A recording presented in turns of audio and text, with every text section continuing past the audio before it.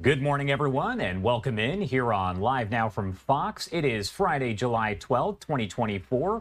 My name is Josh Breslow, and the time is 5:57 if you are joining us over on the East Coast and 2:57 on the West Coast. Right before the break, you were watching just some of that testimony during Alec Baldwin's Rust trial that is now going to enter day 3 today. That testimony, though, from day 2.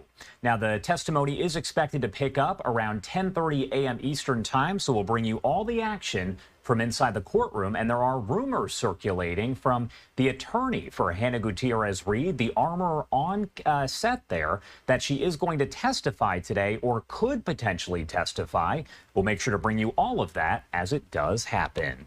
In the meantime, do want to talk about a huge story from just last night, as we did hear that high-stakes speech from President Biden at the end of the NATO summit there. We're going to bring in an expert in just a matter of minutes to break it all down. But first, I do want to send it over to Robert Moses with our Fox 5 New York team. President Joe Biden holding his very first official news conference since his terrible debate performance. That performance was last month. And last night, he once again reaffirmed his place in the presidential race despite growing calls for him to drop out. Let's get right to Good Day's Robert Moses. Robert, you've been tracking this, and when asked by a reporter during that press conference, he wasn't as defiant.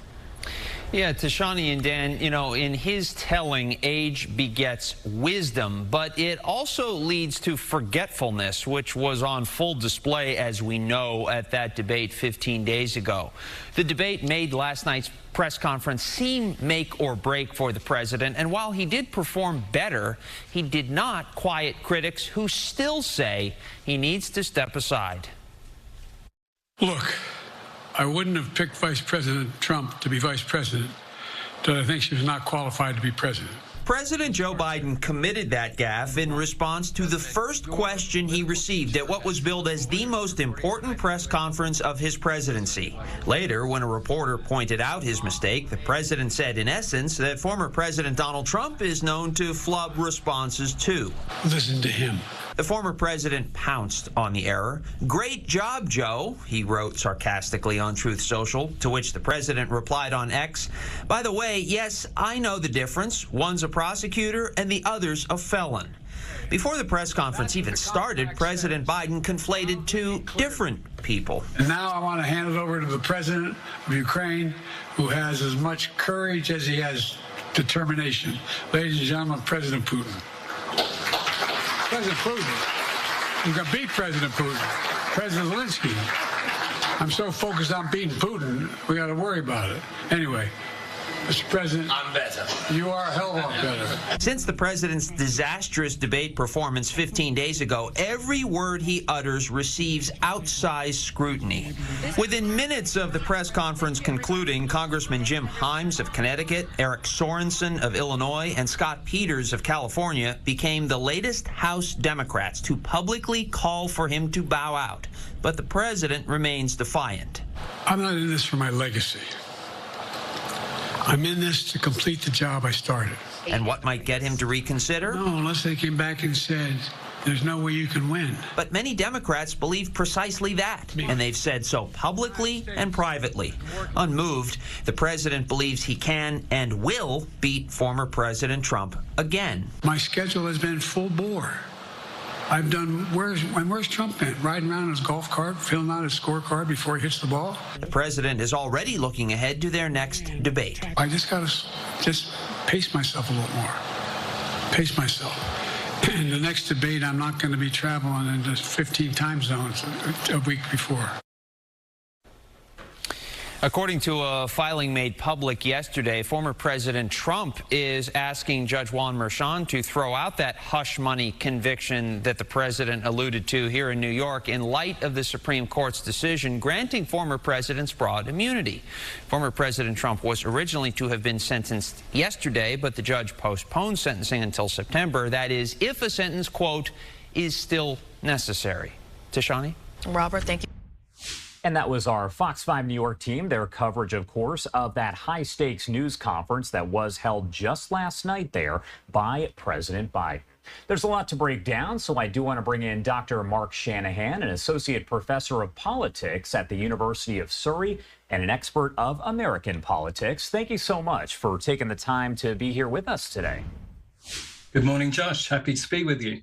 All right, so first off, I just want to talk overall about that speech. Can you break down your overall thoughts about what Biden had to say and the questions there from reporters? Yeah, it really was a game of two halves. He didn't start particularly well, and when he was knocking back questions about his health, about his fitness to run, he rambled a bit.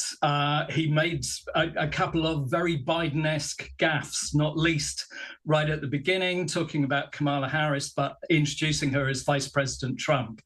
That didn't play well and was picked up immediately by those people commenting on it. But as his press conference got into its stride, he really hit his stride, particularly when he was asked questions about foreign policy and about security, areas where he is still really, really strong. He could talk about the detail and most certainly did. His answers are not succinct. They're quite long, they're quite involved, they don't really play well for a news audience, but he really knows his stuff. He is a policy wonk, and that really came across. If this had been about policy last night, we probably would have been talking about a decent Biden performance. But so much in the election cycle is about presentation. And on presentation, he still looks old, he's somewhat hesitant, he rambles a little bit. And all of the focus is on those signs of age, those signs of physical decline. And how would you compare it overall to his debate performance? That is when we started to see different Democratic leaders, lawmakers there come out and say, he's not fit for office. We do need somebody to come in and replace him, so to speak. So we need him to bow out. How did that speech compare to the debate performance? It was better. The first part of the event last night was a speech. He was scripted. I mean, he was reading. His job was there to deliver. And he got through it. He just about got through it. On the questions, he took the best part of an hour's questions. He was quite robust in his answers around such things as gun control, around Ukraine, around Israel. He had good, detailed answers, but he is still prone to a gaffe. He doesn't always correct himself, didn't correct himself on the Trump-Harris reference. It wasn't awful, and that, in a way, is awful for the Democratic Party, particularly those in the party who would like him off the ticket. He didn't fall into the kind of traps, the vagueness, the wandering, the staring eyes that we saw in the debate. 2 weeks on, this was a step up. If the debate hadn't happened, he probably would have got through without too much comment. But everything now is judged by what we see, and he still did not look a vigorous man. And you talked about the comment that he made where he did call Vice President Kamala Harris Vice President Trump. I do want to play that for you right here. What concerns do you have about Vice President Harris's ability to beat Donald Trump if she were at the top of the ticket? Look, I wouldn't have picked Vice President Trump to be vice president, but I think she was not qualified to be president. All right, so as you mentioned, that was one of the comments that he did make, but I also want to play this because prior to the actual speech itself, he did speak in front of NATO and talked about Ukraine and the U.S. relationship there, and that is where kind of all of this started because you had folks on Twitter, social media in general, calling him out after he did call President Zelensky President Putin. Let me pop that up so you can listen in. Ukraine will prevail in this war, and we'll stand with them every single step of the way. That's what the compact says, loudly and clearly. And now I want to hand it over to the president of Ukraine, who has as much courage as he has determination. Ladies and gentlemen, President Putin. President Putin.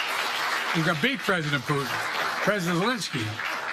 I'm so focused on beating Putin, we got to worry about it. Anyway, Mr. President. I'm better. You are a hell of a lot better.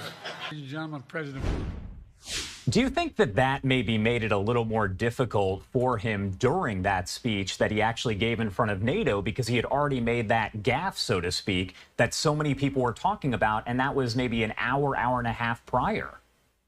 Yes, absolutely. He went into the press conference with both hands tied behind his back because we already had the headlines for the next day, for today, which are around him mistakenly calling Zelensky his greatest ally, or one of his greatest allies, Putin, who is his nemesis, the terrible person within all of this. And so that was a terrible gaffe.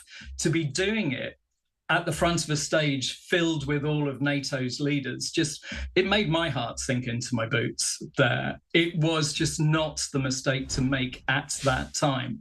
And of course, his critics will say, well, look, this is the Biden that we're seeing in an election which is going to be based on personality and on sound bites rather than on the deep detail of policy. It gave Trump a very, very obvious own goal. Do you think there's anything that President Biden can do to stop the Democratic lawmakers who are calling for him to bow out? Is there anything that he can actually do to make it stop? Get through this weekend's media cycle, get his one-to-one interview done on Monday, get out on the road and start meeting people, which is what he does really well. But all of the momentum is against him. And this has to be fixed quickly for the Democrats. Every day that this rumbles on gives more fuel to the Republicans and makes their race to the White House easier. Biden is stubborn. Whether it's hubris, whatever it is, there is something within him that cannot see the decline that others are seeing. And often the case with our elders, they're the last to see their own decline. He still believes he can beat Trump. And while that is the case, he will stay there and fight his corner. It's going to take some very wise minds to talk him down, maybe showing him the debate again, maybe showing him last night's performance again. But it's a tough one. I do want to talk just a little bit more about the calls for him to bow out, because is it actually possible to replace him on the Democratic ballot there in November? That's something that we've heard people say isn't possible. Other experts have said, yeah, if he bows out, it is. So can you kind of break down the process and whether it's even possible at this point? Anything is possible. Even a Biden victory in November is possible. He could step away from the ticket. That is absolutely possible. We're not talking 25th Amendment stuff here. This is Joe Biden taking the decision that he is not going to be the best person to win the White House for the Democrats, that his presence on the ticket also affects all of those down ballot contests. If he walks away, he is still in a strong position to anoint a successor. If he decided to get behind a Harris campaign, he could probably convince all of his delegates, and he has, 98% of Democrat delegates going into the convention next month in Chicago. If he could convince them to get behind Harris or another candidate, that would smooth the process. The problem is, if he goes to Chicago, it is very clear he can't win. What does the party do?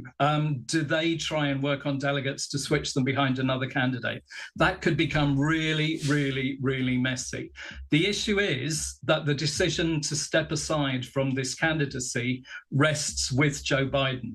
Unless and until he decides to step aside, he's there on the ticket.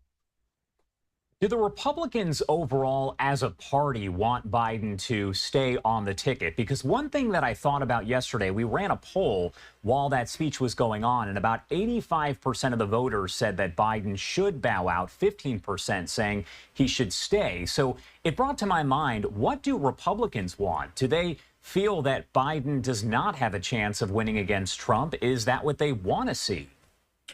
Up until the debate 2 weeks ago, Republicans didn't want Biden to be the candidate facing Trump. He was still seen, whether it was groupthink or logic or whatever, he was still seen as the candidate most likely to win for the Democrats. Since that debate, and not enhanced by last night's performance, he is seen as the candidate who is most beatable.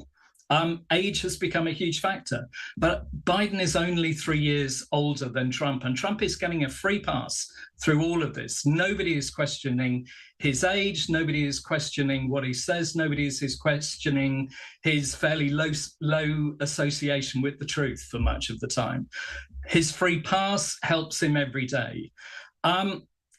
Biden now is a much easier figure to beat. And while that is the case, I'm sure the Republicans would love him to stay on the ticket. We know that second debate between Biden and Trump is set for September. It's going to be on ABC. But I do want to ask you, as an expert in American politics, do you think that second debate is actually going to happen? I think a lot of people around Biden will be finding a lot of ways for him to have subsequent engagements that gets him out of that debate. He was so poor 2 weeks ago, and the chances are that he's not going to get better. Trump doesn't need to be good. He just needs to sound vigorous. I'm not convinced that Biden will even still be on the ticket come September. If he is, his group will be doing all they can to make sure he's not exposed again. Can Biden beat Trump in November? We've seen a lot of the polling, and then you hear folks say, well, it's just polling. It kind of goes all over the place. So based on what you've seen and your expertise, can Biden defeat Trump? Or as everything stands right now, is this a Trump re-election, so to speak, in November? We're at a point now where this is Trump's to lose. If he continues on his glide path and Biden continues on his current glide path, it is very, very difficult to see Biden winning. But Trump is prone to his own gaffes. Something terrible could go wrong for him. He might get more convictions against him. Don't forget, he still has 34 felony charges that have been proven against him. They don't seem to be hurting him yet. He is likely to stay out of court before November. But he still has a great propensity for putting his foot in things and getting into his own trouble. But if he can stay out of trouble, he's the favorite to win. All right, Dr. Mark Shanahan, as always, thank you so much for taking the time to join us and break all of this down. A lot to dissect and discuss there. Is there anything else you want to add about any of this before I let you go? Again, I think there will be significant movement in the next few days. The next few days are the most important in Biden's presidency. Whether he can really step up and change the direction of this campaign, or more likely, whether a way can be found for him to bow out gracefully. I don't think this conversation is finished. All right, Doctor, thank you so much again for taking the time to be here with us. We appreciate it as always. Thank you. All right, the time now is 6:15 over on the East Coast and 3:15 on the West Coast. My name is Josh Breslow, and I'm here for the next several hours to bring you all of your top stories and live events from across the country and across the world. Now, of course, that speech was a little bit late for some folks who are up right now. It did start around 7:30 p.m. Eastern time or so. So coming up on the other side of this quick 2-minute commercial break, we're going to play the first 10 minutes of the question and answer session as reporters were grilling Biden about why he should still stay on the ballot. They did have a lot of questions, and that right there is when he did confuse Vice President Kamala Harris for Vice President Trump, as he said. Again, that's coming up here in 2 short minutes.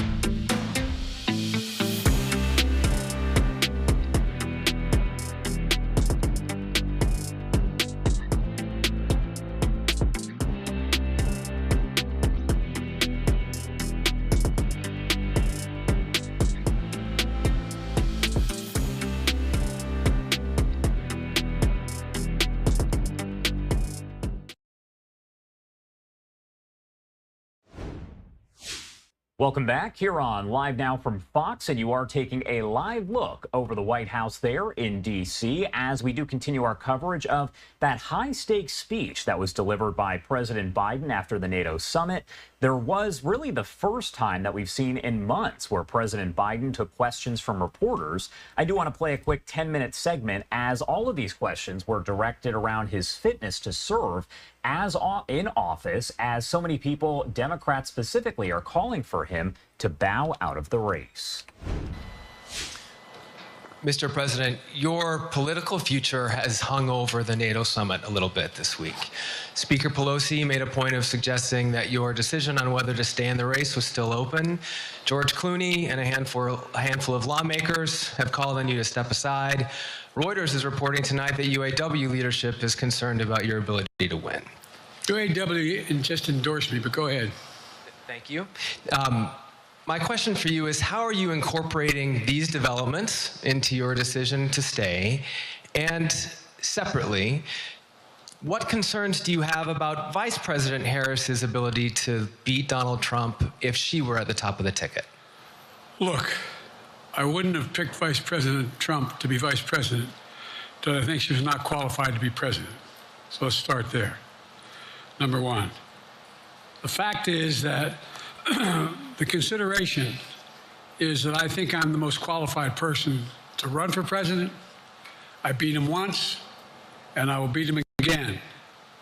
Secondly, the idea, I served in the Senate a long time. The idea that senators and congressmen running for office worry about the ticket is not unusual. And I might add, there are at least 5 presidents running or incumbent presidents who had lower numbers than I have now, later in the campaign. So there's a long way to go in this campaign. And so I'm just going to keep moving, and because, look, I got more work to do. We've got more work to finish. There's so much, we've made so much progress. Think about it. Think about where we are economically relative to the rest of the world. Name me a world leader who wouldn't want to trade places with our economy. We've created over 800,000 manufacturing jobs, 1.5 million jobs. I mean, so things are moving. We got more to go. Working class people still need help. Corporate greed is still at large. Their prices, the corporate profits have doubled since the pandemic. They're coming down, and so I'm optimistic about where things are going. Danny Kemp, AFP. Thanks. Thank you, Mr. President. I wanted to ask you about your, you mixed up Presidents Zelensky and Putin earlier today. And you now have sort of your key allies, including the British Prime Minister, the President of France, and the German Chancellor having to step in and make excuses for you on that. And officials here are saying off the record that your decline has become noticeable. Hasn't this now, frankly, become damaging for America's standing in the world? Thank you. Did you see any damage to our standing in my leading this conference? Have you seen a more successful conference? What do you think? And the Putin piece, I was talking about Putin, and I said, and now, at the very end, I said, here, I mean, Putin. I said, no, I'm sorry, Zelensky. And then I added 5 other names. Look, guys, the idea anybody suggests that we haven't had an incredibly successful conference. How many times did you hear in that conference, I know it sounds too self-serving, but other leaders, heads of state, in thanking me, saying the reason we're together is because of Biden, because Biden did the following. Look, folks, this is,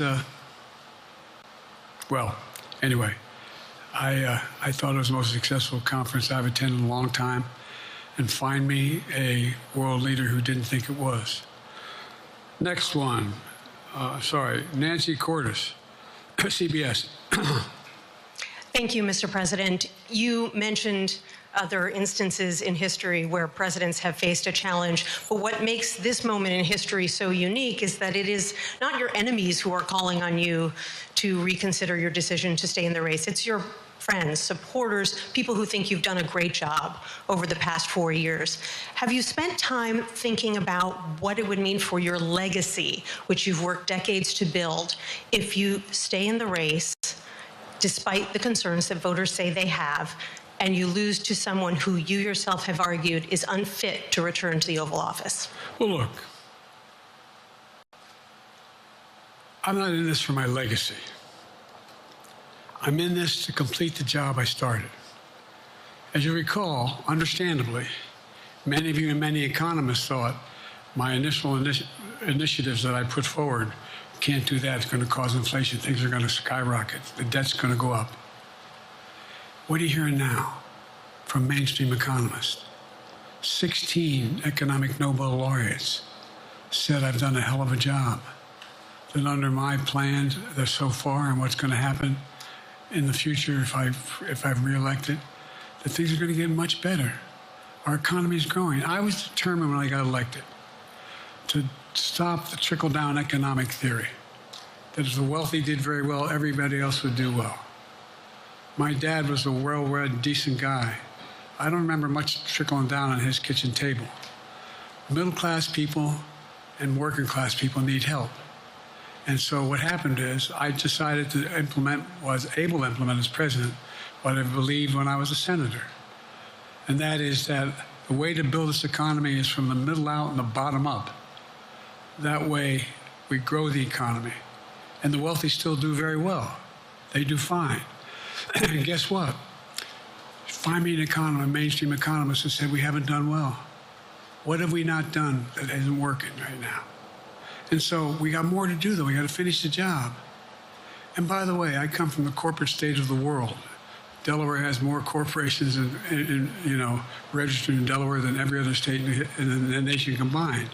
I'm not anti-corporate, but corporate profits have doubled since the pandemic, doubled. It's time things get back in order a little bit. It's time, for example, if I'm reelected, we're going to make sure that rents are kept at 5% increase. Corporate rents for apartments and the like and homes are limited to 5%. We're going to make a lot of changes that I've been talking about because we're going to continue to grow this economy. And by the way, remember how I got so roundly criticized for being so pro-union, not labor, union. Well, guess what? I've been the most pro-union labor president in history. Not a joke. And guess what? We had the Treasury Department do a study. When unions do better, everybody does better. Everybody does better. And we talk about how, for example, remember when we talked about getting the computer chip industry back in the United States? Used to be 40% of the industry. We invented the chip. 40% of the industry was in the United States. And former presidents decided that the best way to do it is find the cheapest labor in the world, send the product over there and import what the product was. And so what did I do? I was told not to go over to to Asia, including Europe, but Asia. And I remember going to South Korea, convincing them to invest $20 billion in the United States to build computer chip factories. And I asked why when they finally decided to do it. And the answer was because you have the safest economy in the world and you have the best workers in the world. So the whole idea here is we've invested, there's over $50 billion in investment in computer chip manufacturing just coming into being. None of you thought that would happen. None of you thought that would happen. But it's happening. It's happening. And it's going to grow economies all through. And by the way, red states and blue states. Matter of fact, there's as much in red states as blue states. I've made no distinction. So my generic point is that the idea that we can't continue to build and grow the economy, make it fair. And like I said, from my standpoint, when the middle class does well, that's when the whole economy grows. The poor have a shot, the wealthy do well, but the wealthy got to start paying their taxes. As a follow-up, sir, you mentioned that your Vice President Kamala Harris would be ready to serve on day one. Can you elaborate on that? What is it about her attributes and her accomplishments over the last 4 years that make her ready to serve on day one if necessary? First of all, the way she's handled the issue of freedom of women's bodies to have control over their bodies. Secondly, her ability to handle almost any issue on the board. This was a hell of a prosecutor. She was a first-rate person, and in the Senate, she was really good. I wouldn't have picked her unless I thought she was qualified to be president. From the very beginning, I made no bones about that. She is qualified to be president. That's why I picked her. Felicia Schwartz, Financial Times. Thank you, Mr. President. Presidency is the most straining job in the world, and it's 24/7. How can you say you'll be up for that next year, in 2 years, in 4 years, given the limits you've acknowledged that you have today? The limits I've acknowledged I have? There's been reporting that you've acknowledged that you need to go to bed earlier and your evening around 8. That's not true. Look, what I said was, instead of my every day starting at 7 and going to bed at midnight, it'd be smarter for me to pace myself a little more. And I said, for example, the 8, 7, 6 stuff, instead of starting a fundraiser at 9 o'clock, start at 8 o'clock. People get to go home by 10 o'clock. That's what I'm talking about. I'm not talking about, and if you look at my schedule since I made that stupid mistake in the campaign, in the debate, I mean, my schedule has been full bore. I've done, where's Trump been? Riding around in his golf cart, filling out his scorecard before he hits the ball? I mean, look, he's done virtually nothing. And I have, I don't know how many, don't hold me to it, roughly 20 major events. Someone with thousands of people showing up. And so I just think it's better. I always have an inclination, whether I was playing sports or doing politics, just to keep going, not stop. I just got to just pace myself a little more. Pace myself. And the next debate, I'm not going to be traveling into 15 time zones a week before. Anyway, that's what it was about. That's what it was about. And by the way, even with that, I love my staff, but they add things all the time. At the very end, I'm catching hell from my wife for that. Anyway. All right, that was the first 10 minutes of the reporter questions there at that news conference, the high-stakes news conference that was held by President Biden after the NATO summit there, world leaders watching, and we saw the White House staff actually there in the front row. There was a camera on them as well as the speech was going on. We'll play more of that throughout the morning right here, as we do have analysis from several experts who will join us live to break down what they heard. Let's head to a quick 2-minute commercial break, and on the other side, we'll get to some developing news coming in out of the Middle East. That's coming up in 2 short minutes.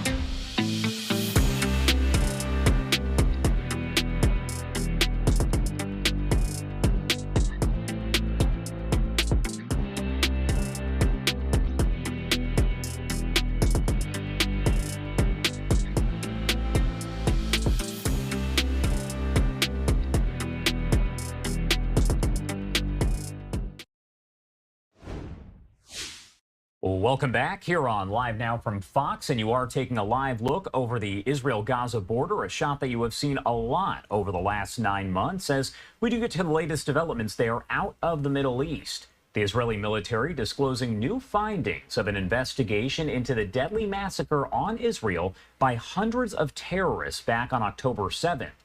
The Israel Defense Force is saying the Israeli army failed its mission to protect its citizens, citing disorganization and slow response times to the neighborhoods that were under attack. That is just one of the latest developments out of that area. So I do want to bring in Josh Haston, a Middle East correspondent at the Jewish News Syndicate and spokesperson for the Yesha Council, joining us now live. Thank you so much for taking the time to be here with us today. Thanks so much, Josh. All right, so first off, I do want to talk about this probe by the IDF. Can you break down your thoughts overall on the findings that were released? Yeah, absolutely. We're talking about the community of Beryl, which is on the Gaza-Israel border, which Hamas infiltrated on October the 7th. And unfortunately, over 100 people were murdered by Hamas and another 11 taken hostage back to Gaza. But one thing that I think is significant is the fact that there were 16 security guards at the community there, and they were able to hold off more than 300 Hamas terrorists. So there is something positive, very brave warriors who held off Hamas. On the other hand, unfortunately, it took the IDF some time to fully mobilize and really get a grasp of the situation in Beryl. And that's why over 100 people, 101 to be precise, people, civilians, out of a community of 1,000. So you're talking about 1/10 of the community was massacred, murdered, raped, burned alive on that day. So this is the first investigation by the IDF. I'm expecting more investigations as we go forward with all the different communities which were infiltrated by Hamas on October the 7th. And then you'll probably have, at the end of the day, a state commission investigating from the top down. I actually heard the defense minister myself yesterday in person talk about the need to investigate on a country level that includes himself and Prime Minister Netanyahu for what happened on that day. So let's recognize the heroism of those who did fight valiantly. And the IDF, let's not make any mistake about it, the IDF was there, but unfortunately, the entire country was surprised by what Hamas did on the 7th of October. And talking a little bit more about that possible state commission of inquiry, why might that be necessary? Because we are talking about these different IDF probes in specific neighborhoods, but why would a country-wide investigation be necessary? I think the key here is to make sure October 7th doesn't happen again. We have to take a look at what went wrong on that day. For example, Israel was counting too much on the security barriers surrounding Gaza. And once Hamas penetrated those barriers, they were able to take down the security installations on the various bases along the border. And once they hit that second level and took down those surveillance pieces of equipment, then it was a free-for-all, and they were able to attack all the different communities. So we have to have a different concept in terms of how we approach this type of situation. God forbid, in the future. So it has to come from the top down. And again, the defense minister admitting himself that this is something we're going to need. It's going to be on many, many different levels. You already have people who have, unfortunately, had to resign as a result of what happened on October 7th. And Israel investigates itself. As we do in the midst of a war, we investigate the action of our IDF, and we will do so the day after when we get to that. But most importantly, though, we have to defeat Hamas first. First things first, we defeat Hamas, and then we'll look at what went wrong. One thing that President Biden did mention during his NATO high-stakes news conference just last night is that essentially framework to a ceasefire hostage release deal had been approved by Israel as well as Hamas. And I know that initially President Biden had said Israel was all about this deal, but it was really Hamas that they were waiting on to approve some of it. So my question for you is, are we any closer to an actual hostage release ceasefire deal now than we were, let's say, several months ago?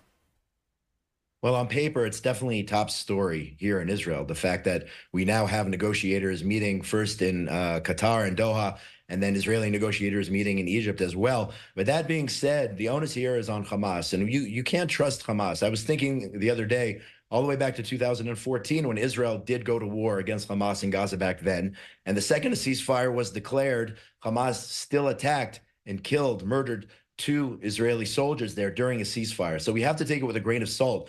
And you can't rely on Hamas. You're dealing with a maniacal, brutal terrorist organization. So they can be talking about what they want in terms of ceasefire or whatnot. But what Israel has to do is to continue to apply military pressure. As I heard the prime minister say yesterday, we must pressure Hamas. That is the only way. Continue to carry out the necessary military operations. Hamas can no longer be an organized fighting force when all is said and done. And it remains to be seen what will happen actually on the ground in terms of any type of deal, any type of ceasefire.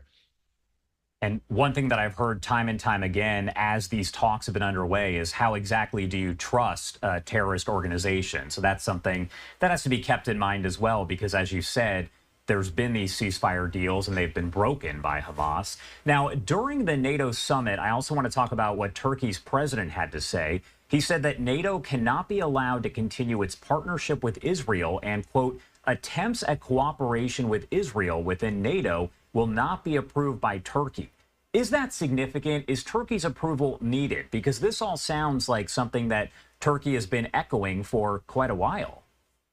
Unfortunately, what we've seen recently is we've seen the Biden administration cower to Turkey.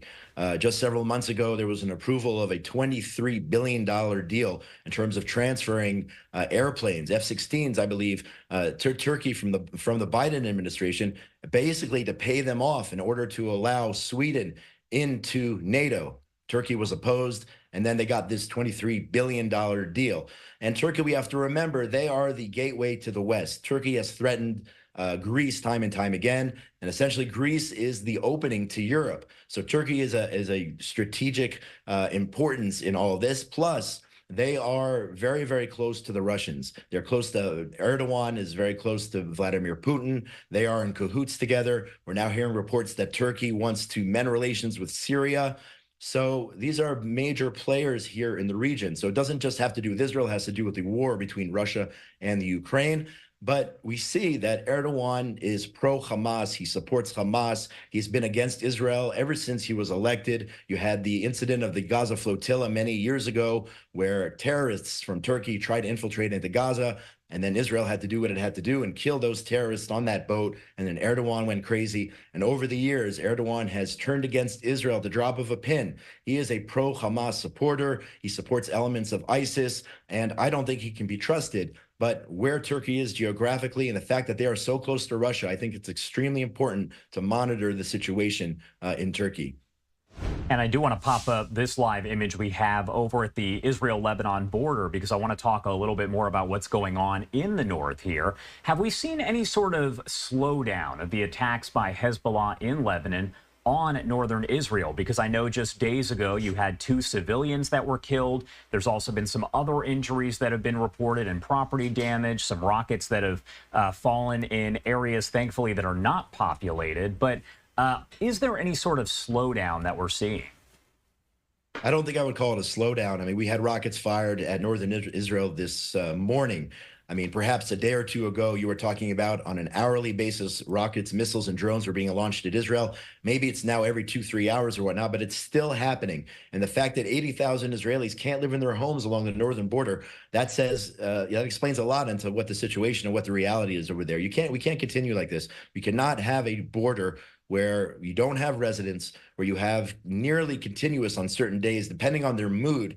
Essentially, the other day, Israel took out a top Hezbollah official, and they responded by firing rockets. And as you mentioned, 2 civilians killed. You can't run a country where you have a terror threat on so many borders. You know, Israel's fighting a war now on 7 fronts, and the Hezbollah border is just one of those 7 fronts. And it's unacceptable. And Hezbollah, all the way back in 2006, the UN forces were supposed to disarm Hezbollah. That never happened. And by the way, we should remember, it all goes back to Iran. Hezbollah, Hamas, the Houthis, these are all Iranian proxies. Iran is the head of the snake. They're the head of the octopus, sending their tentacles out throughout the Middle East. It cannot be tolerated. And Israelis on the northern border, on the southern border, in Judea and Samaria, Jerusalem, wherever they are, Israelis have the right to live in safety and security. So Israel must take the necessary military action if they continue to fire these rockets and missiles and drones at our people. We also know that Hezbollah's leadership has essentially said that the attacks on northern Israel would stop if the war there over in Gaza stops. Does anyone really believe that? Is that likely to actually be the case, or does it appear that Hezbollah could continue to attack Israel regardless? So I heard the statements made by Hassan Nasrallah the other day. And again, you have to take these with a grain of salt. You're talking about a maniacal terrorist organization willing to sacrifice its own population in order to destroy Israel. So with a grain of salt, it is very possible there could be a lull if some sort of ceasefire deal is reached with Hamas. But for how long? I mean, Hamas broke ceasefire deals, I think, at least 5 different times and launched major military operations against Israel. Hezbollah is even more armed to the teeth. You're talking about over 100,000, if not more, rockets and missiles and drones aimed at Israel. You got to take it with a grain of salt. These are evil people, and we expect people around the world to understand the difference between light and darkness, good and evil, and Israel's on the side of good here. So we can't count on Hezbollah. Their word means absolutely nothing to me. Josh Haston, thank you so much for taking the time to join us and break that down. Obviously, a lot of topics that we did discuss there. Is there anything else you want to add about any of this before I let you go? I just want to say, again, I heard the Prime Minister myself yesterday, and he is determined to uphold the 3 goals of the war in Gaza. Number 1, dismantling Hamas's military capability. Number 2, the return of the hostages through military force. He believes strongly that we must continue to put pressure on Hamas. That's why they're even willing to come to the negotiating table, is because of the military pressure we put on Hamas. And number 3, we have to ensure that Gaza is no longer a threat to the state of Israel. So those 3 goals of the war still remain in play today, 9 months later, and hopefully all those 3 goals will be fulfilled, and Hamas would be dismantled, not just for the sake of Israel, but for the sake of Western humanity, for the sake of the Western world. They call Israel the little Satan. They call you over there, the United States, the great Satan. Again, all from Iran. They're calling the shots here. So we have to keep that in mind. Hamas must be destroyed. All right, Josh, thank you so much for taking the time to be with us this morning. We appreciate it. Thank you. All right, everybody, the time now 6:45 over on the East Coast, and it is 3:45 on the West Coast. My name is Josh Breslow, and I'm here for the next several hours to bring you all of your top stories and live events from across the country and across the world. A lot going on here, so we are going to head to a quick break, but on the other side, we'll get right back into your top stories, live events, all of it right here on Live Now from Fox.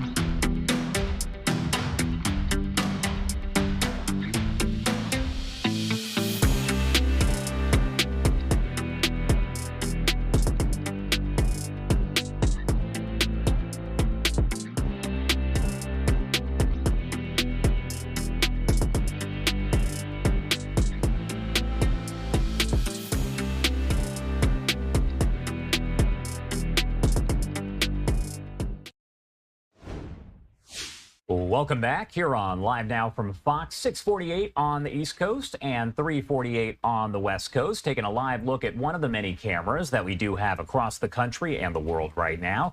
That is a beautiful shot of New York City. You can see the skyline there in the distance, and it is a bit of a cloudy start to the day, but we'll be checking in with our Fox 5 New York team for the latest stories that they are covering, and we'll bring those to you here on Live Now from Fox.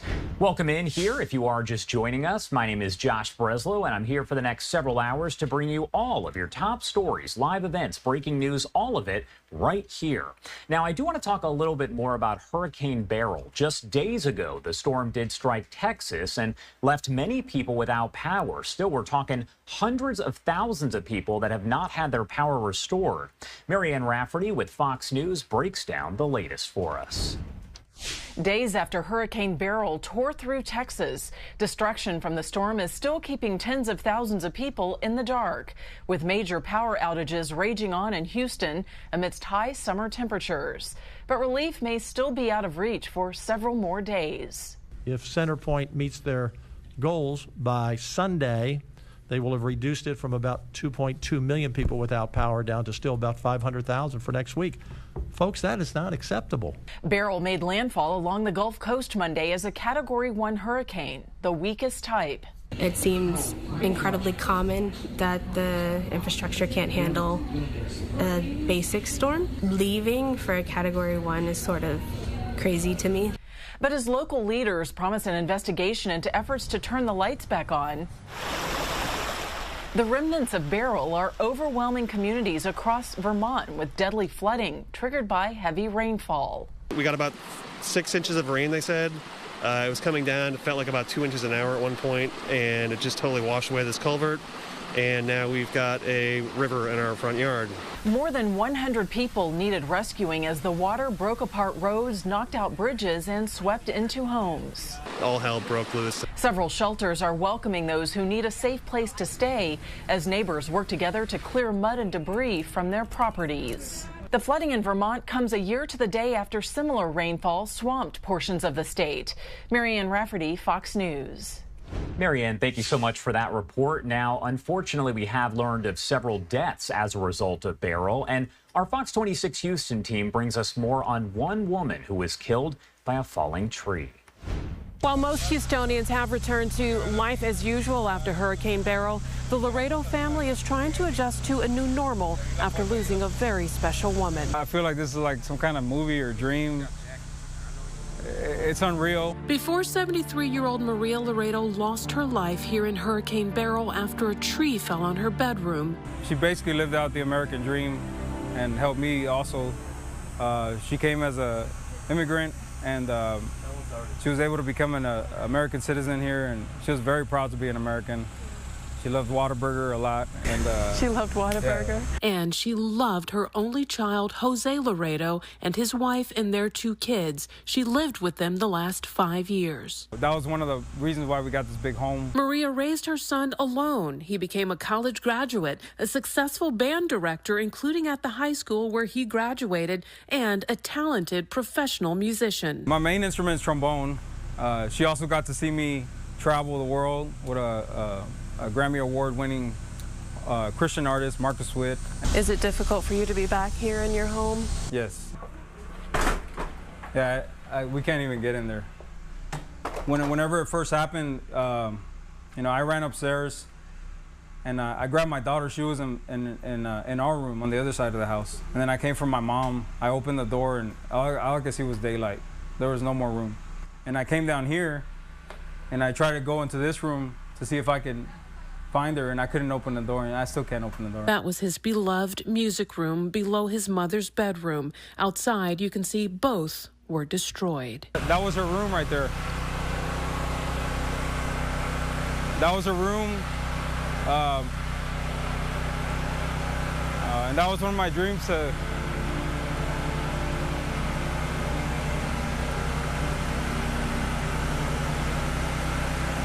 take care of her. I'm told he did that very well, giving his humble, quiet, kind mom in her last years some of the best of her life. She's gone physically, which hurts. And but inside my heart and my family's heart, she's there, you know, like. She's still with you. Yeah. After such a tragedy, one day at a time may be a bit much to ask, but Jose Laredo says he's taking it moment by moment. I'm Damalie Keith, Fox 26 News. A big thank you to our Fox 26 Houston team. We have been checking in with them pretty much daily to get the updates coming in after Beryl. Again, tens of thousands, really at this point, hundreds of thousands of people in Texas are still without power as a result. Do want to take you to this live image we have right now out of Milwaukee. That is where you can see preparations are being finalized for next week's Republican National Convention. That is where, under wraps, we're expecting to hear who Trump's VP pick will be for the ticket there. We'll make sure to bring you all of the events, speeches, everything that takes place. That is next week right here on Live Now from Fox. The time now is 6:54 on the East Coast and 3:54 on the West Coast. We're going to head to a quick 2-minute commercial break, but a lot more live coverage to get to in just a matter of minutes. You're watching Live Now from Fox. We'll be right back.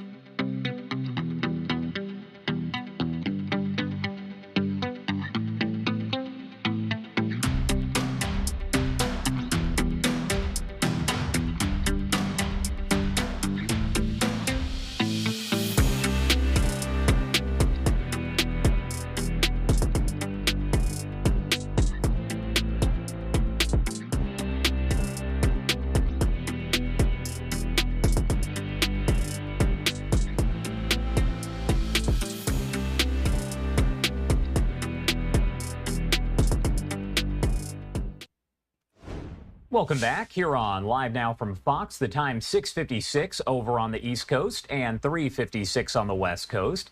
My name is Josh Breslow, and I'm here for the next several hours to bring you all of your top stories and live events from across the country and across the world. Do want to take you to that image right there. That is a beautiful shot of the White House over in D.C. as we get to the latest on the big story that we are following this morning. President Biden held a high-stakes solo news conference Thursday night, his first time taking rapid-fire questions, so to speak, from the White House press corps in a matter of months.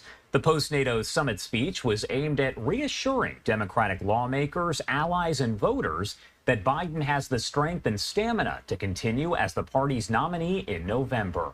Many have called out the president for at least two noticeable flubs. Now, during an event right before the conference, Biden introduced Ukrainian President Zelensky in front of world leaders as President Putin. Then, at the news conference during the first reporter question about Kamala Harris, he referred to her as Vice President Trump. But he also gave detailed responses regarding his work to preserve NATO and his plans for a second term.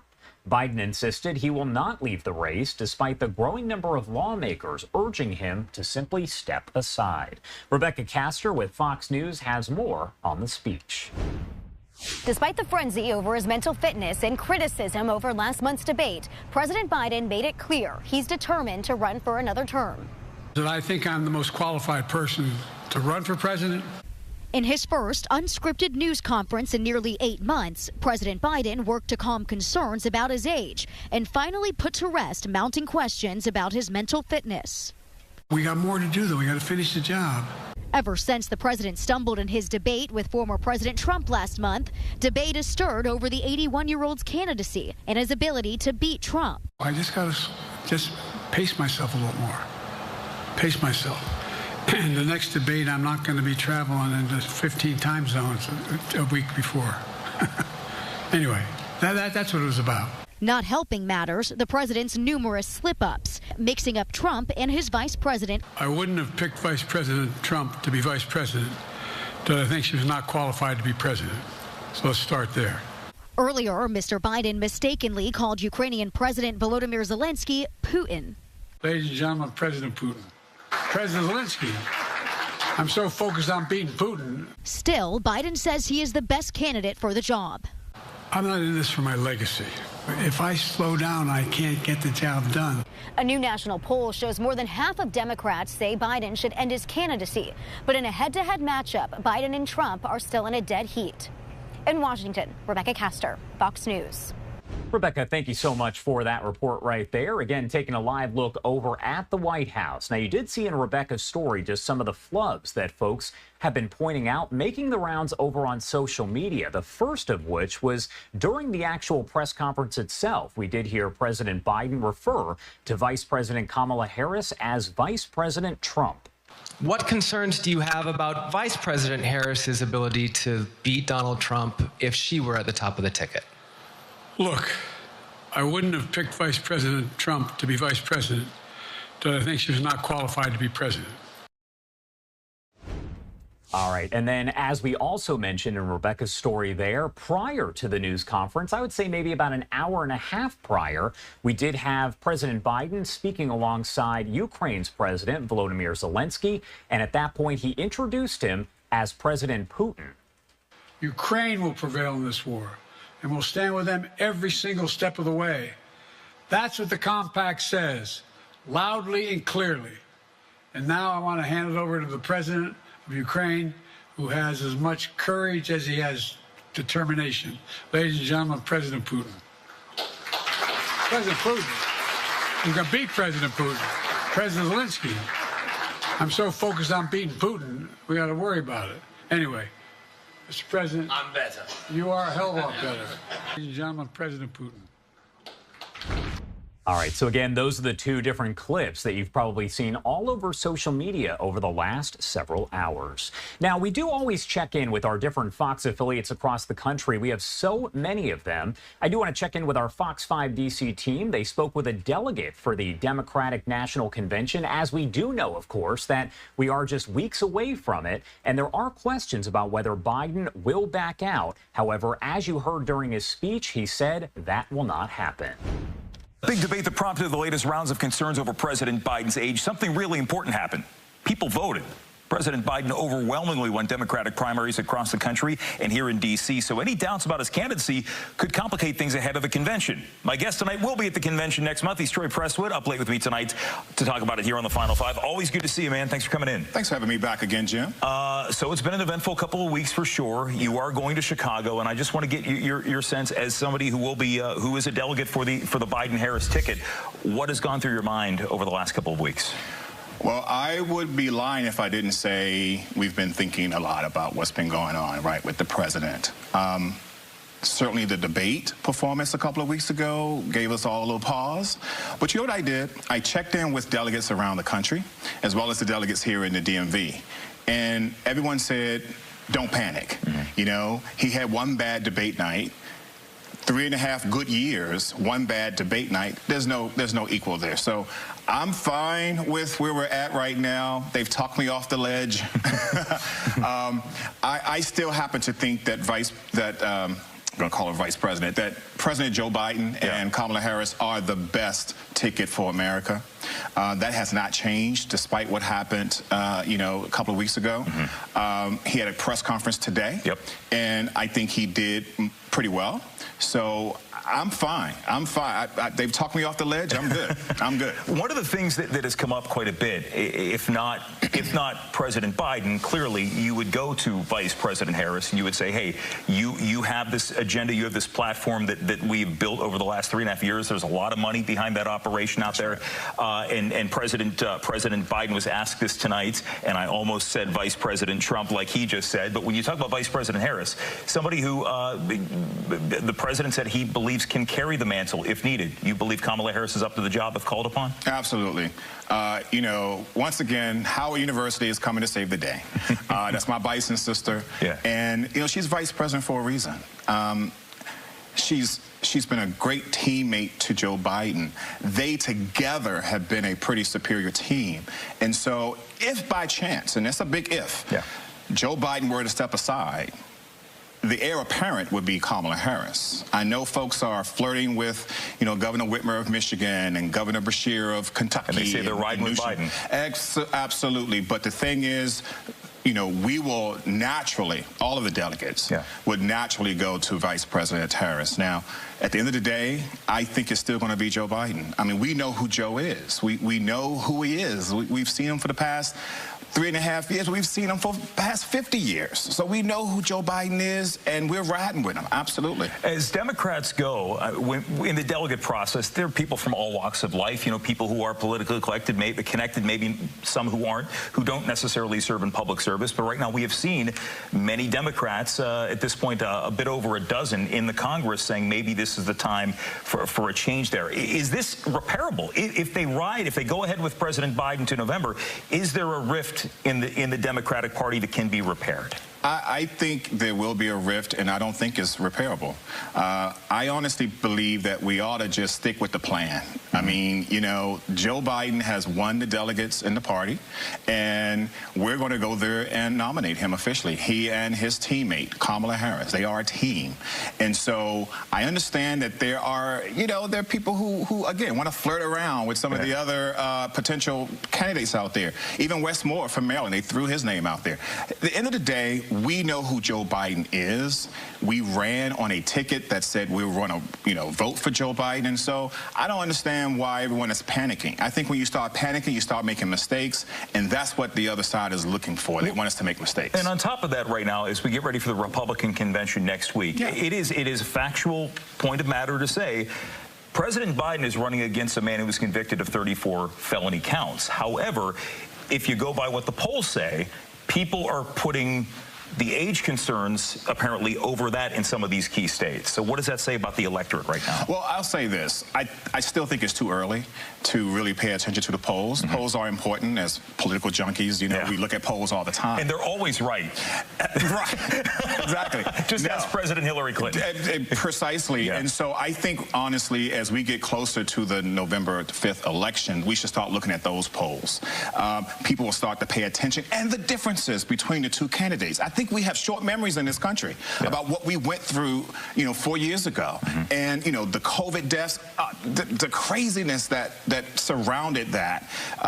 We need to understand that 3.5 years ago, Joe Biden and Kamala Harris came in and they rescued us from, you know, certain doom in a sense. So I think the polls will shape out eventually. At the end of the day, though, I will say this. America, we really don't want these two choices. We had these two choices 4 years ago. America wants a different choice. But this is what you got. This is it. Real quick, do you like who is on the horizon for Democrats? Is there a bench to be built here? We have an incredible backbench. I mentioned several of them already. I am very excited about Wes Moore in Maryland at some point in the future. Who, by the way, also put out a statement saying that he is supporting President Biden. Troy, always good to see you. Thanks for coming in. Thank you. And the Final Five is back right for this. A big thank you to our Fox 5 DC team. That is their Final Five that they do every night. And we, of course, bring those to you here on Live Now from Fox, as we are a culmination of our different affiliates across the country, and we do have a lot of them. The time now is 7:07 on the East Coast and 4:07 on the West Coast. My name is Josh Breslow, and I'm here for the next several hours to bring you all of your top stories, live events, and breaking news from across the country and the world. We're going to head to our first 2-minute commercial break, but on the other side, we're going to talk a little bit more about the Alec Baldwin trial as it does enter into day 3 in just a matter of hours. More testimony is expected. You can watch it all here on Live Now from Fox. We'll have a live report coming up in 2 minutes.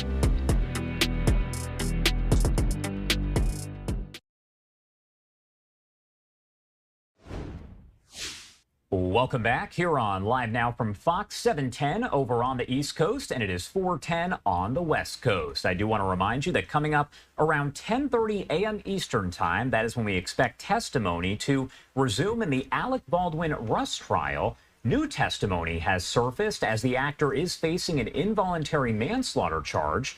Fox's Kennedy Hayes live outside the courthouse for us over in Santa Fe, New Mexico. Good morning. Thank you so much for being here. Obviously, a lot of information has come out in just the first 2 days of that testimony. Josh, that's right. Good morning. We are learning more about the weapon and ammunition used in the fatal shooting. Thursday, the jury heard from 4 more witnesses. Jurors saw an up-close photo of the weapon, and the gun's manufacturer testified the model doesn't go off on its own, only when the trigger is pulled. Alec Baldwin's trial comes after the shooting death of cinematographer Helena Hutchins back in October 2021. The actor is accused of pulling the trigger on the set of his movie Rust. Baldwin's defense team says this was nothing more than a tragic accident, while prosecutors say Baldwin acted recklessly and skipped safety checks. Jurors also saw close-up photos of a gun holster. A crime scene technician testified the belt belonged to Baldwin and had 1 live round in it. Defense questioned how it got there. That they could have been easily commingled. Fair? Yes. In other words, somebody could have mistaken one for the other, right? Yes. And so when you conduct then a search warrant... In the armor of the film, Hannah Gutierrez Reed is currently serving an 18-month prison sentence. If convicted, Baldwin faces that same maximum sentence. Josh? And Kennedy, I did want to ask, because I know that this is what some might refer to as a media circus, so to speak. Are you seeing a lot of folks who are out there right now? I know we are still hours away from the start of this, but are you seeing folks who are already out there? Josh, it tends to increase as Baldwin approaches court for the day, of course, every morning. But I can say since opening statements, it's died down a little bit, and I'm sure we can expect next week things to unfold. And the last day of trial is scheduled, according to the judge, for next Friday. She's hoping to have closing arguments. All right, Kennedy Hayes, as always, thank you so much for taking the time to join us. We appreciate it. Thank you. Come on through, buddy. Thanks.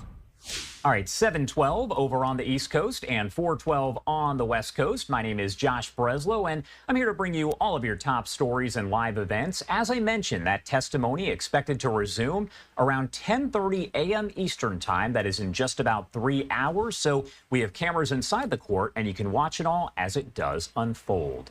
Now, the attorney for the family of Helena Hutchins actually spoke just last night with our Fox 11 LA team. So I do want to play a little bit of that for you. She is famed attorney Gloria Allred.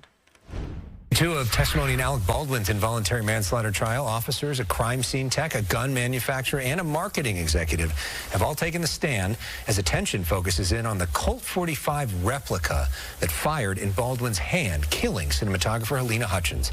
Baldwin claiming he never pulled the trigger. Attorney Gloria Allred is representing the family of Helena Hutchins, and she has been in the courtroom, and she joins us now from New Mexico. Gloria, it's good to have you. Thanks for being with us tonight. Let's start with Thank you very much for what you're seeing in the courtroom in terms of Alec Baldwin's demeanor at that defense table. What is that like?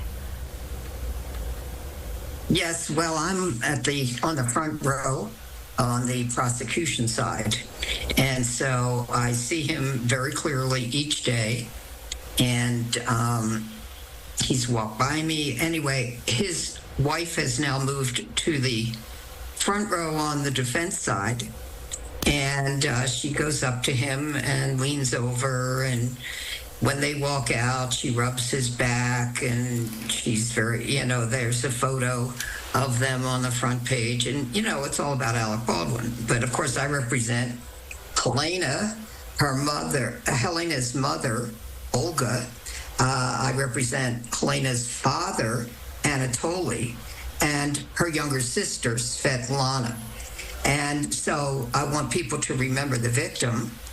And, of course, the victim is always important, but when there's a celebrity, as both of you know, Alex and Marla, much of the coverage is about the celebrity. But the victim is a cinematographer, Helena Hutchins, and her mother. There's not a day that goes by that she doesn't miss her daughter. She was very close to her daughter. They communicated frequently. They saw each other. And the father is devastated. And so is the younger sister, who said at the victim hearing on the sentencing of Hannah Gutierrez, the armorer who but was found guilty by the jury of involuntary manslaughter of Helena, may she rest in peace. All of them are just devastated. They couldn't be at the trial because they're in Ukraine, which is, as you know, a war zone. They live in Kyiv, and it's almost impossible at this point for them to get out. But I will be communicating with them regarding what's happening at the trial. Regarding Alec Baldwin and his body language, he's got his brother there as well as his wife. He's got his sister there. Apparently, there are pictures of him getting out of his car on the first day, and that he had his baby there that he showed to the press. I don't know what that's all about. Maybe that's about his reality show. And if he's trying to use this trial in his reality show, and this trial is for a felony involuntary manslaughter, killing of Helena, I just think that's sick and disgusting. So, and he's never even called the grieving mother of Helena to say, I'm sorry. He knows I represent the mother. And his attorney could call and just say, Alec would like to arrange a call with your client. And we would arrange it. And we would even arrange a translator for the call. Yeah. But that's never happened, despite my public urging. So what does justice look like for the family? What do they want to see happen? Well, I want to tell you, from the victim impact statement of the father, which I read at the hearing, at the victim impact hearing for Hannah Gutierrez, He says, I do not wish for revenge, but believe that each person responsible for the death of my Helena needs to carry the punishment that is equal to their guilt. So, in other words, it's not enough that Helena, that Hannah Gutierrez, the armorer, has been found to be guilty of involuntary manslaughter, and she's serving her sentence in custody right now. They want to know more about Alec Baldwin's role in all of this, and they're leaving to the jury to make the ultimate decision, assuming it goes to the jury. And right now, that's where it's headed as of today, soon. Yeah. At the end of this trial, unless for some reason there's something else that happens. So all I can say is they're very brave. It's so painful to them. The mother, is grieving every day for the loss of her Helena as well. I feel for her. Absolutely. And we know this trial is expected to last into next week. Whether or not he takes a stand, that has yet to be seen. I know you will be there. We will be checking in with you as well. And we appreciate you taking the time out. He has the right to invoke his Fifth Amendment privilege against self-incrimination, but if he testifies, he'll have to testify under oath, which he did not do when he did the interview with George Stephanopoulos on Good Morning America on ABC, and he said he didn't pull the trigger, and of course the prosecution indicates that it will present evidence, and already has, frankly, that the trigger had to be pulled for that gun to shoot that live bullet. It'll be interesting to see what happens. Gloria, always great to see you. Thanks so much for taking time for us. Thank you, Gloria.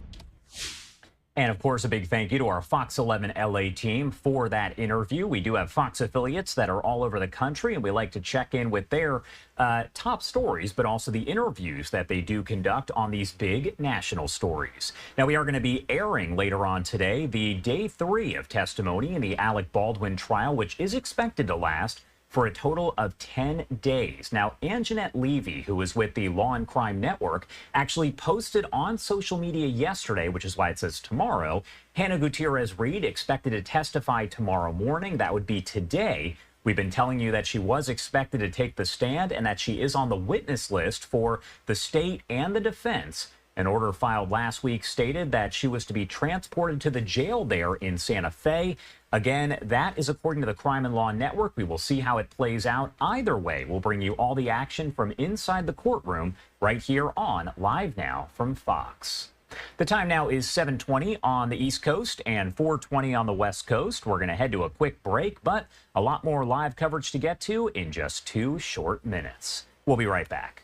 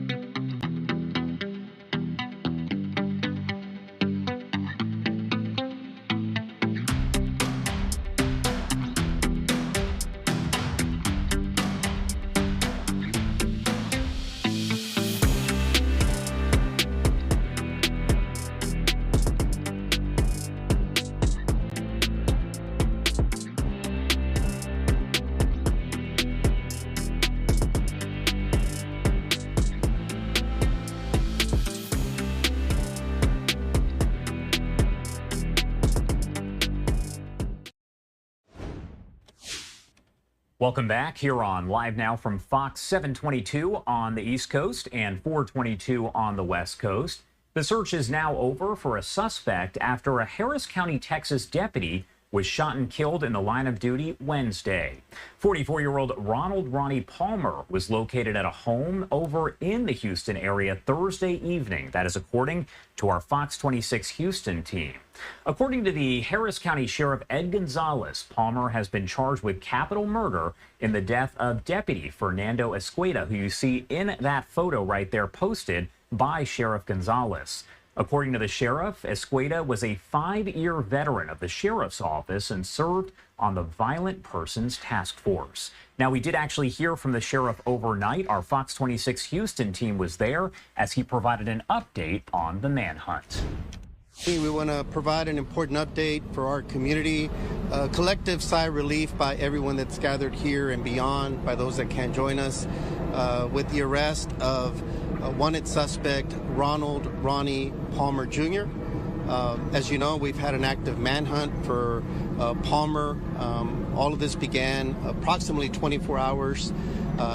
Again, it began first with an aggravated assault that had occurred at the Little Caesars on Wallaceville near the Beltway, where Palmer allegedly struck one of the workers after becoming upset at the worker because they had gotten his order wrong. And so he apparently struck him with a pistol, fled the location, and that began a chain of events. Deputy Esqueda, who had been working as search resources for us, we've been out in the communities since Monday. Our deputies have been working 12-hour shifts and then some to make sure that we're protecting our community as they recover from hurricane effects that happened days ago. And so Deputy Esqueda, just being proactive, continue to stay on it, and approximately sometime around 12 a.m. We believe he located the vehicle that was involved in that Little Caesars incident. We don't know exactly what transpired at that point. Again, we're still trying to put the pieces together. But at that point, it appears he was ambushed. He sustained a serious gunfire and was subsequently pronounced deceased at the hospital upon arrival. Since then, we're able to determine that Palmer, again, was indeed the suspect in that aggravated assault case. He was formally charged with aggravated assault. So he had an open felony warrant at that point, and since then there's been an active manhunt. Simultaneously, he also became a person of interest in the capital murder of Deputy Esqueda, and again the manhunt has been occurring since then. And a lot of different leads have been pursued. A lot of great follow-up investigation happened, leading to this location, the 12300 block of Gita Lane, Ghita. It's a two-story residence here at this location. It's not the only location we're focused on. We develop different leads, great police work, good old-fashioned police work, great work by our partner agencies to identify the location. This evening, with the support of Houston Police Department SWAT, the U.S. Marshals, Precinct 3 Constable's Office, our Harris County Sheriff's Office deputies, and others here at the location, were able to create a perimeter. We're able to get prepared for entry, and at that point, suspect Palmer was able to exit the location without any further incident, where he was taken into custody. I believe the time was approximately around 7 p.m., more or less. I'd have to confirm that time, but I think it's approximately 7 p.m. There's still an active investigation here, follow-up wise, and our work is still continuing. I want to just be clear, he hasn't been charged yet with anything directly related at this point with the shooting death of Deputy Esqueda. But again, that's part of our follow-up investigation right now. It's been a very busy 24 hours. Our hearts are heavy, but we've all been talking just about the tremendous work, teamwork that we've seen from our partner agencies at the U.S. Marshals, the Gulf Coast Violent Offenders Task Force, FBI, ATF, DPS, our own sheriff's office family, units from all over our county, HPD, everyone has just stepped up, one mission in mind, to make sure that we continue to protect our community and hopefully could bring some justice to our fallen brother. We extend our deepest condolences to the Esqueda family. They're a wonderful family. He's an amazing young man, taken far too soon, a hero. He was a true crime fighter that always was go, go, go, and was just loved serving and protecting the people. He loved being a cop. He loved being a Harris County Sheriff's Office deputy, and he will be missed. He leaves a tremendous void. If anybody has any information about this incident or incidents, we ask that they still please contact us. They could contact the Harris County Sheriff's Office Homicide Division at 713-274-9100 with any additional information. At this point, I mentioned many of our partners, U.S. Marshals, were out here, wanted the chief to say some words about their efforts and just their perspective of what they saw in terms of teamwork and just seamless work, everybody working together, one mission in mind. Very dangerous situation, but everyone stayed focused. They were dealing with rain earlier today, traffic stops, all kinds of stuff, but they got the job done. They're a terrific partner. I spoke to the U.S. Marshal earlier. And Chief, if you want to say something. Thank you, Sheriff. I appreciate it. My name is Josh Wright. I'm the Chief Deputy Marshal for the Southern District of Texas. This is my Deputy Marshal, Cameron Welch. He's also assigned to the Gulf Coast Violent Offenders and Fugitive Task Force. Can you get close to the mic? Sure. Sorry. Is that better? So this is Cameron Welch with the Gulf Coast Violent Offenders Task Force, and I'm Josh Wright. And what I want to say is that, from the time we got word about the loss of one of our law enforcement family, the phone calls started going off. We got everybody we could, and I'm not talking just from Gulf Coast Violent Offenders Task Force, but all of our law enforcement friends. We all came together, and we had one mission, and that's to find that suspect and bring him safely into custody without incident. And that's exactly what happened today. And I just want you all to know, and the sheriff and others, and those that were calling in with tips, that we're tremendously grateful and thankful that this was the outcome today, and I'm very proud of all of our partnerships. Thank you. Like the chief said, my name is Cameron Welch. I'm a Deputy U.S. Marshal here assigned to the Gulf Coast Violent Offenders Task Force. Our thoughts and prayers go out to our fallen brother and his family and co-workers and friends. It's been a very difficult day in our community, and we came together as law enforcement partners, and we just really did just good old police investigations. We were following up on tips, and we just weren't gonna be stopped. We weren't stopping. We were just vigilant in everything that came through, and followed up with every tip. No stone was left unturned, and we were just very fortunate that the outcome today was what it was. So, thank you, Cameron. It really was just an incredible feeling in the midst of heartbreak and sadness to just really see law enforcement come together, being in our command center and seeing everybody just working together, using their collective brain power, technical skills, and acumen, just to really continue to push forward, tired, and just putting this case together. And it's something that always amazes me about American law enforcement, Texas law enforcement. And it's just something that we all are really proud of. I also want to commend our team here. We've been taking turns rotating in and out, but Major Collier was at the helm here as things were unfolding. Sergeant Lee has been always on point. Chief Wynn as well has been very instrumental as well. And we have Lieutenant Reyes as well that were here, and many others that are back, processing things and connecting dots, and the work still continues, like I said. And I think just in closing, one of Fernando Esqueda's best friends, when I shared the news, he was relieved, and he said Fernando would be very proud at this moment because he was such a cop and he loved good police work. He was all about that. So he would really be very proud to see just everything come together in this investigation. And his work was not in vain. He was relentless in going after a serious offender that had harmed a young man, a poor young man that was just working to serve the community during the hardships and recovery of a hurricane. Just because they got a simple order wrong is no excuse for him and he's traumatized, he's assaulted, he had a serious wound, and Deputy Esqueda was not going to let that stand, and so he went after him, and we finished the job. And again, there's still more work to be done. There's a lot of work to be done, but hopefully this brings some closure. And again, thank you also to our community for the support. The district attorney's office was very helpful. The Crime Stoppers, just everybody coming together, and our community for, again, their thoughtful prayers from all over the country, frankly, that have called in.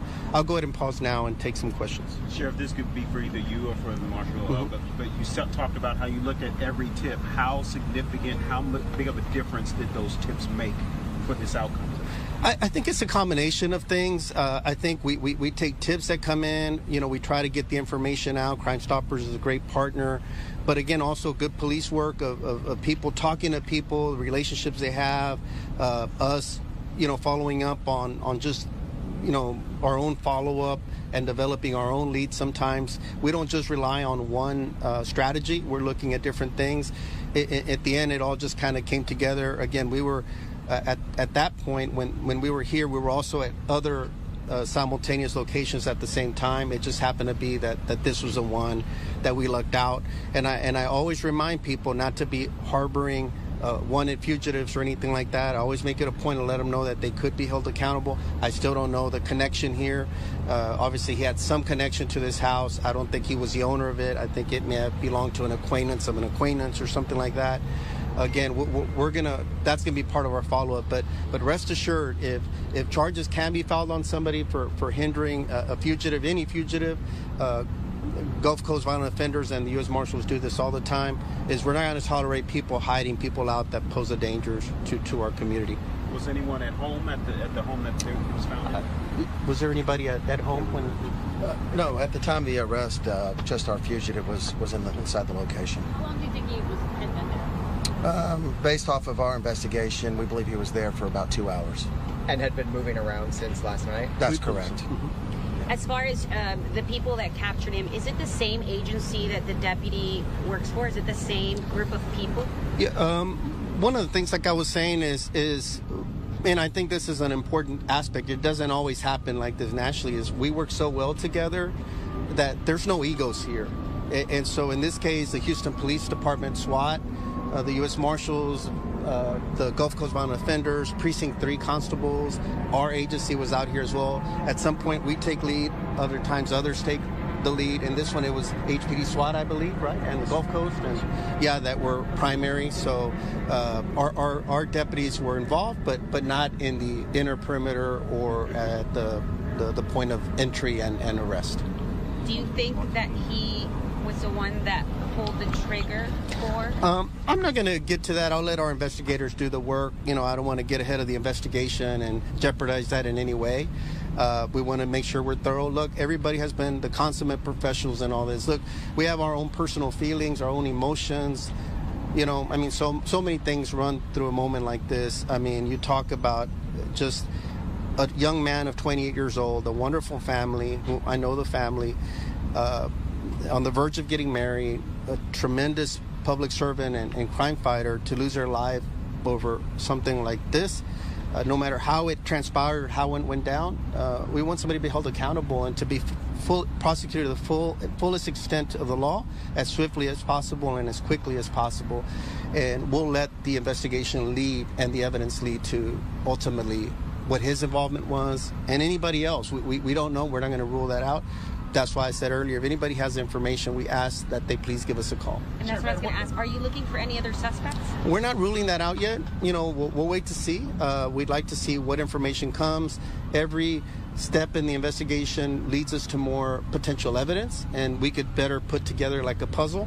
But again, we ask the public, come forward, give us information if there's something we're missing, if there's somebody else involved. If we want to know. Ultimately, we just want the truth. And wherever that truth takes us, then that's what we want. We want a solid case. And if there was anybody else involved in anything beyond the hindering apprehension, but in the shooting itself, then we want to know. Sheriff, at one point, did he want to turn himself in? Was there some type of contact with him? There were some informal efforts that arose where that potential was in place. It never materialized. So we don't know how how real that was, other than there were some discussions that it might be coming to that point, but it never materialized. So we were the ones that eventually were able to track him to this location and kind of force that issue at that point. And to be clear, did he just walk out of the house? Did you guys have to yeah, once he saw basically that it was kind of the end of the road at that point, and saw that we had a great perimeter set and we're ready to get this completed. At that point, it was kind of simultaneously he did kind of come forward. It's my understanding that he did place a call basically saying, okay, I'm coming out, to announce his exit. And we did it professionally, and he was taken without further incident. A call to who? Called authorities and just said, something to the effect of, I'm ready to come out at that point. Anything else? As far as the, do you think that there was one gun involved? Because there's so many bullets out there. Yeah, again, it's hard to speculate. I want to be real careful. And I always say, too, look, all this is preliminary. We want to share as much information as we can. We also want to be responsible and not just speculate. It could be, look, they're looking at firearms evidence, and it could be, recently we had 4th of July, too. There could be other evidence out there that may not even be related, but they're going to look at everything. We have a great team of professionals that's what they do best, and our homicide investigators are outstanding, and so we'll let them do the work, and then we'll see where the information takes us. Anything's possible, but we don't know at this point. All right, that was a news conference that was held over in Harris County, Texas overnight, announcing the manhunt now over for the suspect in the murder of that Texas deputy. Again, this is Harris County, so we're talking the Houston area. And this is a post from the sheriff who said, "We mourn the loss of the sheriff's office deputy Fernando Escueda, who tragically passed away after being shot while protecting our community." Deputy Escueda was a 5-year Harris County Sheriff's Office veteran and served our community in the HCSO. The time now is 7:40 on the East Coast and 4:40 on the West Coast. We're going to head to a quick break, but a lot more news to get to here on the other side. You're watching Live Now from Fox. We'll be right back.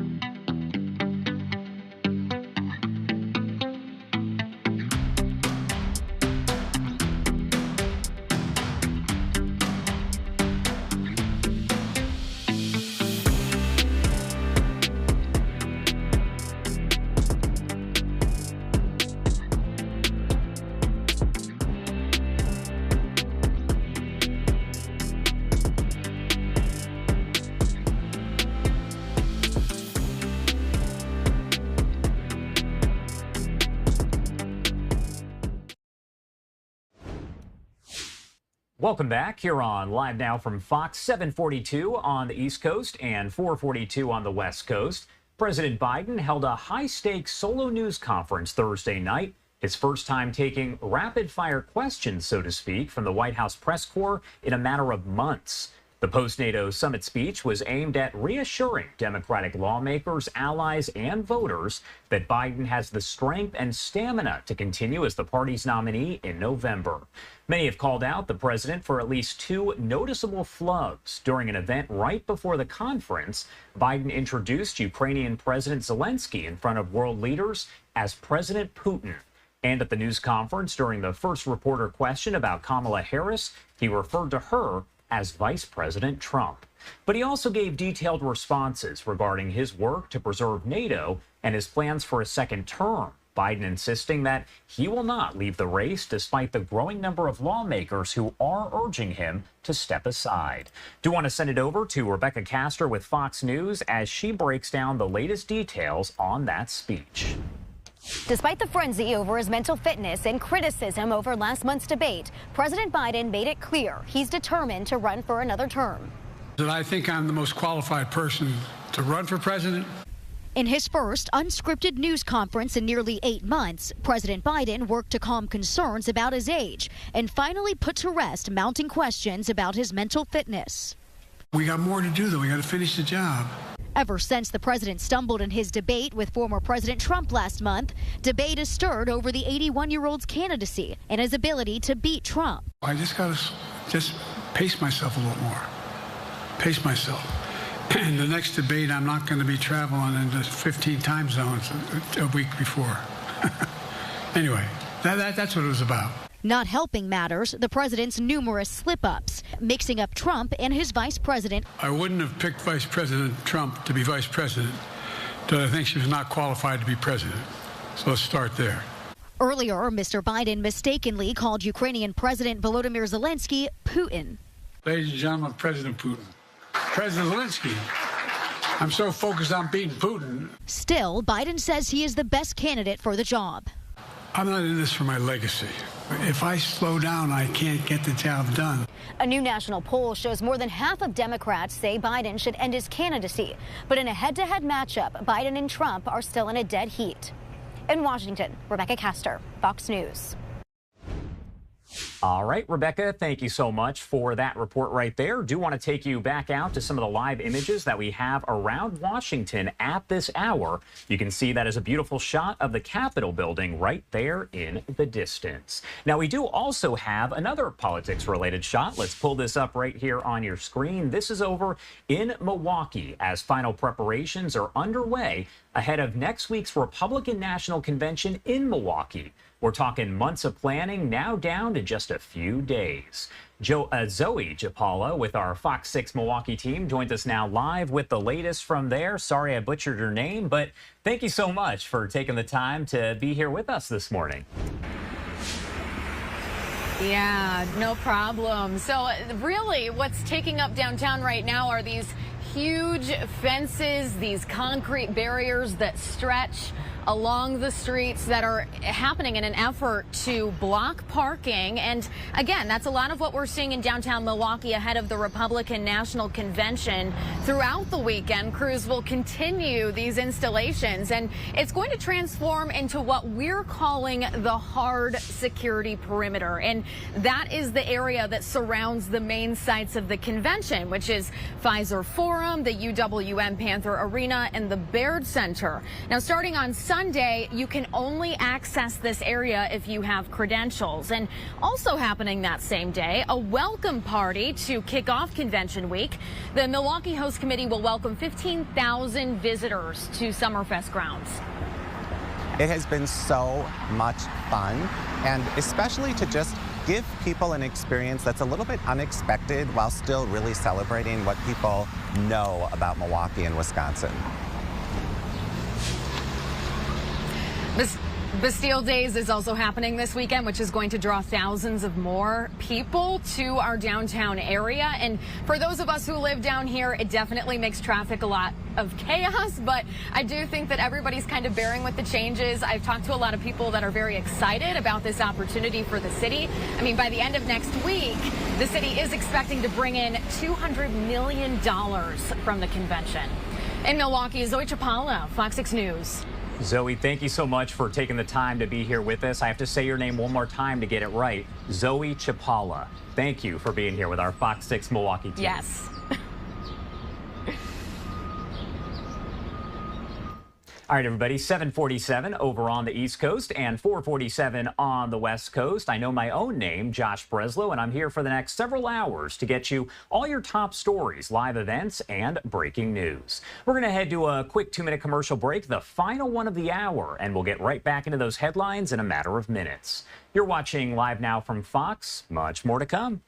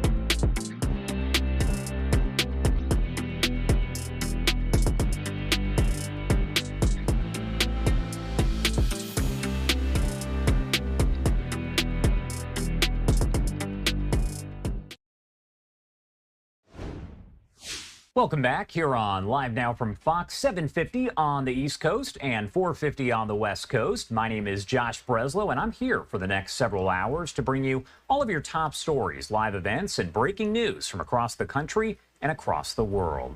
Do want to take you out to the latest here on that high-stakes speech that was given by President Biden just last night after the NATO summit. We always check in with our different Fox affiliates from across the country, and we do have a lot of them. Let's check in with Robert Moses over at our Fox 5 New York station. President Joe Biden holding his very first official news conference since his terrible debate performance. That performance was last month. And last night, he once again reaffirmed his place in the presidential race despite growing calls for him to drop out. Let's get right to Good Day's Robert Moses. Robert, you've been tracking this, and when asked by a reporter during that press conference, he wasn't as defiant. Yeah, Tashani and Dan, you know, in his telling, age begets wisdom, but it also leads to forgetfulness, which was on full display, as we know, at that debate 15 days ago. The debate made last night's press conference seem make or break for the president, and while he did perform better, he did not quiet critics who still say he needs to step aside. Look, I wouldn't have picked Vice President Trump to be vice president, but I think she was not qualified to be president. President Joe Biden committed that gaffe in response to the first question he received at what was billed as the most important press conference of his presidency. Later, when a reporter pointed out his mistake, the president said, in essence, that former President Donald Trump is known to flub responses too. Listen to him. The former president pounced on the error. "Great job, Joe," he wrote sarcastically on Truth Social, to which the president replied on X, "By the way, yes, I know the difference. One's a prosecutor and the other's a felon." Before the press conference even started, President Biden conflated two different people. And now I want to hand it over to the president of Ukraine, who has as much courage as he has determination. Ladies and gentlemen, President Putin.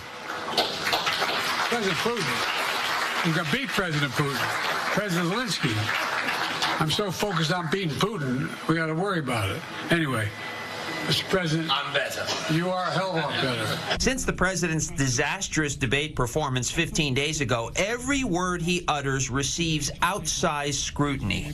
Within minutes of the press conference concluding, Congressman Jim Himes of Connecticut, Eric Sorensen of Illinois, and Scott Peters of California became the latest House Democrats to publicly call for him to bow out. But the president remains defiant. I'm not in this for my legacy. I'm in this to complete the job I started.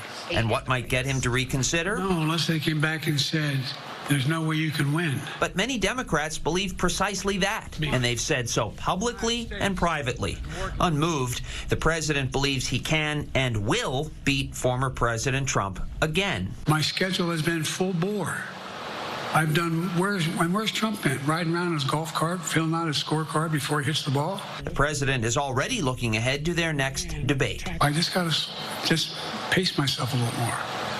Pace myself. In the next debate, I'm not going to be traveling into 15 time zones a week before.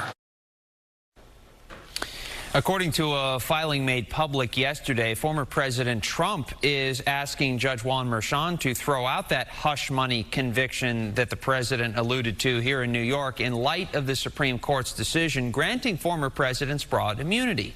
Former President Trump was originally to have been sentenced yesterday, but the judge postponed sentencing until September. That is, if a sentence, quote, is still necessary. Tashani? Robert, thank you for staying on top of that. A big thank you there to Robert Moses with our Fox 5 New York team. He has been following everything political related over the last several months, and we bring you his reports right here on Live Now from Fox. Once again, taking a live look over the White House, as I do also want to check in with our Fox 11 LA team as they break down more about that speech. Again, a high-stakes speech for President Biden as he is receiving calls from Democratic lawmakers, allies, a lot of folks who are urging him to step aside. Press conference and the future of his presidency. We are joined by Dan Schnur, professor at USC, Pepperdine, and UC Berkeley. All right, Dan, let's start with the big takeaway and really what the most important question of this is. Is he more or less likely to be the nominee after this performance? You know, the truth is, Alex, I'm not sure that tonight did anything to either help or harm his chances. I'd offer you just a couple of thoughts, though, on that point. One, if Biden had performed in the debate the way he did tonight, we wouldn't be having this conversation. He wasn't perfect. He certainly had some very high-profile stumbles, as your reporter noted. But on balance, he exhibited a fairly strong command of the policy issues under discussion. The question for voters, and more immediately for Democratic members of Congress and for party leaders, is, do they stick with a candidate who is extraordinarily inarticulate, but has a very strong command of public policy, particularly foreign policy, or do they roll the dice and run the risk of replacing with someone who could end up being a much more formidable candidate, but might not? We're gradually seeing movement in that latter direction. But it's happening so slowly, Alex, that unless a lot more Democrats begin moving a lot more quickly, I suspect that Biden will be able to maintain until the Democratic convention, at which point his nomination obviously becomes pretty much locked in. And those Democrats that you are referring to, I trust, you're talking about Pelosi, you're talking about Jeffries, you're talking about Schumer. Those are the ones who would really probably turn the tide as it relates to him staying in the race. Let me ask you, because there was so much weighing on this, and we were all there in the newsroom, we're watching this for that first reporter question to come. And sure enough, there was that blunder in which he misspoke and he referred to Vice President Harris as Trump. Is it fair to focus on that specifically, or should we be more broadly? Do you think that the public is more concerned about what he said about the foreign policy issues? It's a great question, and it's the right question to ask. And my guess, and we'll see in the polling in the days ahead, is that tonight didn't change anyone's mind, at least not in the Democratic Party, in either direction, but rather it reinforced their existing beliefs. So if you were a Democrat, either a voter or an activist or a member of Congress, and you're already worried, mixing up Kamala Harris and Donald Trump, mixing up Zelensky and Putin would be enough for you to say, that's it, we have to replace him. On the other hand, if you were inclined to stick with him, his overall discussion of public policy tonight would have been strong enough to reassure you. So I don't think anybody's mind was changed tonight. But once again, the most important thing to remember is the Democrats are working on a really short clock. They have barely 5 weeks until their convention begins. And if they are going to replace him, that process is going to have to start in the next several days. But that process is no closer to starting now than it was this afternoon. The New York Times is reporting tonight that former President Trump was pretty happy with the performance tonight from President Biden because there were enough blunders, in his view, that they could make a deal about that for people that don't pay that close of attention to all of this. But there was enough substance for the Democrats who could potentially knock Biden out to keep him in the race. So a wounded candidate keeps going.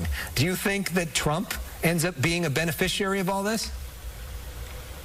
Well, Trump ends up becoming the beneficiary unless Biden can find a way to get back on his feet. Once again, the variable here is not Trump. Most voters know who he is, and they either love him or hate him. There's nothing in between. That's not going to change between now and November 5th. What the Democrats have to decide is whether this capable but profoundly flawed nominee in Joe Biden is their best bet. And they've got a week at best, maybe less, to decide whether Biden will be their strongest horse to ride in November or whether they switch to Kamala Harris or another candidate. Again, I don't think anything happened tonight to fundamentally change that thinking in one direction or another, which from Biden's own perspective works to his benefit. Professor Schnurr, before we let you go, 15 seconds. If you are his advisor, would you say stay the course or step down? Say, if I were working for Joe Biden and I already believed he should remain as president, I would say nothing happened tonight to make me so scared that I would need to want to convince him to drop out. If I were advising him, I'd say stick with it. On the flip side, if I already had doubts, now I have even more. Yeah, you're good at straddling that line, Dan Schnurr. Yeah, you're excellent. Alex, it's a difficult decision for the Democrats to make. Yeah. And the worst part of it is they don't have much time. Yeah, and they're also not really good at falling in line, which is also part of the problem, too, historically at least. Unless when Nancy Pelosi is doing it, then they are good at that. Dan Schnurr, thank you so much. Thank you, sir. We appreciate it. A big thank you there to our Fox 11 LA team. Alex Michelson is big on the political stories, so we always check in with him as he does those big interviews, and we saw him interview Gloria Allred a short time ago. The time is now 8 o'clock on the dot over on the East Coast and 5 o'clock on the West Coast. My name is Josh Breslow, and I'm here for the next several hours to bring you all of your top stories and live events from across the country and the world. Now, that high-stakes speech by President Biden happened at the end of that NATO summit, and just about an hour earlier, he was meeting with President Zelensky of Ukraine, giving a speech, and Connor Hansen has more on that. Together we are preserving Ukraine's independence and freedom. Ukrainian President Vladimir Zelensky personally thanking President Joe Biden for another commitment to send arms. It happened during a meeting on the final day of this week's NATO summit, where the focus was on defending Ukraine from Russia. Ukraine will prevail, and I want you to know we're going to be with you every step of the way. During the summit, Biden announced a new $225 million aid package, including Patriot missile systems to help fend off Russian attacks. Several other NATO members pledged weapons as well. It comes just days after a Russian missile strike hit Ukraine's largest children's hospital. The president is using his authority to pull the weapons directly from military stockpiles to get them to Ukraine sooner. President Zelensky says what they really need is permission from the U.S. to use the weapons to strike deeper into Russia. If we want to win, if we want to prevail, if we want to save our country and to defend it, we need to lift all the limitations. So far, the U.S. has limited Ukraine to only use the weapons on Russian territory to stop an ongoing or imminent attack. President Zelensky plans to head west to address a meeting of the National Governors Association in Utah. In New York, Connor Hansen, Fox News. And I imagine we will get a feed of Zelensky there in Utah, so we'll make sure to bring it to you right here on Live Now from Fox. Do want to get to some developing news that we are following right now out of the Middle East. Israel saying that the Hamas terror group has again fired rockets at the Kerem Shalom crossing, which is used, of course, to transfer humanitarian aid. On social media, Israel saying, quote, Hamas will find any way to prevent humanitarian aid from reaching the people of Gaza. Now, this has happened several times over the last several weeks. To talk more about this and the other developments, and there are quite a few of them, I do want to bring in Professor Simon Mabon, specializing in Middle East security at Lancaster University. Thank you so much for taking the time to be here with us today. Thanks for having me. Of course. Well, first off, I do want to talk about this developing news right now, as Israel is saying that those rockets were fired there at the Kerem Shalom crossing. That is a fairly big deal, considering that is used to bring humanitarian aid into Gaza. So what do you make of that? Yeah, it is a big deal, and it's a worrying development, given that that is where a large percentage of the aid, the humanitarian aid that is going into Gaza is getting in. So it's a worry, of course, but I think it's also emblematic of the ongoing failure and inability to reach a ceasefire on all sides. This inability to bring an end to the fighting is ultimately having the deepest impact on the people of Gaza, who are unable to get access to this aid by virtue of the fighting that continues and the lack of the necessary materials needed to rebuild after everything that's been happening. Yeah, and again, that is the post coming in from Israel there. It does show a map, but it says just about an hour ago, Hamas fired rockets at the Kerem Shalom crossing used to transfer humanitarian aid. Now, I do want to talk a little bit more about the war itself here, because the first part of the IDF's internal probe of the October 7th attack does reveal that nearly 350 Hamas terrorists apparently infiltrated that one kibbutz there over in southern Israel due to serious errors by the IDF. There's a lot to that probe, and again, it is focusing on just one kibbutz. So what do you make of those findings? Anything surprising there? Not particularly surprising. I think it's a good thing that these probes are happening. Of course, they happen in any instance like this, or where military and security organizations are self-reflexive. They take stock of what has happened and why, and trying to understand it to prevent such things from happening again. So in terms of the context of the probe itself, I mean, it's a pretty devastating part of a truly horrific set of attacks, with 350 Hamas fighters crossing in, 101 killed, 32 hostages, 11 of whom still remain in Gaza. So the devastation caused there is huge, and that obviously necessitates this type of response, this type of self-reflection. But the thing that worries me slightly, and the thing that surprises me, is that there is an apparent inability, and this is a quote here, to assess how it happened. And that was from the former head of the National Security Council. So that suggests that there is a need to go far deeper into this. And it points to some pretty worrying security, intelligence, and military failings that obviously need to be addressed and looked upon in far more detail. Does that mean that a full statewide, so to speak, investigation will be conducted? Because what we're talking about, of course, is this IDF specific to a kibbutz probe that went underway. Yep. But will there be a statewide one that takes place?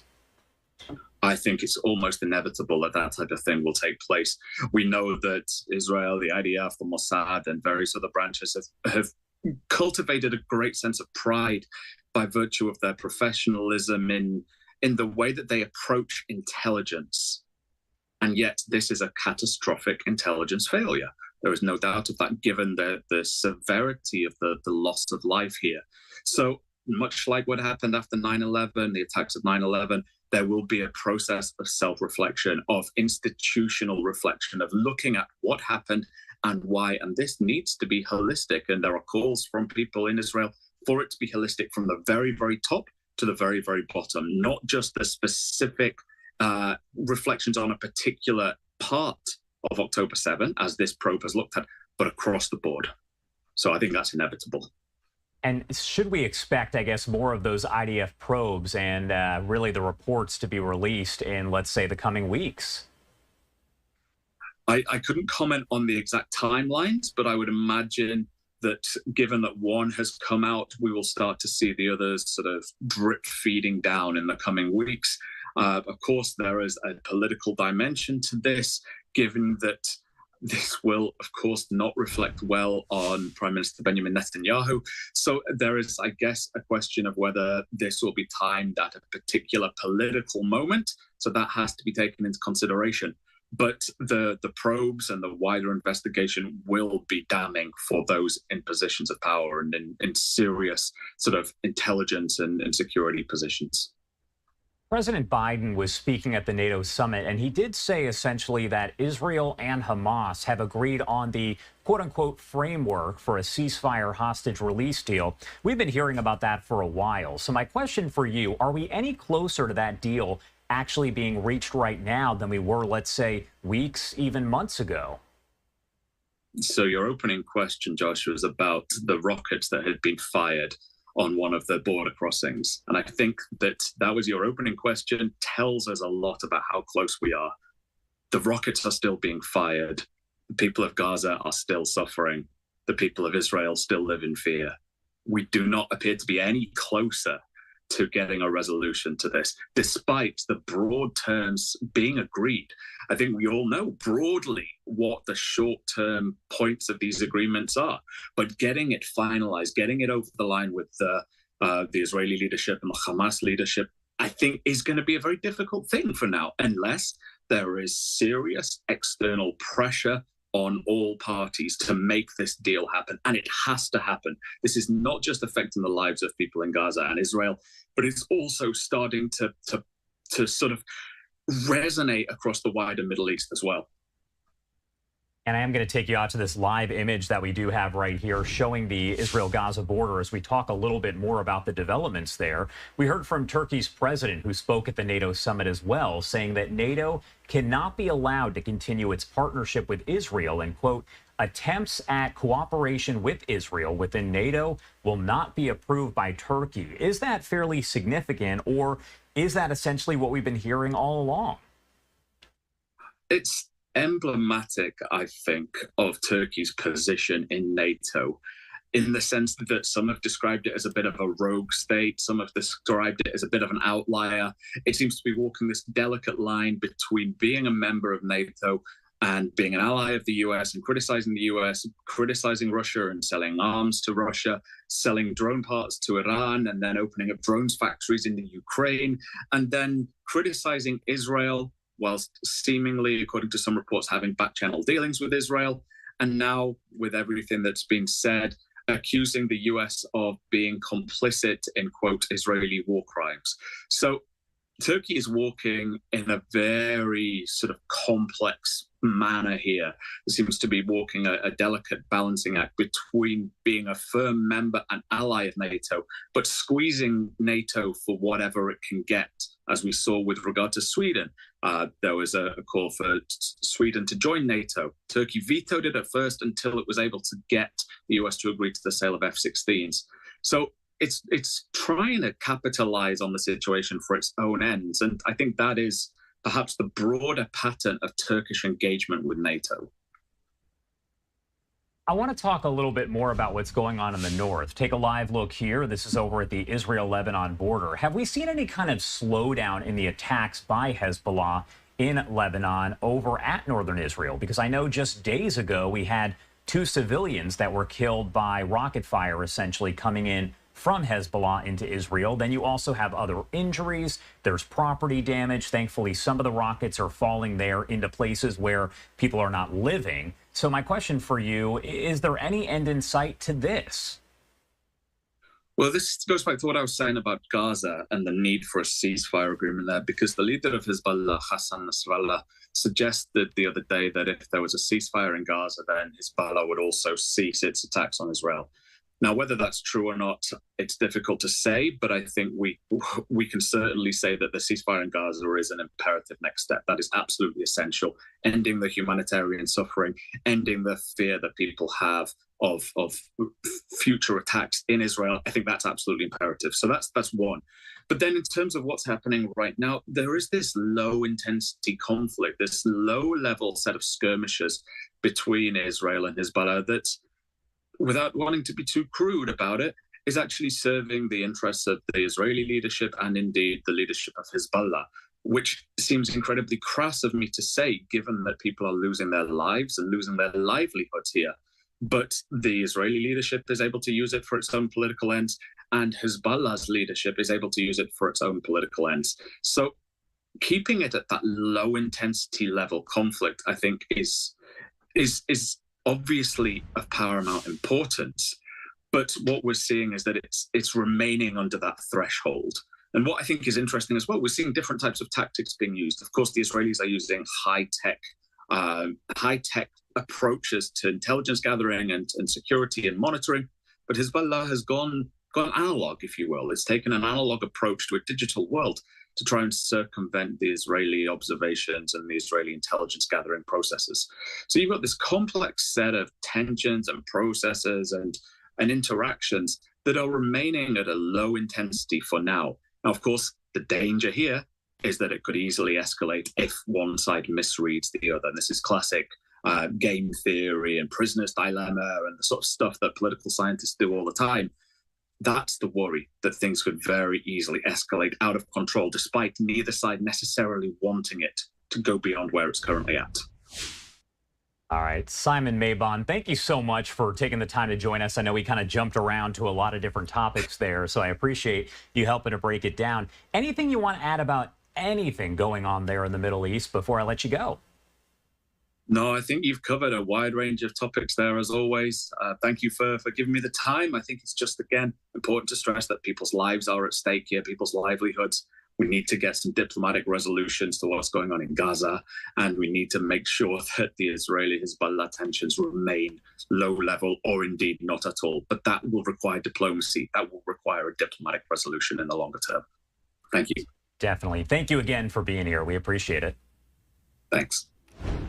And I do want to take you back out to this live image that we do have showing the Israel-Gaza border as we continue to learn more about the IDF probe into the situation that took place over on October 7th. So we're talking more than 9 months ago. Sean Langille with Fox breaks down more on that report. As IDF operations to eliminate Hamas rage on across the Gaza Strip, Israeli military officials are disclosing the findings of a new investigation into the terror group's deadly incursion on October 7th, saying Thursday the Israeli army failed in its mission to protect its citizens, citing disorganization and slow response times to neighborhoods under attack. We were not prepared for the murderous terrorist attack by Hamas, involving thousands of terrorists who infiltrated the country at dozens of points at the same time and began a campaign of killing, slaughter, and kidnapping. This comes as ramped-up efforts to wipe out regrouping militants in Gaza are reducing more areas to rubble, especially up north in Gaza City, the largest city in the Strip. Why do they hold us accountable for the fault of others? What did we do? We are citizens. Look at the destruction around you. But U.S. officials say Israel is vowing to allow aid workers in Gaza to operate with greater speed and safety to help Palestinian civilians. These issues of deconfliction, of safe humanitarian movement become all the more important because when the IDF is active in military hostilities, humanitarian aid workers have paid the price. The United Nations, however, says in many instances, far too little aid is getting through border crossings, casting blame on the ongoing fighting and limited coordination with Israeli forces. Our colleagues in Gaza are not sitting on their hands. The UN trucks that are picking up aid are doing it often at great cost because they are being either looted or attacked. Sean Langille, Fox News. Sean, thank you so much for that report. And of course, we keep showing you the Gaza shot at the border there with Israel and Gaza. However, it's important to note that we also have this shot right here showing the Israel-Lebanon border as those attacks by Hezbollah on northern Israel do continue. I mentioned this earlier, but 2 civilians there in northern Israel were hit by a rocket that was launched by Hezbollah over in Lebanon just days ago. 8:17 on the East Coast and 5:17 on the West Coast. My name is Josh Breslow, and I'm here for the next several hours to bring you all of your top stories, live events, and breaking news from across the country and the world. We're going to head to a quick 2-minute commercial break, the first one of the hour, but a lot more news to get to coming up in 2 short minutes. You're watching Live Now from Fox. We'll be right back.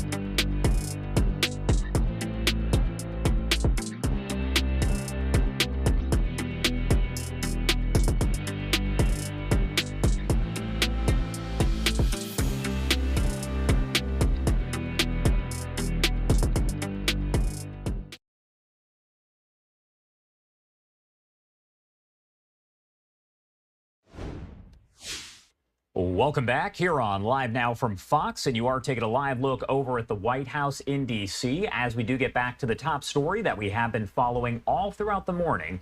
President Biden did hold a high-stakes solo news conference Thursday night, his first time taking so-called rapid-fire questions from the White House press corps in a matter of months.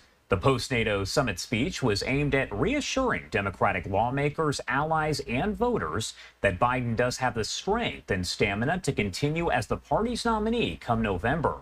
Many have called out the president for at least 2 very noticeable flubs that did happen there. We know that during an event right before the news conference, Biden introduced Ukrainian President Zelensky in front of world leaders and did call him President Putin. Ukraine will prevail in this war, and we'll stand with them every single step of the way. That's what the compact says, loudly and clearly. And now I want to hand it over to the president of Ukraine, who has as much courage as he has determination. Ladies and gentlemen, President Putin. President Putin. We're going to beat President Putin. President Zelensky. I'm so focused on beating Putin, we got to worry about it. Anyway. Mr. President, I'm better. You are a hell of a lot better. Ladies and gentlemen. All right, so that was right before that high-stakes news conference. Again, taking a live look over at the White House in D.C. At the news conference itself, during the first reporter question about Kamala Harris, he referred to her as Vice President Trump. What concerns do you have about Vice President Harris's ability to beat Donald Trump if she were at the top of the ticket? Look. I wouldn't have picked Vice President Trump to be vice president, but I think she was not qualified to be president. And those were just two of the clips that have been making the rounds over on social media. It is important to note that Biden also gave detailed responses regarding his work to preserve NATO and his plans for a second term in office. Biden insisted that he will not leave the race, despite the growing number of lawmakers who are urging him to step aside. In the meantime, we did hear from Senator John Fetterman. He spoke on Jesse Watters there on Fox News, and they provided us this feed of that interview. Pennsylvania Senator John Fetterman joins me now. Senator, it's a great honor to have you here. Is this a dream of yours to appear on Jesse Watters Primetime? Yeah, well, because it's really my dad's dream as well too. He's going to be watching it, and of course, Dad's going to be proud. All right, well, we're going to make Dad proud. Hi, Dad. Hi, Mr. Fetterman. Tell me about Joe Biden. 72% of the country doesn't think he's fit to serve. You do. What do you know that the rest of the country doesn't? Absolutely. I think a lot of that hasn't really changed. I know it went up a little bit, but already America has now realized that Joe Biden is old, and he certainly isn't as sharp as he was 5 or 10 years ago. Of course, that's a reality, but that really doesn't mean much for me personally about my supporting the president. And I really don't think I've seen anything that makes me want to change that. And I would like to remind everybody watching this is that I don't need a job. I don't need anything out of this. I'm not following him blindly. But I do fundamentally believe he's been a great president, and I do believe ultimately he can prevail. And that's where I'm at. You saw the debate, just like we all saw the debate. And that didn't change your mind about anything? I was actually flying back from Israel at that point, and then when I landed, and I started to get some of the text, and then at that point I realized that I really wanted to get on social media and defend our president after that, and that's what I decided to do. But of course, I mean, I know you and your viewers know that I had a really rough debate as well too. Yes. But I really want to remind anybody that I'm not the sum total of a bad debate. You didn't see Joe Biden's entire debate against Donald Trump? I didn't. I saw perhaps the most difficult ones, of course. But for me, and I know a lot of the people typically that are watching Fox, realize that Donald Trump may have had a great day and a great debate on that. But what I would like to remind people that some people thought that Donald Trump may have had some of the kinds of difficulty that perhaps Joe Biden, but he was saying things that were untrue, or he was saying things that really, I think, aren't really consistent with some of the values of a majority of people. But without a doubt that Joe Biden didn't have a great debate. But to me, I think that he's going to be our best. I think he already beat Trump, and I think this is our best opportunity to defeat Trump again. You did have a bad debate, but you recovered, and you sound a lot better than you used to sound, and you won. I walked in and I was like, hello and good night. Right. Maybe just as bad as Joe Biden, but Senator. But I knew that it was going to be rough. Senator, you recovered, and you are younger, and you were capable of making a great recovery, as you have. Joe Biden is not in that position. Joe Biden is not in a position where he can recover. It is only going to get worse. You still trust his ability to execute the duties of commander-in-chief? Yeah, well, I guess I'm not suggesting that there's going to be a Benjamin Button kind of, he's going to get younger. I mean, of course, that's not going to happen. But again, it really was just a bad night. I've spent an entire year with the president for a bunch of different events all across Pennsylvania. And he was normal, and he was engaged, and he was actually very popular, and people were eager to have a selfie and those kinds of things. So I really want to remind everybody that Joe Biden has done a really good job as president, and I fundamentally am going to remain loyal to that. And I think we have some things to learn from Republicans, is that when things happen, Republicans, surround and support, and they lean in. And often Democrats, when something happens, we might want to panic, or we might argue amongst ourselves. And when I have that meeting tomorrow, I'm going to be very consistent, and I'm going to be very aggressive and defend Joe Biden. Senator, you're going into these meetings with these Democrat senators, and a lot of them are seeming to say that this is going to be a landslide, but they don't have the courage to come out publicly and say, Joe, you got to go. Do you think they're cowards? Without using that word, but what I will say is that anything that I will say, that's going to have my name and my face attached to that.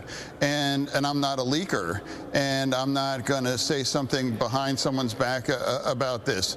And I really would like to remind anybody watching this too. It's like, if I didn't believe Joe Biden was our guy, I'm not going to be saying some of the things that others have done publicly, but I certainly wouldn't be speaking with you about it tonight, or in doing other kinds of media as well too. I would say that privately, and I'm confused when some people claim to be your friend, but if you're really a real friend, you're not going to say that in a very public kind of a way, and kind of damaging things. Obama. So that's not the way I would do it, but because I'm very 100% on. You're a very loyal guy, and you have honor. Obama is Joe Biden's best friend. They had their little best friend bracelets. And now Obama is sending out Clooney and Axelrod and all his speechwriters to say, Joe, step down. It's time's up. Do you think Obama is disloyal? I don't understand. I would like to remind all, and I'm a fan of all those guys, but remember when Obama was a long shot, and Clinton was supposed to run the table, and they weren't run out of their race. They got in, and they held through that, and then others like say James Carville. It really wasn't about his name in that race. It was really much more about Ross Perot, and he's still living off a fish that he caught 30-some years ago on that. And it's not really helpful to damage the president. And that's not a profile in courage. That's where we're at. And I'd like to remind everybody that debates really don't mean much. They really don't. I do fundamentally believe we all need to end the conversation. Joe Biden is going to be our guy, and it's going to be rough, and it's uncertain, but it's going to be very close as well too. And I would just everybody watching too, watch how big the crowd is going to be of Trump in Butler. He's coming to Butler County this weekend, and I mentioned that back in 2020.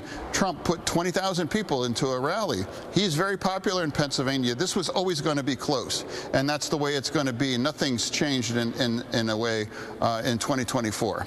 When Joe Biden picked Kamala Harris as vice president, she was supposed to be the new generation. Biden was supposed to be the bridge, hand her the baton. Do you not think Kamala is qualified to be handed that baton and run? Well, of course, if Joe, God forbid, if something happened to Joe Biden, or if Joe Biden stepped down, of course I believe she's qualified to do that. And I think she's been a great vice president. And but right now, as far as I know, I haven't heard anything that she's fallen in on Joe Biden as well too. And right now, that's a powerful team right now. And I refuse to turn our back on a great president. And I know people watching this might disagree that he hasn't been a great president, but I do believe he was. And I think loyalty is really one of the last. It's one of the last currencies in this lousy business. John Fetterman, thank you so much for joining Jesse Watters Primetime. Tell your dad I said hello. Thank you, and can I say, hey, Dad? Hey, Carl Fetterman. All right, that was a segment there with Senator Fetterman of Pennsylvania, a Democrat, of course, speaking with Jesse Watters at Fox News during his primetime show, reacting to all of the incoming attacks, so to speak, that have come in from Democratic lawmakers on Joe Biden, urging him to step aside and bow out of the race so that another Democrat can run for president against former President Trump in November. It is now 8:31 over on the East Coast and 5:31 on the West Coast. My name is Josh Breslow, and I'm here to bring you all of your top stories and live events from across the country and across the world. Do want to take a look at some of the live images that we do have here from around the country. That is a beautiful shot of the Capitol building there in D.C. Again, we do have several shots, including that one showing the White House. That's also in Washington, D.C. This is one of my favorites, though, because it does show the skyline in New York City. It's a nice up-close shot, and you can see that it is pretty cloudy and foggy there over in New York City. And I do want to actually pull this up right here. This is yet another one as we do head to Milwaukee. We do know that the Republican National Convention is going to take place next week. We're going to have extensive coverage right here on Live Now from Fox as it all does happen. But we also are going to speak in just a little bit. Our Fox 35 Orlando team will talk with a Republican delegate or two. A Republican delegate or two to break down what to expect next week. I'm going to learn how to talk, but we're going to head to a quick break here at 8:32 on the East Coast and 5:32 on the West Coast. You're watching Live Now from Fox. We'll be right back.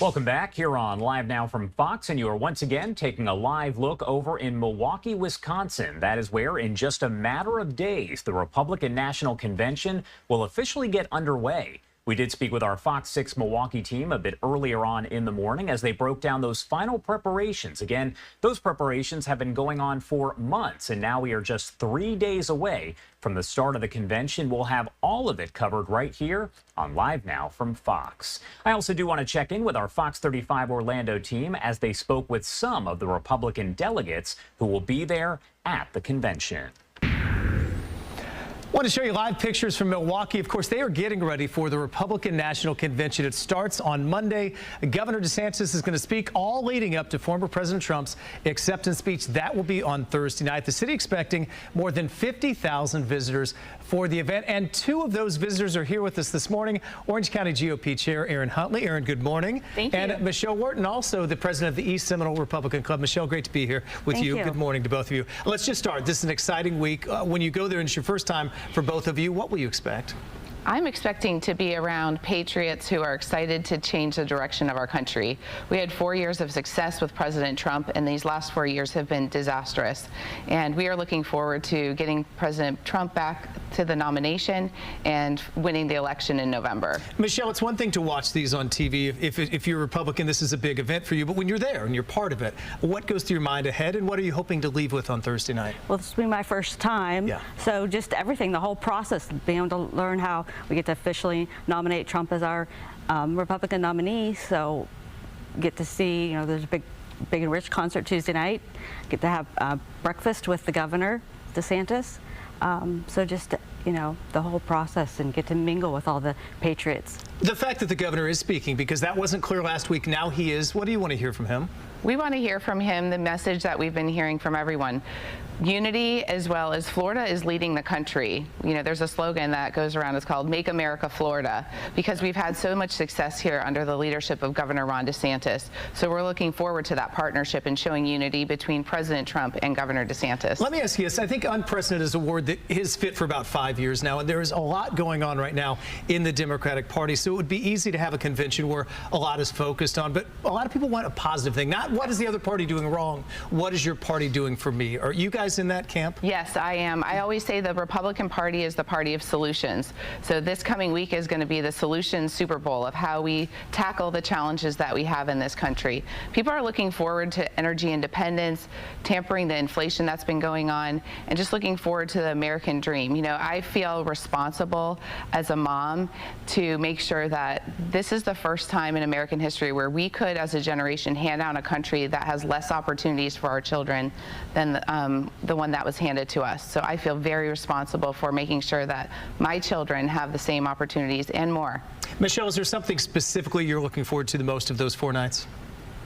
Finding out who the VP is. Yeah. I think we're all looking forward to that. Do you each have someone? I mean, that's one of the big mysteries. Senator Rubio is a possibility. There are a lot of possibilities. What would you like to see? I trust President Trump that he's going to, whoever he picks is going to be great. So I'm just curious and excited to find out who it is. Do you have a favorite? Yes.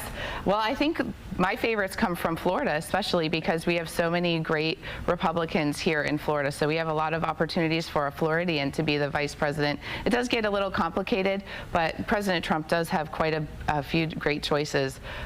Senator Marco Rubio is at the top of the list of a lot of people. I would also say Congressman Byron Donalds as well. There's some great opportunities for even, you know, someone that's not been talked a lot about as much as Governor from Virginia. Youngkin. Glenn Youngkin. That could be the curveball in all this. Just to give people a little behind the scenes, this person will speak. So this person knows right now it is going to speak. But at this point, for a number of reasons, it's being held maybe until the convention itself. Yes. So it's exciting. And that speech is supposed to be scheduled for Wednesday night. So, you know, I'm sure that we'll start hearing some things around Wednesday and look forward to hearing that speech. And we're behind President Trump. We trust his leadership and we trust his choice. And you both showed up in red, which was, I'm sure you'll see a lot of red next week for sure. Yes. Well, appreciate you coming in. Look forward to talking to you afterwards as well. And again, it all starts Monday. Have a safe trip there. Thank you so much. And of course, that. A big thank you there to our Fox 35 Orlando team as we did check in with them. They've been doing interviews here as we are getting very close to the Republican National Convention taking place next week over in Milwaukee. We're going to have all the coverage throughout next week right here on Live Now from Fox. Do want to head to a quick break now at 8:40 on the East Coast and 5:40 on the West Coast. You're watching Live Now from Fox. We'll be right back.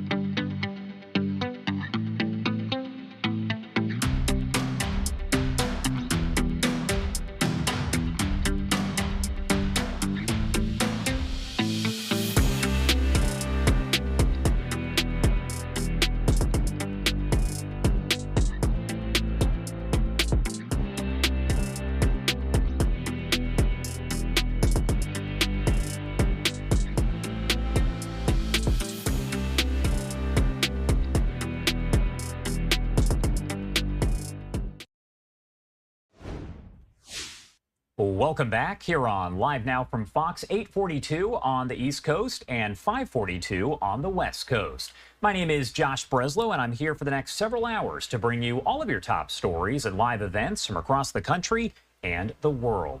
You are taking a look at just some of the video on the University of Florida campus there, as the university did set aside recommendations to give light punishments to those Gaza war protesters who essentially took over the campus. Now, instead of a light punishment, they are kicking the students off campus for 3 to 4 years, a lot different than what we've seen for those protesters at other schools across the country.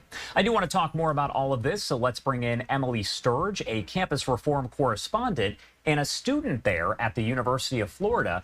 Thank you so much for taking the time to be here with us today. Thank you so much for having me. All right, so overall, you are a University of Florida student. Do want to get your overall reaction as you do hear that these students, unlike what we've seen at other campuses, have actually been kicked off the campus for several years. I've been reporting on this story since the week-long protest at the University of Florida, and I truly believe that the arrest and suspension of these anti-Israel protesters sends a clear message that this type of behavior is not going to be tolerated at the University of Florida, and individuals who violate university policies, they're going to face consequences. Young adults are learning the hard way that they're going to be held accountable for their actions, and I believe that's what took place on my campus. The University of Florida has rules. These protesters knew the rules and they knew the consequences, so I don't believe they should act surprised when they have to face these consequences. For many days, the university patiently told these protesters, many of whom were outside agitators, they weren't even students, the university encouraged them to exercise their right to free speech, but clearly listed prohibited activities that would result in their suspension. These students knew the rules and they still broke them. Do you think that other universities nationwide that had these students essentially take over campus will follow this, or are they likely to stick with what we've seen, those lesser punishments? At the Leadership Institute's campus reform, we've reported extensively on the outbreak of these pro-Hamas protests across the country. It's a massive problem. It's impacting the lives of students. It's making classes go online. It's affecting graduation ceremonies. And I don't believe the rest of students and faculty on campus should be dealing with these heavy consequences as a result of these pro-Hamas protests. So I support the university stepping in and putting a stop to this. At some universities, like at Columbia, the university presidents have chosen a route where they negotiate with protesters, which isn't doing much to solve the problem. And the University of Florida is a stark contrast to that. The University of Florida President Ben Sasse has maintained a steady hand since the October 7th attacks on Israel by Hamas. My university has stood up for the safety of all students rather than catering to a fringe minority. As far as these protests, what have you seen on the University of Florida campus? You kind of already touched on this, but we know that several campuses, dozens nationwide, saw these Gaza war protests. We're not seeing obviously as many now. We're in the summertime. But what did you see there on the UF campus as far as protesters, people maybe taking over buildings, blocking students from getting to classes? These protests, they are vicious, they are violent. Like I said, these students were encouraged by the university to exercise their right to free speech and their right to protest, but there were clearly prohibited activities. For example, no amplified sound, no threats, no violence. I don't think that's asking much of students to maintain this moral standard of behavior on campus, but of course, these students broke that standard. These students were resisting university rules and regulations. These students were not cooperating with cops. One student actually allegedly was spitting on a cop and is facing consequences for that. So I do think that this type of behavior should see consequences, and I'm proud that the University of Florida is standing up against this behavior, and other universities should follow suit. And one thing that is important to note, there is the right to free speech, there's the right to protest, but the big deal, the big situation here is that they were breaking the rules, right? I mean, of course, the university encouraged the right to free speech. The university had to step in when it was going too far, when it turned to violence, when it turned to impacting the lives of the other students and faculty on campus. These protests took place during finals week. So students were trying to study, students were trying to get to their final exams, and the university swept in. They realized that for a week, these protesters were taking over the middle of campus right in front of the main library. It was impacting the lives of students, and many of these protesters weren't even students themselves. They were outside agitators. So the university truly believed that they were doing what they could to protect their own students, to maintain safety and order in their campus environment, and I support them doing so. I want to get your take on this here. The U.S. Director of National Intelligence, Avril Haines, actually said in a statement just days ago this week that, quote, actors tied to the Iranian government are posing as protesters and influencing these Gaza protests in the U.S. on college campuses, as well as providing financial support to them. Just based on your reporting and your knowledge of what you've seen over the last 9 months since the October 7th attack there, is any of that surprising to hear that? It's not surprising to me, but it's a very scary thing as a reporter and as somebody who is on a university campus. That's why I think it's so important that the university step in for the safety and well-being of their entire campus community, instead of negotiating and instead of allowing this fringe minority of students to protest like this.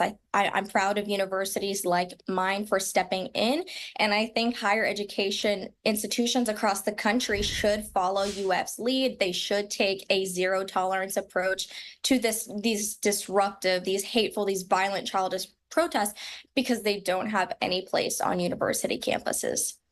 Any other message before I let you go that you want to make sure gets out here about those Gaza war protests?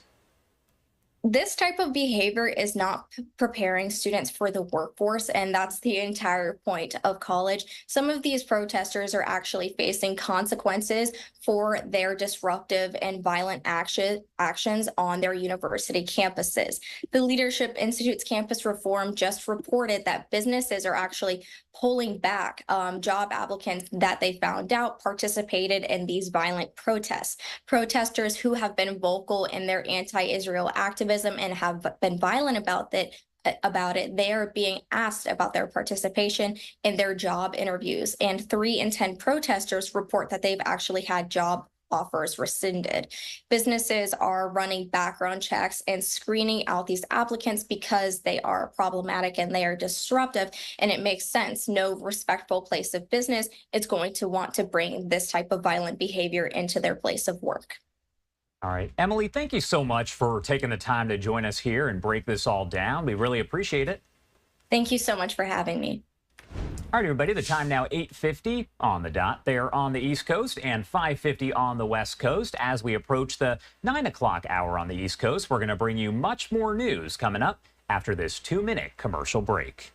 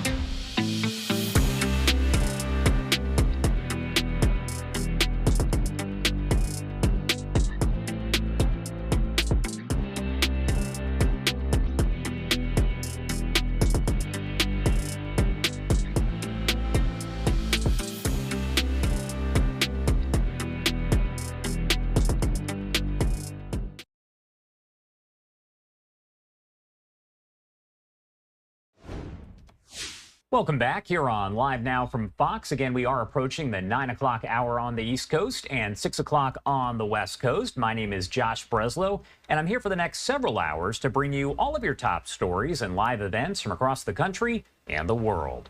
Coming up here in just about 90 minutes, we do expect testimony to begin once again on day 3 of the Alec Baldwin Rust shooting trial. Jonathan Hunt was in the courtroom and filed this report with everything that has happened so far. This is a close-up of the gun holster that was belonging to Mr. Baldwin that has a live round in it. Evidence presented Thursday morning during the involuntary manslaughter trial of Alec Baldwin showed there was a live round inside the actor's gun belt prior to the fatal shooting of cinematographer Halyna Hutchins. The crime scene technician also testified that live rounds were discovered in several other locations on the set of the movie Rust, including in the prop cart inside a box of ammunition and in a second gun holster worn by actor Jensen Ackles. In other words, somebody could have mistaken one for the other, right? Yes. On Wednesday, the jury viewed body cam video that showed the desperate attempts that were made to save Hutchins' life after she was shot when a gun Baldwin was holding and pointing at her fired a live round. Prosecutors argued Baldwin was reckless when it came to safety checks on set. His attorneys pushed back, saying those responsible for safety told the actor the gun was cold. In other words, did not contain live ammunition. It's still unknown if Baldwin will take the stand in his own defense over the next week. He went on national TV and he talked at length about what happened. It's up to him whether he wants to get on stand and answer those questions all over again. If convicted, Baldwin faces up to 18 months in prison. In Santa Fe, New Mexico, Jonathan Hunt, Fox News. Jonathan, thank you so much for that report. Now, I do want to bring in a great friend of the show here, Grant Shostak, to talk a little bit more about all of this and help break it down. Grant, thank you so much for taking the time to be here with us today. Thanks for having me, Josh. Of course. Well, first off, we are about to enter day 3 of the Alec Baldwin trial. So I do want to get your take overall on what has stood out to you about the last several days of testimony. Right. So I'm really interested in the defense in this case.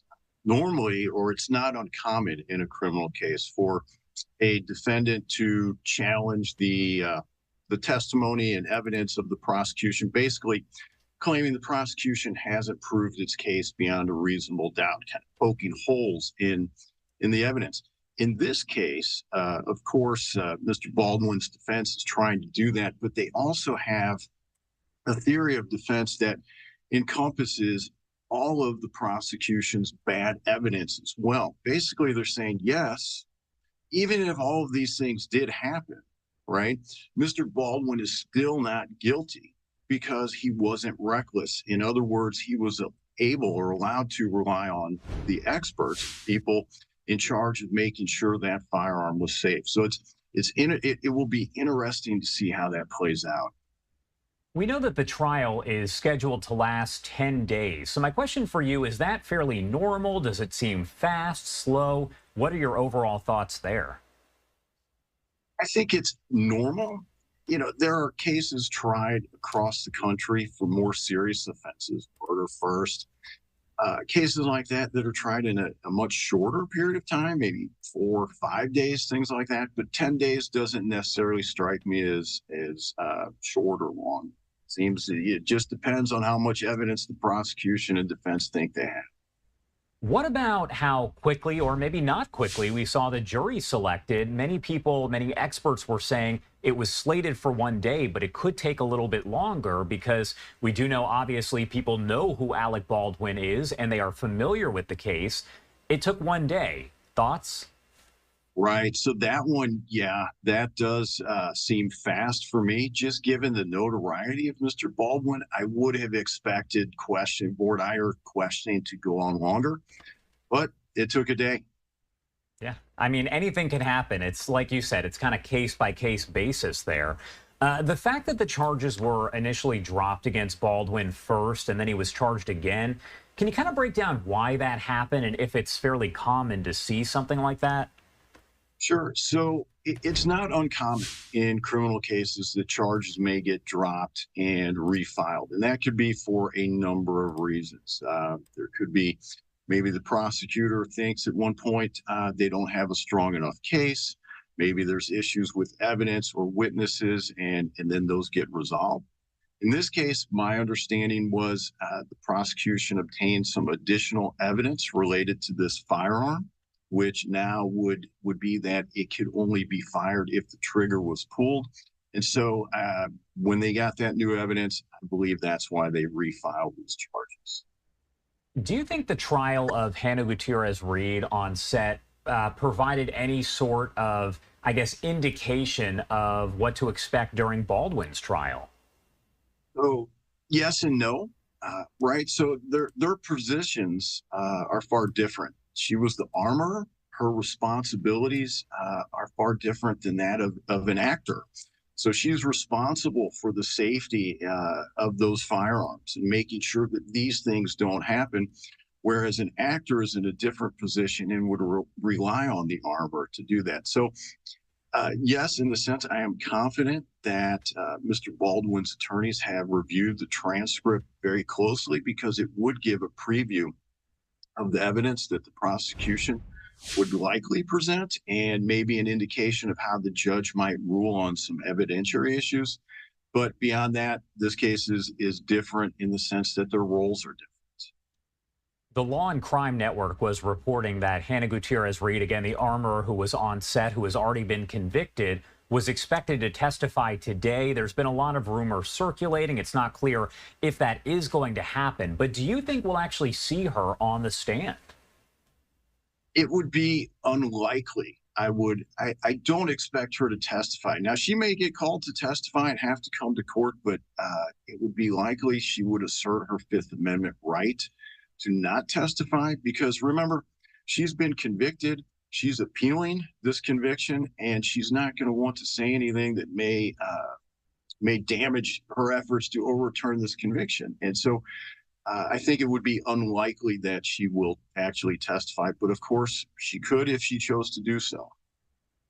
And the million-dollar question, I guess, what about Baldwin? Should we expect to see him on the stand? We know that he is, no question, a very vocal person, so that's the million-dollar question. Right. So he has given a number of statements, interviews leading up to this.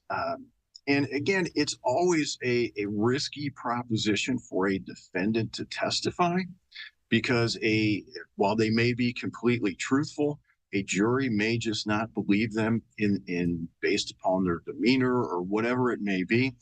But if I ever had a defendant that I thought could testify, of course, having an award-winning actor who's used to the pressure and scrutiny of getting up and performing under pressure, it would certainly be him. So if anyone actually, a defendant has a chance to testify and do it well, I would think it would be Mr. Baldwin.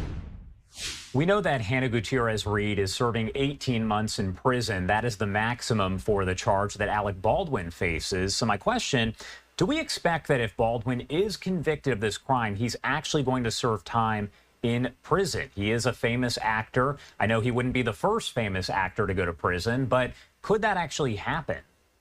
Yeah, you're absolutely right, Josh. Celebrities have been sentenced to prison. His co-defendant in this case, she was sentenced to prison. I think it's a very realistic possibility, if he's convicted, that he may be sentenced to prison. But it just remains to be seen how this will play out. All right, Grant, as always, thank you so much for taking the time to join us and help break it all down. Anything else you want to add about any of this before I let you go? Yeah, thinking if Ms. Gutierrez-Reed actually is called to testify, pay close attention, because it will be interesting if she's called to testify and if she asserts her Fifth Amendment to not testify in front of that jury. I think that will be positive evidence, favorable evidence for Mr. Baldwin, because again, it will support his theory that he was relying upon her and to make sure that this gun was safe to operate. And I think the jury may actually really pay attention to that evidence. All right, Grant, as always, thank you so much for taking the time to be here with us. We appreciate it. Thanks for having me. All right, time now 9:02 on the East Coast and 6:02 on the West Coast. We do want to continue our coverage here of the Alec Baldwin trial, as we will take you inside the courtroom at 10:30 a.m. Eastern Time, give or take a few minutes, as they do get underway for day 3 of testimony.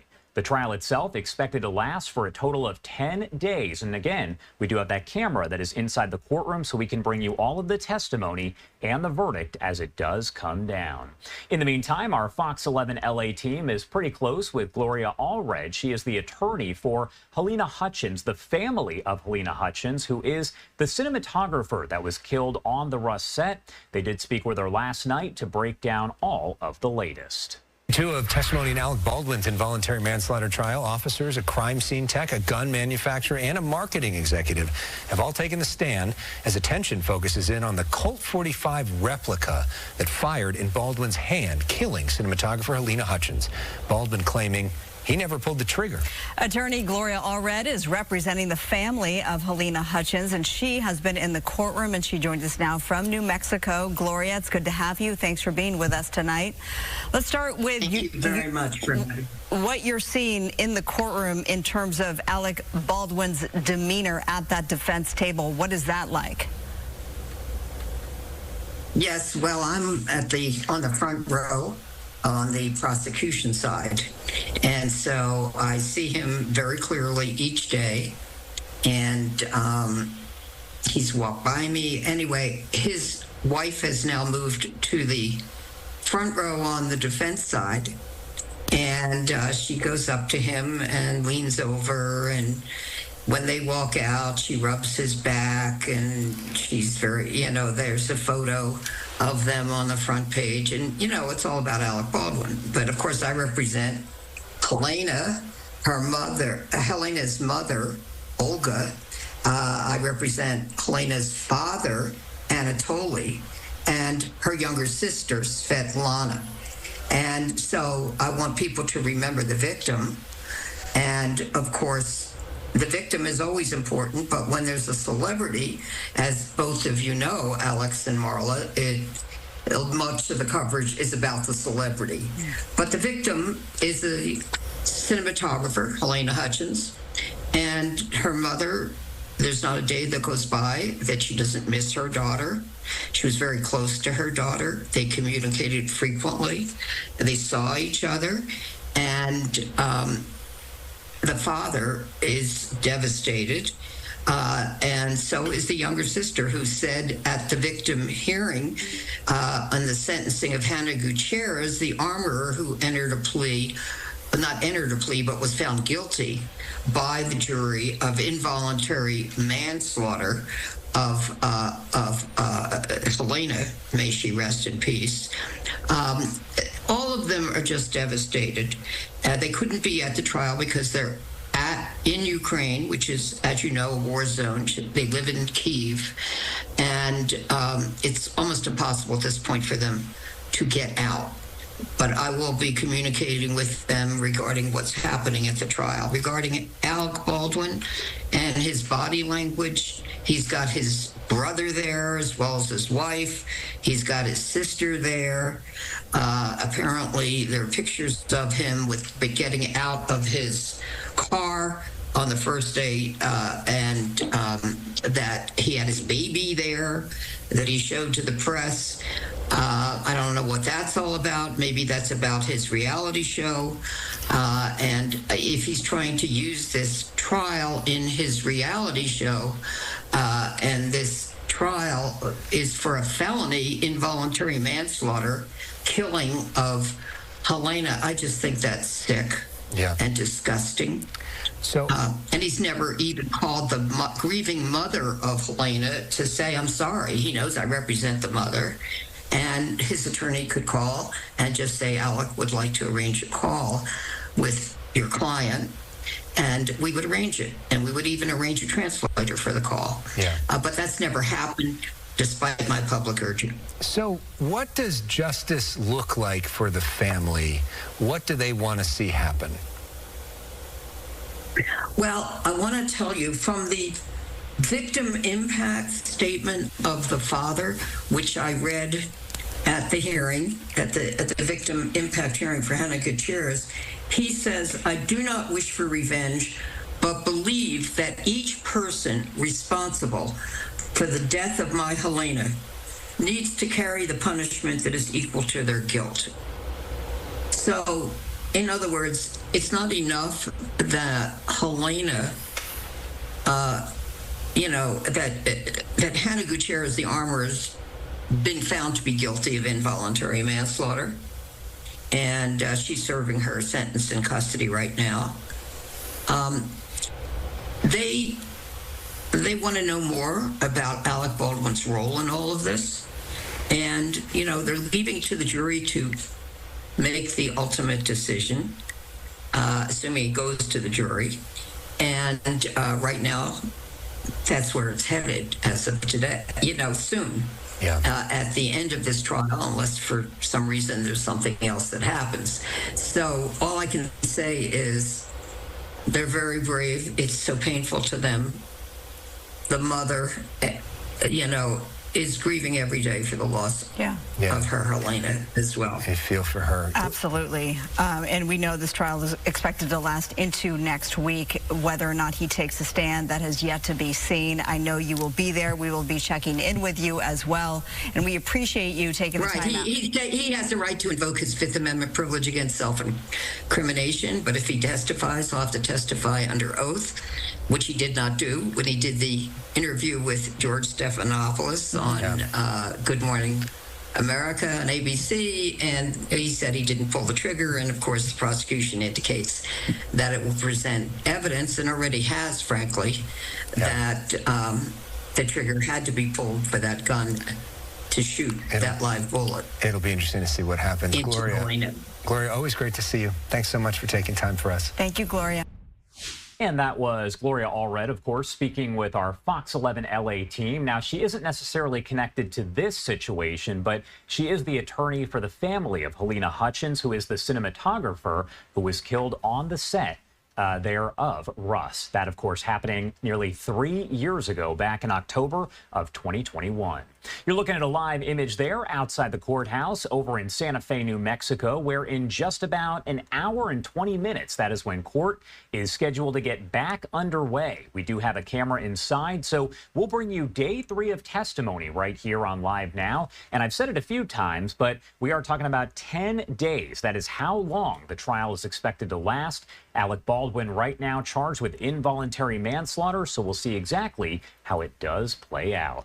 Let's head to a quick break. The first one of the hour now at 9:10 over on the East Coast and 6:10 on the West Coast. You're watching Live Now from Fox. My name is Josh Breslow, and we'll be right back.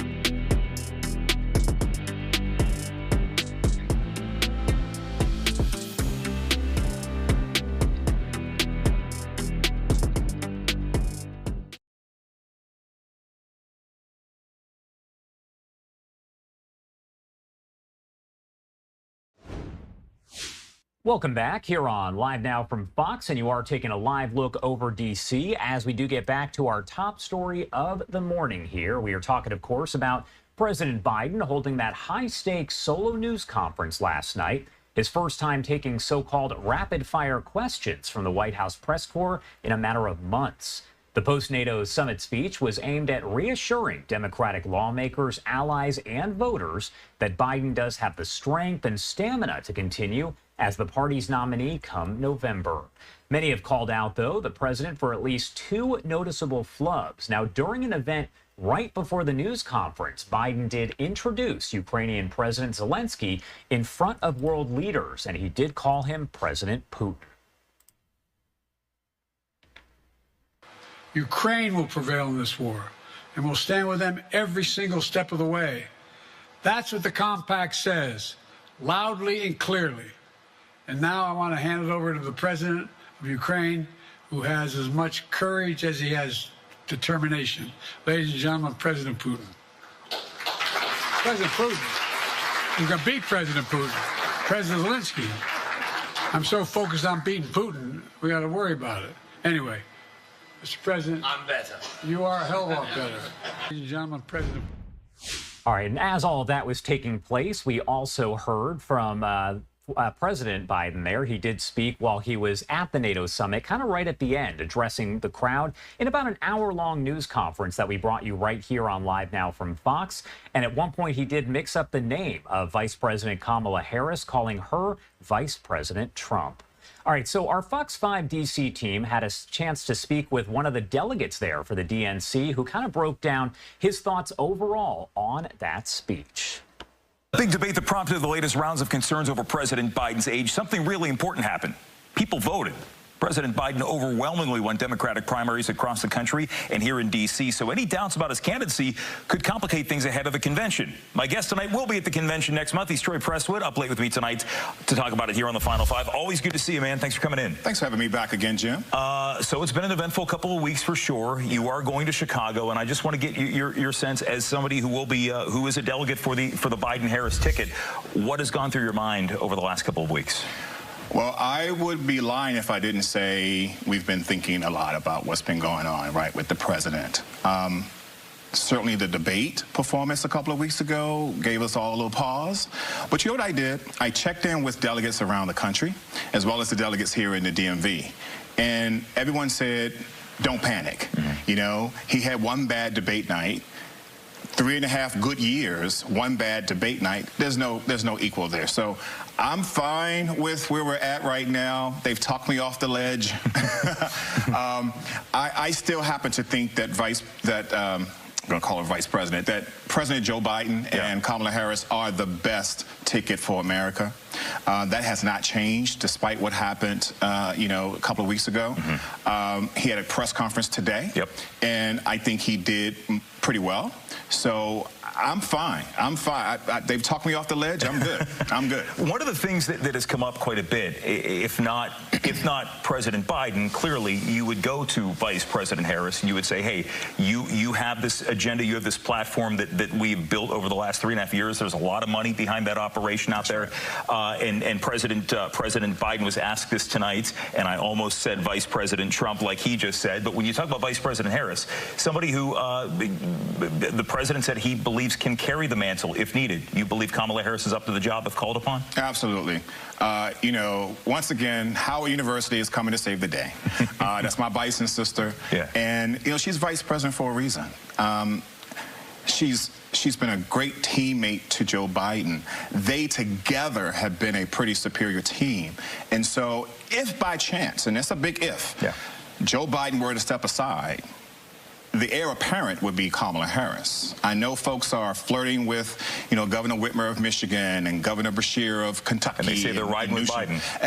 Absolutely. But the thing is, you know, we will naturally, all of the delegates would naturally go to Vice President Harris. Now, at the end of the day, I think it's still going to be Joe Biden. I mean, we know who Joe is. We know who he is. We've seen him for the past 3.5 years. We've seen him for the past 50 years. So we know who Joe Biden is, and we're riding with him. Absolutely. As Democrats go, in the delegate process, there are people from all walks of life, you know, people who are politically connected, maybe some who aren't, who don't necessarily serve in public service. But right now we have seen many Democrats, at this point, a bit over a dozen in the Congress saying maybe this is the time for a change there. Is this repairable? If they go ahead with President Biden to November, is there a rift in the Democratic Party that can be repaired? I think there will be a rift, and I don't think it's repairable. I honestly believe that we ought to just stick with the plan. I mean, you know, Joe Biden has won the delegates in the party, and we're going to go there and nominate him officially. He and his teammate, Kamala Harris, they are a team. And so I understand that there are, you know, there are people who again, want to flirt around with some of the other potential candidates out there. Even Wes Moore from Maryland, they threw his name out there. At the end of the day, we know who Joe Biden is. We ran on a ticket that said we were going to, you know, vote for Joe Biden. And so I don't understand why everyone is panicking. I think when you start panicking, you start making mistakes, and that's what the other side is looking for. They want us to make mistakes. And on top of that, right now, as we get ready for the Republican convention next week, it is a factual point of matter to say President Biden is running against a man who was convicted of 34 felony counts. However, if you go by what the polls say, people are putting the age concerns apparently over that in some of these key states. So what does that say about the electorate right now? Well, I'll say this. I still think it's too early to really pay attention to the polls. Mm-hmm. Polls are important as political junkies. You know, we look at polls all the time. And they're always right. Right. Exactly. Just ask President Hillary Clinton. Precisely. And so I think, honestly, as we get closer to the November 5th election, we should start looking at those polls. People will start to pay attention and the differences between the two candidates. I think we have short memories in this country about what we went through, you know, 4 years ago. Mm-hmm. And, you know, the COVID deaths, the craziness that surrounded that. We need to understand that 3.5 years ago, Joe Biden and Kamala Harris came in and they rescued us from, you know, certain doom in a sense. So I think the polls will shape out eventually. At the end of the day, though, I will say this. America, we really don't want these two choices. We had these two choices 4 years ago. Mm-hmm. America wants a different choice. But this is what you got. This is it. Real quick, do you like who is on the horizon for Democrats? Is there a bench to be built here? We have an incredible backbench. I mentioned several of them already. I am very excited about Wes Moore in Maryland at some point in the future. Who, by the way, also put out a statement saying that he is supporting President Biden. Troy, always good to see you. Thanks for coming in. Thank you. And the Final Five is back right after this. All right, a big thank you there to our Fox 5 DC team as they did speak with a DNC delegate. And we know that a bit earlier we heard from our Fox 35 Orlando team as they spoke with some RNC delegates right before the RNC does get underway. That is going to be next week, and you can watch it all kind of play out here on Live Now from Fox. 9:20 on the East Coast and 6:21 on the West Coast. We're going to be right back after this quick 2-minute commercial break with more live, raw, and unfiltered coverage.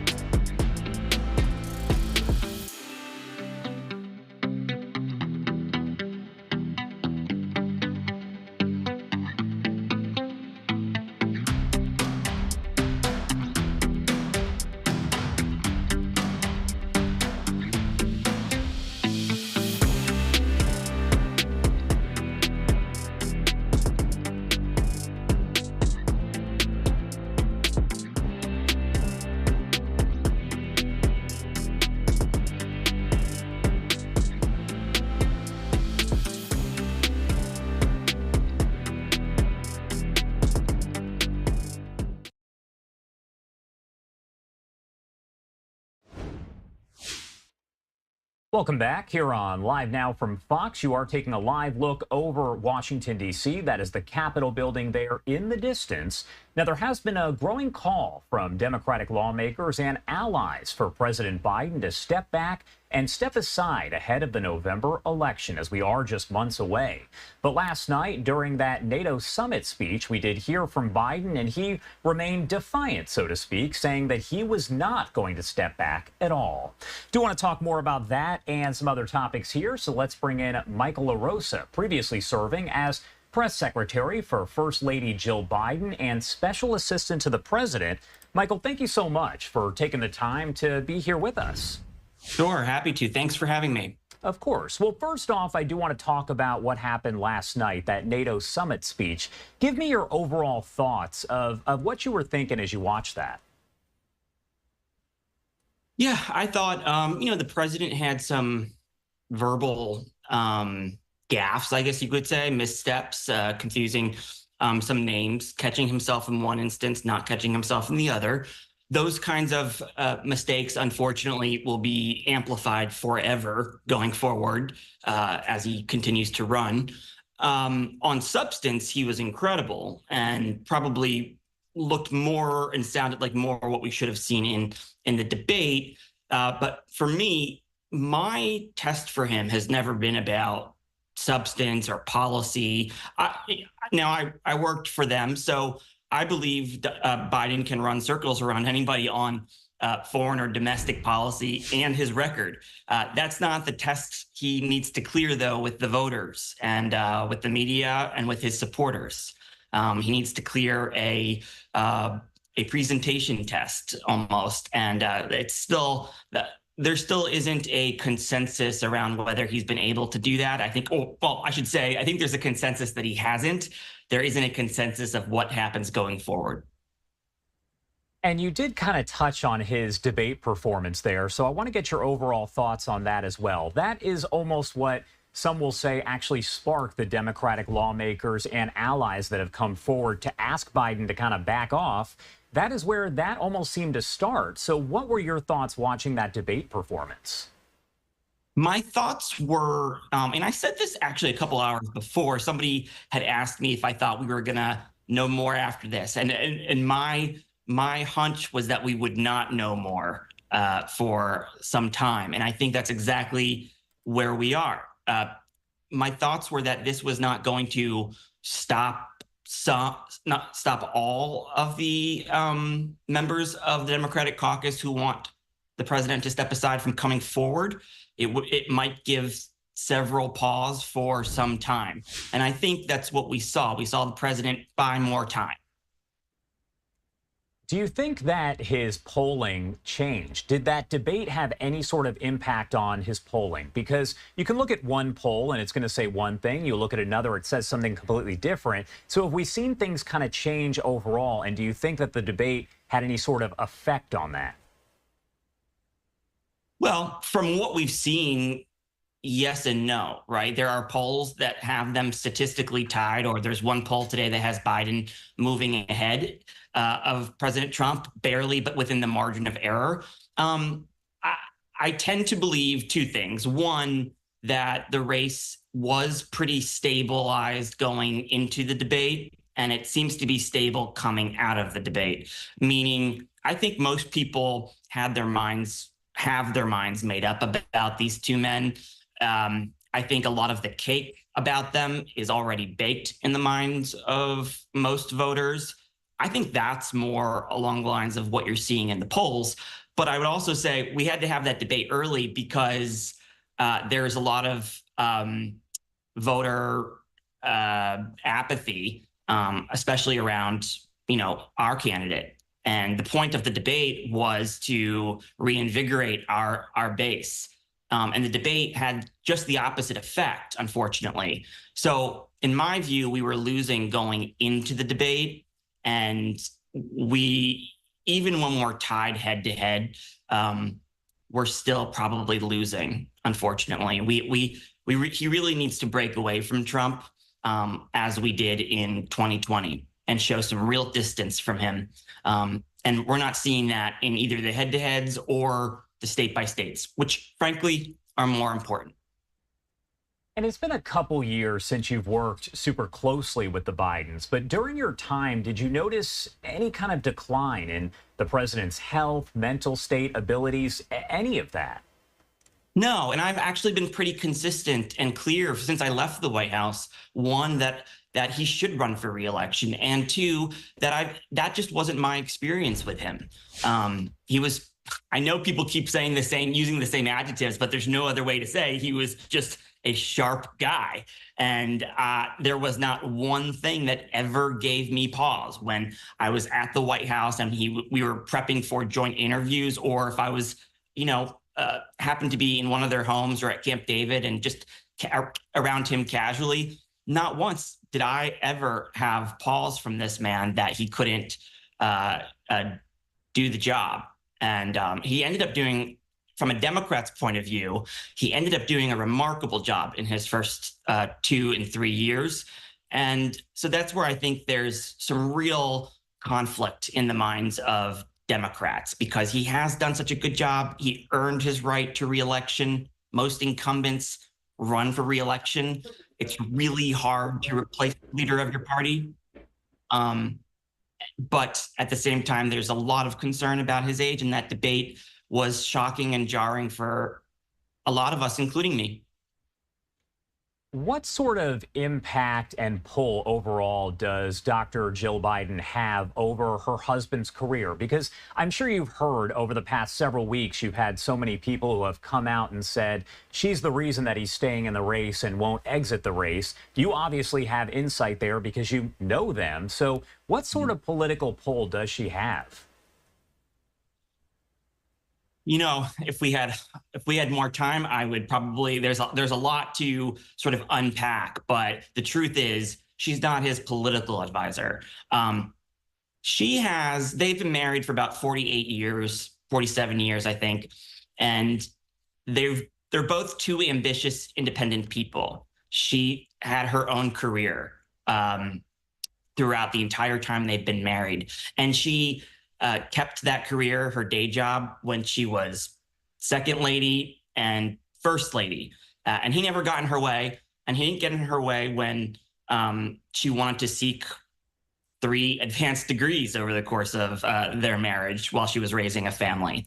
They had help. She didn't do it by herself, but he didn't stand in the way of her aspirations. And you know what? She never stood in the way of his. And they've been through 15 campaigns together, including their sons. And her job as his supporter. Now, does what she say matters to him? Absolutely, probably more than anyone. But she wouldn't want to take on the burden, and she won't take on the burden of being sort of the savior of Democrats or the party elder here. That's not how she sees her role. She's his spouse. And so she wants to do what's best for him, but she also won't tell him he shouldn't do something he wants to do. And this is his decision, not hers. I know you don't have a crystal ball or anything of that nature, but I do want to ask, do you believe, just based on what you've seen, what you know, that President Biden will stay in the race, or do you think that he will bow out? I believe, based on what I've seen and heard, that he will stay in the race. I do. And do you think that he can beat Trump in November?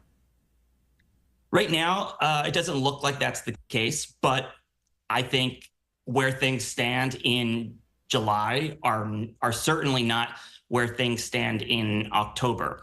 Early voting does begin rather early. It starts in some places in mid-September. It starts very soon, and there's not a lot of time to change perception and to start moving away in the polls. That said, we have to go back to 2016. Access Hollywood, just 2 weeks before the election, everybody thought it was over. Republicans were actually in the position that we are in now, trying to scramble and figure out whether they should dump their nominee. And they didn't. And like them, for the most part, Democrats are pretty united around President Biden so far. That doesn't mean it won't change. But it also doesn't mean he can't win. Are we behind? Absolutely, we're behind right now. So there's a lot of work to do. But where we are, if where we are now was predictive. Hillary Clinton and Michael Dukakis and Al Gore, frankly, would have been president. Well, and we were talking about polling, and, you know, you have one poll over here that says one thing, you have another poll that says another thing, and an expert who was just on a short time ago actually said the polling really doesn't matter, just ask President Hillary Clinton, because we know that that's what the polls did show. So, you know, that's something that people have said in the past there. Michael, thank you so much for taking the time to be here with us. Is there anything else that you want to add before I let you go? No, I think we covered a lot of ground, but I'm happy to come back anytime you're interested in talking politics and need a Democrat's point of view who served with the Bidens. All right. Looks like you're coming back every day. Thank you so much for taking the time to be here with us. Sure. Happy to anytime. 9:34 over on the East Coast and 6:34 on the West Coast. My name is Josh Breslow, and I'm here for the next several hours to bring you all of your top stories and live events from across the country and across the world. We're going to head to a quick 2-minute commercial break, though, but a lot more live coverage on the other side.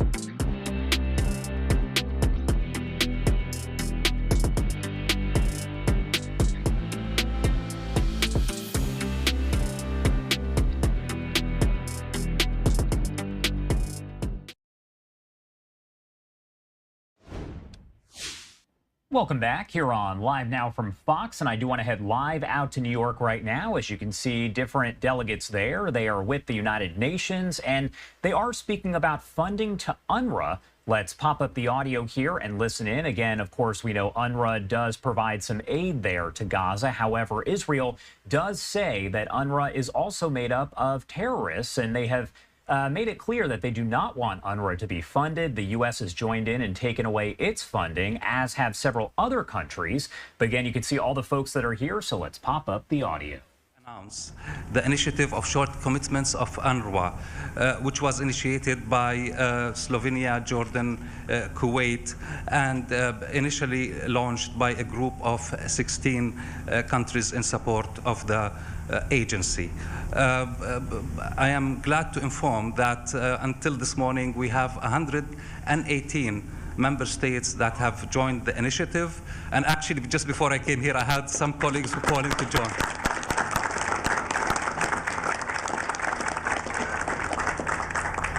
We thank them for their support, and we call on other members to join the initiative, which is open to all member states to sign anytime. The support for UNRWA during this urgent and difficult time is of vital importance. This agency is the lifeline for Palestine refugees in all areas of operation for the agency, and there is no other agency or body related to the United Nations or humanitarian agencies that's able to perform the functions that UNRWA is performing, especially with regard to education, health, and providing for the living in the areas of operation, including the occupied Palestinian territory. I now have the honor to give the floor to Her Excellency, the Foreign Minister of Slovenia, Mrs. Tanja Fohan. Please go ahead.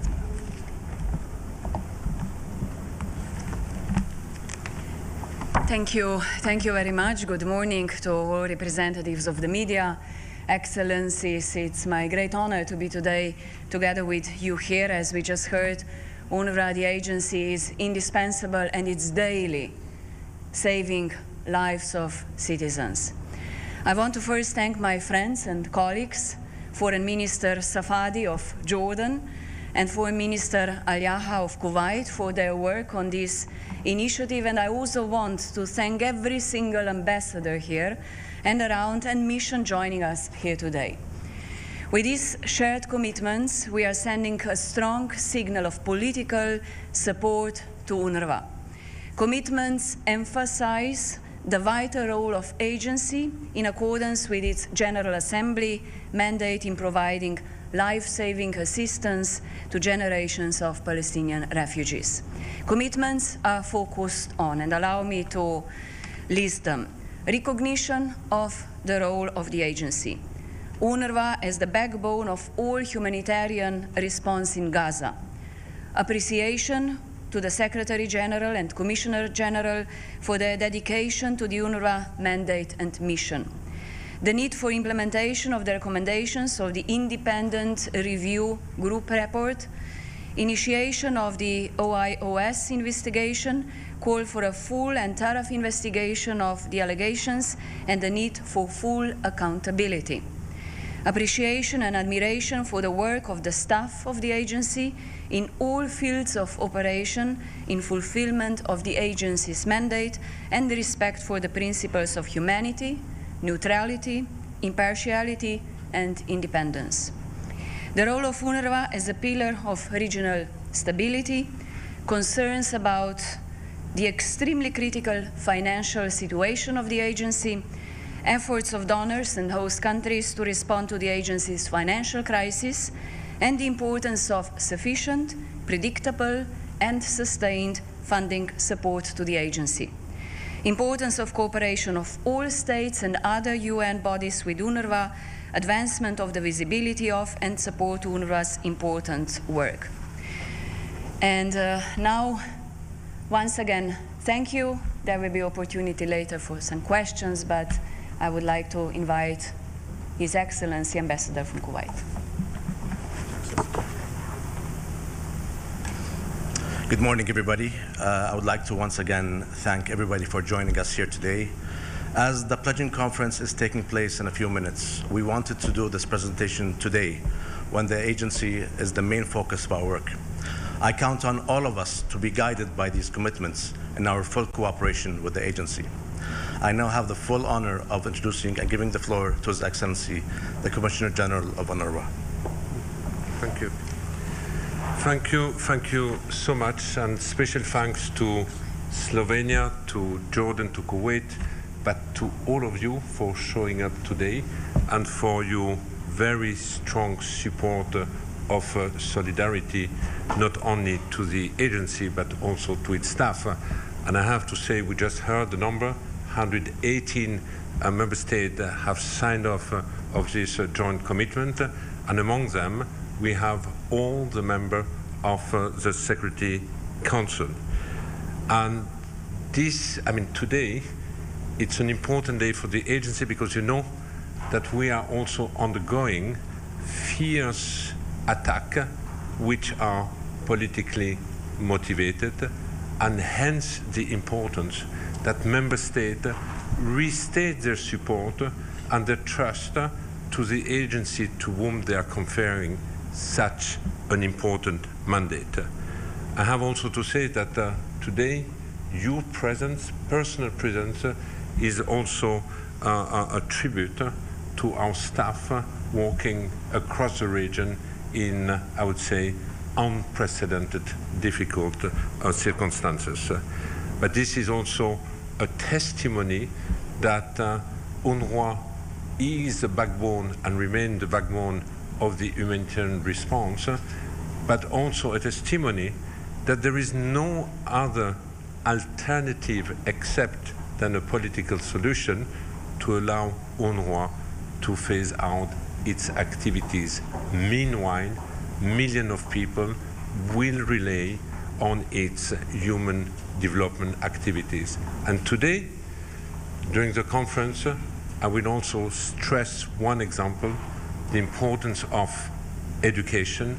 We have today in Gaza 1 in 2 persons under the age of 18. We have in Gaza more than 600,000 girls and boys living in the rubble, deeply traumatized, and for whom our joint commitment should be to bring them back as soon as possible in an education environment if we do not want to sacrifice an entire generation and sow the seeds for more violence in the future. So once again, on behalf of my colleague from UNRWA, on behalf of the Palestinian refugees, thank you so much for your support. Thank you.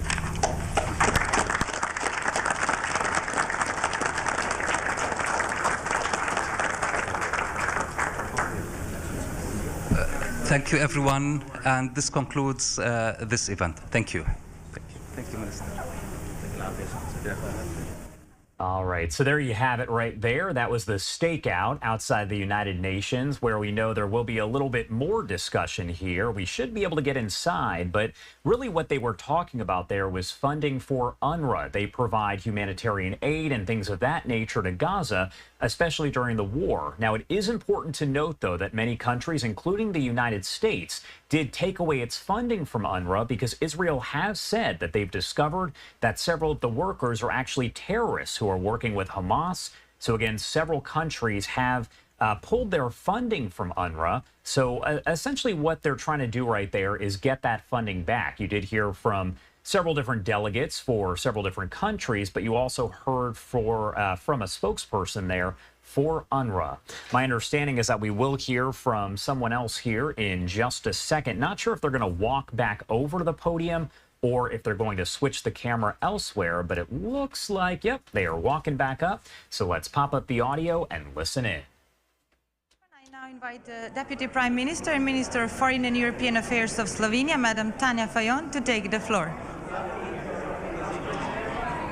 Thank you very much. I would once again like to thank to an amazing support we received by 118 to this morning countries, to the UNRWA, to the work, indispensable work of agency, helping daily to save lives of civilians. And it's extremely important. Slovenia stepped up and from the very beginning support financially the work of the agency, even in the hard times. It is extremely important to stress today at the Donors Conference that the work of agency is indispensable, and I also commend that many countries are today again resuming financial support to the agency, and we shall continue doing so. Slovenia is financially contributing significantly. We try to help and will continue to help also after the ceasefire and with the reconstruction of Gaza, especially supporting children, education and civilians in need.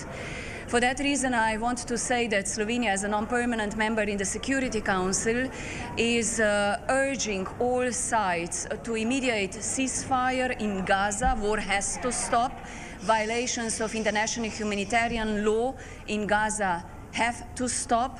What we face there, it's a terrible famine. Famine became a new weapon of war. Civilians are suffering. And I also want to today stress that the workers of UNRWA, many of them lost their lives supporting civilians in Gaza, and will also mourn for them. Slovenia is one of those rare countries that in recent period recognized the independence and sovereignty of Palestine, and we call on other countries to join us. The implementation of two-state solution is necessary to really ensure the peaceful living of Israelis and Palestinians side by side. So we are calling for an immediate ceasefire, for a release of hostages, and for an additional humanitarian assistance to civilians. Thank you.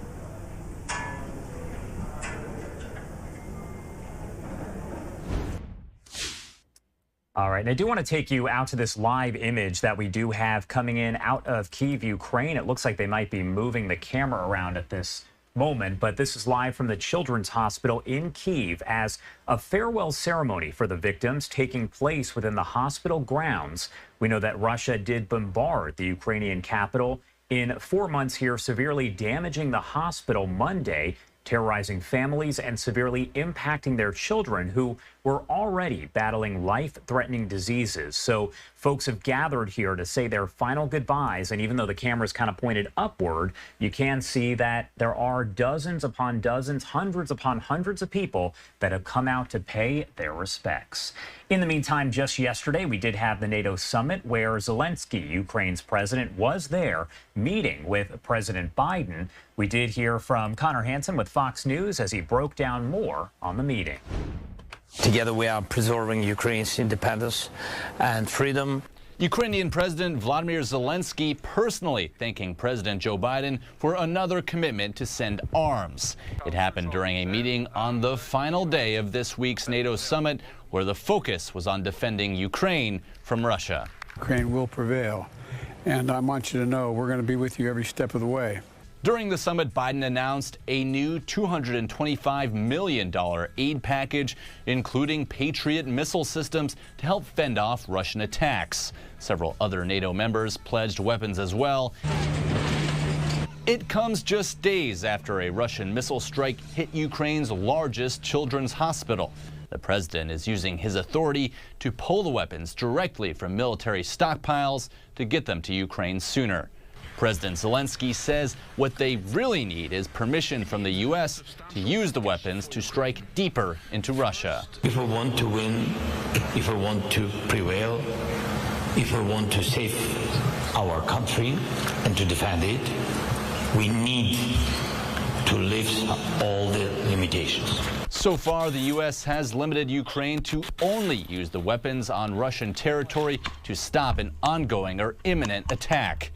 President Zelensky plans to head west to address a meeting of the National Governors Association in Utah. In New York, Connor Hansen, Fox News. Connor, thank you so much. And you are taking a live look right now over the Israel-Gaza border, a shot that we have shown you many times over the last 9 months as the war in Gaza does continue. Now, Israeli Prime Minister Netanyahu preparing to send a delegation to Egypt, where officials are expected to talk with mediators to try to advance a proposed ceasefire and hostage release deal with Hamas. But with IDF forces escalating attacks across the Gaza Strip, it's uncertain how these measures could possibly impact any kind of negotiations. Fox News' Sean Langell does report.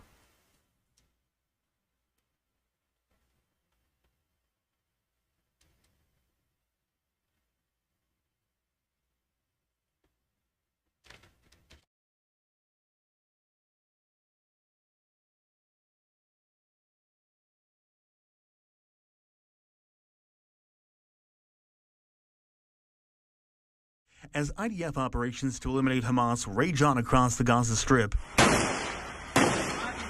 Israeli military officials are disclosing the findings of a new investigation into the terror group's deadly incursion on October 7th, saying Thursday the Israeli army failed in its mission to protect its citizens, citing disorganization and slow response times to neighborhoods under attack. We were not prepared for the murderous terrorist attack by Hamas, involving thousands of terrorists who infiltrated the country at dozens of points at the same time and began a campaign of killing, slaughter, and kidnapping.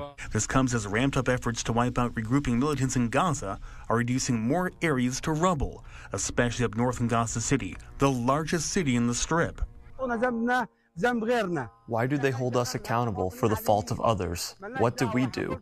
We are citizens. Look at the destruction around you. But U.S. officials say Israel is vowing to allow aid workers in Gaza to operate with greater speed and safety to help Palestinian civilians. These issues of deconfliction, of safe humanitarian movement, become all the more important because when the IDF is active in military hostilities, humanitarian aid workers have paid the price. The United Nations, however, says in many instances, far too little aid is getting through border crossings, casting blame on the ongoing fighting and limited coordination with Israeli forces. Our colleagues in Gaza are not sitting on their hands. The UN trucks that are getting are picking up aid are doing it often at great cost because they are being either looted or attacked. Sean Lanchel, Fox News. Sean, thank you so much for that report. And I do want to take you out live back here in the U.S. This is outside of the courthouse in Santa Fe, New Mexico, where testimony is expected to resume in the Alec Baldwin Rust trial. That's expected to start in just about 30 minutes at 10:30 a.m. Eastern time. We know they haven't necessarily been starting right on time, but that is when folks enter into the courtroom. Either way, we do have a camera inside the courtroom, and we'll bring you all of the action as it does take place. This will be day 3 of what is expected to be a 10-day trial. Again, we do have that camera in the courtroom, so you can watch live, raw, and unfiltered right here on Live Now from Fox. Do want to head to our final 2-minute commercial break of the hour now at 9:54 on the East Coast and 6:54 on the West Coast. You're watching Live Now from Fox, and on the other side, Mike Page will be in the hot seat with your top stories, live events, and breaking news.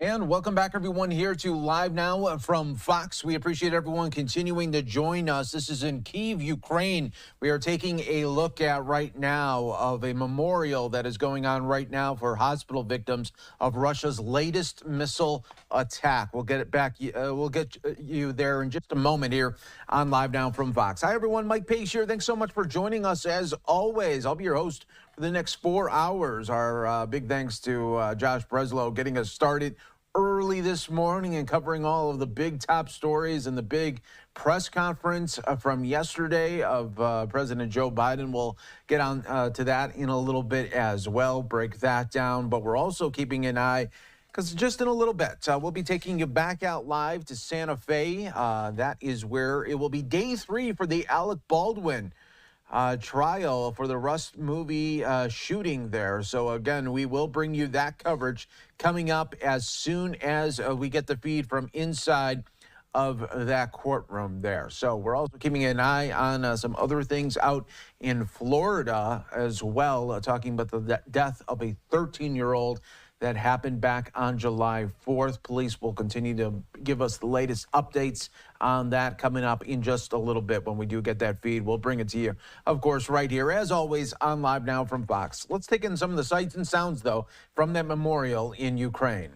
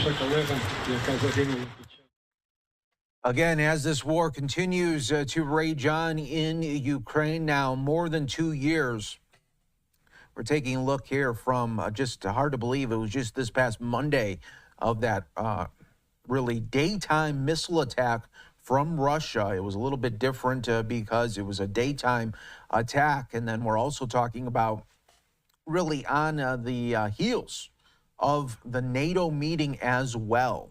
That was happening in D.C. Let's listen in.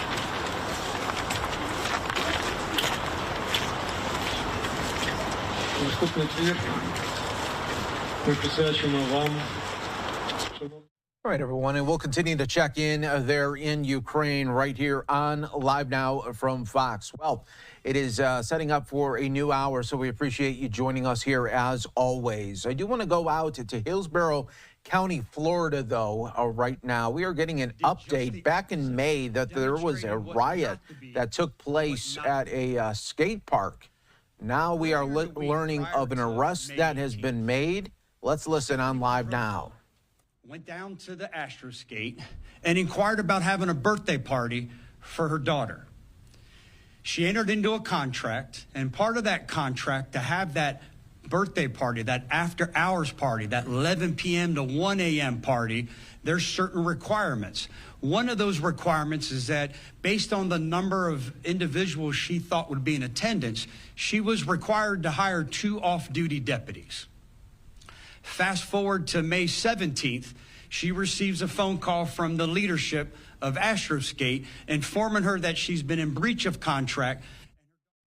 All right, everyone, we are going to go back to that in just a moment because I just did get get a live feed right now out of Florida here again, but this one in Orange County, Florida, getting an update on a July 4th murder that detectives have been working on, the murder of a 13-year-old. We are getting new information. Let's listen. Of law enforcement who are testing a significant amount of evidence as we still investigate this case. And we want to thank the community. We received many, many tips from the community that helped us lead us to him. And so you've heard me say before that law enforcement, we cannot do it alone. We need the community's help, and this case proves just that. The community really came through, media really came through for us, putting his picture out there, which ultimately led to his arrest. You know, so Rose, as you can see, is a beautiful young woman. She should not have died this way. And, you know, my heart aches for her family and her friends and her loved ones. But what we can do now is, you know, provide justice for this family moving forward. So with that, I will take any questions. Yes. Yes, he does. So he had been arrested for lewd and lascivious behavior on a child. That case was ultimately dropped to child abuse. I'm not sure what time or how much time he served, but he does have a history. Our deputies have come in contact with him recently. We were called about a man walking down the street with a knife. Our deputies were able to de-escalate that situation, have him drop the knife, but he ended up punching 3 of our deputies. He was ultimately Baker acted as a result of that incident. Did he have, or any indication that he knew Rose prior to this? Was this completely random? Had he been watching her? So he did not know her, but he used to live in that area. He's very familiar with that area. He has frequented that area, and according to people in that area, he has been seen watching girls in that area. So they were definitely concerned about him. But that's, other than the lewd and lascivious conduct, and then the Baker Act a few weeks ago, that's been our only contact and knowledge about him.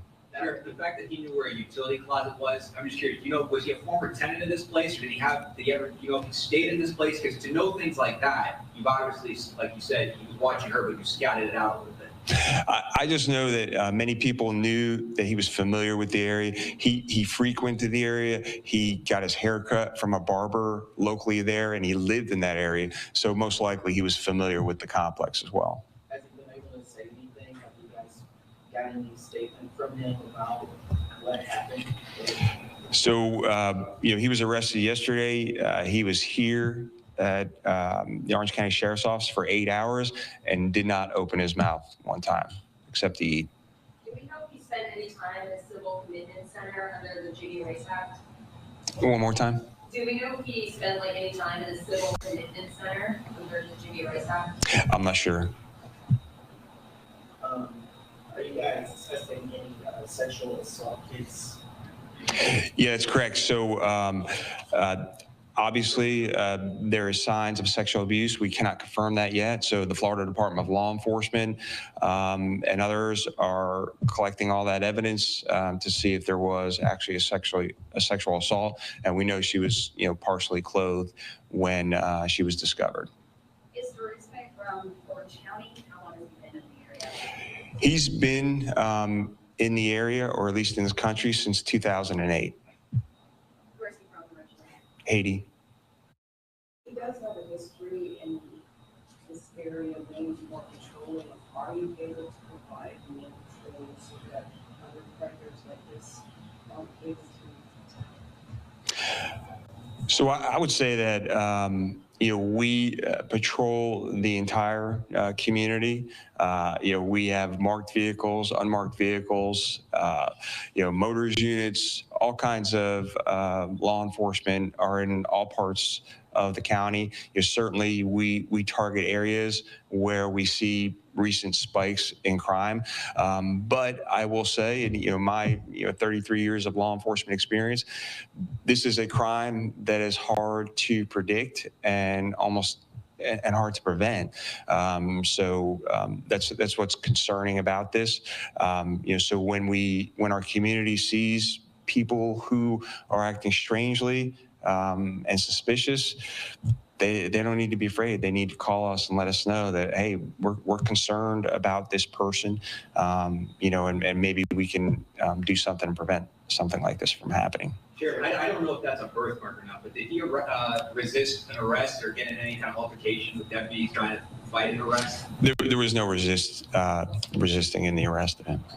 Sheriff, I know this happened on July 4th, and you guys started to put out information for the community to send in tips. It seemed like maybe it took a few days. Were you guys trying to investigate first and then go to the public, or what was the debate? So in any of these cases, homicide cases specifically, just know that our detectives are really working nonstop around the clock. Obviously, bits and pieces of information are coming in.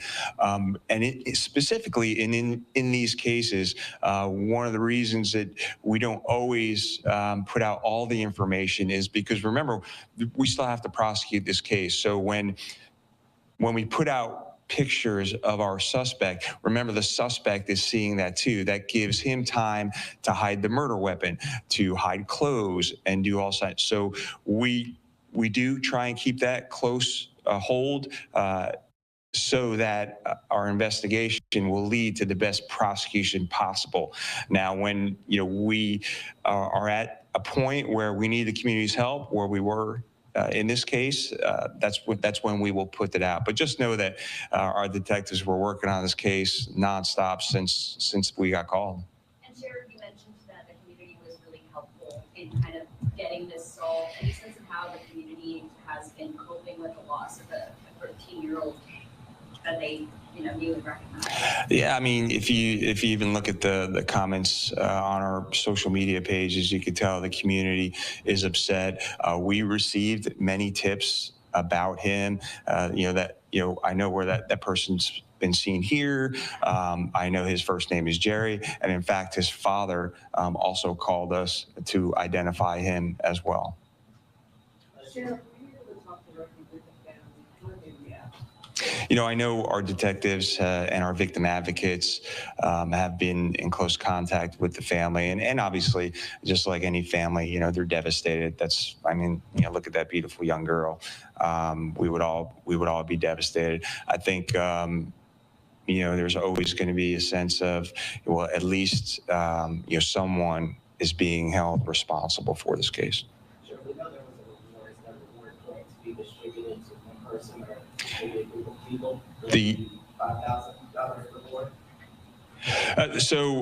That'll all have to be sorted out by Crime Line, because yes, there were many tips that came in.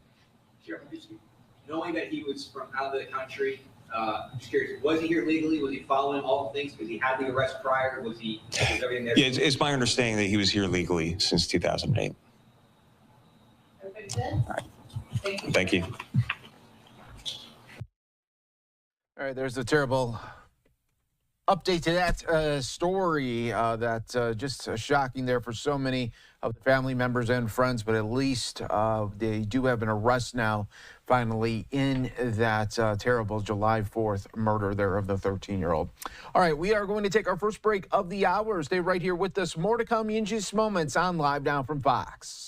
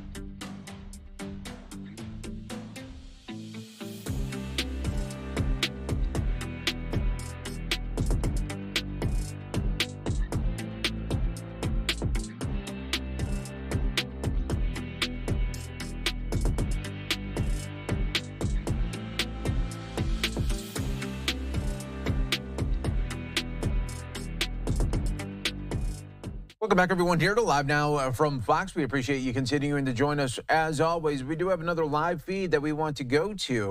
Let's go out right now to New York City, United Nations, and listen in. What it must be like to be in this situation. Can you imagine how our colleagues wake up day after day in a living nightmare and still deliver for Palestinians in desperate need? Because I cannot. There are doctors, nurses, counselors, engineers, drivers, and so many others, all demonstrating incredible courage and solidarity.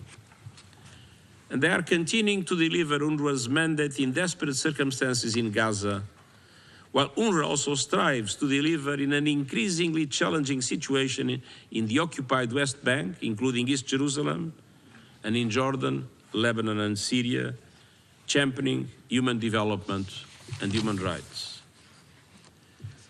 Excellencies, hopelessness is the greatest ally of instability, and the work of UNRWA is one of the greatest factors providing hope and stability across a troubled region. Without the necessary support and financing to UNRWA, Palestine refugees will lose a critical lifeline and the last ray of hope for a better future. To those of you who have already pledged support, I thank you. And my appeal to everyone is this: protect UNRWA, protect UNRWA's staff, and protect UNRWA's mandate, including through funding. And let me be clear, there is no alternative to UNRWA. We are working on all fronts to implement the recommendations of the Catherine Colonna report by strengthening UNRWA's work and risk management mechanisms. Now is also the time to work on all fronts to support UNRWA's critical mission. And now is the time to bring an end to this terrible war, starting with an immediate humanitarian ceasefire in Gaza and an immediate and unconditional release of all hostages. Ultimately, only a political solution can bring an end to this conflict, one that realizes a vision of two states, Israel and Palestine, living side by side in peace and security, with Jerusalem as the capital of both states. I urge you to act, and act now, and to instill hope in a place where it is in short supply. Act to uphold the mandate of this General Assembly to sustain UNRWA. Act in solidarity with the Palestine refugees and all the Palestinian people, and I thank you. I should like to thank the Secretary General for his statement, and I will now make some remarks of my own. Mr. Antonio Guterres, Secretary General of the United Nations, Mr. Philippe Lazzarini, Commissioner General of UNRWA, Excellencies, ladies and gentlemen, as President of the General Assembly, I have consistently emphasized that the work and impact of the United Nations extends far beyond the physical confines of our headquarters in New York. Our field offices save innumerable lives and work diligently to improve the quality of life for millions, giving them hope. Our United Nations system organizations provide shelter to displaced refugees, sustenance to the hungry, and education to children who would otherwise lack access to learning opportunities. Since its establishment in 1949, UNRWA has embodied the best of our field work for decades, earning a reputation as a beacon of hope in a region routinely beset by turmoil. UNRWA provides protection for 5.9 million registered refugees, including vulnerable groups such as women, children, and persons with disabilities. The agency administers 58 recognized Palestine refugee camps, addressing the dire humanitarian needs of over 1.6 million people across Jordan, Lebanon, Syria, the Gaza Strip, and the West Bank, including East Jerusalem. Through its efforts, UNRWA offers hope and, moreover, the prospect of a future where the dignity and rights of all Palestinian refugees are protected and upheld. Tragically, 197 UNRWA staff members have paid the ultimate price. To honor their memory and the memory of all those who have lost their lives, I kindly request this assembly to rise and observe a minute of silence.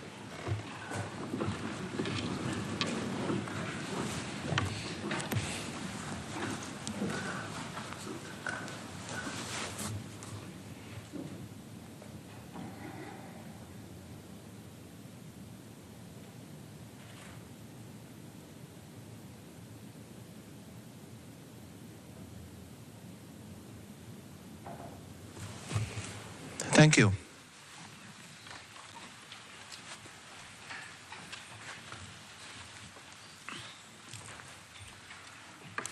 Excellencies, considering the essential services delivered by the agency and its staff, it should deeply alarm us all that UNRWA is currently standing on the precipice of financial collapse. We must heed Commissioner General Lazarini's persistent warnings, reiterated over the past many months, that the budgetary shortfalls facing the organization could force it to cease operations this year, despite its mandate extending to June 2026. The crisis facing UNRWA has been exacerbated by increasingly persistent attacks on the agency's reputation and integrity. Yet, if it ceases operations, it is vulnerable Palestinian refugees who have nowhere else to turn who will suffer the most. Consider that UNRWA's emergency appeals are critically underfunded, currently at only 18 to 19%. This funding will only cover food supplies for Gazans until the end of September. Throughout this season, we have convened multiple times to address the acute situation affecting UNRWA. In March, the General Assembly held an informal plenary to receive a briefing from Commissioner General Lazzarini on the agency's operations.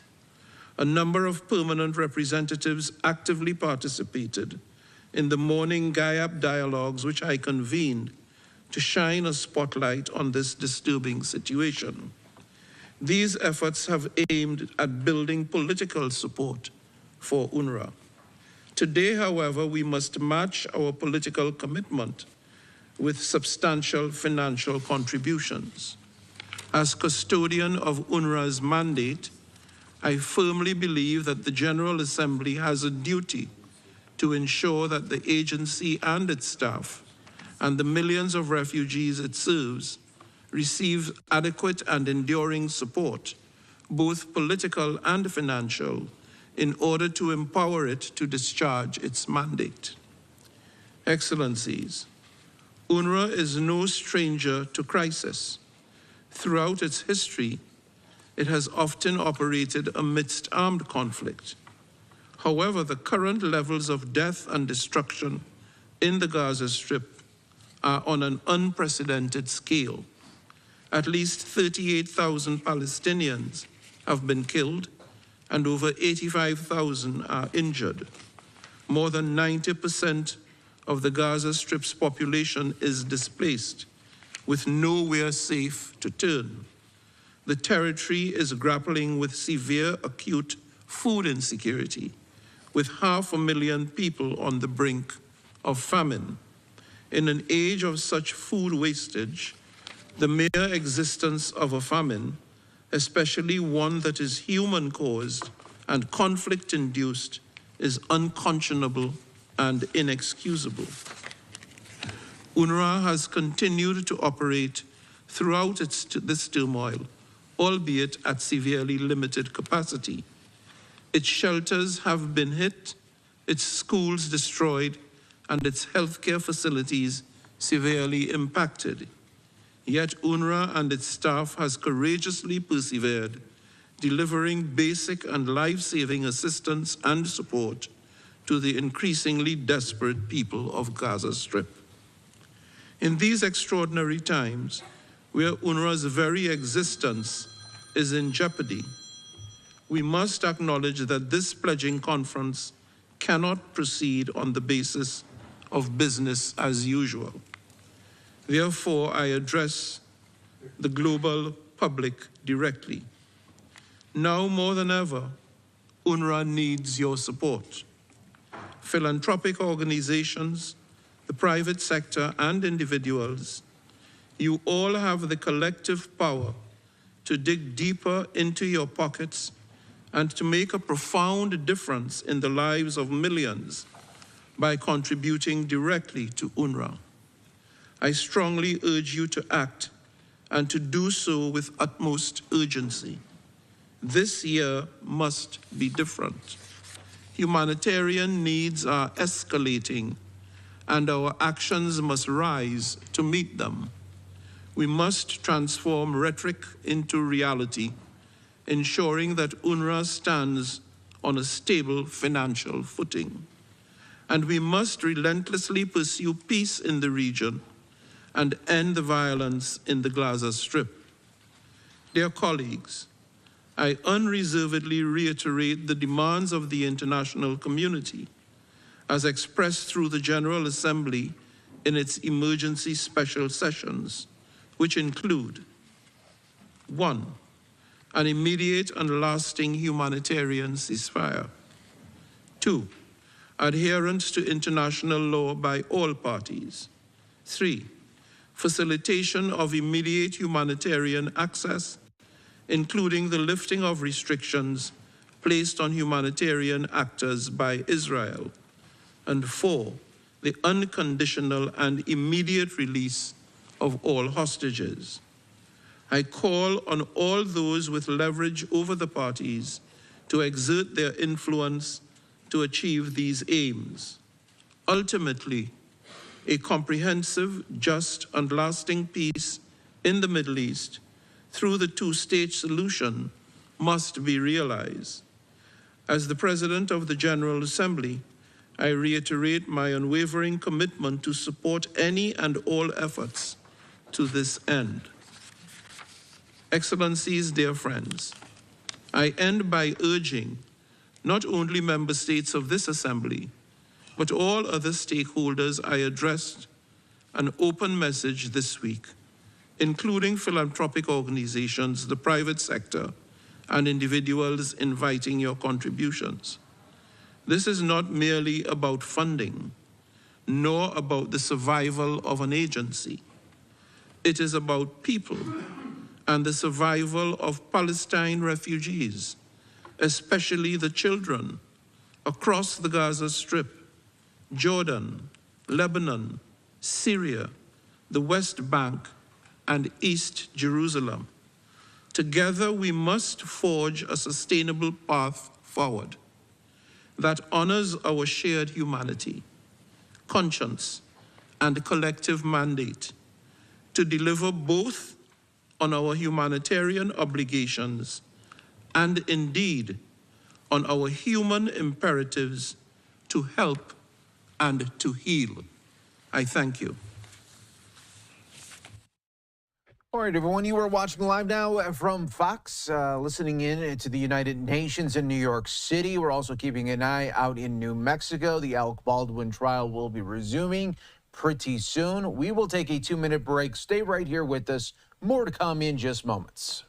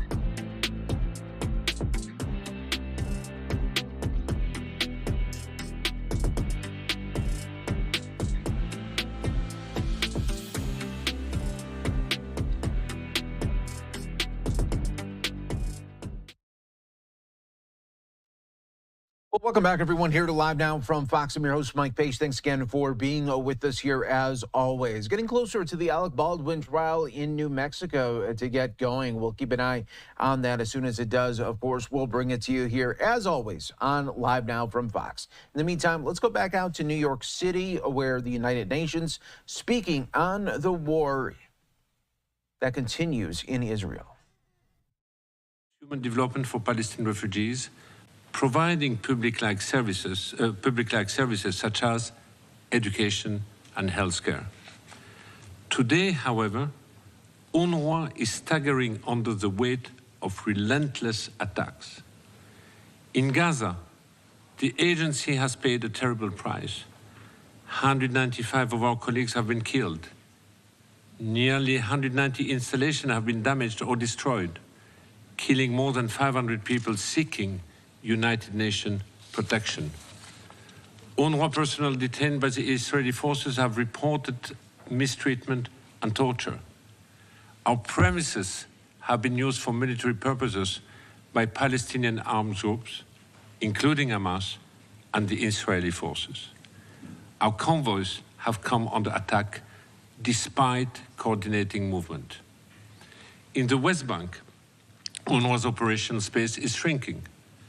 Arbitrary measures imposed by Israel severely restrict the presence and movement of our staff.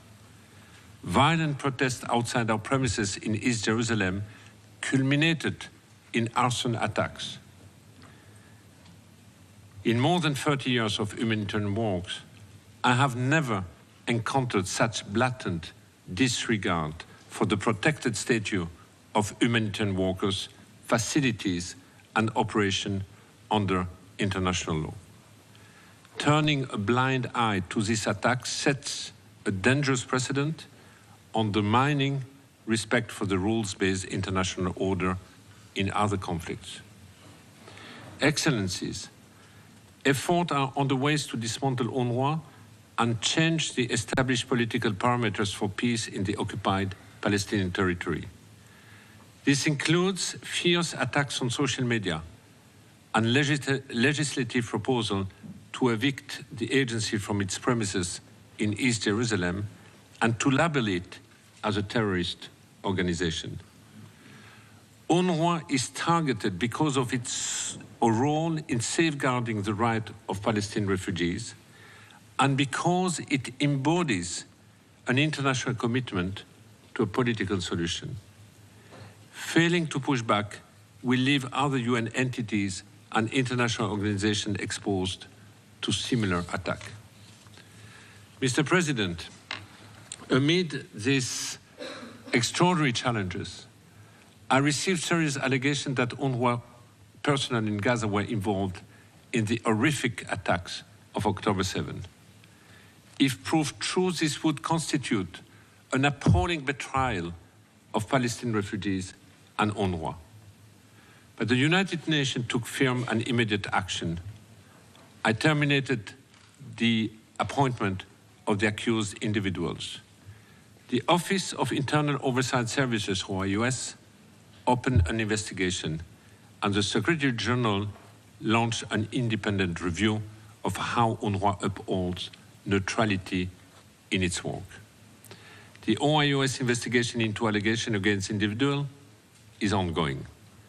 The independent review concluded that UNRWA has policies, mechanisms, and procedures to ensure compliance with the principle of neutrality. The review confirmed that the agency has a more developed approach to neutrality than similar UN or other entities, including in addressing breaches through disciplinary sanction. The review, however, makes recommendations to reinforce neutrality in a complex and polarized political environment. UNRWA is committed to implementing this recommendation with the support of donors and host countries. Excellencies, I have warned repeatedly that UNRWA's funding model is incompatible with its mandate to provide public-like services. More than a decade of crowing on the funding and severe austerity measures have eroded the quality of our services. Weakened by snowballing financial deficits, the agency nearly imploded earlier this year. Following the allegation against individual personnel, 16 member states suspended funding to the agency. We have worked tirelessly with partners to restore confidence in the agency. As of today, almost all have resumed funding. I am immensely grateful for your trust and support.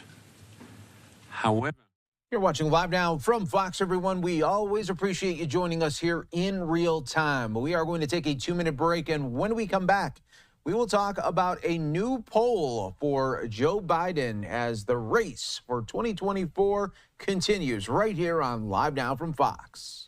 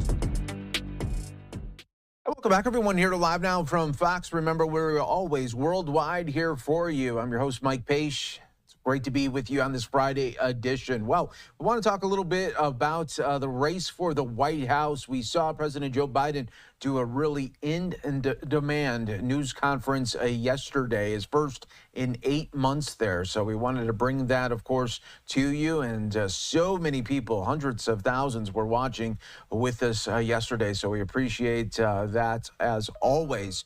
Do want to let you know about a new poll that is out for the race for the White House. And in it, Biden takes a slight lead over Trump in this new poll. It's a new national NPR PBS NewsHour Marist poll that has found that President Biden has taken a slight 50% to 48% lead over former President Trump in a head-to-head matchup. The results also found that no other mainstream Democrat that has been floated as a potential replacement for Biden on the Democrat ticket, if the 81-year-old eventually drops out of the race, performs better than him against Trump. Almost 2/3 of the 1,300 respondents said that they believe Biden is not mentally fit to be president, including nearly 4 in 10 Democrats. The poll has found that when third-party candidates are factored into the race, Trump leads Biden 43% to 42%. That's according to NPR. So very, very tight margins going into these deep summer months right now. We know that Joe Biden is heading to Detroit, Michigan, and already Team Trump and Republicans are slamming Biden ahead of his visit to Michigan. The Trump campaign has said, and this is coming from Michigan Republican Party chairman also, saying today's visit to Detroit doesn't change the fact that Joe Biden has failed in Michigan at every opportunity. His obsession with electric vehicles is guaranteed to cripple the community and put Michigan people out of work. Joe Biden has proven time and time again that he is wrong for Michigan. Again, that was from the Michigan Republican Party chairman. Also, this is coming from Team Trump Michigan communications director saying that Joe Biden will sleepwalk through his trip to Detroit, but Michigan people will not be dreaming when they see how the Biden-Harris economic policies have made it harder for families to put food on the table or afford to provide for their children there. So we will definitely be keeping an eye on the remarks from Biden a little bit later this afternoon here on Live Now from Fox, everyone. Well, let's take another 2-minute break. Stay right here with us. Always more to come.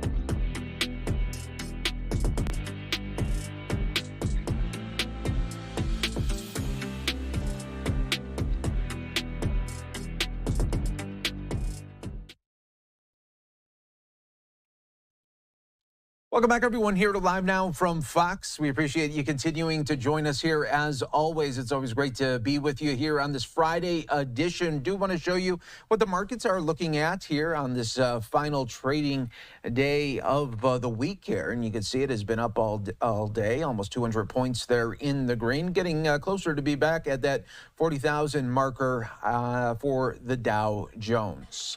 So we want to talk a little bit more about the economy with the latest numbers that are out as well. And so many people want to know just what that'll mean for their bottom line, especially when you look at grocery prices and so much more. So I want to bring in our next guest here of this hour. Always great to have you, Dr. Michael Walden. We appreciate you joining us here as always, extension economist at North Carolina State University. Thanks for being here on this Friday. My pleasure. Thanks for having me. All right, so let's talk about the latest data numbers that have come out. And, you know, I think a lot of people talk about when they see these numbers and you see maybe a 0.1% down. It's not something, obviously, that you're talking about at the dinner table for the most American families. They're just wondering, okay, these prices at the grocery stores and food, gas, all so much higher, and they want to know when things could maybe start settling down, if that's possible. And you're absolutely right. I do, dozens of talks a year all over North Carolina. So I know what average people are thinking, and they are very much concerned about inflation, despite what they hear about inflation moderating. If you look at the data, the average household is about 4 to 5% under where they were in purchasing power in 2021. Translated, that means prices are higher, but their incomes have not gone up as fast to be able for them to pay those higher prices. People are also looking at interest rates. They want to buy a house, they want to use their credit card, if they want to take out a personal loan, very, very high. So people are still very much upset about the economy. Now, when they hear the numbers that came out yesterday, they hear that it's commonly said, well, inflation's down. Technically, that's not correct. The inflation rate is lower. Prices are still going up. If you look at the broadest measure of the inflation rate that includes all items, they're up 3% year over year when you compare June of this year to June of last year. And if you look at what's called the core rate, which is an interesting number because it excludes food and fuel. And the reason for that is that food and fuel prices can be moved by things that are outside of our control. Those prices year over year were up 3.3%. So we still have an inflation issue. It is moderating. I think we'll eventually get back to where people's purchasing power is back to where it was in 2021. But unfortunately, I don't see that happening until well into 2025. Yeah, it's so easy to see for so many Americans when you just take a look there. I was talking about grocery prices, but even rent, and that continues to go up. And I want to talk a little bit about housing as well, Dr. Mike, because you know, we're at a moment here where still these interest rates are very high for what people are looking at. I mean, look at, if you are looking at just a $500,000 home and you put down about $30,000 and you see the rates at maybe 6.8 or even 7%, you are looking at a payment that is well over, you know, $3,000 a month for families. And I see this I hear this from young people all the time, young people that I meet in various settings who say, gosh, I'm ready to buy a house. I just can't afford to buy the house. The ironic thing here is that this is exactly what the Federal Reserve wanted to happen. The Federal Reserve's tool that they use in trying to moderate inflation is to tamp down spending. When they tamp down spending, that tends to take pressure off of prices. And they've been successful in the sense that if you go back to mid-2022, the year-over-year inflation rate was 9%, highest it was in 40 years. Now it's down, as I indicated just earlier, it's down to the 3% range, so that's progress, but prices are still going up. And a large part of the reason for why the inflation rate has moderated is because of high interest rates. High interest rates deter people from buying homes, deter people from buying cars and other things. That's exactly what the Federal Reserve wants to have happen, is to moderate spending. Now, this, I think, is the conundrum the Federal Reserve is in right now, and they've actually been in for several years. The Federal Reserve knows if they raise interest rates too high and if they tamp down spending too much, we can actually go into a recession. Now, they've avoided that, and I applaud the Federal Reserve. Over the last 2 years, many economists were predicting we'd have a recession. That usually is the case when the Federal Reserve raises interest rates as much as they had this cycle. The recession did not happen. But what we are now seeing, finally, is that the economy is cooling. We see it in the labor market. We saw a modest rise in unemployment. We're seeing it in spending. We're seeing it in a variety of things, that the economy is slowing down. And I think the Federal Reserve, and Jay Powell, who is the chair, has talked about this. They are still concerned that they don't want to move too fast to lower interest rates. That will actually spur the economy. But on the other hand, they want to keep those interest rates high because they don't want to not meet their goal of a 2% inflation rate. So the Fed is sort of in a bit betwixt and between because they've got two competing goals that they want to achieve. Yeah, that's so true, and I'm so glad that you mentioned that there as well. And I think when you look back at housing as well, and some say, well, you know, look at the 80s when the interest rates were so much higher than what they are currently. But then I always try to tell people is, yeah, but the homes weren't $500,000, $600,000, $700,000 for most houses there. This is what we're dealing with. And I'll just throw this in as a footnote. Another ironic aspect to this is that during the pandemic, the Federal Reserve had the opposite policy. They wanted to spur economic growth. They were worried the economy would collapse. Well, we all were. So they pushed their interest rates down to virtually historic lows. In 2020 and 2021, you could get a 30-year fixed rate mortgage for under 3%, unheard of. That spurred a lot of home buying, and that spurred big increases in housing prices. So the Federal Reserve has been behind both situations that we have been in over the last several years. I don't want to sound critical of them, but I'm just pointing this out because they are a key factor behind where we are economically now. Yeah, that's so true. And you're at this moment right now where you have the interest rates of where they're at for the homes, and you have people that are in homes that have maybe mortgages at 2 or 3%. There's no way that they are selling and then saying, you know what? Yeah, sign me up for a 7%er. Yeah, and that's an excellent point because that's kept a stock off of the housing market. People who have those very low mortgages and may want to move. Maybe they're an old person like me and they want to downsize. They don't want to lose that very, very lucrative interest rate they have. So that's been contributing to a more modest housing stock so that when young people, for example, go out to buy a house, not only do they have to contend with high interest rates, they have to contend with high housing prices because the stock has been limited, in addition to what the Federal Reserve did during the COVID. Yeah, it's all so interesting, and really, when you really take a look at sometimes the numbers and you look at the whole level, you're thinking to yourself, okay, when are most Americans going to get some relief there? And we'll, I guess, continue to wait. But Dr. Mike, thanks so much for giving us some great insight here on these numbers, and we appreciate it as always. Thank you very much. Good to talk to you. You as well. Have a good weekend. And what we will do now, everyone, I see in the corner of my eye as we were doing this end of the talk here on the economy, it looks like we have out in New Mexico. Yes, we do. All right. So we do have the trial back on for Alec Baldwin. So that was perfect timing. Look at that, everyone. It's, you know, I always say to people, sometimes it's better to be, I'd rather be lucky than good sometimes because that timing just worked out great. So let's listen in right now in New Mexico here at the Alec Baldwin trial. Day 3, everyone. Impacted this trial. And so, and then we had the Brady disclosures, and I could keep going, and I'm not going to because we've limited time. But there's just never been any, it's just, I don't know how much of it can happen with it. Okay, let's do this. Where's the picture? I'm having somebody print it. Okay. All right, I am aware of what you're saying, but we are, look, first I have to see the picture, okay? Now, let's go to the arguments of this. Yes, sir. Okay, and then you can, you know, show me what you're talking about. And I did get it, so thank you. You're welcome, Your Honor. Since we did submit the written briefing, I will try to be brief, but I think it'd be helpful to build out some of the facts so Your Honor has the chronology of how this happened and has the factual pieces to understand the severity of what's happened. Okay. So on November 1st, 2021, shortly after the Rust incident, Seth Kenney's on the... Just one moment. I need Faith to get me my notebook. Of course.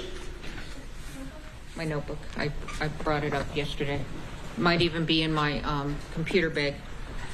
Okay, I'm going to go ahead. I'll take notes on this. All right, go ahead. May I proceed, Your Honor? Yes, I'm sorry. Thank you. So November 1st, 2021, Seth Kenney is on a phone call with Corporal Hancock. At that point, we've heard about Seth Kenney's involvement in this, his effort to pry into what's going on with the prop card and the bullets. And so on that phone call, he's telling Corporal Hancock, then Detective Hancock, that he believes he knows where the live bullet came from. He dials in a guy named Teskey, who we heard about yesterday in testimony.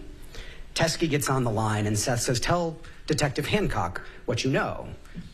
And he says, well, Fel Reed dropped off a batch of live ammunition at my business because I have a safer place to store it. And after that, Fel shows up, grabs some of the live ammunition and leaves some behind. And that's what I know. And Seth says, well, that could be from the same batch that killed Helena Hutchins. Could be a match. He says, and it's Fel Reed and it's Hannah Gutierrez Reed That's the one who's responsible here, pushing it off on Gutierrez-Reed as the source of the live ammunition, just as the state has done in this case. He says, thank you very much. He gets off the phone. Fell says, Teskey says, I'll take a picture. I'm not in front of my computer, not in front of my ammunition. I'll send it in an hour. He sends a picture of 4 bullets. Ms. Morrissey is going to hold that up to you and say, these are the 4 bullets you knew about this. That was from 2021. Detective Hancock does not preserve the other live ammunition that's at Teskey's property, even though he told her this could be from the live ammunition batch that matches the bullet that killed Helena Hutchins. 2 years later, November 2nd, 2023, there's a PTI of Teskey. Ms. Morrissey's asking questions, and she starts probing further into the live ammunition that Teskey had previously said was given to him by Reed. And she says, do you still have some of that ammunition? He says, well, some of it, but I've been out shooting it over the last 2 years because Detective Hancock did not preserve it over that time period. Ms. Morrissey probes further. Where'd it come from? Tell me your story. He says, well, Fell dropped it off. He then picked some up, and he went with Seth Kenney to the 1883 Yellowstone movie, where he was teaching people how to shoot with that live ammunition. He then went to another movie with Seth Kenney, teaching people how to shoot with that live ammunition. And Seth Kenney then took a green ammo can with that live ammunition in it and brought it home with him. He says that could be the live ammunition from that green ammo can that killed Helena Hutchins. Ms. Morrissey says, I want you to preserve that. And do you think there's any evidence that this was sabotage? And he says, well, actually, Seth Kenney called me while Rust was shooting, telling me he wanted to get Hannah Gutierrez-Reed fired. But he didn't know how to do it because he was concerned about upsetting Fel Reed, significant armor in the business, as Your Honor knows. And so he says, I don't have evidence that there was sabotage, but that's what I know, and I still have this ammunition. As we know, Sarah Zachary, the one who threw the live bullets away, we don't know, live or not, threw bullets away after the incident on Rust, admitted that.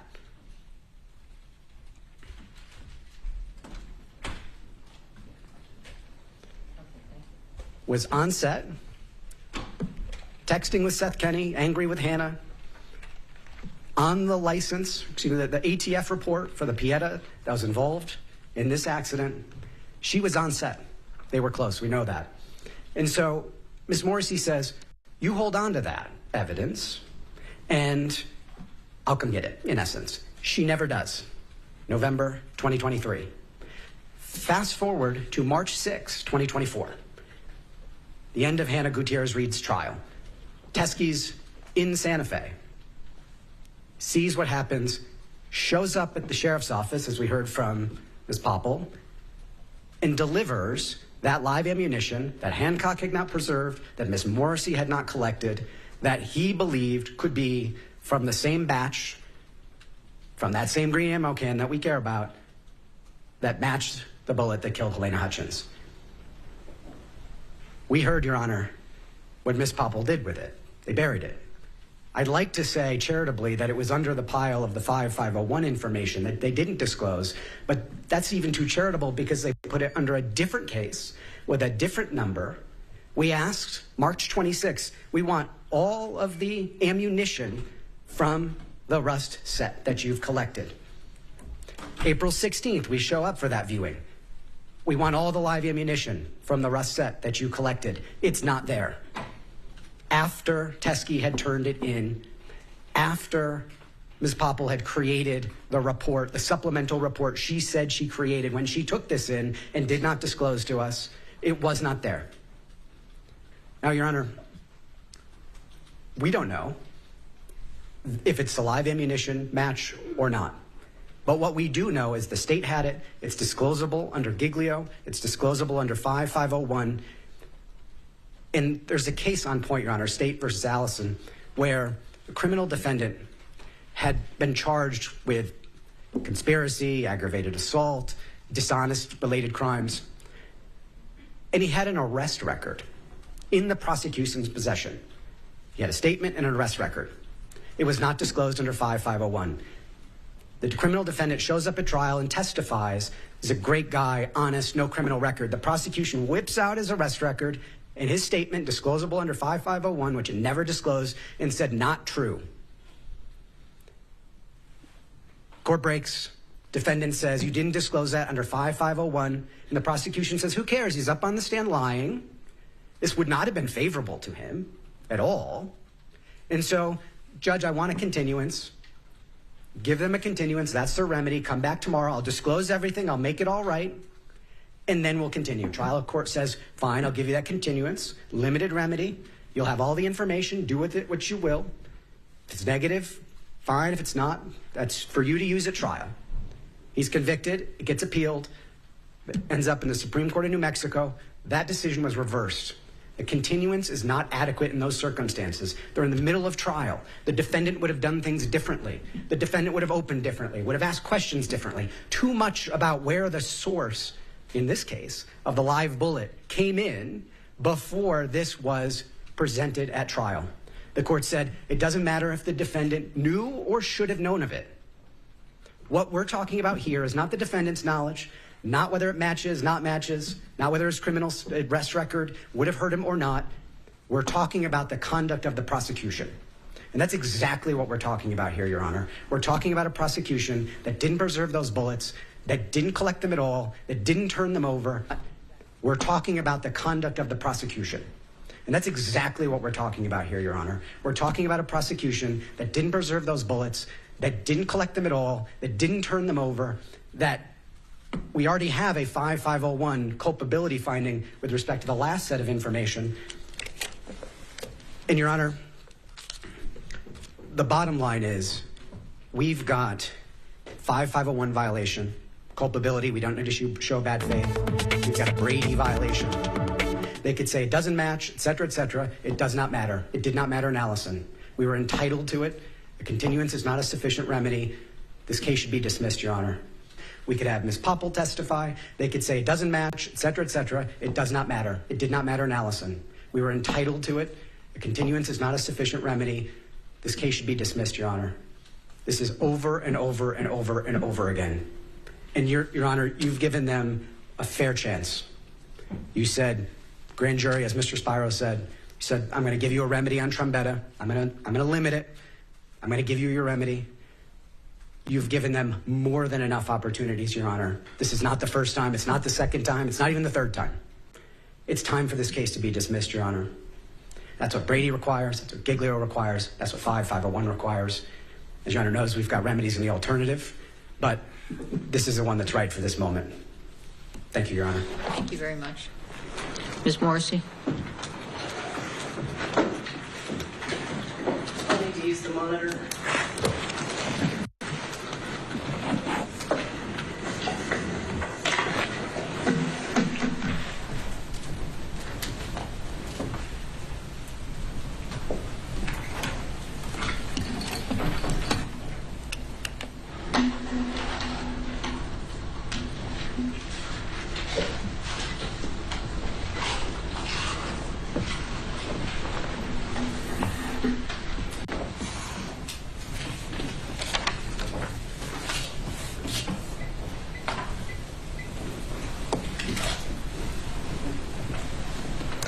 Your Honor, there have been absolutely no violations of our obligations as prosecutors. I want to walk you through everything that has occurred in this regard, everything that these defense attorneys knew well before today, and everything that was also disclosed to Ms. Gutierrez's counsel. So what you can see from the transcript of Mr. Teskey's interview during the Gutierrez case prior to her trial is that Mr. Teskey is Thel Reed's close friend. And Mr. Teskey stores Mr. Reed's ammunition. And the reason that he stores it for Mr. Reed is because Mr. Reed lives in a single-wide mobile home that doesn't have a lot of security, and because he's a professional armorer, he has a bunch of guns and ammunition. Mr. Teskey is a retired police officer who has a whole bunch of security at his property. So Thel Reed has 300 rounds of live .45 caliber ammunition.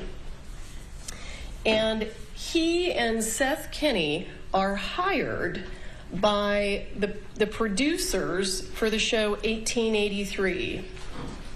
Everything that I want you to know, Your Honor, everything that I'm telling the court, Mr. Bowles has this information, and these people have this information. So nothing I'm telling the court is new. So they get hired on this to do what's called a cowboy training on the set of 1883. So the cowboy training is where gun experts, that being Thel Reed and Seth Kenney, take the actors to shoot real guns with real ammunition so that they have a better idea of the recoil and how the gun is actually supposed to look, and to help them with their acting techniques. In fact, the fact that production companies do this was actually something that Mr. Baldwin pointed out to Detective Hancock during his interview. He himself has done this with a production company. So when they're through with the cowboy training camp in Texas, they've got some rounds left over. And Seth Kenney says, I'm going to take these. And Thel Reed lets him take them. So, and let me back up. When they originally went to the cowboy training camp in Texas, they didn't take all of Thel's ammunition. They took a certain amount of it, and Thel left some in Troy Teskey's garage. All of this ammunition came from the same place. This was all from basically the same batch of ammunition that Thel Reed had, that he got from a manufacturer, from an ammunition manufacturer in Kingman, Arizona, named Joe Swanson.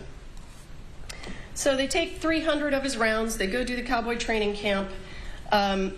Seth Kenney then takes the leftover rounds back to PDQ. So then what happens is Mr. Bowles begins to tell Detective Hancock, hey, you need to go execute a search warrant at PDQ because there's this green ammo can that Seth Kenney took after the 1883 training camp. Hancock, to her credit, takes Mr. Bowles at his word. She gets a search warrant. She goes to PDQ.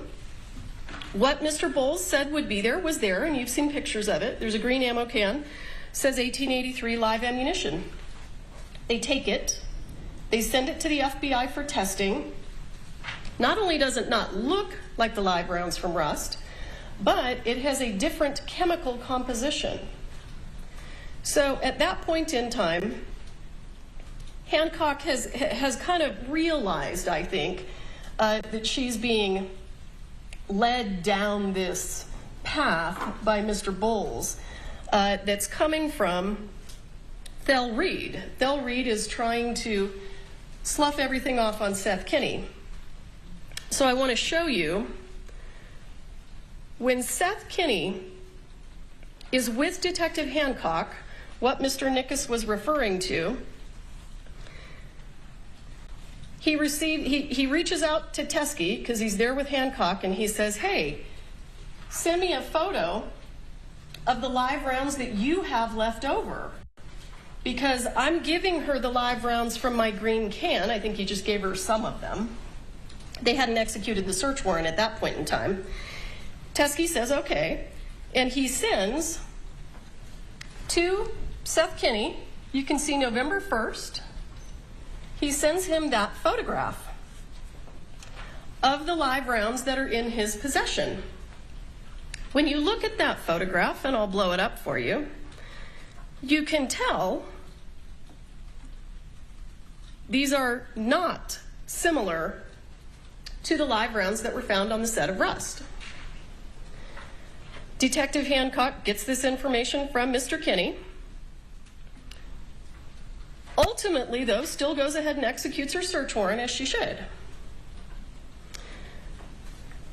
I come into this case, I look at the ammunition that was taken from PDQ. I understand from the witnesses that the ammunition was sourced originally from Thelreed. It was sourced from Hannah's dad. It's not a match. Not only is it not a match when you look at it, it's not a match when you send it to the FBI and you ask them to conduct chemical testing. So this is a wild goose chase. This has no evidentiary value whatsoever. This is simply a man trying to protect his daughter, and he's doing it by providing information that doesn't even match. He's trying to provide evidence that doesn't even match the evidence that was found at the scene. So then let's cut to November of 2023. We do a pretrial interview of Mr. Teskey. Let me back up. Detective Hancock reached out when she got this photograph. She reached out to Mr. Teskey, and she'll testify to this. If you want her to testify under oath, I'm happy to have her do it. She reached out to Mr. Teskey and she said, hey, you know, because you appear to be cooperative, can you just package that stuff up and mail it to me? Because he's in Arizona. He's not here in New Mexico. And he never does. He never sends it to her. She doesn't pursue it because on its face, it's not the same ammunition. Let's cut to November 2023. We're doing the pretrial interview of Troy Teskey, where he talks about the ammunition and he talks about what he knows, what information he has about the relevance of this ammunition. What's also very important, and I can have under oath testimony to this fact also, this pretrial interview that was done over Zoom was, well, Mr. Bowles was there, so this was never kept from Gutierrez's lawyers. It was her lawyers that were bringing it to us. So there was no issue there. The jury was completely misled yesterday. So this pretrial interview that takes place in November of 2023 is uploaded to our discovery server.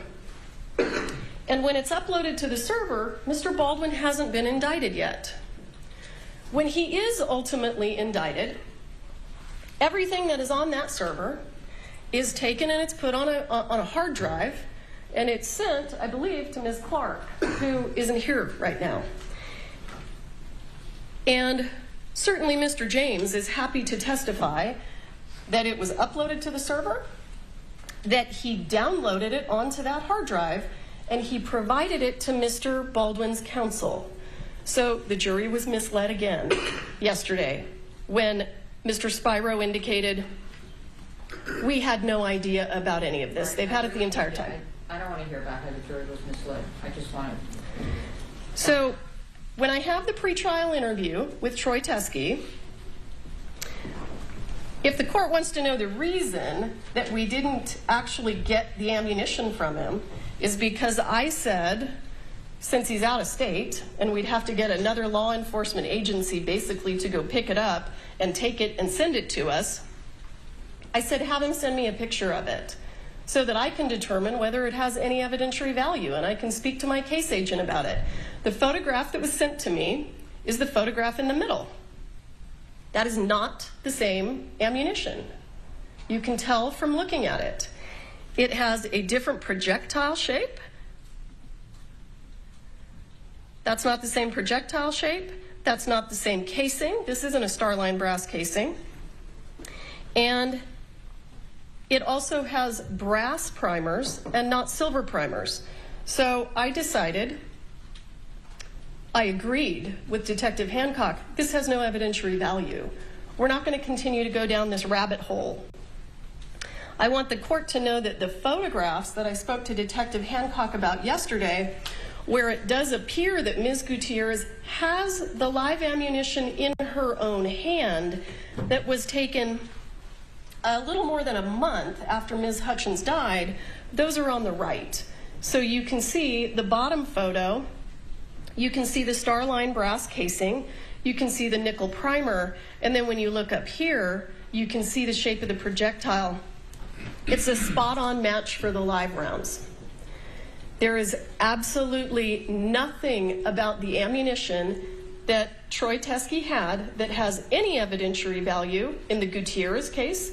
It has no evidentiary value in the Baldwin case. This feels like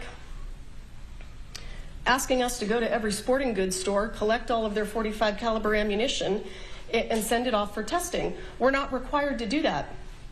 It simply doesn't have any evidentiary value, and the defense was aware of it. If the court, let me check my notes real quick.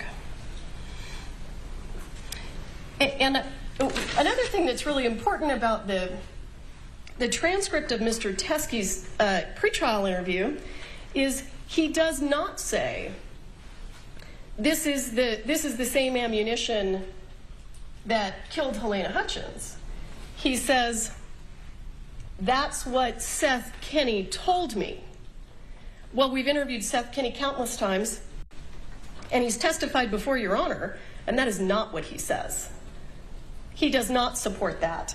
So Mr. Teske indicated during his pretrial interview that he had no personal knowledge of whether or not this ammunition had anything to do with what was happening on the set of Rust.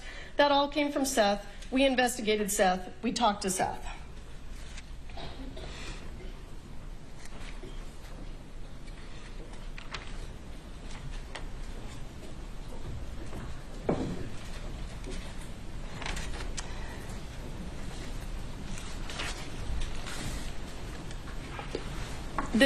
The only way that this has, on the best of days, for this to be relevant information for even Ms. Gutierrez, it's not at all relevant to Mr. Baldwin, but even for Ms. Gutierrez, it has to actually have some exculpatory value. And you can tell from the pictures on the right, it doesn't. It doesn't have any exculpatory value. And I want the court to keep in mind, Hannah Gutierrez, when she was working on the set of The Old Way in August, before she came to New Mexico to work on the set of Rust, she sent Seth Kenney a text message. And in that text message, she said, "Is it okay with you if I shoot live rounds out of the set guns?" And Seth Kenney responded and said, "No, don't do that." In fact, what he says is, "It always ends in tears." It did this time. Hannah Gutierrez admits to law enforcement that she loaded the gun. She points out the box of dummy rounds that she was sourcing ammunition from. During her November interview, she holds up a picture of the exact same box and says, "I got this from my dad. My dad wanted me to show you the boxes of dummy rounds that we use." And it was a spot-on match. She actually indicated that she got the box of dummy rounds from her own father. None of this is exculpatory at all. This is the exact same batch of ammunition that has already been sent to the FBI and tested, because it all came from the same place. There's no reason for us to do it again. Thank you. Your Honor, I don't know at this moment if the court is intending to take evidence or not, so... She didn't call anybody. Okay. I can, if the court... It is your presentation. I'm not going to tell you what to do on your presentation. I'll do it then. We'll take evidence. If my offer of proof isn't enough, I'm happy to go witnesses up. I just wanted to say one thing to the court, which is just simply that Ms. Morrissey, in her presentation, didn't say one word. Not one word. Isn't this properly for Mr. Well, I don't know if it's... Well, he was making a legal argument. If we're going to do an evidentiary hearing, there won't going to be multiple lawyers involved. But so I would just simply point out that there wasn't one word about what was actually turned in. I don't know if the court realizes that. That was all about stuff that happened that... All right. This is... Thank you. All right. Go ahead, Mr. Nikas. be very brief, Your Honor. If this evidence wasn't as important as we say it is, they would have turned it over. The fact that they concealed it, the fact that they put it under a separate document number, didn't disclose the supplemental report, didn't disclose the bullets, didn't bring them to the April 6th evidentiary viewing. If it was that irrelevant, it had no evidentiary value, it would have been there, Your Honor, number one. Number two, Ms. Morrissey does not get to determine what has evidentiary value and what doesn't. 5501 says it's required to be disclosed, period, full stop. And in fact, in the Allison case, it was not exculpatory. It was inculpatory. It was the defendant's own arrest record and his own lies to the state. And yet the fact that it was required to be disclosed under 5501 and the fact that it was not meant, period, full stop. We're not going to have a mini trial about this in the middle of the trial. That's exactly what the Supreme Court reversed the lower court for doing, what Ms. Morrissey is asking you to do. It didn't matter. It was inculpatory, but the trial would have been conducted differently. And because it would have been conducted differently, and that's exactly the truth here, this goes to credibility, it goes to the government's bias, improper motivation, and incompetence. I'm taking those exact words from the motion in limine ruling that Your Honor made. That goes into evidence. It's relevant to Popple's credibility, to Hancock's credibility. It relates to every single thing we've planned in this entire case, Your Honor. And right in the middle of it, Ms. Morrissey doesn't tell you what was actually turned in. She shows you a picture from 2021, a subset of the rounds that were turned in by Teskey, a subset. He said he shot a bunch of rounds in those 2 years. The picture was only of 4. This is critical evidence, Your Honor, and whether Seth Kenney is right or wrong, or how we debate whether he was involved or not involved, that's completely irrelevant, because what we know is we don't have those bullets, and they were required to be disclosed so we could put on the case that's fair. And that's exactly what Brady says, Your Honor. Brady says that the administration of justice requires fairness. That was the entire premise of the decision, fairness. And that's all we've wanted from the beginning, Your Honor. And you've given them chance after chance after chance, and there are no more chances, Your Honor. Brady says it, Giglio says it, 5501 requires it. Thank you. All right, thank you. Before I, and we can take testimony later if you all want, but I'm going to require that the state, in fact, I'm going to order that the state by 11:30 this morning produce the supplemental report, the file itself, and anything in it, and also the rounds. May I respond? I'm not finished. Okay. And the rounds that Ms. Popple took from Mr. Teskey. I want the court to understand that last night the defense reached out to Ms. Popple and said, we want you to bring the rounds to court tomorrow. And she got their message, and then they reached out to her again and said, no, never mind. We don't want you to bring the rounds to court tomorrow. Thank you, Ms. Morrissey. Thank you, Ms. Morrissey. I have them. I don't, okay, where are they? They're here. I'll go get her. All right.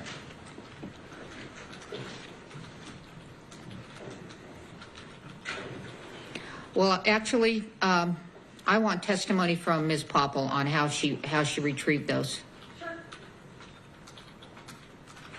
So I don't need the box. Tell her I need Popple.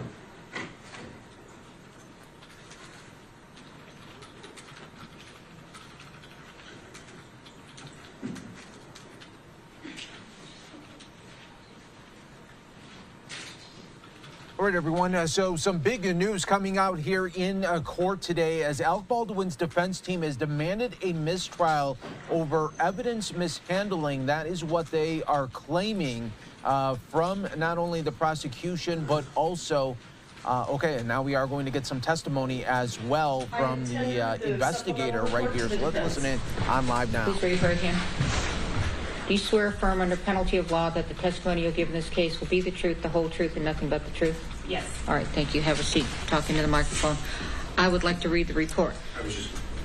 May I see the report? Yes.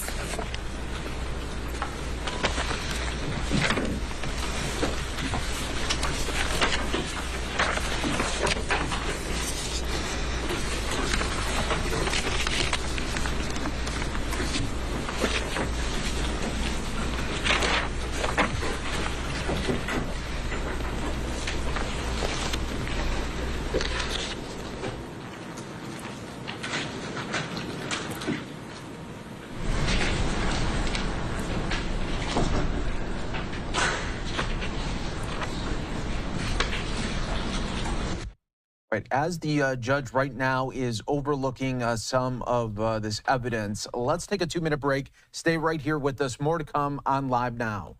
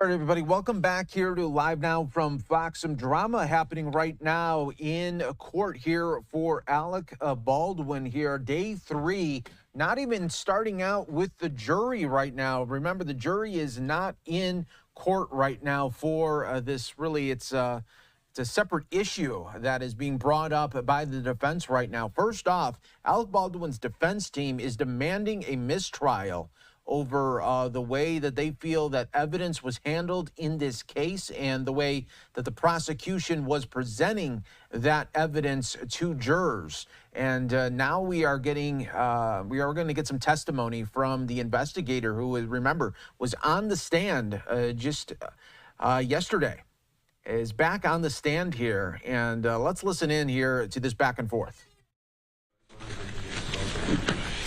Can I open this, Martine?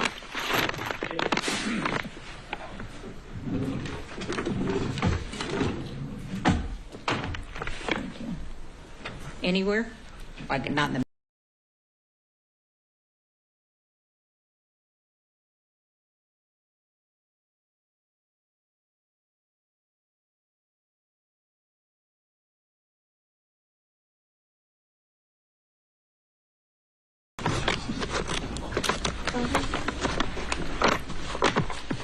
there should be there's a separate area. I'm going to have you.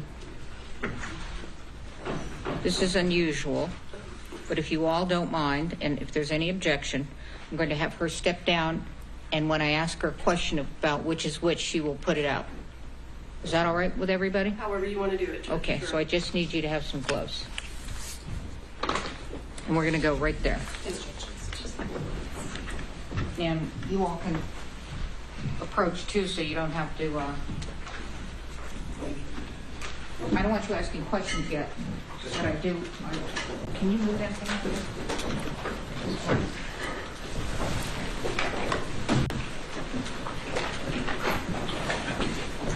All right, please pull out the 3 Starline brass 45 volt.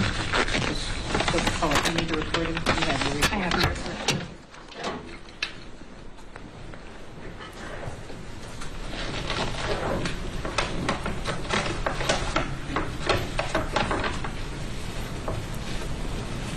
You have that pair of scissors.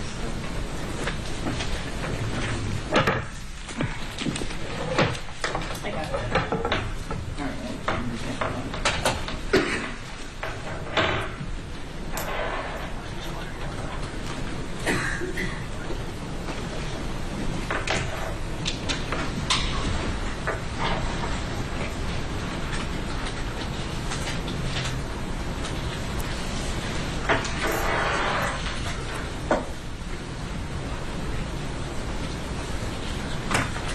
Let's do the 2 BHA 45 volt with silver and color primer.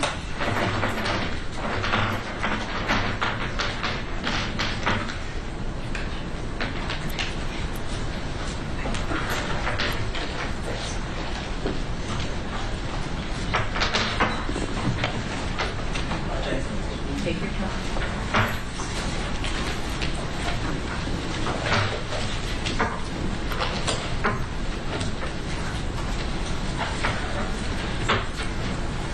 I don't think gloves are necessary. Well, that's your opinion. Okay, yeah, sure.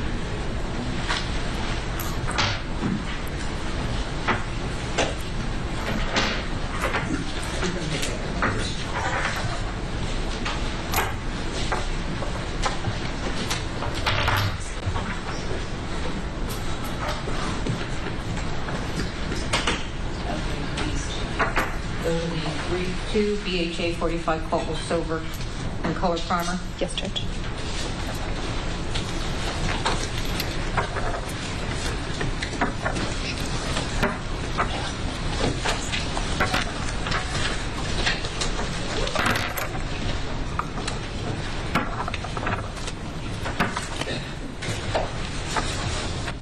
Just joining us, everyone. This has taken really quite the turn as we do not have jury in the box right now, as Alec Baldwin's defense team has demanded a mistrial over the way that the evidence was handled in this case and how the prosecution was presenting it to jurors. So right now they are going after and looking right now at the evidence and how it marks up to the way that it is presented on a sheet here. So this is really interesting to see, all being played out inside of this Santa Fe courtroom right now on day 3 of the trial that didn't even really kick off today with the jury present, as this could possibly be a mistrial. We'll wait and see what the judge has to say after looking at the evidence herself right now.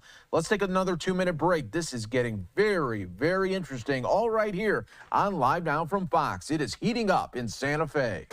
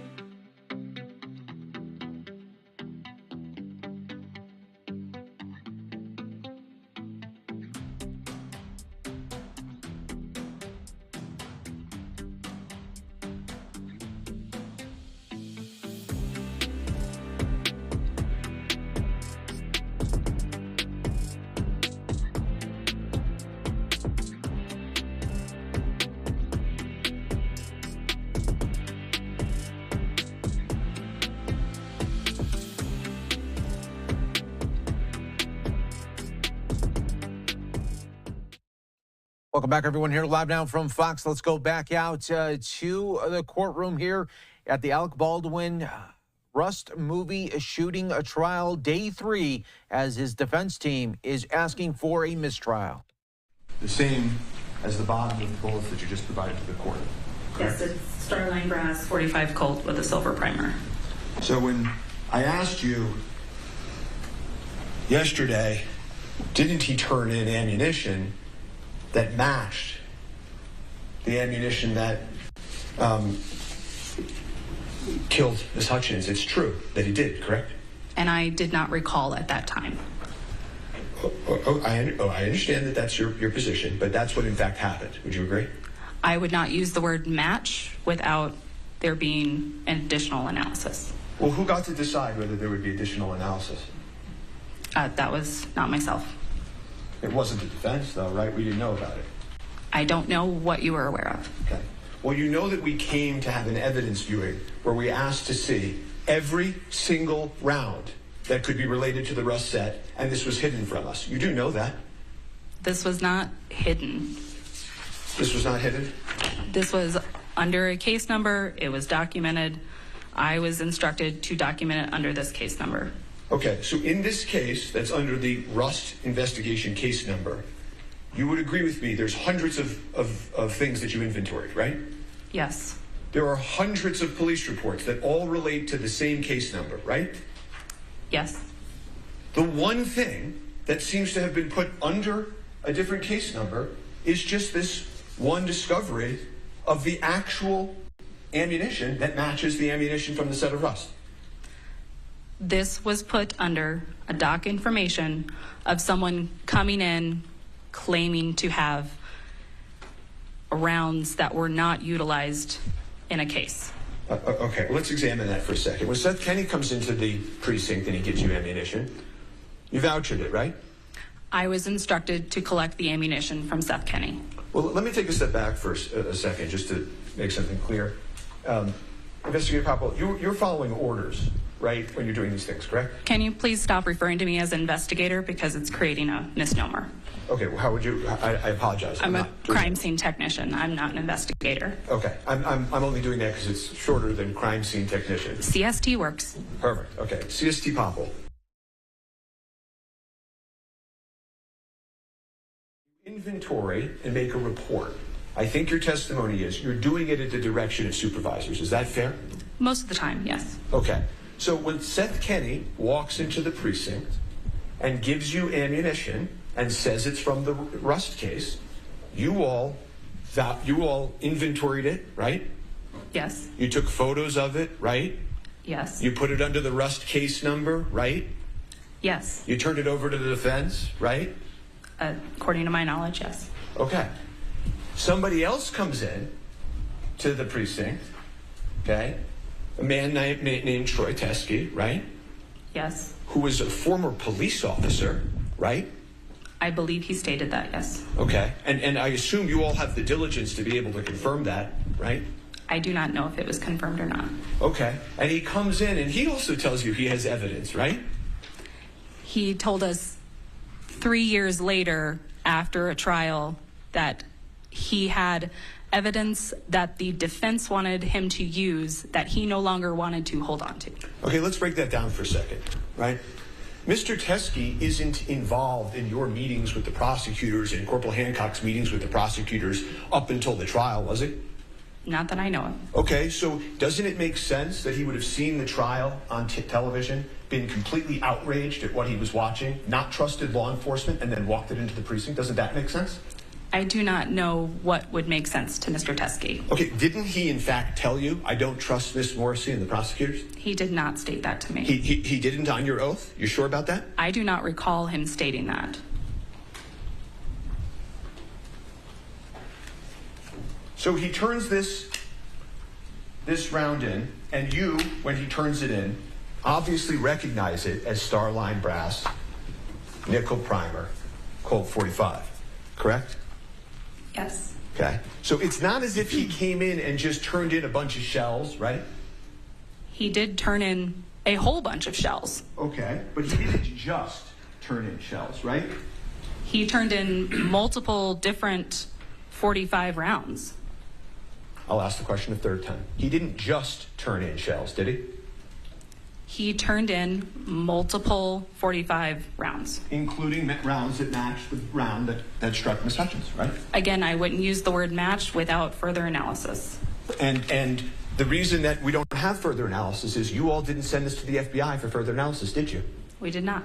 Right? Because if you had, it would have potentially proven the fact that all along this ammunition did come from Seth Kenney. Isn't that true?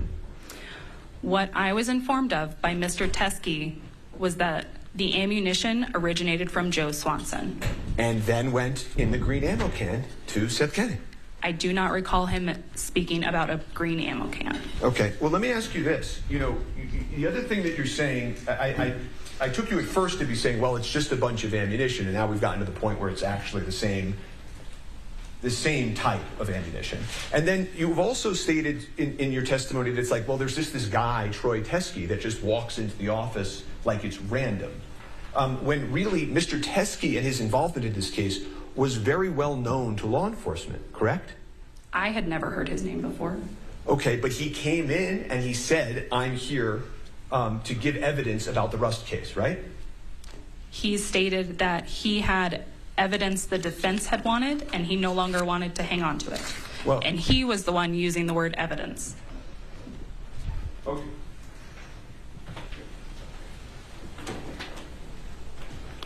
You said to him when you met him down at the first floor of the precinct, you were called because you were the person in charge of the evidence, the CST, right? Yes. Okay. And he said, All right, as the crime scene technician is right now testifying before the jury comes in, this is a separate hearing going on right now of a mistrial hearing potentially in the Alec Baldwin case here. So we'll take a 2-minute break. Stay right here with us. More to come in just moments.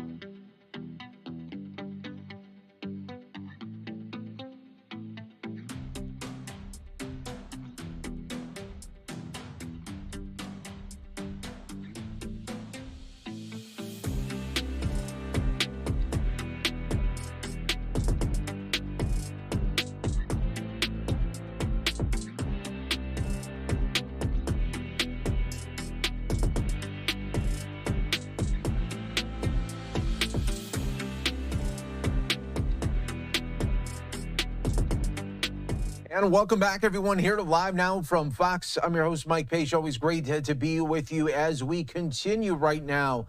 A lot of drama in the Alec Baldwin Day 3 trial here. If you're just joining us, welcome. Happy Friday to you. We are going to get you out to Santa Fe in just a moment, but want to let our new viewers know, if you're just joining us, his defense team, Alec Baldwin's defense team, is demanding a mistrial over the way that evidence was collected, presented, and also documented as part of this trial here. So now the jury is not in the box. This is a separate hearing that is going on within this trial, and they have brought back the crime scene technician witness who was on the stand yesterday testifying, now is testifying really on the evidence strength. Let's listen on Live Now. Collected by SFSO detectives. You are not reading my section of the report. You're reading what was written by Lieutenant Brian Brandel. I was going to say, it doesn't look like you're writing.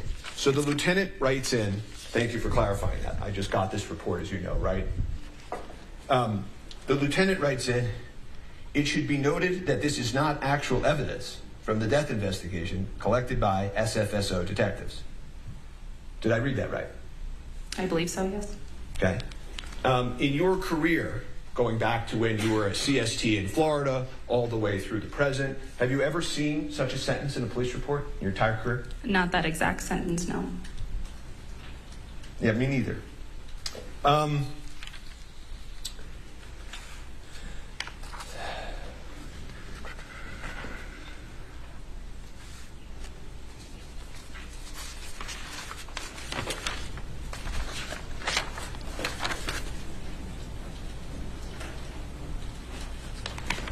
So you're, if you could just look at this report for a second and help clarify for me which parts of this you filled out versus the lieutenant. The section that starts at the top with my name. Well, let's just go page by page. That would be page 5.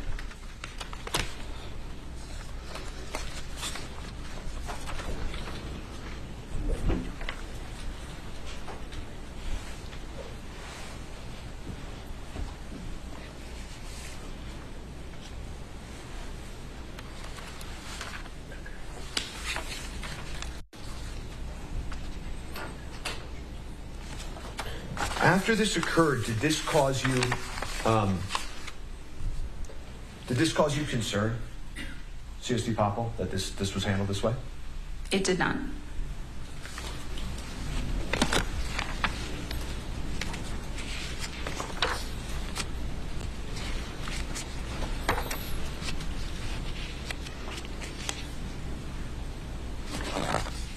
And as I asked you yesterday, you actually said when you were meeting with Mr. Teskey, this is the ammunition that we've been looking for from the Rust set, didn't you?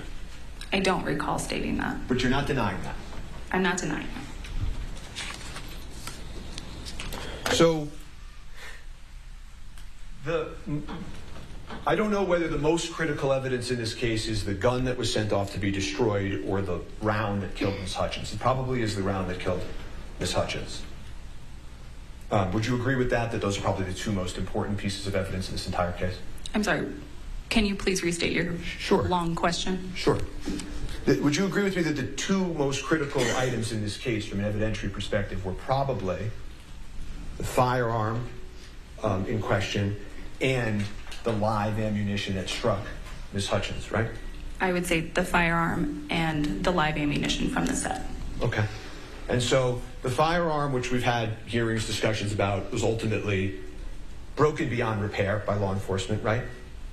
Was broken by the FBI lab. Yes. Okay. And the report that was issued by the experts for the prosecution about that firearm and whether or not it had been modified before was buried also by the prosecutors, correct? I do not know about that report. Okay. And then we can turn to this second most critical piece of evidence in this case.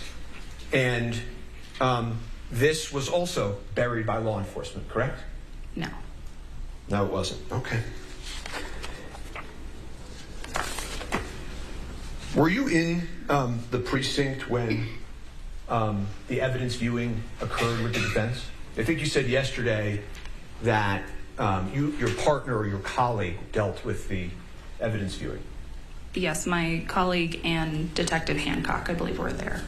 But you didn't, nobody asked you to take this voucher sealed evidence out and show it to the defense, correct?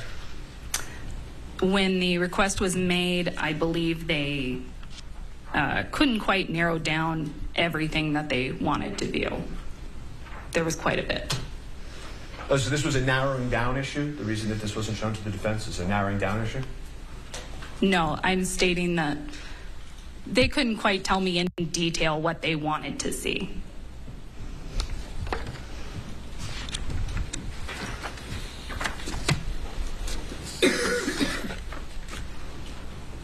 The request from the defense of all ammunition was taken by law enforcement to not mean the ammunition that you recovered that matched the ammunition that struck Ms. Hutchins?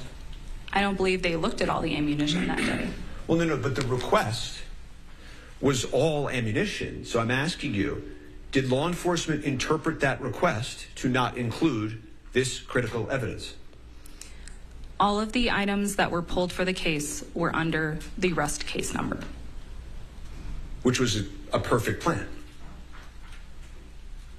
You're asking me if there was a plan? Well, I'm saying whether there was or there wasn't, it worked out pretty well, right? I'm not sure what you're getting at. There was a request to view the evidence from Rust. That is the evidence that was pulled. Well, your report says this is evidence from Rust, and then it just puts it under a different case number, and the lieutenant then writes that sentence in saying this isn't evidence from Rust, right?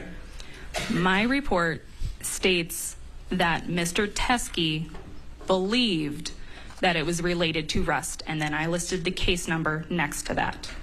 Do you remember when we started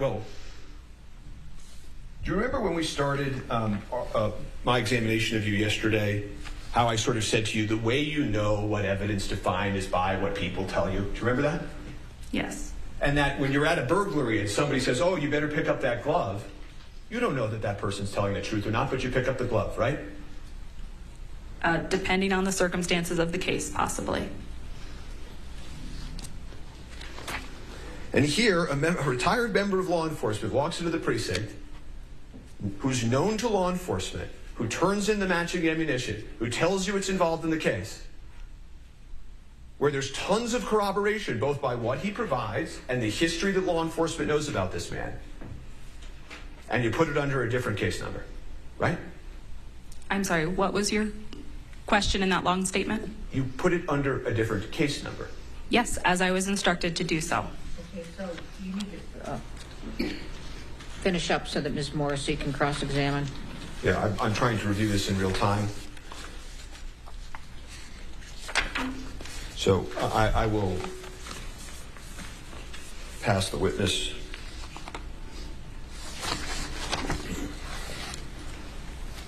In a moment. 1 second.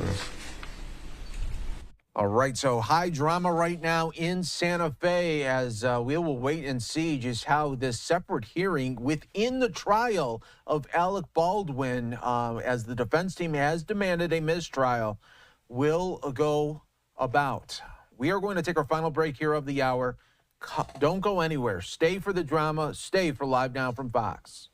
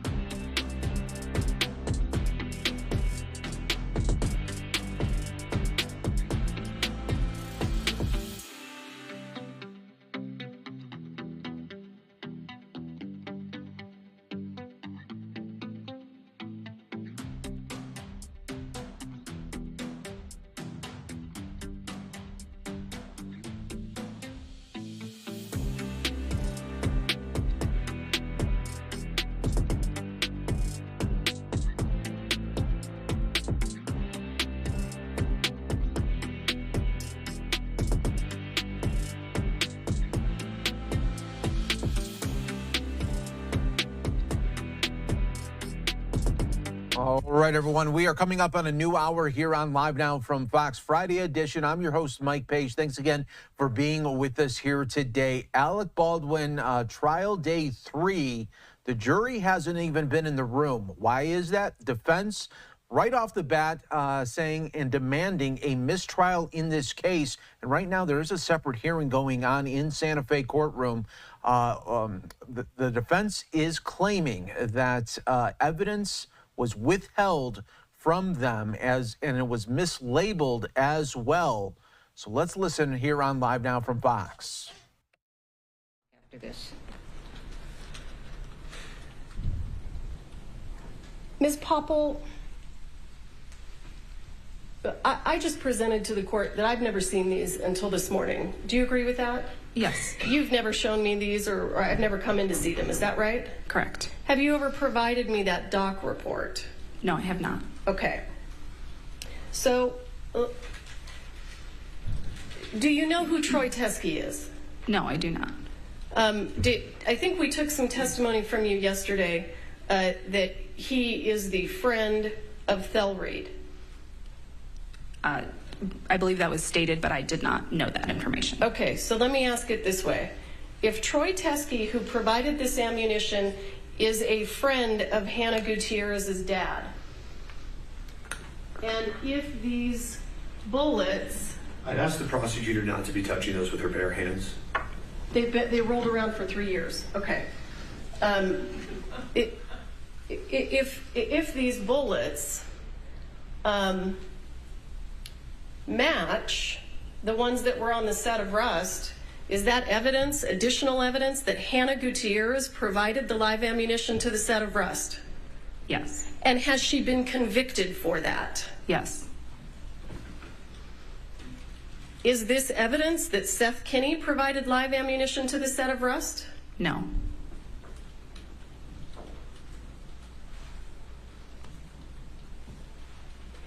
So let me ask you, Ms. Popple, if you buried it, how did the defense attorneys know to cross-examine you on it yesterday? I do not know. Do you have any idea when the defense attorneys learned about this ammunition? No, I do not. Do you know who they learned it from? No.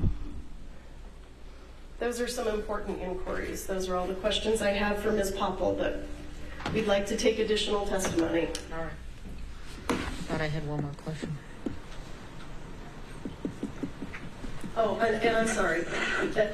Would it refresh your memory about whether or not you're supposed to write a report within 24 hours if you... I don't think that was in dispute. I think he... all right. All right. Right? Never mind. Okay. So you're off the witness stand. We're going to... Do we want to leave these out or do we want to gather them up? I think they need to be vouchered and kept, obviously. Well, okay. Well, so it'll be Court's Exhibit 12. Is that how you want to do it? Yeah, I think it should be a court exhibit since this is a hearing, yes. Okay, Court's 12. And my only question is, do you want them back in the... do you plan to examine anybody with these? They have to be at the courthouse if we can, yes. All right. Well, she divided them all up is my only point. So is she going to keep coming back and dividing them up, or what are we going to do? I think yesterday there was some testimony that I think was frankly just misleading, that none of the... No, this is my question. Yes. You all, okay. What do you want to do with that? Because if you're asking a witness, then we're going to have to pile them out of there, and somebody's going to have to line them up and identify what's this, what's this, what's this. Okay? So do you want them staying out like this, or do you want them in the bag? That's all. That's my question for the day. I think they should remain vouchered, and they are open like any voucher would be at a trial, when and if a witness is questioned about them. Okay, so here's my question. If I put them back in the bag, they're all going to be commingled, and you may not recognize them, so you can cross-examine appropriately or examine appropriately. Okay? You're lay people. You have knowledge. I don't need to go into it. That's my only question. Want it in the bag, or do you want it out? So what I would ask is let us quickly just photograph it, and then we'll ask CST Popple to put it back. but remain at the courthouse. That's what I would ask. All right. Is that okay? Absolutely. My question for the court is, are we going to complete this motion hearing? No, we're not going to complete it yet. Okay, I'm going to. Can you just give us an idea so that we can be prepared for how you intend to proceed with regard to the motion hearing? I'm going to have Hancock come up. You're going to call Seth Kenney, and I would like, I don't know why we can't do Seth Kenney's testimony if he's coming. Did you call him as a witness? Sure, he's being called as a witness. Okay, well, you should be prepared to call him. So we're going to do both, and I'm going to hear both. So we're going to hear from these witnesses outside the presence of the jury and then in front of the jury? Oh, you're right about that. Thank you. That's my issue. Thank you for pointing that out. Well, other than telling the jury to leave for the and come back at 3, which I'm not going to do to them, I'm going to continue the testimony, and he would. Well, you said actually. I'm thinking why can't the jury hear this? They heard Popple. I'm sorry? They heard Popple. Oh, absolutely. No. I'm not making a comment on whether or not the defense gets to bring this in front of the jury. I'm making a commentary on the jury doesn't hear our motion hearing, and I just want to they're not going to hear. Okay, hearing. I'm going to take evidence from each of these folks. Do you have? Is this a problem? So I don't know what I'm going to do yet. So this is why I want to do it this way. Okay. I want Hancock on the stand. You can question her about this issue, okay? Seth Kenney comes. You're going to do all of his testimony, including this, okay? Bowles is separate. He wasn't going to be testifying, okay? And on Bowles' testimony, the jury will leave, okay? And anything further on this motion, the jury will leave. But I think that they can do Hancock and Kenney in front of the jury. Can Mr. Spiro and I approach? Sure.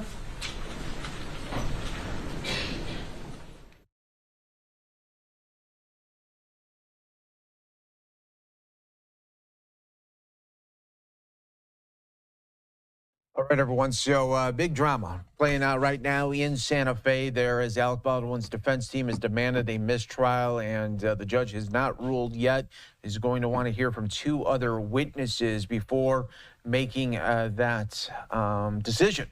So we will wait and see just how it all progresses, all right here on Live Now from Fox. But yeah, a lot going on already, as this was, remember, this whole past hour, this was all happening without the jury there, obviously, as this was almost a separate trial within a trial, no doubt about that. So we'll continue to wait for more updates as we wait for these 2 other witnesses to come to the stand here. So stay with us on Live Now from Fox as we will continue our coverage of Alec Baldwin. Day 3 here, as it is yet to start with the actual jury, and we'll wait and see what comes of the judge's decision as well of a possible mistrial. You're watching Live Now from Fox. We'll be back in just 2 minutes.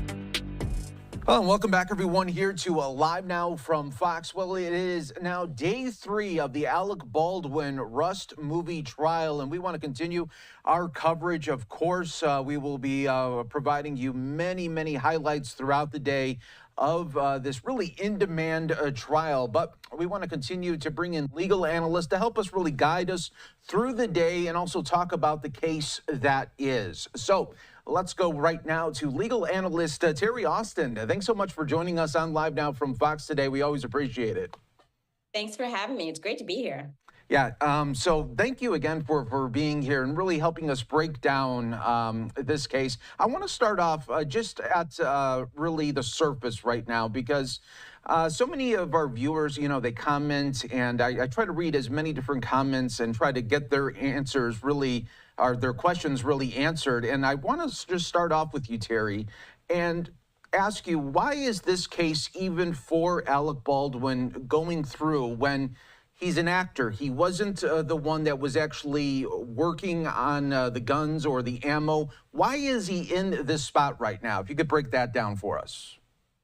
That is an excellent question. And I do think the people responsible for this accident have already been held accountable. We know Hannah Gutierrez-Reed was convicted and she's serving 18 months. We know David Halls, who is the assistant director and responsible for safety, he too has taken a plea deal and he is also accountable. And Alec Baldwin was the actor. He was following directions. It wasn't his job to make sure that the gun was loaded and to make sure that the bullets were safe. And as an actor, he literally was doing what he was told. And the good news here for Alec Baldwin is the judge has already decided he is not accountable as a producer. So I do think that overall, he has a good chance of getting off here. And Terry, I also want to ask you about, we've been watching, of course, the first couple of days here in the state has been bringing in their different witnesses to testify, a lot of them law enforcement. And it just seems, this is just my point of view here, and I want to get your reaction as well, but it seems like the first couple just were low energy, and it just didn't seem like they were bringing home the message that the state wants to try to convey to the jury. I do think the first couple of witnesses were very low energy. It does make a difference who you choose to put on the stand, especially the very first witness. And the state put on Nicholas LaFleur. He was a Santa Fe police officer. I think he was the most hesitant witness I've ever seen. He seemed as though he's never testified. He certainly wasn't sure of his actions on that set. When he was cross-examined, he basically said that, he did not make sure that everything in that set was handled correctly. So, I think it's a very good point that when you choose your first witness, it should be someone who is going to have a very strong impact. And he did not have a strong impact. I think Lieutenant Benavides, he was a little better. He took more control of the scene. So I think it was a good idea for the state to put that individual on. And, basically they had about 7 witnesses, and Papel, who was the crime scene technician, she started out strong and direct, but on cross-examination, she was a little bit flustered. So all in all, I'm not impressed with the state's witnesses. And it just seemed, too, when they were showing the police body cam, it just kind of shows you really that actors and actresses, they are put at a different pedestal. We saw it right there where Alec Baldwin wasn't put in a different area. He was able to still talk to his crew, and they were discussing what just happened. I mean, think about it, just moments after a shooting, if the person that is holding the gun is able, if you're a Joe Schmo, I don't think you'd be able to talk to people around you and discuss what happened during the shooting. Exactly. And I think the defense is using that factor in their favor, because when the police came to the scene, they immediately thought that the armorer was responsible for what happened, because she was responsible for those bullets and she was responsible for that gun. And they did not think that the actor Alec Baldwin should have been put in the police car, should have been detained, should have been arrested. And they did not do that. They didn't really separate him as they should have. And although LaFleur said, don't talk to other people, he did not reinforce that. So the defense is using the police's behavior in their favor. They're essentially saying, look, you didn't think that Alec Baldwin was criminally responsible here. You didn't even, take him aside. And so I definitely think that the police made a mistake there. And LaFleur on the stand said he did make a mistake. He probably should have been more careful about how he treated not just Alec Baldwin, but all the other crew members as well. Now, what about, let's focus in on what is going to happen today here. Hannah Gutierrez Reed expected to be testifying. Tell me about that impact.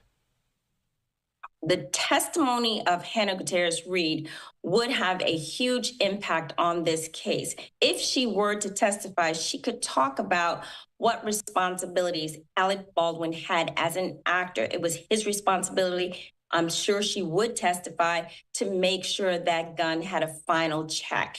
And obviously, if she got on that stand, it would hurt Alec Baldwin's case. She's already indicated she's going to take the fifth. If she takes the fifth, we will not hear that testimony. My guess is that she's not going to get on that stand.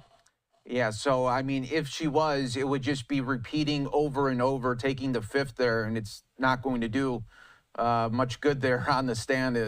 How much more can you really take there of fifth before you get the point that she is not going to be talking there as well. I also want to get your take. I want to get your take on what the jury, of course, they're going to be looking and already looking at Alec Baldwin during the course of this trial. It's expected to go 9, maybe even 10 days here. So they got a lot of opportunities to look at Alec Baldwin. I want to ask you, because we know who Alec Baldwin is as the actor. Really, confident, brash, smug at times. I mean, that is the character. It's different in real life, but it seems like when he is sitting there, he has that brashness, that smugness to him. Tell me a little bit about what attorneys might be telling him, hey, this is the way you want to look, present yourself when you are in court.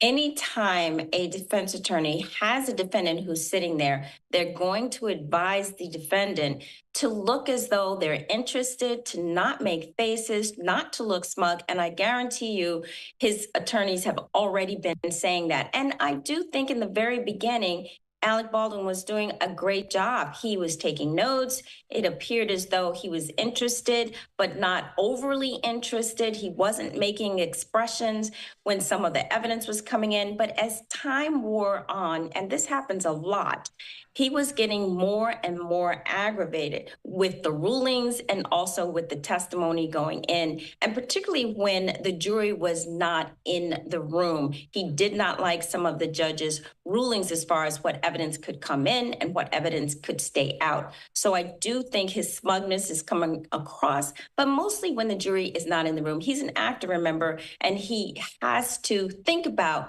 the perception that that jury is having of his behavior. And he's already aware. His attorneys have told him that he doesn't come across well. And so he's got to be very careful about how he looks during that entire trial.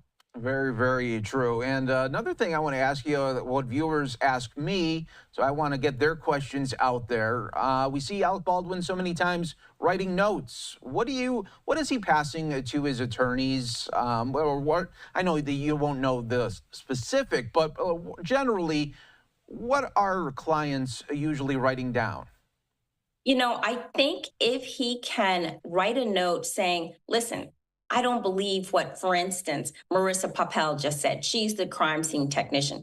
Why don't you ask her about, and as you say, I haven't seen the note, but perhaps how long did it take for the investigators to get a search warrant on the various entities that they searched. So they searched the cart right away, but it took them a week later to search the church. It took them almost a month later to search the prop house. They didn't do that until November 30th, so over a month. So I think some of those things Alec Baldwin might be aware of, and he would be telling his attorneys. Now, I assume the attorneys know a lot of information, but there is some inside information they may not know, and it could help their questioning of various witnesses. Yeah, that's so true. Another thing I want to ask you, too, is the jury will be hearing, they just were talking about this yesterday in a closed hearing to see if they could get some evidence in here. And indeed, the jury will be hearing that just really the hours after the shooting, Alec Baldwin speaking with his wife, saying what happened, but still saying for the family to come and visit him in New Mexico. At that point, he didn't know that one person had already died, but he knew that they were seriously hurt. But I want to get your take here on what that could mean in the jury's eyes when you are hearing someone that just shot someone, still wants his family to come out because he's worried about the plane tickets were already bought. That's right. The judge made rulings that will not be favorable to Alec Baldwin during the trial. And one of the rulings she said was because the defense opened on state of mind, because the defense said that clearly Alec Baldwin was upset and he had said things about the fact that he was hurt that these people got injured and ultimately one critically injured and passed away, obviously Helena Hutchins. And so because in the defense opening, they opened that door. And because during the cross-examination of LaFleur, they opened that door about the state of mind, the judge correctly ruled, I think, that other evidence as to state of mind could come in. Not too much. She didn't let it become cumulative, but she did allow some comments to come in when he was on the phone with his wife, talking about, look, I want you to come. We can still have a good time.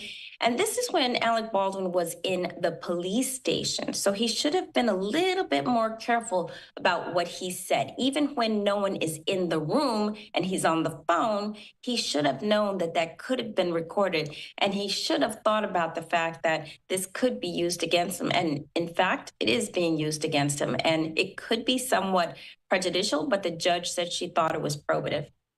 Yeah, it'll be interesting to see just how the jury handles that. And it's a fascinating case here when anytime that you're dealing with a big-time celebrity in this type of situation. It's unfortunate how everything happened there on the set. So we will wait and see just what happens not only today, but the rest of this trial. But Terry Austin, thanks so much for joining us on Live Now from Fox, really giving us a good setup for the rest of the day and for the rest of the trial. We appreciate it.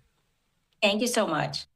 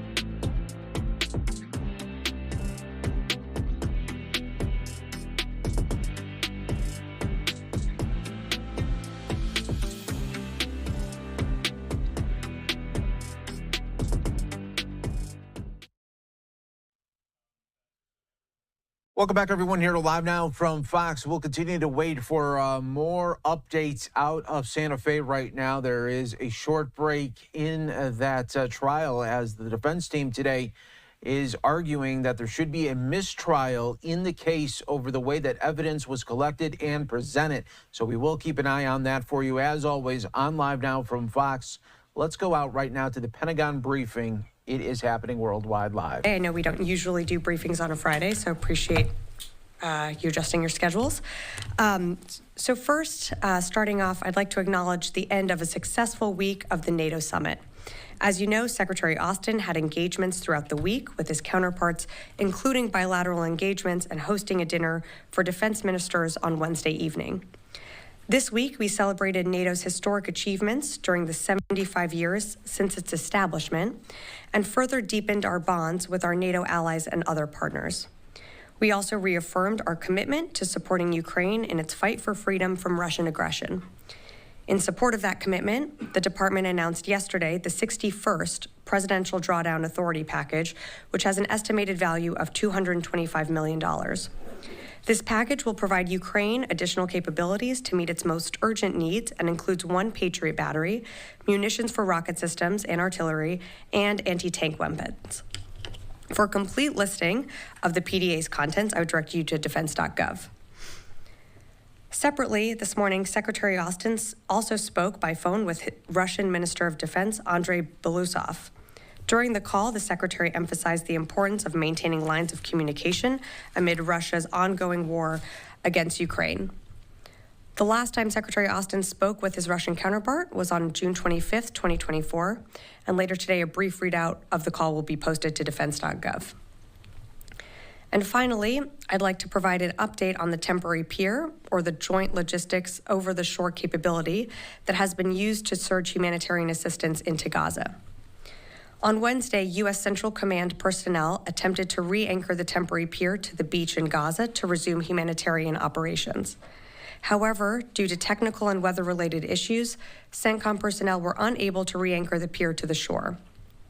The pier, support vessels, and equipment returned to Ashdod and will remain there for now. A re-anchoring date has not yet been set at this time. To date, more than 8,000 metric tons, or nearly 20 million pounds of humanitarian aid, have been delivered from the pier to the marshalling area, where it can be collected by humanitarian organizations for onward delivery and distribution. As we said when we first announced this, the pier is part of a comprehensive response to the humanitarian situation in Gaza. In addition to enabling the delivery of life-saving aid, implementation of JLOTS has enabled the development of Cyprus as a port for inspections and deliveries directly into Gaza. Aid can now be inspected in Cyprus and delivered directly into Gaza through Israel's Ashdod port and crossings in the north. The deployment of this pier has also helped secure Israeli commitment to opening additional crossings into northern Gaza. Since the opening of these crossings, we've seen more trucks moving from Jordan directly into northern Gaza to help alleviate the dire humanitarian conditions. As we announced yesterday, the pier will soon cease operations, with more details on that process and timing available in the coming days. We're very proud of our service members and all those supporting this effort and who have enabled vital humanitarian assistance to get to those in Gaza who need it most. Without a doubt, lives have been saved because of their work and commitment under very challenging conditions. And as hundreds of thousands of people continue to face emergency levels of food insecurity across Gaza, the United States will continue to take all possible action to ensure increased aid flows are sustained at the scale needed to meet the needs on the ground. As we've said from the beginning, DoD will continue to work closely with USAID and others in the Middle East region to support these important efforts. And with that, I'd be happy to take your questions. I believe we have AP joining us on the phone today, so I'll turn it over to Tara Kopp. Hi, Sabrina. Thanks for doing this. So just on the pier, you said no decision has been made on it, but it sounds like it might just be too much between the sea states and the small amount of aid left to make it make sense to reattach. Is that kind of the deliberations that you guys are going through right now?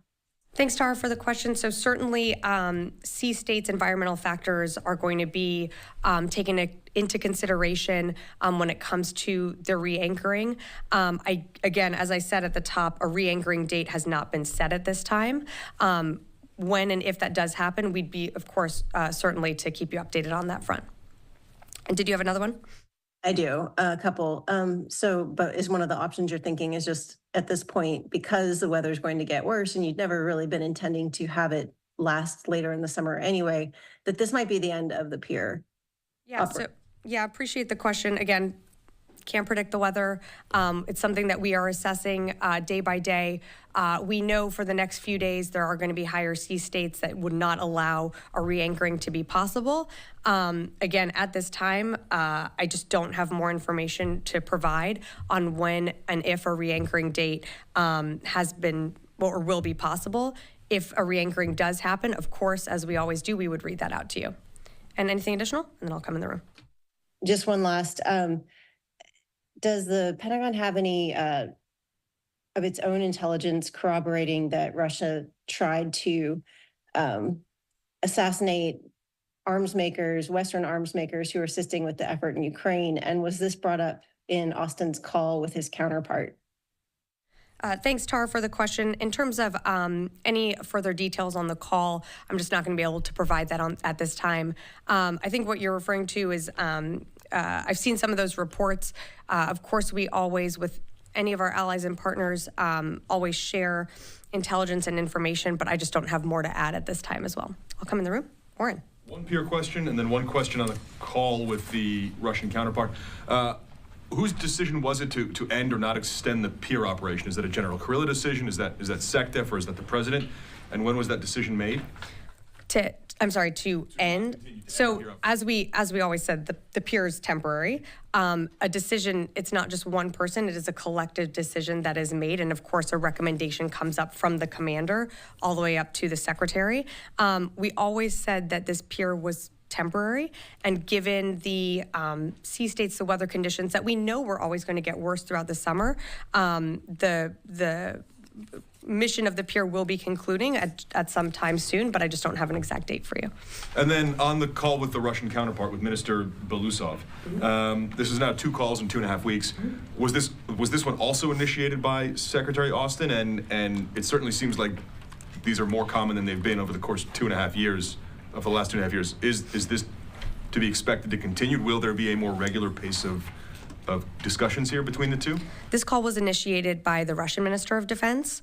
In terms of future calls, of course, nothing to announce, but as the Secretary has said, and what I also mentioned at the top is that maintaining lines of communication is incredibly important right now. And so if there are future calls, we'd read those out as well. Was there any specific reason given about why? I just don't have any more to provide at this time. Liz. Thanks, Sabrina. President Zelensky has insisted that lifting all restrictions so Ukraine can strike military targets within Russia would be a, quote, game changer, and that Ukraine needs to hit those targets and able to win. What's the Pentagon's assessment of that? So I think the president spoke to this very directly yesterday at his press conference. Our policy hasn't changed. We do allow those cross-border strikes when Russia is attacking from the other side of the border. And as the war has changed, we have changed, our policies have adapted. And you've seen that play out in Kharkiv, and it could expand into other areas. But right now, we have not authorized the use of ATACMS for deep strike capabilities within Russia. And I have to remind you, they have other long-range capabilities that are not provided the United States. But in terms of our policy, that has not changed. So what's this coming from then? Because throughout the week at the NATO summit, Zelensky was pretty adamant that this is a game changer. So is that just not true? Look, of course, you're going to advocate on behalf of your country. We don't take any issue with that. Our policy still remains the same. We believe that Ukraine continues to be successful on the battlefield. With our policy in place, we've been able to see them hold and strengthen their lines around Kharkiv. Could they be allowed to use it into other areas? We're always adapting. And as the war has changed, our policy has changed. But of course, we are always mindful of escalation, and that's something that is the reason why we have the policy the way it is. Constantine. Thanks, Sabrina. You mentioned, you sort of said that if the pier is re-anchored twice, is there a world where the re-anchoring attempts are scrubbed and this is the pier has done the last work it will do? It really depends on the sea states and the environment. And right now, obviously, I can't predict that. What we are committed to is making sure that every single piece of aid, metric ton of aid that is in Cyprus is moved into Gaza. So whether that be through the port of Ashdod or through the temporary pier, no matter what, the aid that was assembled will get to the people who need it most. And can you just speak a little bit more into the about the decision-making process to cease operations? Was that because of these challenges with the sea state and the environmental factors, or was it because aid in Cyprus is dwindling and nearing, sort of the end of that? Well, I think it's important to remember that we always said this was a temporary operation. It was always going to have an end date. That exact end date, I don't have for you right now, but we'll keep you updated on that. I think it's also really important to remember that during the course of the time that JLOTS has been operating, we acknowledge that there have been bumps in the road. We have had to take it offline. There have been repairs that needed to be made.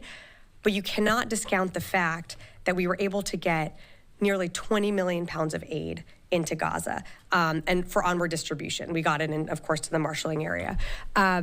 That aid is going to save lives. So I think it's important to remember that in the context of the temporary pier, one, it was always going to have an end date. Two, we're working on other avenues in ways with USAID to get aid into Gaza. And then three, of course, this was always going to be a temporary method. I will go back to the phones and then happy to come back into the room here. Idris, Reuters. Yeah, two quick questions. The White House earlier this week announced some long-range fires being moved to Germany, sort of, on and off, and then eventually being placed there in 2026. What's the message the U.S. is trying to send with those long-range fires in Germany? And secondly, the announcement was made by the White House. Unless I've missed something, the Pentagon has not put anything out on that. Is there a new policy that the White House is going to announce force posture movements, not the Pentagon? If you could give any more details on that. Thanks, Idris. Well, the president was leading the NATO summit this week. He announced it. We, of course, when rotations happen, we do announce that either in a statement or reading it out from the podium. But again, as you mentioned, this is not something that's happening until 2026. So give us a little time here. As you also mentioned, these are episodic deployments and will help inform planning for ensuring future stationing. And we are, in terms of the message that it sends, we are working in close collaboration with the German government and the Army to continue to finalize these details. But it is about shoring up support within Europe, and that's something that not only you saw with this announcement, but with what the president and the secretary in their engagements with NATO, with their counterparts at the NATO summit all this week. Okay, I'll take another one from the phone here. Jeff Shogel, Task and Purpose. Thank you very much. And I stand with all the Military Times reporters and Sightline Union reporters laid off today. I understand if you have to take this question. When the president said that U.S. and Chinese military leaders now have direct access, did he mean there's now a hotline between U.S. and Chinese leaders, or that mill-to-mill communications have reset to a time before Speaker Pelosi visited Taiwan? Thank you. Thanks, Jeff, for the question. I don't have to take that question. I would refer you to the White House to speak more to the president's comments. Last question, Jeff Selden, VOA. Sabrina, thanks. The UN this week issued a report on Afghanistan, and it indicated al-Qaeda is sending more operatives there and opening new training camps. It also said that ISIS-K has managed to infiltrate some of the Taliban ministries and also push into Central Asia, and is even running a special ops force in Iran. How concerned is the Pentagon about al-Qaeda and ISIS-K operations out of Afghanistan? And what, if anything, at this point is the Pentagon doing to push back? As a second unrelated question, has the Pentagon been impacted at all by the AT&T breach that was disclosed? If so, what is the Pentagon doing to mitigate? Thanks, Jeff, for the question. On the AT&T breach, I'm not aware of an impact to the department, but of course this is developing in real time. So if there is an impact, we can let you know on that. When it comes to ISIS-K and just the proliferation of ISIS, not just in Afghanistan, but you're seeing also throughout Africa, it is something, of course, that remains top of mind for the United States, which is why you have our mission in Iraq and Syria to continue that fight against ISIS. It's something that we continue to monitor, and whether it be from AFRICOM or CENTCOM, it's something that we take very seriously. So, of course, we're concerned with any proliferation of any plots or plans against U.S. service members or our partners and allies around the world, and it's something that we're going to continue to watch. All right, I'll come back in the room here. Yes, and then I'll come over to you, Sai. Yeah. You said that the surge of aid had saved lives. It's estimated that the amount that was unloaded into the marshalling area was the equivalent of 1 day of pre-war aid delivery into Gaza. Off that, then, do you know how much actually reached the people off Gaza? Whose lives were saved? How many? So in terms of, maybe I can explain to you our role in distributing aid and then what USAID's role and WFP and the UN is. So what we have done is facilitating the aid getting into the marshalling area in Gaza. Once it gets to the marshalling area, it gets distributed out by WFP or contracted drivers that USAID has been in close coordination with. It goes into distribution centers within Gaza and then gets further distributed out. I don't have a count for you of how many lives have been saved, but what I can tell you is that people are hungry. There are people in need of that food. And we delivered nearly 20 million pounds of food to the people in Gaza. So we are saving lives. I think it's important to remember that. And what you saw with our forces is running towards the problem. We created a solution. We believe it was a success. Just one other follow-up. Did anyone at the Pentagon research summer Mediterranean sea conditions before embarking on this project? There's a sense that you were taken completely by surprise, and in fact, the JLOTS is completely unsuitable for the conditions off the coast of Gaza. So we are a planning organization. We have folks all around the world that operate within the Eastern Med at any given time. Of course, we are aware of the sea conditions within the Eastern Mediterranean. We are not shying away from the fact that there have been higher sea states that have at times disrupted delivery of aid and have made it harder to get aid in. But again, I would say to you, and on some of these questions, to do nothing would have been a failure. To be part of a solution, that's success. And that's what you saw with our personnel delivering that aid into Gaza. Well, there'll be an inquiry now as to where this $230 million of taxpayer money actually went and whether it was worth it and the decision-making process behind it. I think it was worth feeding people who needed it most. Yeah. All right. Yeah, Aaron, and then I'm coming over here. Just kind of a follow-up. How many days has the pier been functioning, like getting aid off the pier onto land? I believe it was a total of 20 days since it was anchored on in mid-May. That it's taken food off of the pier and delivered it onto shore, 20 days total. Mm-hmm. Well, two separate things. So the functionality of the pier, it's been operable for about 20 days. You have to remember that aid started to move when we moved the pier back into a few weeks ago back to Ashdod. There were those contracted drivers that started moving aid out of the marshalling area into distribution centers because the marshalling area was essentially at capacity. So that was happening while aid was not moving off the pier because there was essentially, it was pretty full, but there wasn't a need to necessarily move aid in at a rapid pace. Great, yes. How does the Department of Defense of the United States see the current security situation in Western Balkan, primarily, and Kosovo and Metohija? In this sense, how does Washington see military cooperation and communication with Serbian authorities about to preserve stability and security partnership and the prospect for improving cooperation? First, I should have said welcome. I believe we have some folks joining us from abroad, and I'm sorry, I didn't catch your name. Marko Iva, Stanjug, Serbia. Okay, thank you, and thank you for joining us today. So, look, we acknowledge that our two countries, there's been increased mill-to-mill cooperation and are on track for over 100 military-to-military events in 2024. That's a nearly 25% increase from last year. And that includes bilateral training, multilateral exercises like Platinum Wolf that I think you've covered, and high-level visits between both nations.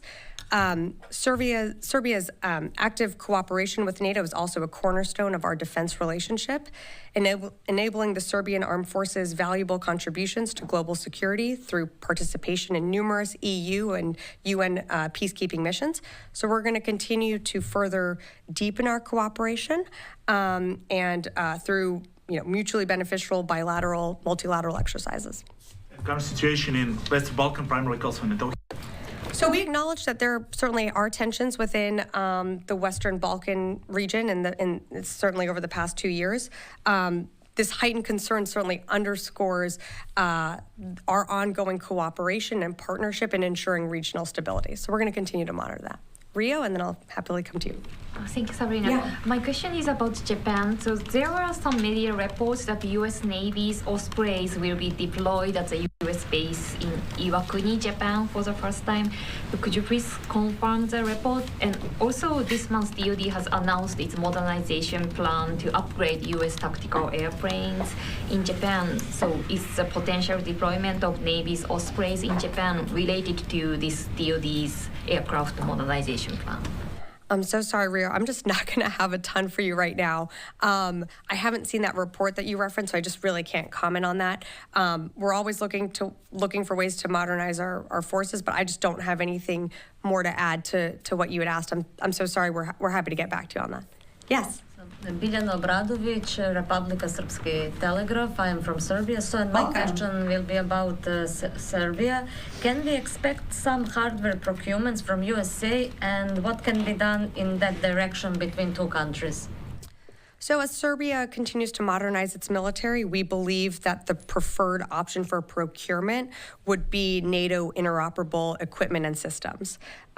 This aligns with Serbia's goals and presents significant advantages, and you're seeing that also, as we're continuing to arm Ukraine. It's about NATO interoperability, which is incredibly important. And so, while U.S. and European equipment may require a higher initial investment, it ensures right now the long-term benefits through streamlined training, maintenance, and interoperability. Great. Yes. Hi. Please. Could you explain something about Western Balkans too? Because I am from Serbia too, journalist for Kurir. Is Bosnia and Herzegovina or Kosovo and Metohija greater security risk in the Western Balkans? So as I mentioned before, we're certainly aware of the heightened tensions within the Western Balkans, and we believe that stability and security is vital. Both Kosovo, Bosnia, Herzegovina, they each face distinct challenges. And so our role is that we are committed to supporting their paths to greater cooperation and prosperity, and we're going to continue to work closely on that. Okay, yes, and then I'll come to Louis. Thank you. Japan's defense ministry announced today, yesterday in Japan, mass discipline, including the personnel who treated classified information improperly. Is there serious concern in the Pentagon, especially when U.S. and Japan have been trying to construct a robust system of information sharing? Look, I'd refer you to Japan to speak more to, the security measures that they are taking. I saw that report as well. We have confidence in our relationship with the Japanese government and our militaries. I'd refer you to them to speak more to how they are enhancing their security measures. But as you saw, we have had and continue to have great engagements. And I'll just leave it at that. Yeah, Louis, and then I'll come in the back.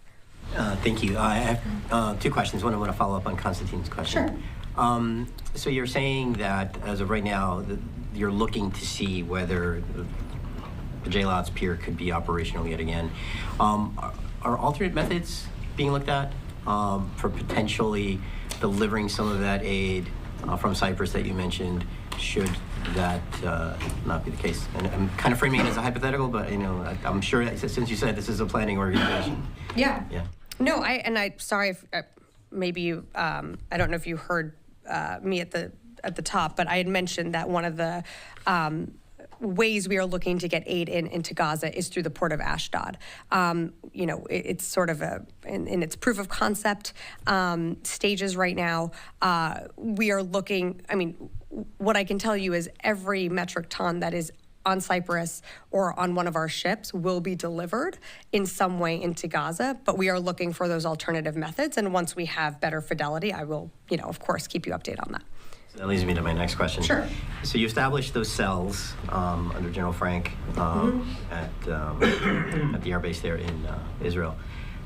Is that functionality end with, does that mission end if the JLATS pier, and when the JLATS pier ends on July 31st, or does it continue in a different frame, kind of what you're talking about through Ashdod? Well, again, speculative and not exactly there yet. The short answer is I think there will be continued cooperation and coordination with the Israeli government to making sure that humanitarian aid is getting in. What that looks like without the pier being, when it eventually ends, and that will be soon, but I again don't have an exact date. I don't know how coordination will shift in those cells. But again, we are still going to continue to talk and work with the Israelis on making sure that aid is getting in.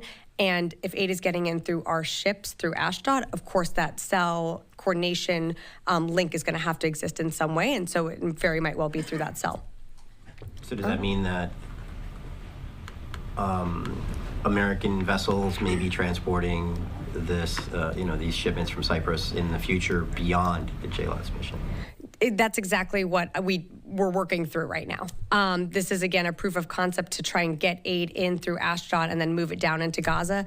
We're working that through with the Israeli government. When we have more, we'll certainly share, whether that involves U.S. ships or commercial ships. I'll keep you updated. Yes, in the back. Dusan Mlađenović, N1 TV, which is a CNN affiliate in the Western Balkans. You just mentioned that Serbia is sending arms to Ukraine. Do you know what type of ammunition? No, I didn't mention that. I was talking about NATO interoperability.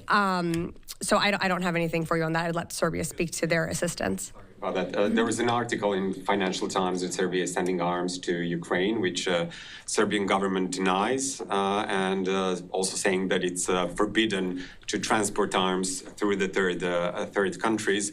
But it's obvious that Serbia is producing calibers which are very similar to Russians, which can be used in all the Ukrainian military equipment. So how do you assess that? Do you have any assessment on that? So appreciate the question, but that's really something that the Serbian government would have to speak to. I am not, as you are here in the briefing room, I am the spokesperson for the Department of the Defense today, up here answering your questions. I would just have to refer you to the Serbian government for more on that. Did I see one more? Yes. Thank you. U.S. Secretary Blinken announced on NATO summit 2 days ago that first F-16 are en route to Ukraine. Can you confirm that? And how many planes we're talking about? I certainly can. The Secretary of State confirmed that. I'm just not going to get into specific numbers. I would certainly let the Ukrainians speak to that. And when they are in country, that's always something that we've traditionally done with any presidential drawdown package.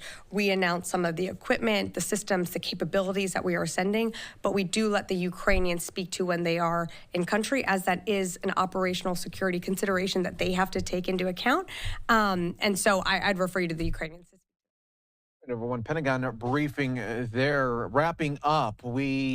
Perfect timing, though, because we just got the break. Looks like it is over in the Alec Baldwin trial. Now, here is the big news, everyone. If you're just joining us on Live Now from Fox, the defense team started the day by demanding a mistrial. So now there is a motion hearing going on right now. The judge has sent the jury home for the weekend. And so this motion hearing, of course, will be done without the jury.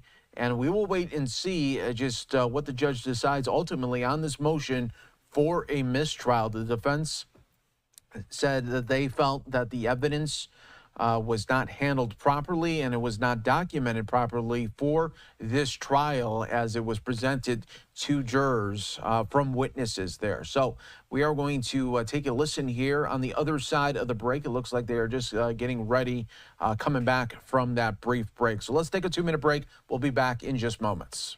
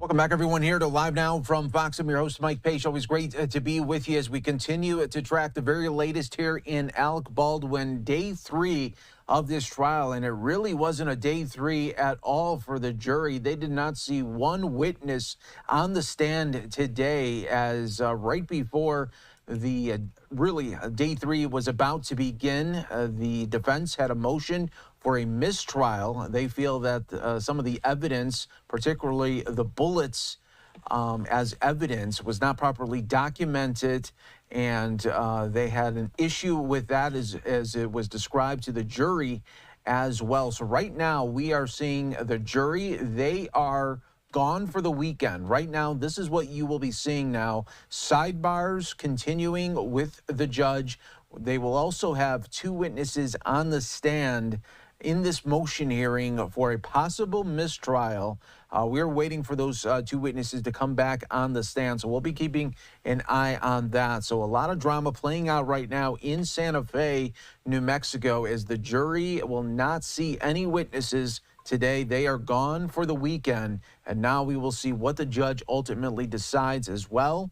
I have one more break to get to. Let's go right here on Live Now.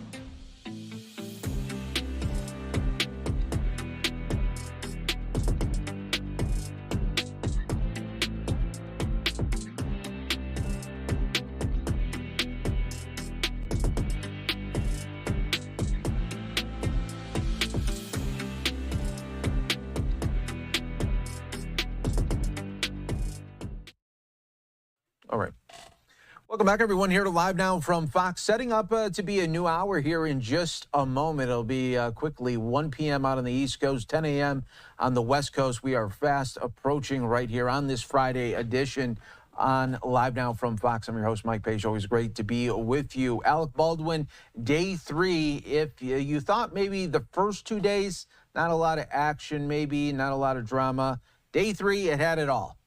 And it had so much that the jury is now home for the weekend there as the judge dismissed the jury as the defense filed a motion for a mistrial. And this is a live look right now in the courtroom as they are both prosecution and defense doing this sidebar and really trying to maybe map out what the rest of the day will look like as the defense putting that motion in for a mistrial on the grounds there of evidence that they felt was not properly put in and properly documented, not only for this case, but the way it was presented to the jury as well. So we'll continue to wait on this and see what the action continues to be inside. Once they do get a witness on the stand for this motion hearing, we'll bring it to you here on Live Now from Fox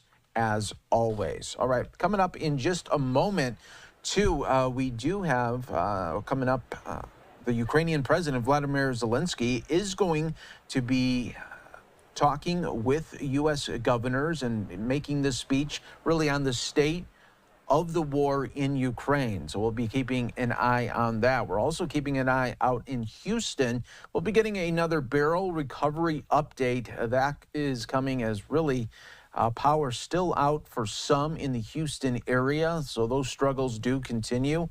We'll also be keeping an eye out in Harris County in Texas as Judge Hidalgo will be giving an update as well. So we still have a lot to get to here on Live Now from Fox. We appreciate all our new viewers continuing to join with us here on this busy Friday here on Live Now. Do want to go out to a feed that we're just getting in. Let's listen in.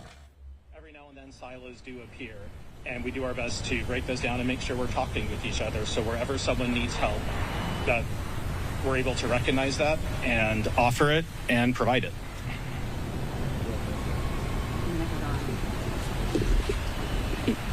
This is one of the reasons that I want to do this partnership, because addiction is very hard to break, that cycle. And when people are resistant to addiction service treatment, imagine the one moment they have in their lives when they have survived an overdose and they wake up in an emergency room. That is the crucial moment you have, the window into their lives to get them into treatment. And for so long in this city, we haven't given the resources that our health partners need to have someone at that bedside at that crucial moment. So that's what this partnership will do, is folks who realize they nearly died. And right there, somebody will say, hey, before you leave the ER, we want to talk to you about Suboxone. We want to talk to you about treatment options, because that's the window we have to service-resistant folks. Uh-huh. Let's talk a little bit about what this specifically looks like. I mean, is this going to be a warm handoff to a bed? How many people do you expect to be helping? What does this look like on the ground? I will let Stephen Coe answer that question, specifics. Yep. Let the professional answer that one.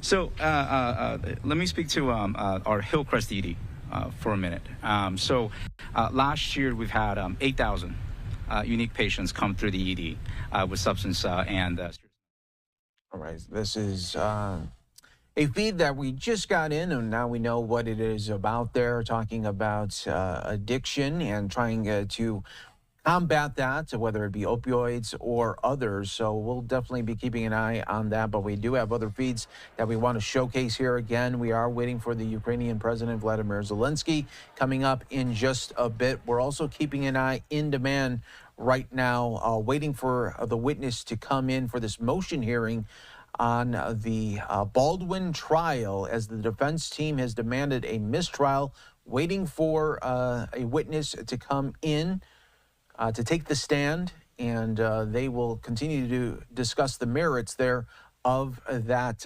motion here on Live Now from Fox. In the meantime, do want to take you out to the United Nations for their latest talks on the war in Israel. Strengthening internal review mechanisms and rigorous vetting of staff members. We expect swift implementation of this plan and call for rapid clarification of the most recent allegations. A total of 3.4 million euros is budgeted for 2024. Part of the Austrian funds will be used for the improvement of UNRWA's internal audit mechanism. Another significant component forms our multi-annual agreement for UNRWA's health program in Gaza in order to enhance predictability and long-term financial programming.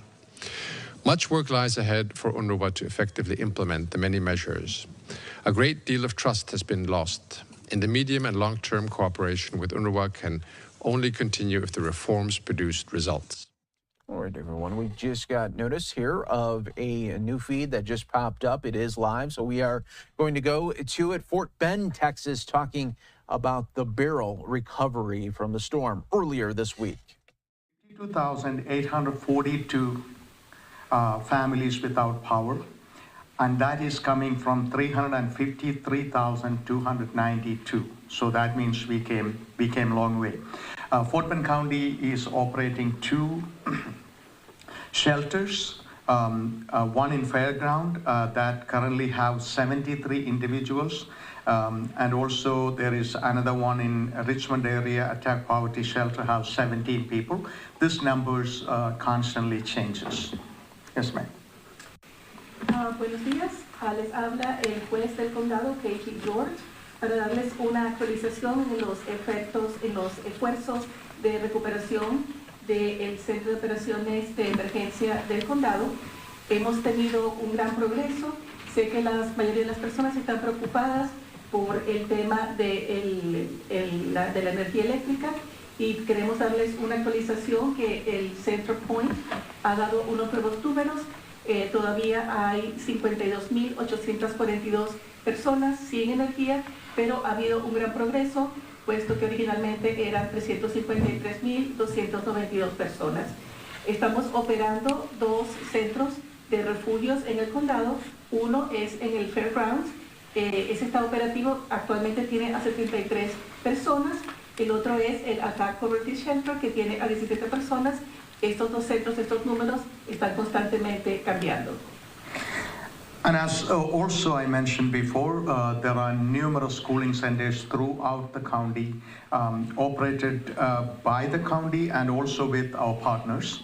Above and beyond, there are numerous schooling centers with local nonprofits and all still exist. But one we are directly involved in is Fairground, Attack Poverty in Rosenberg, River Point Church in Richmond, Fresno Fire Station ESD 7, Mark H. Chapman YMCA Katy, Fort Bend County, many of Fort Bend County libraries, and also we have 4 coach buses we are using as mobile cooling centers, which is stationed in Katy, Sugar Land, Missouri City, Stafford.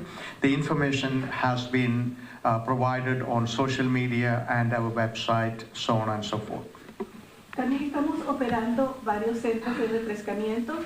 Estos se encuentran en los Fairgrounds.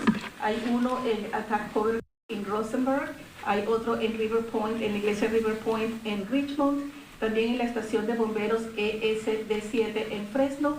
También el centro YMCA Mark A. Chapman en Katy. También en las librerías en We'll keep an eye there in Texas, as this is Fort Bend County, given their latest assessment of Hurricane Beryl that came through and really did a number on the amount of power outages. At one point, there was more than 2 million people in Texas without power. So we'll be keeping an eye on that. Take a 2-minute break. Stay right here with us on Live Now.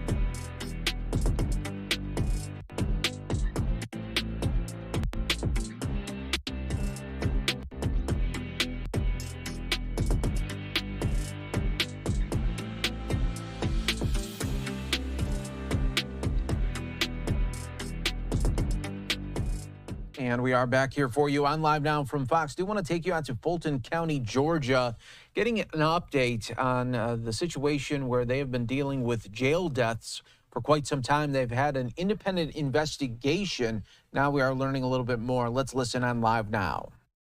On Wednesday. And so to that extent, before we take any questions, there are a couple of things that we want to make sure we put out. I'll turn the microphone over to Colonel Clark so he can, again, he has a unique line of sight with respect to longevity, the things that he has seen. He helped move into this building and what the building was originally designed for.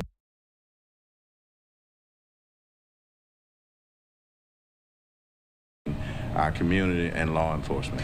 And to that extent, the larger conversation is where we are with respect to what has amassed to be a jail bridging plan and what was passed by the Board of Commissioners on Wednesday. And so to that extent, before we take any questions, there are a couple of things that we want to make sure we put out. I'll turn the microphone over to Colonel Clark so he can, again, he has a unique line of sight with respect to longevity, the things that he has seen. He helped move into this building and what the building was originally designed for, and then we'll give you a few more facts after that. Thank you, Sheriff. Hey, good morning, everyone. As the Sheriff said, I was part of the group of individuals, deputies, that moved us into this facility in the early 90s. And since coming back to the jail at the direction of the Sheriff to run the jail on an interim basis, one thing that I have taken note of as I have interacted with other agencies, not only in the state of Georgia, but throughout the country, is the difference in the philosophy of jails today compared to 30 years ago. This jail was designed on what we call, or the term that is used is an indirect supervision model. And indirect supervision is just that. You have multiple individuals that are indirectly supervising the inmates, and it's a human resource intensive process. Most modern day jails today are designed on a direct supervision model that allows for more inmates to staff ratio. And you literally have deputies or detention officers or correctional officers that are directly in the housing area with the inmates, and it requires less staff. Also, the direct supervision model allows for the inmate to remain in a centralized location, and most times all resources are brought to the inmate, versus in the indirect supervision model where the inmate is taken to the resources such as medical, courts, recreation. All of these activities require the movement of the inmate, which is, again, costs you human resource. So I think the idea that we might be in this facility for another 2 or 3 or 5, maybe 10 or 15 years, depending on what plan the county comes up with, just does not solve all of the issues that we will be addressing or have to address over the years. So let me pick up from there. A couple things to be noted. First is that the county is responsible for the maintenance of this facility. While we oversee it, ultimately the county funds the actual maintenance, and what it looks like is $300,000 a month. We've had, since May of last year, nearly 15,000 work orders just for this building alone. The building, the infrastructure itself is out of date. The materials that were used are no longer used in building a facility of this magnitude. And keep in mind, the county commission, the Board of Commissioners, actually funded a 15-month, $1.2 million jail feasibility study. That study actually shows that 80% of the building is out of life cycle. Just last night, we had 2 attorneys stuck on floors because the elevators don't work. Right now, we're averaging 1,500 work orders a month, and that simply says that 55% of the time the building is not functioning the way it should. And what's happening is much like the Department of Corrections, and we've done the research, We have a more violent element, more violent residents that we take care of, and as such, the building is being weaponized. And so to that extent, that is why I have been steadfast about the need for a replacement facility. In and of itself, we are going to spend over $1 billion or $2 billion over the course of 3 to 10 years having to continuously refurbish this facility. So we've had a jail blitz project. Many of you will have an opportunity to see that here shortly, where we have continuously started to upgrade some of the facility. But again, keep in mind, this project is really putting a Band-Aid on open heart surgery. So from this point, I'll take any questions. Well, how could these renovations help? This $300 million worth of renovations to the building, that's not nothing. And so again, we would have to do that regardless. So I think it's short-sighted, and let me explain that. Any help we get, we appreciate. So we have a jail blitz project that's underway, and you'll be able to see some of that shortly. $300 million is not a small price tag. However, it's not going to happen tomorrow. And so as you listen to the Board of Commissioners, this is a planned out process that will extend to 2026. We need help immediately. We will still have to outsource detainees to make this particular project, as seen by the Board of Commissioners, happen. We're still going to have to function, but it's even more short-sighted because it does not take into the growth of the county.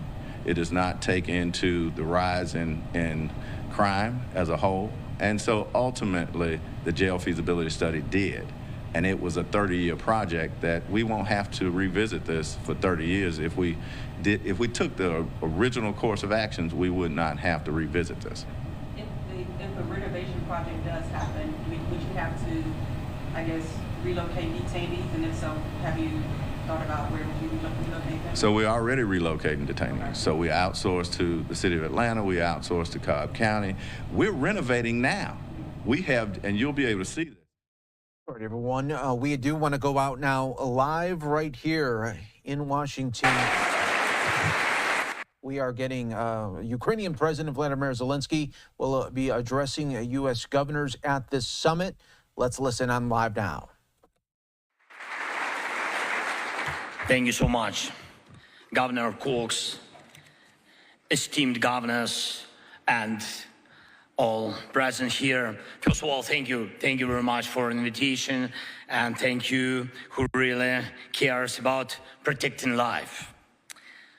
These days, I have been in Washington. I visited the Ronald Reagan Presidential Foundation, and I was in the United States Congress speaking with representatives of both parties in both chambers. And I was at the White House and the NATO summit meeting with the President Biden. At each of these meetings, I thanked America, all our friends in America and all Americans who support Ukraine, our people, our freedom, our independence in this terrible war started by Russia. Thank you so much for your support.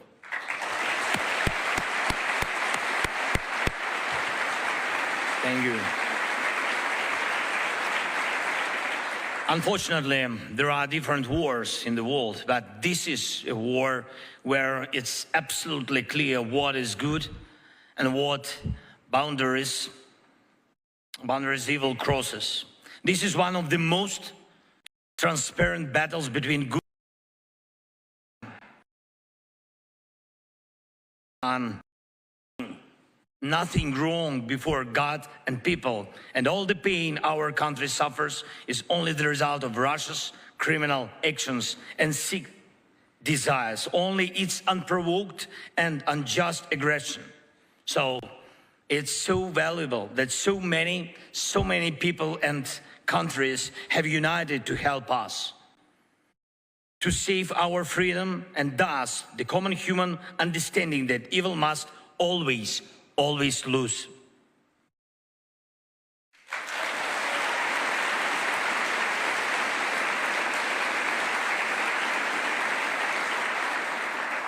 What else would our world rely on if evil did not lose and if good people did not unite in battles against what threatens any life and any values? Of course, everyone does what they must. And I have said many times that we do not ask the United States and other partners to fight for us. We do not ask for your boots on the ground. The only thing we ask for is sufficient support, air defense systems for our cities, weapons for our men and women on the front line, support in protecting normal life and rebuilding. This is all we need to withstand and drive Russia from our land and to send strong signal to all other potential aggressors which are watching. And we truly receive such support, and I'm grateful for this. Thank you again. Thank you. And yes, we receive it from American friends, from dozens of countries. Of course, Americans' leadership is indeed felt. And we receive it from many just ordinary people, communities, companies from different parts of the world, and everyone who does not remain indifferent truly protects life. As it has been said, the one who plants and the one who waters have one purpose, and each will be rewarded according to their labor. Today, I especially want to personally thank you for your support, the state of Utah, other states, many American hearts, and many American communities, all those who do not want and will not allow evil to prevail.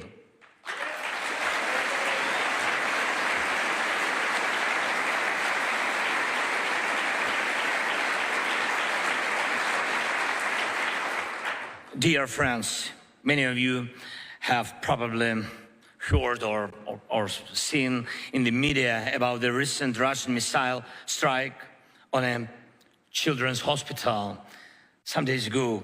And this direct hit on one of the hospital buildings, and this could not have been just a coincidence. Children who, with the help of doctors, are trying to overcome terrible diseases, such as cancer and heart diseases, found themselves on the street amidst ruins, and some were trapped under the debris. The hospital, the name of this hospital, by the way, Ochmadit, one of the best children's hospital, not only in Ukraine, but in all of Europe, was significantly damaged. And we are now working to quickly restore its operations and ensure that children can be treated in other hospitals. Cancer does not wait for the Russians to stop bombing our cities. And children need treatment, need it now. Children also need to go to school, and their parents need to feel at least basic safety to be able to live, be able to work, and provide for their families. Just think about the numbers. Russia destroyed nearly 160,000 of civilian objects, just 130,000 homes, 3,000 schools, 700 medical, and 170 churches. Who are they? All of this presents us with a huge range of tasks, and many of them will be resolved within communities very close to the ground. And that is why we so deeply appreciate when our friends from around the world come to Ukraine to see everything for themselves. Of course, speak the truth about what they have witnessed, help rebuild all that is very necessary for a normal life, and personally tell everyone who has not seen such a war that good must always triumph in war. To make this happen, to ensure the true victory of good, your voice, each governor, each community leader, all pure hearts is crucial. And I invite all of you to visit Ukraine and to see our people, our struggle. And I'm proud of our people and what Ukrainians are achieving now. Believe me, together we can achieve much more for all of us, for our countries, for our communities, for our people. I invite you to build people-to-people connections that will last forever. And we already see Yuda's contribution to rebuilding our country, and you have helped thousands of people, and such help can be help for millions of people and for the cause of good in general, which rewards everyone, regardless of where they live, because we all share the same values, and we do not want war to disrupt life anywhere. Thank you for your support, and I wish you fruitful work, productive discussions, of course, at these meetings, and I hope that together, Ukrainians and Americans, we will prevail. God bless America and Americans. Slava Ukraini. Thank you so much. The Ukrainian president there, Zelensky, in Salt Lake City, Utah, for the National Governors Association, just a day after the NATO summit there, appearing with President Biden. So we will continue to bring you always the top stories here and live feeds from across the country on Live Now from Fox. We'll take another 2-minute break.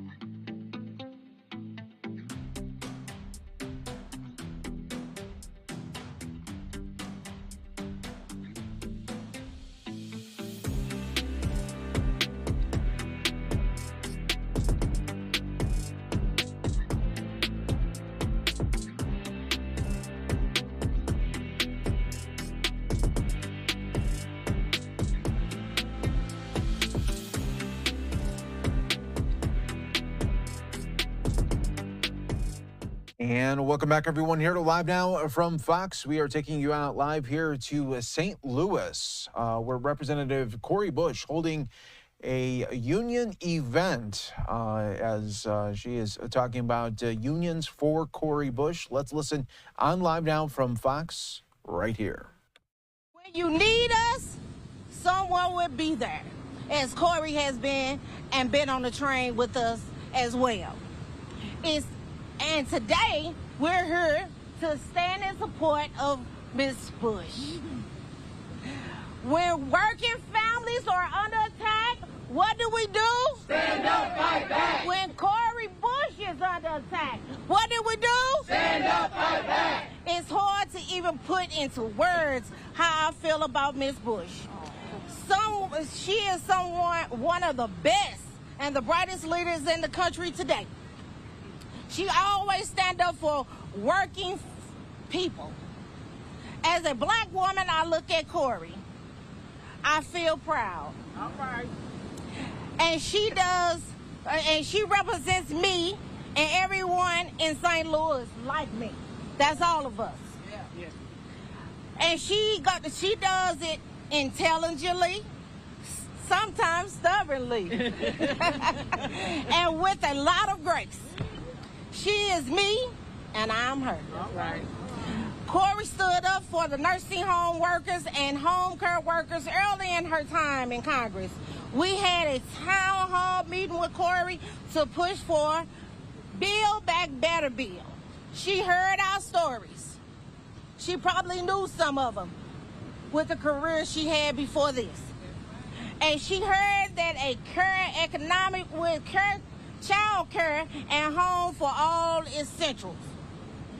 That's why she stood up for a Build Back Better, not the final watered down infrastructure bill. She wanted to make sure that home care workers got what they needed through the full Build Back Better bill. Right. Unfortunately, a few actors in Congress, like Joe Merchant, pushed for a reduction and fraction bill, and the current economy ended up getting cut. But that's all right. We coming back. That's right. Thank you, Cori, for standing up for the real care economy, for folks can get the care that they need at home. In their communities, we are going to stand up for your side, stand up on your side, Ms. Bush, till that dream comes true. That's right. We have to send Cori back to Congress. Back to Cori, Congress. When working families are under attack, what do we do? Stand up, fight back. When Cori Bush is under attack, what do we do? Stand up, fight back. And I'll leave you with that.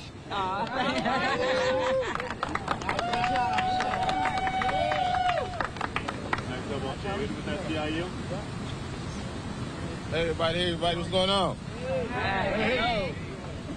My name is David Rainey, and I'm a member with an intern with SEIU Healthcare.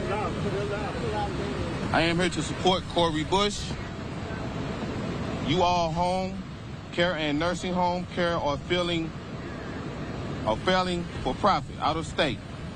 Hedge fund owners are ripping off the system and buying yachts instead of paying workers and taking decent care of residents.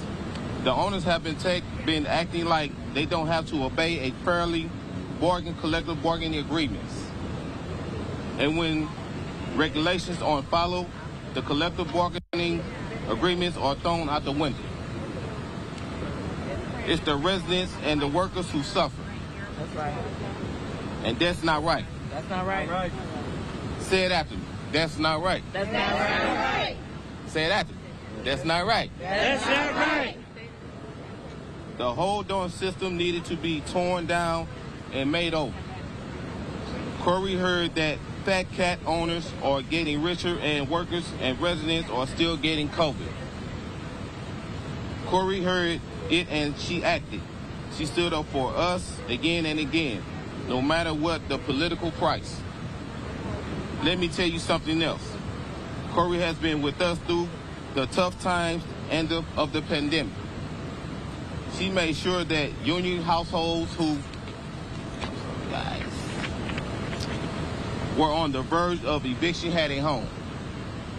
She made sure that people were not thrown out on the curb with all their possessions, their children's toys, their work uniforms, their photo albums.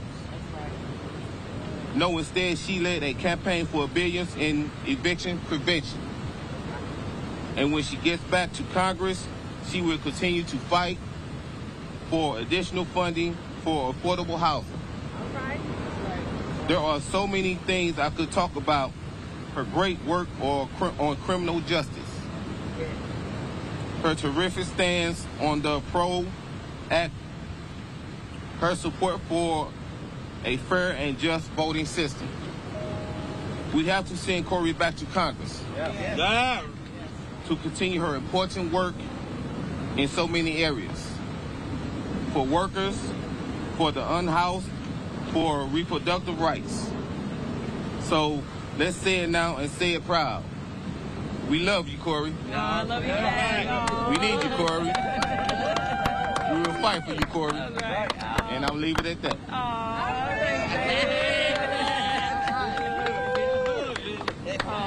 Love you back. All right now, Jay. Come on, Jay. All right. What does democracy look like? This is what democracy looks like. What does democracy looks like? This is what democracy looks like. My name is J.O.Z. I'm the president of the St. Louis chapter of the Coalition of Black Trade Unions. I'm a 50-year member of Local 92 of the Carpenters Union. I served as an elected official in the 22nd Ward as committeeman and then later as alderman. Sometimes the best man for the job is a woman. Just the other day, I received a phone call from WB campaign asking me if they could count on my vote for him. I replied, I support Cori Bush. That's right. She's the best man for the job. We are in a historical battle for our children and our grandchildren's lives. We need to stay focused to make sure that our voices are heard by re-electing Cori Bush to Congress. Right. Yeah.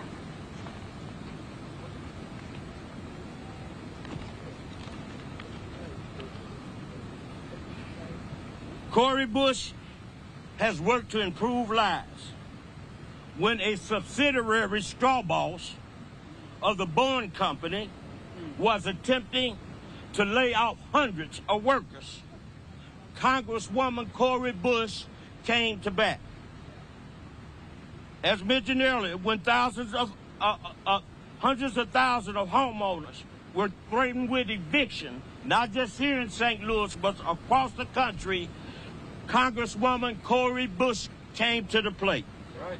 When we talk about our Congresswoman and the 6 other Congresspeople who lodged a protest vote against the infrastructure bill, knowing that the infrastructure bill would pass.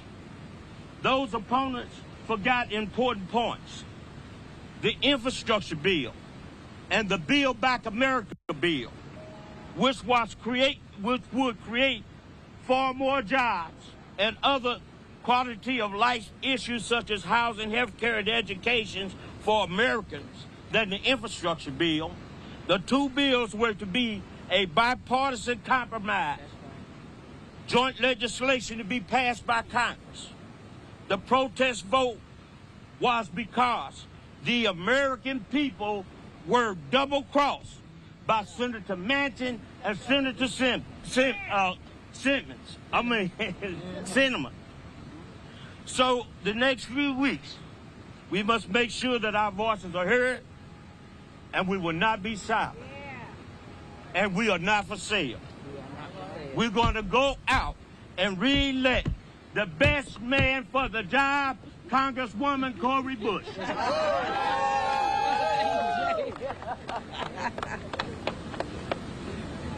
Me? All right. Oh. All right. My name's Floyd Beryl. I am the president of Local 6300 CWA, and I rise today in support of our Congresswoman, Cori Bush. We support her from the Communications of Workers of America in the private and public sectors. We're behind her because I was taught that leadership comes in 2 ways, transactional and transformational. Transactional You better get what you paid for, because that's all you're going to get until the next transaction. Transformational. You got someone that makes the right decisions at the right time for the right reasons. And that's what you got in Cori Bush here. And we appreciate all of the help that you've given us. She not only shows up for the fight, she's on the front line with us every single time. So we want to give her the support that she deserves so she can go back and help and continue this fight to build us back better. Our Congresswoman, Ms. Cori Bush. Thank you.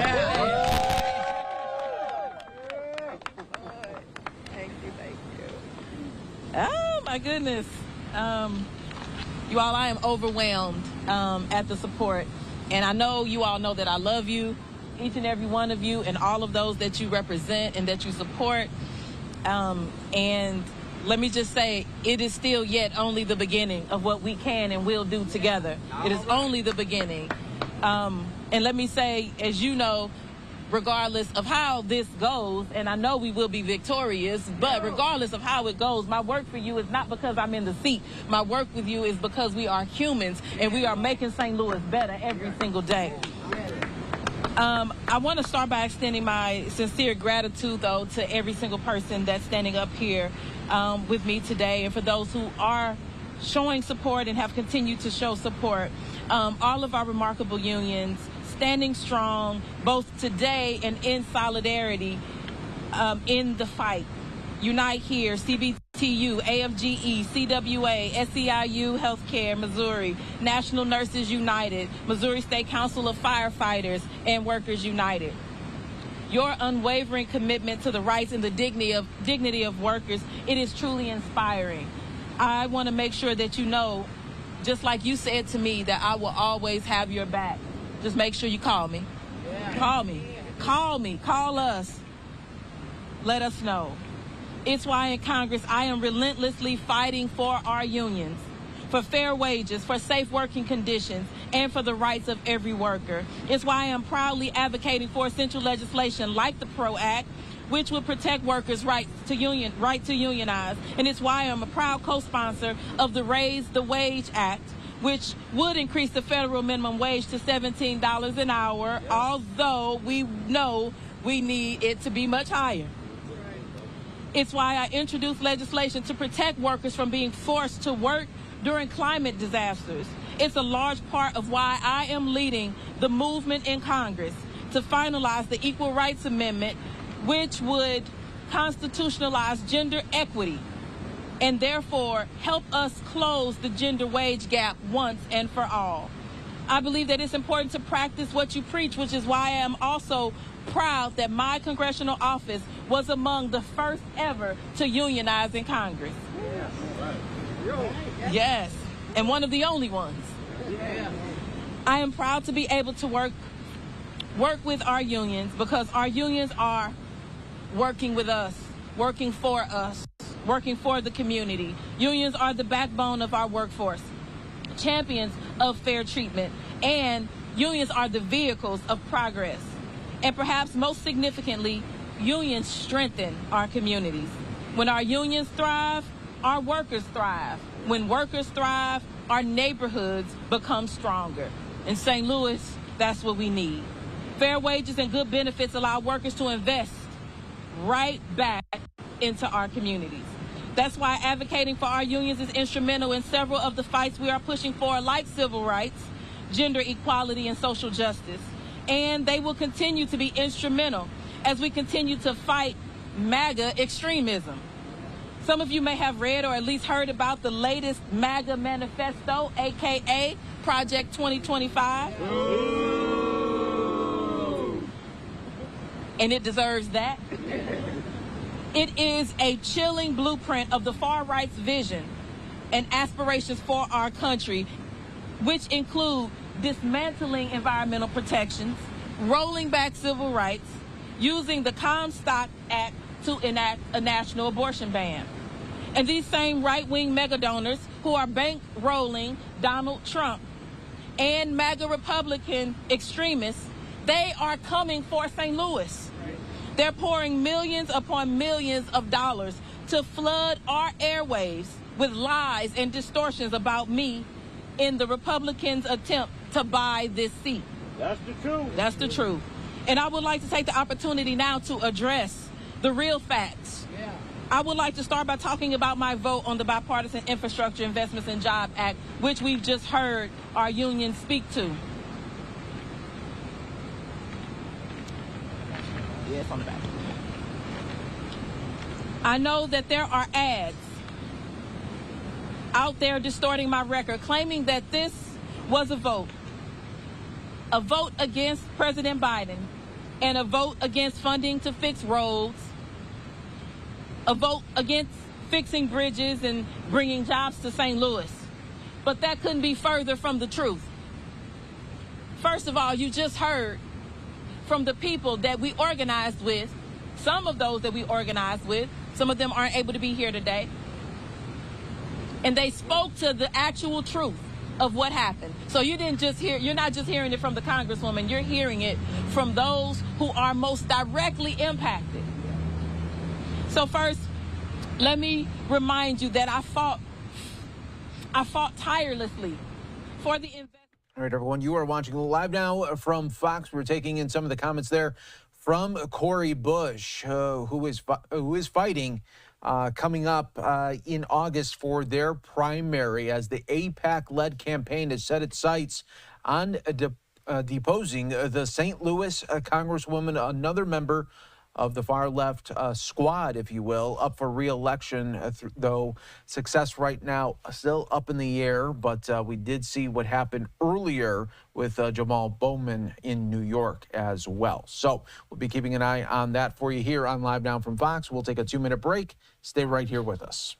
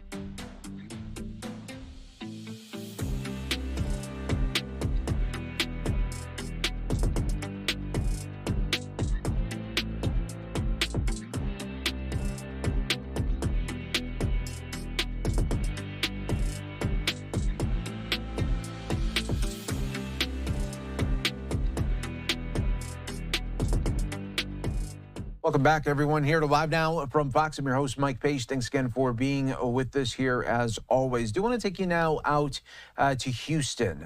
This is really quite the week that so many in Houston have had. Of course, they have not wanted this at all. We're talking about Hurricane Beryl and everything that has been left over since, including the power outages at its peak.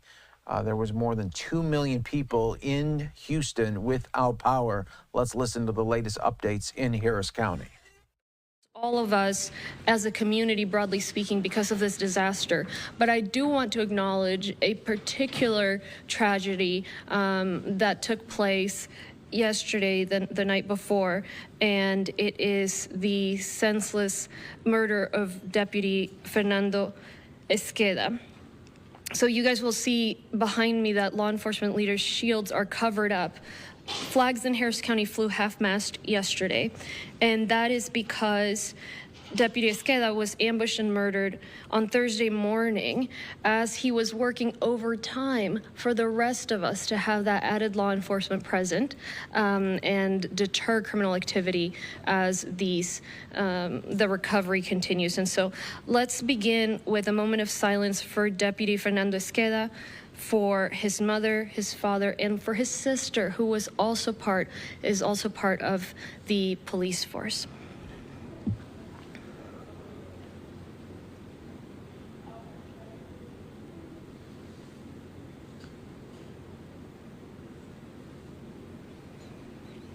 Thank you. And Sheriff Gonzalez did announce last night that they have charged a suspect with capital murder in his death. The family obviously are going through a very difficult time. And so let me just say here, we send you all the support, all the love. And I do ask the residents of Harris County to just send a prayer for them, and we'll continue to support that family. So let me start with just a rough update here. And we're all got the first responders working 12-hour shifts. You see us running in and out on our phone because we're working around the clock to try to get the resources that people need. But the need is enormous. It's very hot. It's very humid. People are starting to feel it. A few days ago, tensions continue to run very high, worse every day. The worst hit households have one or multiple trees sitting on their homes with part of the trees inside their rooms, inside their bedrooms, inside their living rooms. They feel lucky to have escaped death, but they're suffering very much with what's going on right now.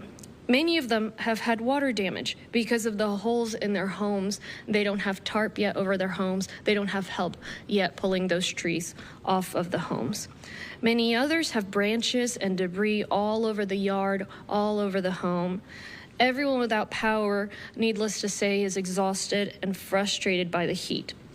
Many times, and I've seen this myself, we've all seen this in images, it's the elderly, it's widows, it's families with young children, you name it, who are in these conditions.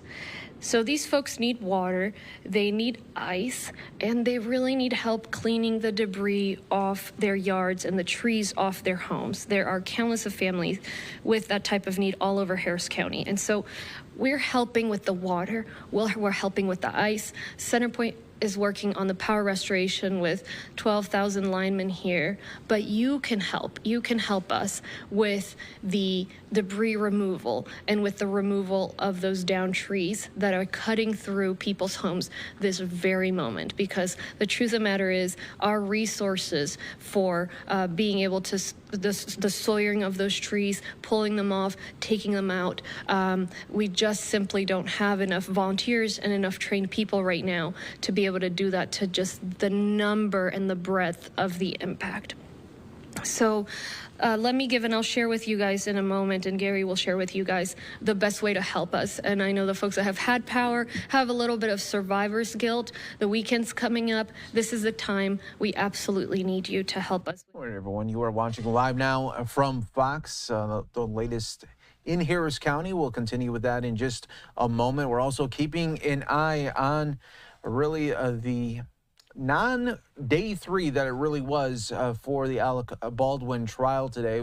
The jury never got to see a witness on the stand because the defense right now is filing this motion for a mistrial, and right now the judge is still considering it, waiting on two witnesses to be on the stand without the jury. The jury has been sent home for the weekend. So quite the drama playing out right now in New Mexico. We'll take our final break of the hour. Stay right here with us.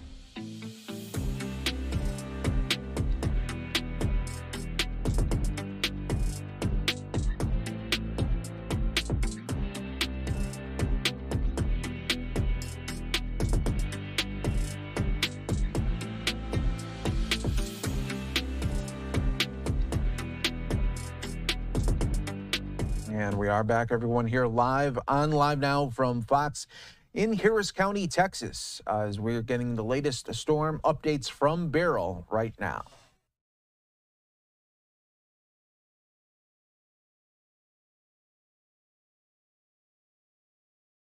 Of Deputy Fernando Esqueda. So you guys will see behind me that law enforcement, árboles y con los escombros. No podemos hacerlo sin voluntarios. Entonces, esa va a ser la parte más importante de este reporte mío el día de hoy. En cuanto a la electricidad, a las 6 de la mañana hoy día, 700,000 familias sin electricidad y 900,000. There is rain, as you know, rain coming, more rain coming. So if you see your drains are blocked by debris, this is the time to get that debris off of the drain and in preparation for these rains to come down. With the debris blocking the rain, it's possible that there could be a little bit of street flooding. Nothing to worry about, okay? But you can help us by cleaning those drains. We have 11 points of distribution throughout the county, including our cities, for food, for water, and for ice. So it's a drive-through system where you can receive those needs. We have set up the distribution centers close to the most need communities. So it's all data-driven and should be able to be accessed by anybody who needs to. But if somebody needs transportation there, again, you can call 211, or if you're not able to get there with a vehicle, that's how you can receive support. We continue to work with the state, we continue to work with our cities and with precinct commissioners to get supplies out into the community as quickly as possible. I know it's not fast enough. We've got 4.7 million residents, many of whom were impacted. And so we're doing everything as efficiently and as quickly as we can. The state has sent us dozens and dozens of semi-trucks worth of aid. They're all staged at NRG. If you go by NRG right now, you see our medical transition center to support our hospitals, and then you see trucks after trucks, and if you don't see them, it's because they're out somewhere grabbing more supplies. So we're distributing that. We get it for the region. We then send it to the various counties or Harris County, and each county is sharing it then with municipalities, with county commissioners, and going to the distribution centers. However, ice has been especially hard to get, and folks who are going through this are aware of that. So we're looking at every option. We have requested 25 trucks from the state on Monday. They've yet to arrive, but I am in touch with Chief Kidd of the Texas Department of Emergency Management, and he is working all the channels he can. We requested another 25, knowing what the need is. Obviously, the 25 from Monday, we've been told they're en route. So we did, we're working with our private sector partners. So HEB donated to us 3 trucks of ice, about 15,000 bags of ice that are actively getting out into the neediest communities right now. And I'm in touch with neighboring counties that were not impacted to see if there's any way that we can get that in here, to see if we can produce it. These are questions we've been running down, but obviously the various levels of priority. We have met, this is another piece of good news, we have met the threshold for direct financial assistance from the federal government. That doesn't mean that we have it coming yet, because the federal government needs to review our data. So folks have been traveling the county, the affected areas, to be able to itemize the damage, particularly where there's major damage, where there's destruction of property, and that has allowed us to go submit to the federal government now our request for direct financial assistance. What that would mean is that FEMA would activate its disaster recovery centers like they did after the derecho, in fact, reactivate some of the ones from the derecho. And people will have the ability to either call or show up to receive direct financial assistance in the form of grants, and for small businesses to receive low interest loans. So I spoke with the vice president yesterday. I've spoken with the president, and they are aware, they're leaning forward, and they know that we're hoping for an expedient review of our application. So let me pause there and share.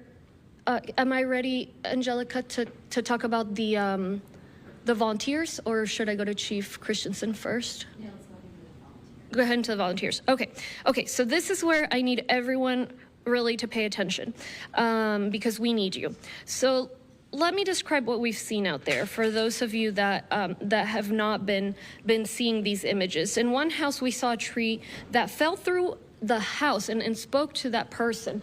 And you can see, if you guys wouldn't mind making room for the images here. So there's a tree that fell through someone's house directly onto their bed. Okay, this person had just gotten up because grandma, she got hungry. She got up and 5 minutes later, the tree fell on her bed. Same story with another young man. Some houses completely split in two, and this is not unique, okay? This is not, let's go and find the hardest hit places. We just went to a neighborhood that we knew had been affected, and there was so much of this. Could probably fill the whole screen. We just didn't have time to put it up everywhere. But I want people to know what we're facing. The damage is so widespread. We have over 4,400 people that have had damage to their homes because of Beryl. So we have a network of organizations, and those organizations have activated during Harvey. They've activated in the past, and they know how to work with volunteers. Oh, please join me again. Thank you all. They know how to work with volunteers, and you've worked with them. We love these organizations, and right now they need you again. It could take up to 6 people an entire day to remove one large tree. So each of those homes, each of those 4,400, 6 people one day. We need so much more than what we have right now. Right now, all these organizations probably have around 100 volunteers right now. So do the math.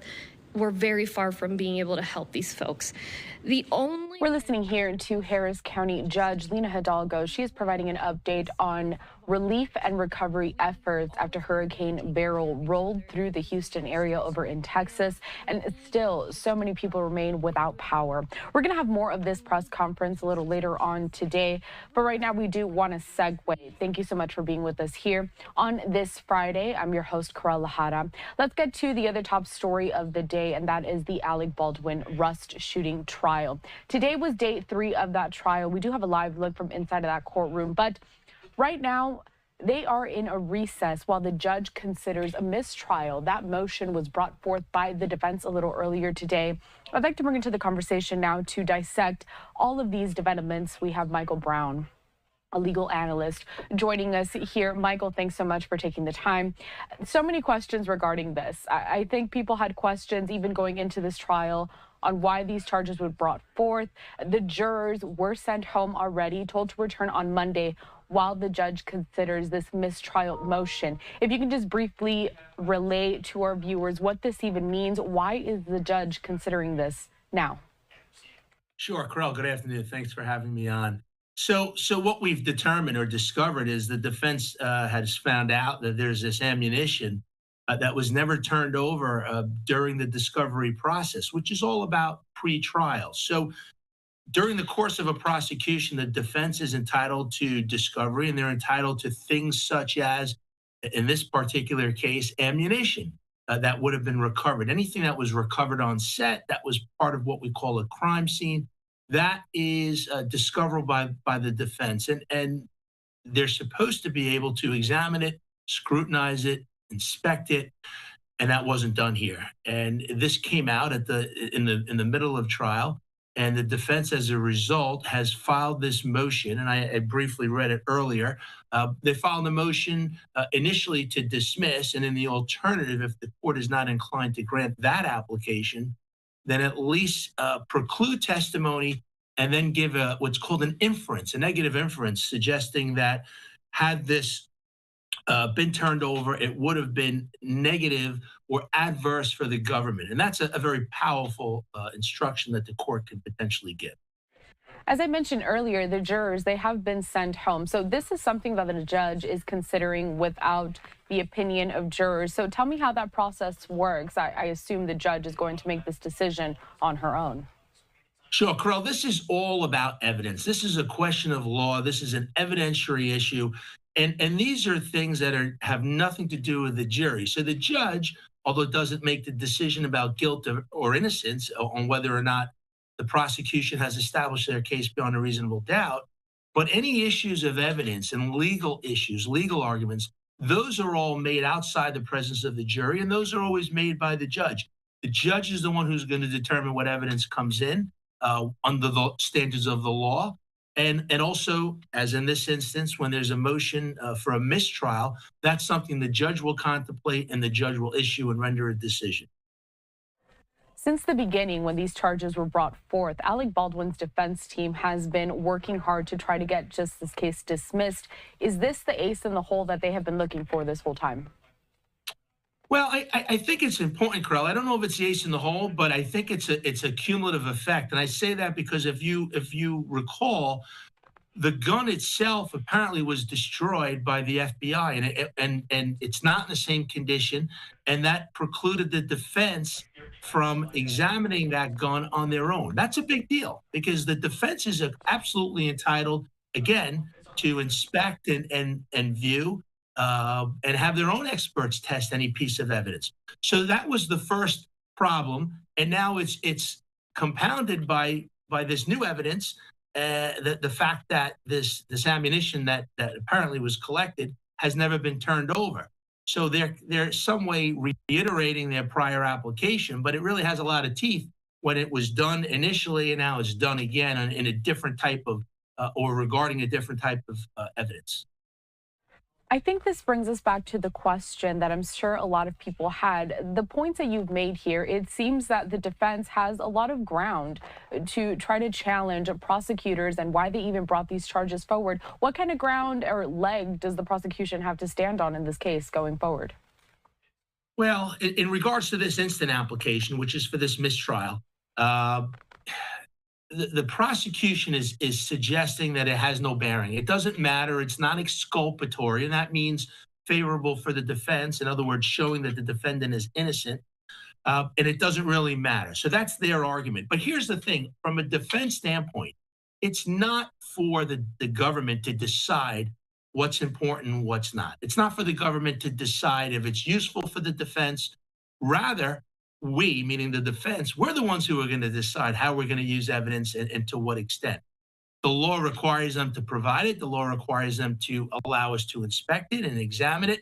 And it's for the defense to decide, subject obviously to the court, how we're going to use it, if at all. It's not for the government, because if we left everything up to the government, everybody would get convicted and we wouldn't get a fair trial. So that is really important. It all does seem really cut and dry, and yet Alec Baldwin is still on trial for this, and the judge has not dismissed it right now, considering this argument of the mistrial. How likely is the judge going to side with the defense in this case, or are they going to go ahead and bring those jurors back on Monday? If I had a crystal ball, what I would think is going to happen, I don't think the judge is going to grant the mistrial, but I think what the judge would do is say to the defense, we'll give you time to examine the bullets and take a break in the proceedings. I don't know if the defense would do that, but I think the judge will certainly strike testimony and give this negative inference. And that would, again, have a significant effect on the jury, because it would play into the defense's position that the government's going to do anything they can to get a conviction here. Let's talk about the prosecution and the government in this case, bringing these charges forward and kind of detail all of their reasonings to do so, especially when I hear some of these arguments from the defense that, like I mentioned before, it seems pretty cut and dry that if evidence was destroyed, if you can't really examine all of this that is crucial to this investigation, what is prosecution saying about that? What is their argument right now? Well, are you referring specifically to the fact that they did turn over the ammunition? That, yes, and then the gun being destroyed, the defense can't really examine it. They don't have all of that key evidence that would help them in their defense. Yes, and normally, and what the government is doing in this case, which I've heard time and time again, is, well, it really wouldn't make much of a difference. We tested it. We had our experts look at it. We're presenting the lab findings from our experts. We have photographs of it. And even so, it's not going to help you, and it wouldn't be favorable to the defense. So that typically is the prosecution's position. And I think that's exactly what they've said here. Again, from a defense standpoint, we don't buy that, because the defense is absolutely entitled to look at everything, see everything, and decide for themselves how they're going to use this type of evidence. Remember, Carell, also, there's this thing called trial by ambush, and defense attorneys love using that phrase. I don't know if it was used here. Trial by ambush is basically, hey, there's discovery statutes out there, and they allow us the opportunity well in advance of the actual trial to gather and look at all this evidence, and we can prepare adequately for the case itself and the trial. So trial by ambush is, hey, at the last minute, you're giving this and you're giving us that. And, we're in the middle of trial. What do you expect us to do at that point?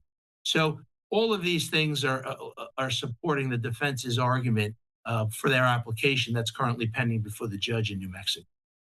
I think just the straightforward question now would be, is this going to help the defense with their argument and try to get Alec Baldwin relieved of this conviction? Yeah, it's a big deal. I think, again, I don't think the judge is going to grant the application for the mistrial, but certainly she's going to allow a negative inference. And I think that's going to be important because now you have the argument that they destroyed the gun. Hey, we as a defendant were not able to look at it. And now you have this negative inference, I would imagine, in regards to the ammunition that, again, they're up to dirty tricks. They're not letting us look at it. They didn't let us see it. And they would basically do anything they can to get a conviction. And the facts of this case, quite frankly, are not strong anyway. So take those things in conjunction with each other. I think it's going to be very important at the end of the day. Finally, Michael, I would like to ask, right now they are on a recess, so to speak, while the defense kind of looks over all of this. The judge considers this mistrial. We wouldn't expect a decision on that today. Do you think, would this get pushed back? For example, jurors have been told to come back on Monday, but could that be delayed? Anything's possible, but it's very unlikely. The judge is going to look at the case law. She's going to look at what's been done. And I'm confident she'll have a decision before they come back on Monday morning. Michael Brown, legal analyst, thank you so much for joining us here on Live Now from Fox to dissect this situation. This trial started this week. Today was day 3. Not a lot going on now that the defense has brought forth this mistrial motion, but we'll just have to wait and see, I suppose, and where this goes, what the judge decides. Thanks, Carell. We do want to step away for a quick here at Live Now from Fox, but stick with us because we have so many more top stories to get to throughout this Friday. We do still have this live event happening over in Harris County, Texas. The judge there, Lina Hidalgo, providing an update on recovery and relief efforts after Hurricane Beryl, and a few other things. Of course, we're going to be discussing the Republican National Convention, a live look out there in Milwaukee at the Pfizer Forum, expert analysis coming up later on today, and we are still waiting to see what the judge in the Alec Baldwin case is going to decide after his defense team brought forth a mistrial motion. All that and more when we come back.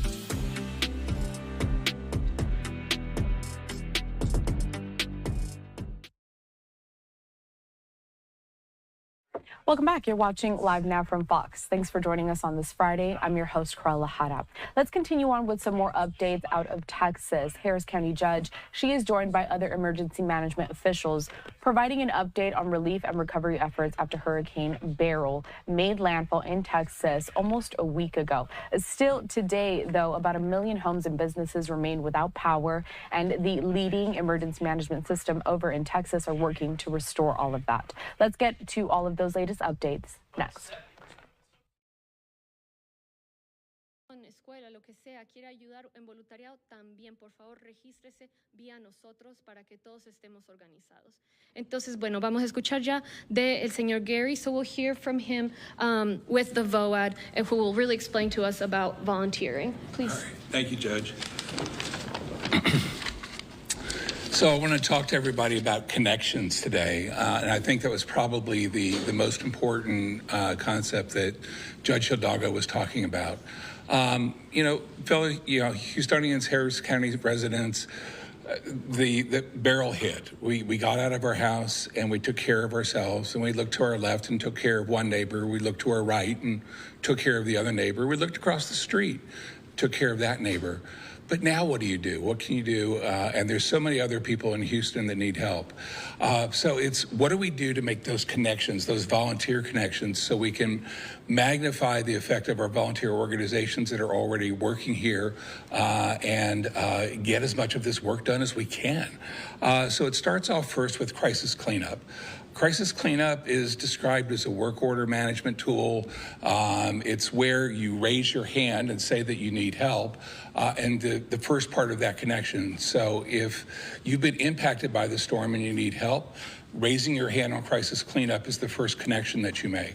On the other side, we've got volunteer organizations like Team Rubicon, which is one that I volunteer with.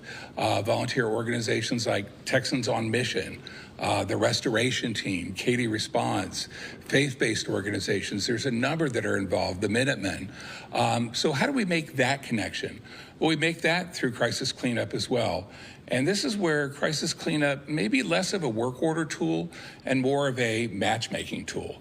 On one side, we have people that need help. On the other side, we have people that can offer that help. And so through crisis cleanup, they're able to go in, look for those matches, call up that homeowner and say, we're here to help. What do we need to do? It's all the services are offered completely for free. These are nonprofits that are working. So how do we make that connection? The problem is the storm Beryl was huge, huge amount of damage. So how do we handle that extra volume? And that's where the third connection comes in. How do we connect you back to the volunteer organizations? You want to volunteer with one of these organizations because they have the leadership and expertise to make sure that, number one, you're not going to get hurt, the homeowner is not going to get hurt, and that we do the job as, just absolutely wonderful quality and the best we possibly can, because we don't want to do any more damage to their home. So what you do is you go to Volunteer Houston, and we make that third connection. You connect to Volunteer Houston, and they will offer a number of opportunities for you to serve. So you look for one that matches your capabilities, one that matches geographically where you want to serve, and then you make that connection to that organization. Then you'll call up that organization. They'll be onboarded with that organization. They'll go through whatever training they want you to go through, and you're out there serving. Now, we have all kinds of different jobs, and they require all kinds of different training, right? As a spontaneous volunteer, you can go and help work, tarp or buck and gut a home. As long as one person on site knows what they're doing, everybody else can be a spontaneous volunteer. You can go out and help your neighbors. If you're tarping a roof, we prefer that you have some training to be on the roof, but lots of opportunities for spontaneous volunteers on the ground. If it's chainsaw work or debris management, everybody can do. That's just picking up all the debris. And then on Sawyer work, what we prefer is that you work with an experienced team.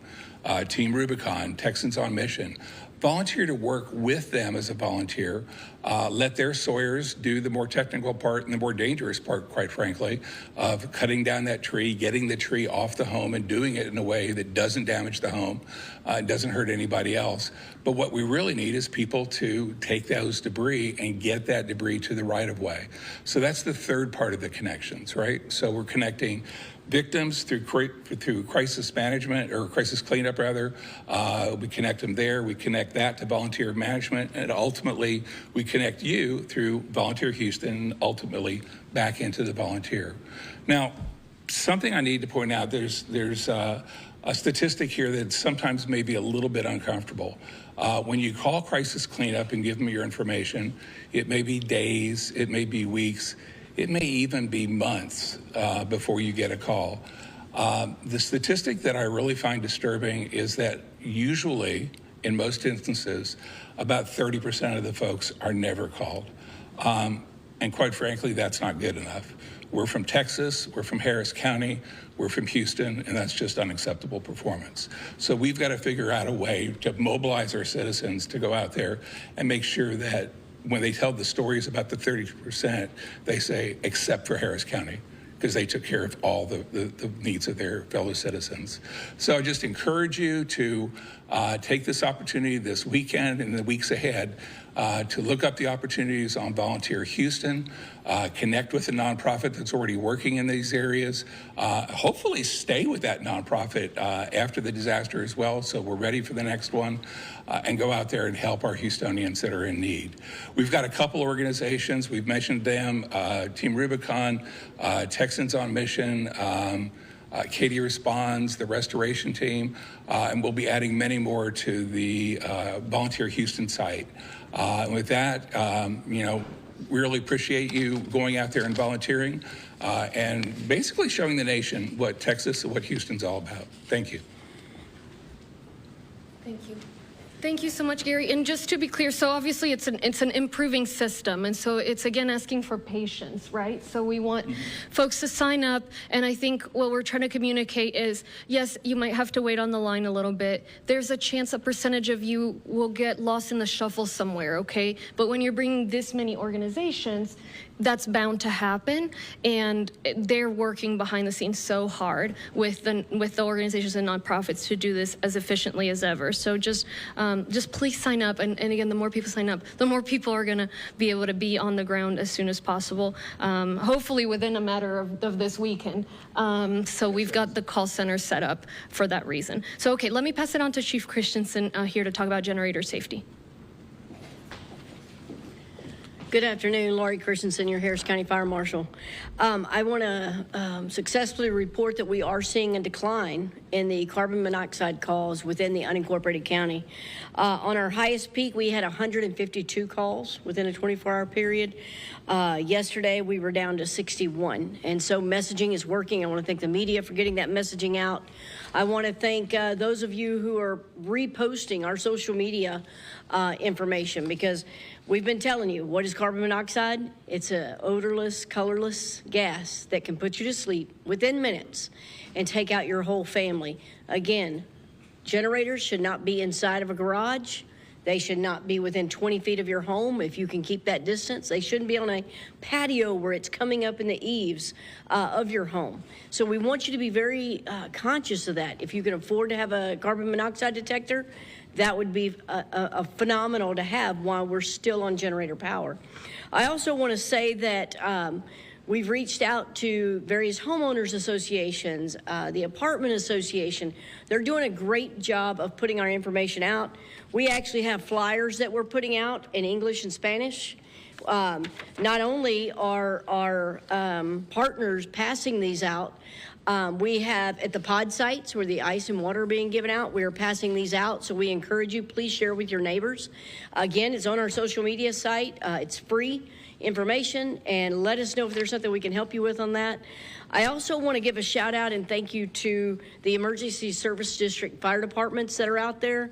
They're actually going out doing assessments I know we've been talking about the debris and the trees. They're doing assessments and bringing that information back digitally to Harris County. So it is allowing us to get information out much sooner, and we really appreciate it. They also are going around doing drive-by assessments. If they see something in a garage, if they see maybe a generator too close to the home, they're actually getting out and checking with the neighbors and checking with those homeowners and passing this information out. The key here is this: we're going to be on generator power, some of us, for several more days.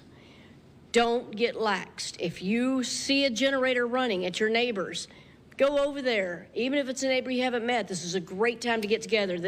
I can tell you, I've met some neighbors that I didn't even know I had personally because we've been on generator. And have them come over and just say, hey, I see this is a little too close to the house, or how long are you running this? Is there anything you need? Our greatest concern is that we get laxed in the comfort of that continuous hum of the generator, and we forget that it needs to be further away. So again, thank you. Thanks for everybody putting out this information, and we look forward to continuing the success of bringing those carbon monoxide calls down. Thank you. All right, just heard here some comments there. Stepping up to the podium is Harris County Judge Lina Hidalgo over there in Texas. They are really detailing all of these recovery efforts when it comes to the power. At last check, about 1 million homes and businesses still remain without power after Hurricane Beryl made landfall almost a week ago over on the coast of Texas. We do have a live look out in Houston, give you a vantage point on what the situation is looking like over there. You can see it's kind of cloudy and the roads do look a little bit wet, so some storms rolling through. But really a big concern right now is the major heat that parts of that state are seeing. And when people don't have power, it could make for a very dangerous situation. They also spoke about carbon monoxide poisoning. It's something that does unfortunately happen during times where natural disasters strike. People are running generators. They are running their own air conditioning systems. And so all of those things are prevalent to keep in mind during this, while a center point, the energy system over in Texas, works to restore all of that power. We do want to step away for another quick commercial break. When we come back, a few updates that we want to get to concerning President Joe Biden. This is a live look right there. He is departing from Joint Base Andrews en route to Wayne County, Michigan. We do have these live looks. We had a photographer there kind of wiping down that lens. He is expected to have a event later today in Michigan, Biden, of course, and we're going to carry that for you here. Set to take place, I believe, around 6 p.m. Eastern time. We're going to carry it for you as always. We also have a live look out of this, an event in where Transportation Secretary Pete Buttigieg, he is at a Biden-Harris campaign event. All of that and more when we come back.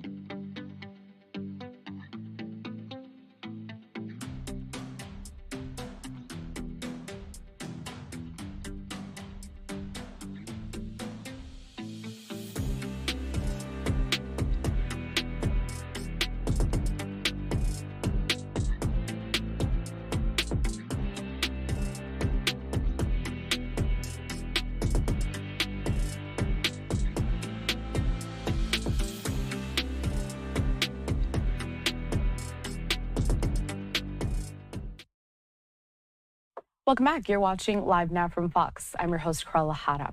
Let's segue to another current event that we are tracking out of Arizona. Another fire burning through that state, already burning about 1,100 acres. Take a look at this map on where that's going on. This is in San Carlos in Gila County, Arizona. As I mentioned, the wind-driven watch fire burning in San Carlos and has already scorched more than 1,100 acres. Fire started on Thursday, just yesterday, July 11th, near downtown San Carlos. Fire authorities say it's moving toward Peridot Siding and Old Moon Base. There are evacuations in order. That fire is currently 0% contained. The cause of the fire is still under investigation. We do have a look here, some video that we got. This is courtesy of Alexander Casus. You can see that fire burning through and near residential areas over in Gila County, Arizona.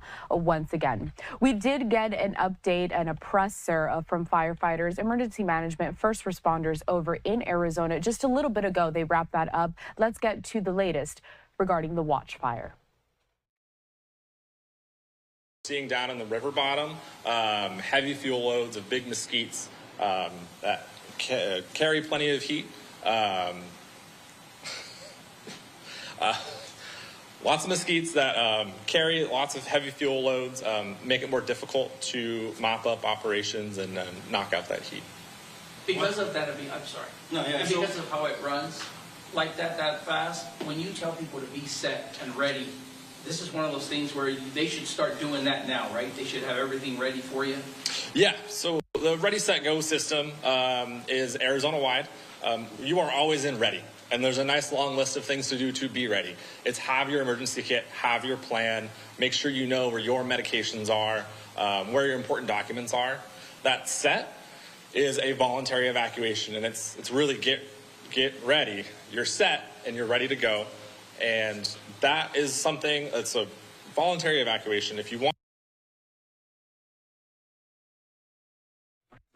Oh, we've had a little bit of a hiccup there, but let's get back to this event. Again, this just wrapped up regarding the watch fire over in Arizona, currently burning about 1,100 acres. Answering some questions here, we have the fire department, also some other first responders. A live look at your screen here at the Dow that we are also watching from earlier. But again, let's continue on with this press conference out of Arizona. Let's watch. Is Arizona-wide. You are always in ready. And there's a nice long list of things to do to be ready. It's have your emergency kit, have your plan, make sure you know where your medications are, where your important documents are. That set is a voluntary evacuation, and it's really get ready. You're set and you're ready to go. And that is something that's a voluntary evacuation. If you want to evacuate, if you are high risk for smoke inhalation or things like that, it may be a good idea to leave. And that go means go right now. It's too late to get ready and grab your documents, grab your medications. You need to leave the area now. Anything in particular with this fire was problematic trying to get to and or trying to help protect some of the structures or as many structures as possible? I think every fire has its own difficulties and complexities. We had crews on the ground that did a very good job managing what they could. Burning through that river bottom obviously is harder to access into there safely by firefighters. But overall, we're making good progress and yeah, happy with the work they put in. I don't know, I might have missed this in the beginning, but is there any airdrops, any helicopter resources on this fire? Did you use this morning? And how many crews, again, is overseeing this fire? I currently don't have a good number of crews and engines as we're getting resources kind of every hour. We have more people showing up. I can follow up with those numbers later. In terms of aviation resources, we have 2 Type 3 helicopters assigned to this incident. We have air attack assigned to this incident, and we have availability for Type 1 and large and very large air tankers if needed. As far as we just switched up to an evacuation center here at San Carlos High School, as well as the Apache Gold. What do people need to know if they're looking for shelter, for information? I know some folks in this area have horses, so they need to put their livestock, maybe even dogs, a place for them to take that stuff to as well. Sure, you want me to take that? Yeah, sure, absolutely. We have a shelter that is set up right now, the San Carlos High School. That's also where our Emergency Operations Center is located. It's also going to be the main spot for donations, that we're accepting any type of donations. And at this time, we're accepting any type of donations that would help any of the 12 families that have been displaced and have a total loss of their homes. So we're accepting clothing, food, water, personal hygiene kits, adults, children. We have quite a few, from elders to infants, that have been displaced from this fire. So we're set up here now at the San Carlos High School. We'll be here. There will be somebody here for the remainder of the incident. We also have folks that are set up at the Apache Gold Hotel right now, and they're being taken care of there as well. Mainly we have folks there that are handicapped or elderly and are not mobile.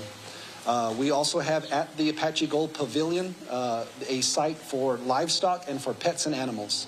Locally, we have our own Geronimo Animal Rescue Team, and they have been set up and deployed. So they've got crates for cats and dogs, and we also have corral space for any livestock. They can get them there. And if anyone needs help, we have an information number out. That's 928-475-2008, and you can get any information there on any of these shelters or the Emergency Operations Center. If folks can't make it out here, but they want to donate, let's say it's cash or money like that, where can they go? Is there a website they can go to as well where they can donate? I know a lot of folks were reaching out to us wanting to help out. Yes, absolutely. We actually have our Tribal Finance Department working on that right now. I was told within the next 30 minutes or so there will be an account set up, and we'll have a link that we'll share on our social media page, the Tribal Emergency Response Commission's page, and also the tribal website and the chairman's website. We'll put that link on there for folks to send monetary donations as well. I don't know who would answer this question, but when the evacuation was ordered and those homes were being threatened, anyone injured, anyone was still in their homes, how did that search go? Was it a door-to-door knock, get out of your house, or how did that process go to get those residents out?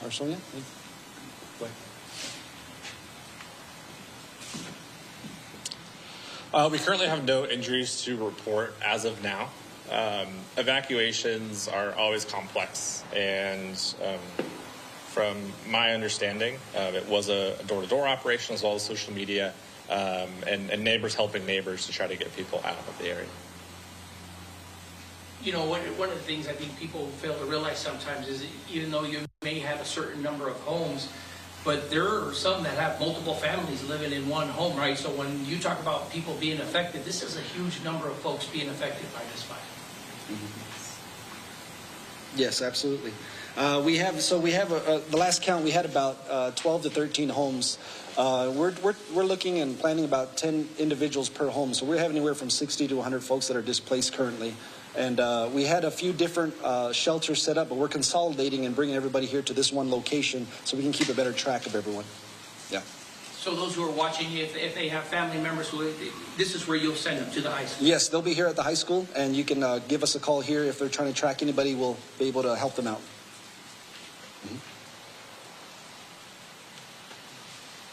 Weather big play today, as far as the weather? Kind of the wind just picked up. I mean, did you know any information about that? Just kind of keeping it. Yeah. No, I'm trying to figure out where it's coming from. Okay. I'm going to read my weather forecast. Yeah, so weather is always a challenge when it comes to firefighting efforts. We're seeing winds coming out of the east right now. That can shift as we see monsoonal storms come through. Thunderstorms come with rain, which a lot of people think is great, but they also come with lightning and wind, which can either start new fires or increase the size of current fires. So, yeah, I'll leave it at that. Can you give me 30 seconds? As we're out here fighting this fire, I want everyone to be aware that fire danger is high across the state of Arizona, and to be careful with fire. There's stage 1 fire restrictions across various national forests, state trust land, and tribal land. So make sure you're not dragging chains, you're not parking on tall grass. Our fire crews are working really hard to keep everyone safe, but you can also always do your part. You know what, I have one question. The Ray and the Shake fire the other day, right away FEMA came out and said that they allocated federal funds to turn around and help them out right away within that night. Is that something you guys can ask for here on the reservation as well? Is that something that FEMA can help out to help you guys allocate money, especially when you think of all the loss that's here? Yeah, no, absolutely. We've been in contact with our FEMA folks. Yesterday evening, we had a council meeting with our tribal council.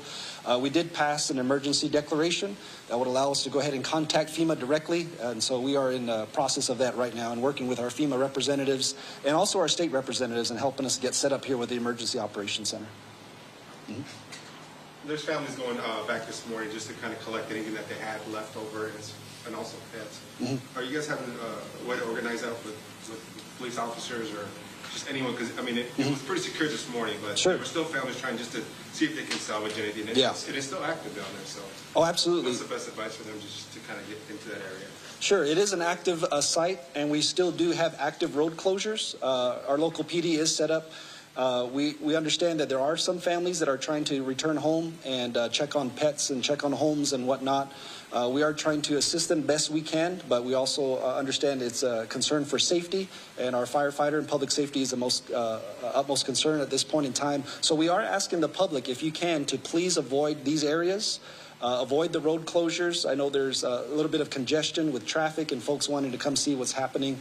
But we ask if you would just give the firefighters some space, let them get in there, do their job, and finish a little bit of the mop-ups that are needing to happen.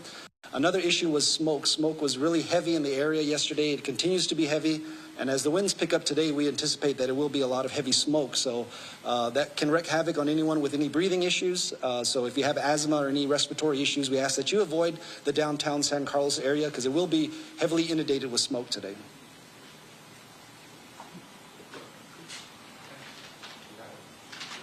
Thank you. Thank you. Thank you. All right. All right, listening there to firefighters working the watch fire that is currently burning in San Carlos, Arizona. On the screen, we did have a video of that scene, but I also want to give you guys a little bit of a vantage point here where San Carlos is. So looking at the map, it is about an hour and a half southeast of Phoenix in Arizona. So as they mentioned in this press conference, evacuations have been ordered for this fire. Those include the TC Alley, Chinatown, Peridot Heights, Old New Moon Base, and White Mountain Avenue, north of Antonio. An evacuation shelter has been set up. You can find more information if you check in with our partners at Fox 10 in Phoenix. They are covering this fire heavily as it continues to burn. At last check, about 1,100 acres have been burned because of this. And we also, again, have some more video courtesy of Alexandra Casus. You can see that fire burning through a residential area, it seems, burning nearby some homes, many people affected.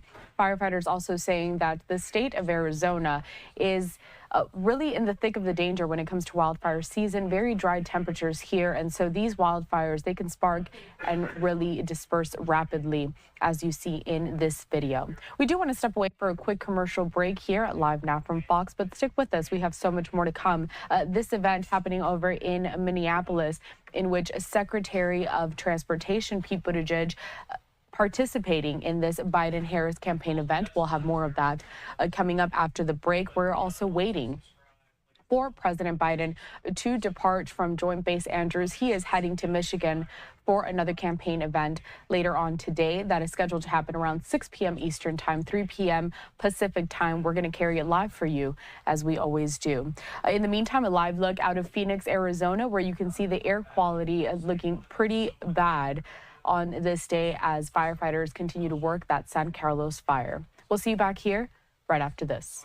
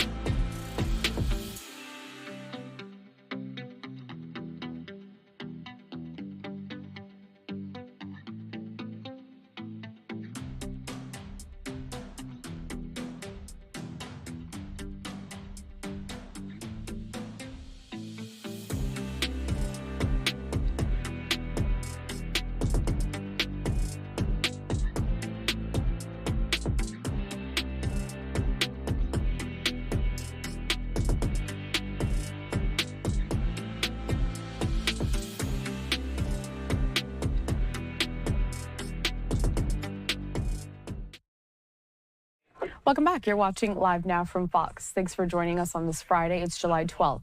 I'm your host, Carla Hara. Let's head out to Minneapolis, where Secretary of Transportation Pete Buttigieg, he is participating in a Biden-Harris campaign event. Let's watch. Really appreciate being able to join you. So thank you. Thanks to Ron, to Andrea, to the whole Biden team here in Minnesota for bringing us together. And thanks in particular to our panelists who I'm really eager to hear from. Thank you for taking time to be with us. And thank you for your service in uniform and or in the service that is rendered by family members. President Biden often quotes Milton, who wrote, "They also serve who only stand and wait." And so many people put so much on the line, even if they did not take the oath, by virtue of loving somebody who did. I'm kind of down memory lane whenever I landed MSP, because I can actually lay a claim, admittedly a bit of a thin claim, but I can lay a claim to being a Minnesota veteran, in that for about a year of my reserve career, my one weekend a month was actually on the grounds of MSP at that Air Guard base, where there was a facility which was where my training took place. You might ask what a Navy guy is doing at an Air National Guard base. Then again, you might ask what a Navy guy is doing in a landlocked country like Afghanistan. But as you know, Uncle Sam decideth and you goeth, and that's just kind of how that works. So I'm thinking a lot, especially as I landed this morning, about the people I served with, the people I trained with, whether it was stateside in reserve units and trainings, or whether it was downrange when I found myself in Afghanistan. And of course, one of the things that develops among veterans, service members, and military families is a sense of trust.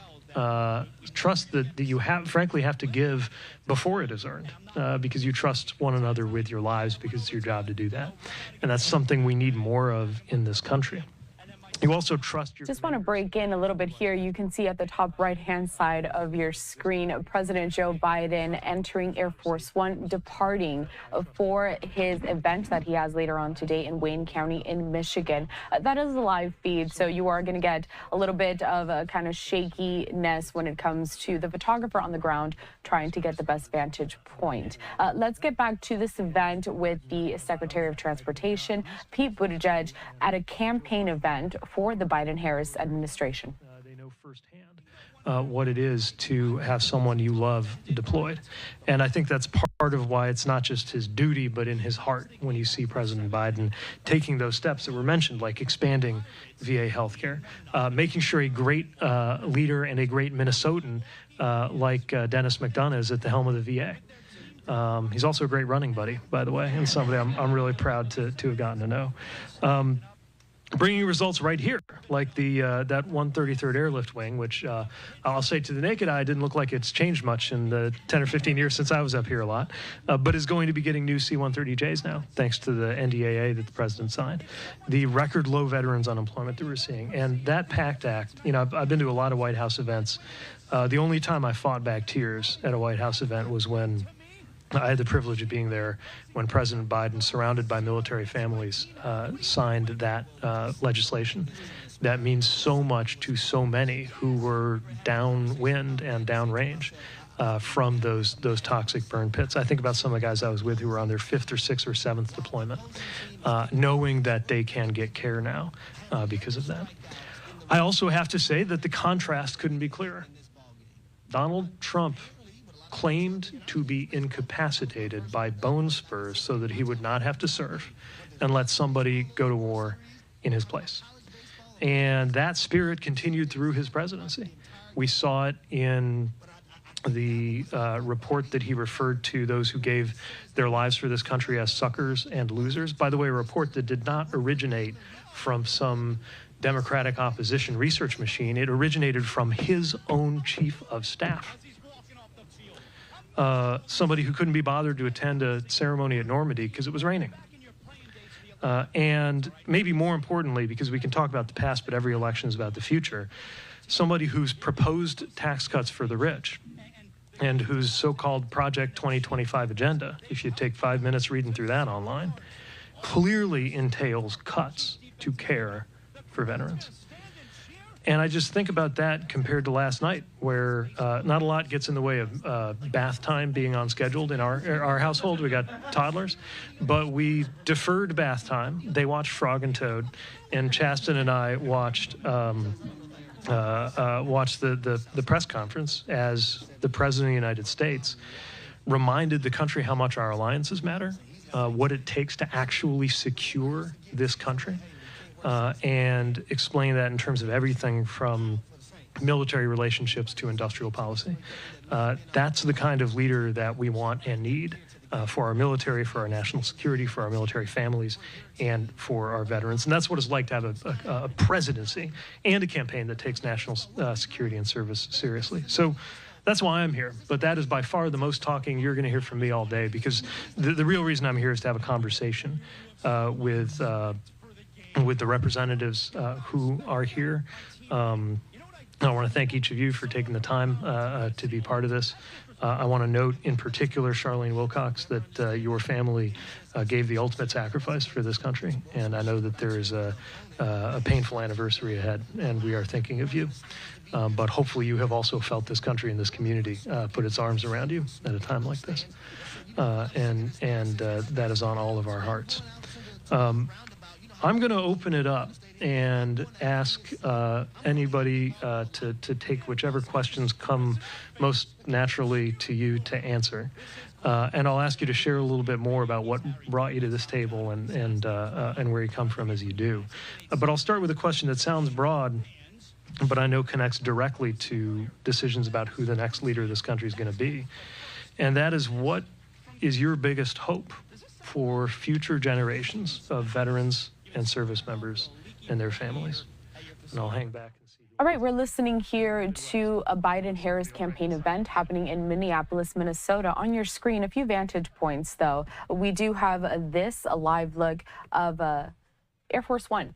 As President Biden, he is departing at the moment to Wayne County in Michigan. It's where he's going to be hosting an event later on today, expected to happen at 6 p.m. Eastern, 3 p.m. Pacific. We will carry it live, as we always do. And then also on your screen, we were taking a look at the Pfizer Forum over in Milwaukee, where the Republican National Convention is going to be happening next week. We'll have more updates on the top stories of this week and also live events when we come back.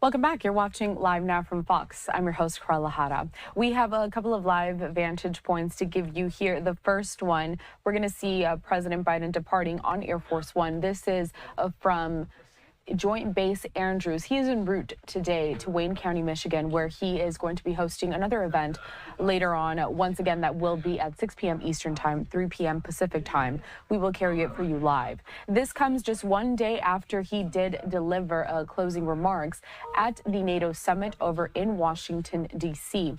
NATO leaders from around the world, they did convene for 3 days over in D.C.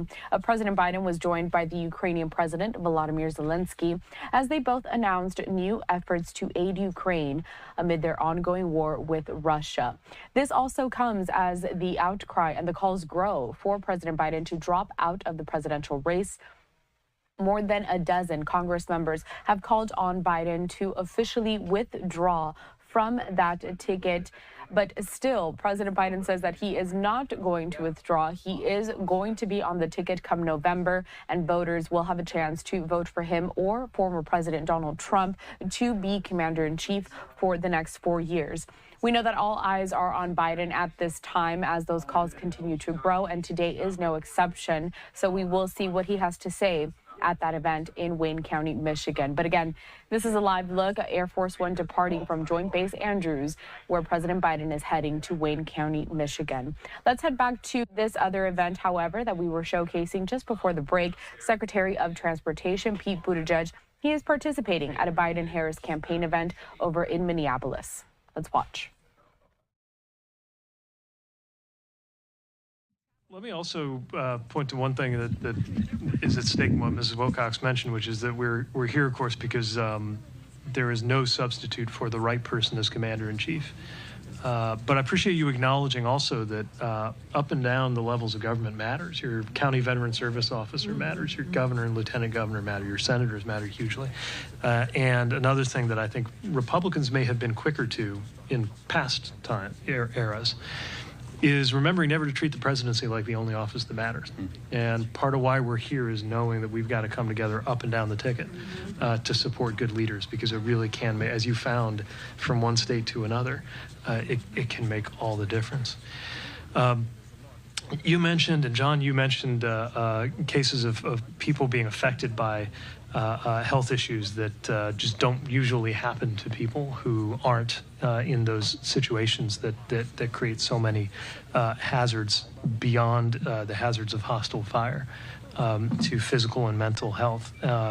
President Biden, as you know, lost his son to brain cancer and believes that that was caused by exposure to chemicals while Beau was in Iraq, and has good reason to believe that's true. I wonder, from the group, any thoughts on the difference it makes when the leader of the military, the leader of the country, has a personal sense of what kinds of sacrifice are associated with service, with conflict, including sacrifices that sometimes people experience for the rest of their lives.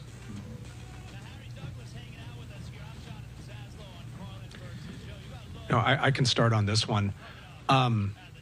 When someone signs up to serve in the military, and when a family signs up to have their child serve in the military, there's you're giving up some of your freedom. You're making a great sacrifice, and potentially putting yourself in harm's way. And so that's a great act of trust in the government and in the leaders that they're going to make a good decision. And it runs both ways. The street runs both ways on this, that the leaders need to act with care, that they are, doing the appropriate thing, taking care of the team members and executing, the mission as it needs to be.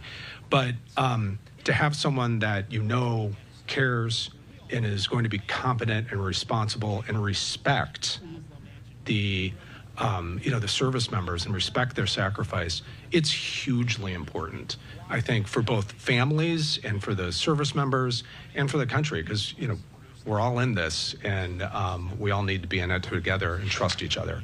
And so, I'm very thankful to have President Biden, someone who understands the sacrifice, to be there leading the effort. second.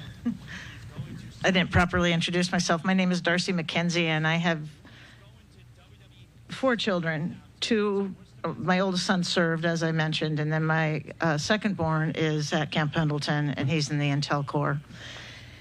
And I have my youngest son who's here and has aspirations of following his brothers into there. So when I look at my leaders, and of course I look right away to Jill Biden, because she's the mother of the military. And a stepmother, but really, you know, like that mother of the military and how she embraced him. And I had the great opportunity of meeting the First Lady. And she has a very beautiful warmth and embrace about her. And you can tell that, that they've experienced that and they have that patriotic sense. And one thing that I've always struggled with as being a liberal Marine mom, and when I gather with a lot of other Marine moms, it's always shocking for a lot of them to think that I'm a Democrat, and that Democratic families don't serve in the military. You know, I get that a lot to this day. That's one thing that I'm looking for to the future from my leaders, is to create a sense of community among us who have this feeling. And that's why I'm excited to be working with Marge and Cheryl on our caucus, the Military Families and Veterans Caucus that we have here, started in Minnesota, and really do an outreach to the community in that regard. And so I'm looking for leadership from that, all the way up and down. Right. To make us proud Democratic patriots. As we should be. Yes, yes. And I want to applaud you for building that caucus, because, you know, one of the things that certainly I found in my time in service is sometimes folks would think they're the only Democrat in the room, either in the ranks or in the community or in families, only to find out there are a whole bunch of people who feel the same way, and more who became open to it, especially after the events of recent years. I mean, I'll tell you just the difference between when I first got involved in public life and when I was first commissioned in the military compared to now. Partly because of what we've seen in recent years, partly because of, frankly, what a figure like Donald Trump said about how the Republican Party had shifted from some of its previous commitments on things like democracy, things like freedom, and things like support for the military that I think are especially important right now. And I do think we need to talk a little bit about the other side of the coin. I'm wondering how people here felt the first time that you heard Donald Trump say that John McCain wasn't much of a hero because he got caught, or was talking about people in the cemetery as suckers and losers, or any of the other moments in the parade of insults to the flag, the country, and those who serve it that have issued from our former president, who is trying to convince America to make him president one more time. Cheryl, looks like you have a thought or two. I'm almost laughing. It's not funny, but it's a funny memory to this. There's a couple people in this. We're listening here to a Biden-Harris campaign event in which Secretary of Transportation Pete Buttigieg, he is attending there and still giving his full support to current President Joe Biden. And this comes as calls grow from even members of his own Democratic Party for Biden to step down from the presidential race happening this November. We do want to step away for a quick commercial break, and when we come back, we're going to segue, because it does seem that the judge is once again seated here in the Alec Baldwin Rust shooting trial. It seems that she is calling some more witnesses to the stand. We'll have all the latest right after this.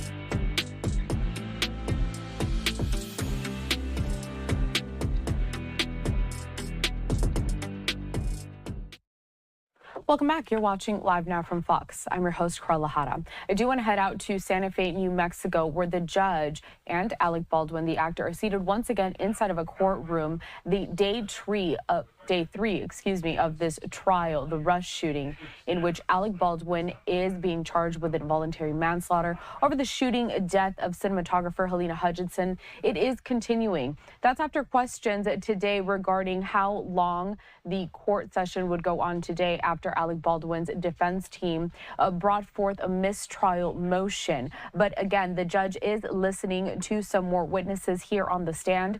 Let's get out to this live.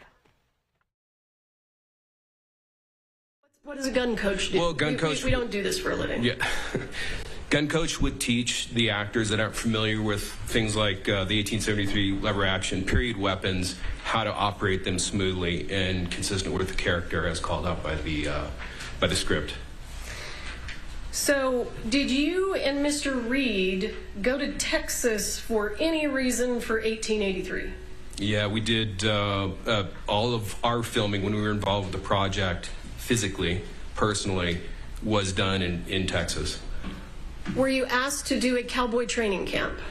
We were asked, Thale and I were asked to be there. To do what? And Thale was charged with training of the actors. I was charged with bringing, specific to the training camp, some of the live reload ammunition that Thale had.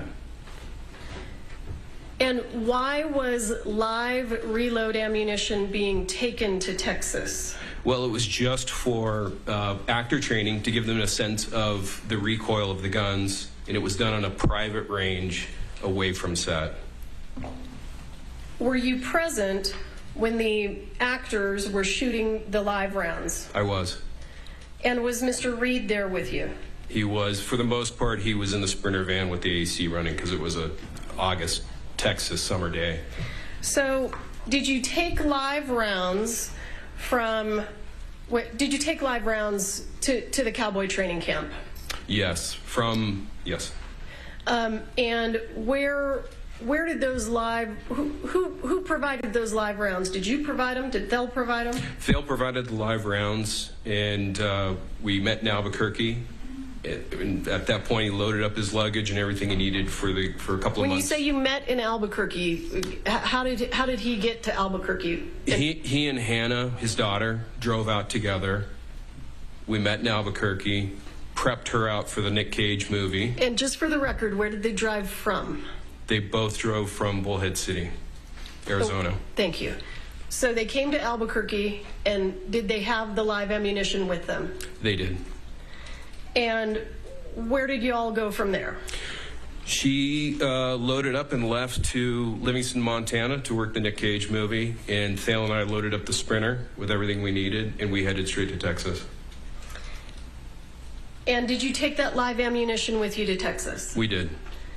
And did the actors get to have their training camp? They did. And was there any ammunition left over? There was. Where did it go?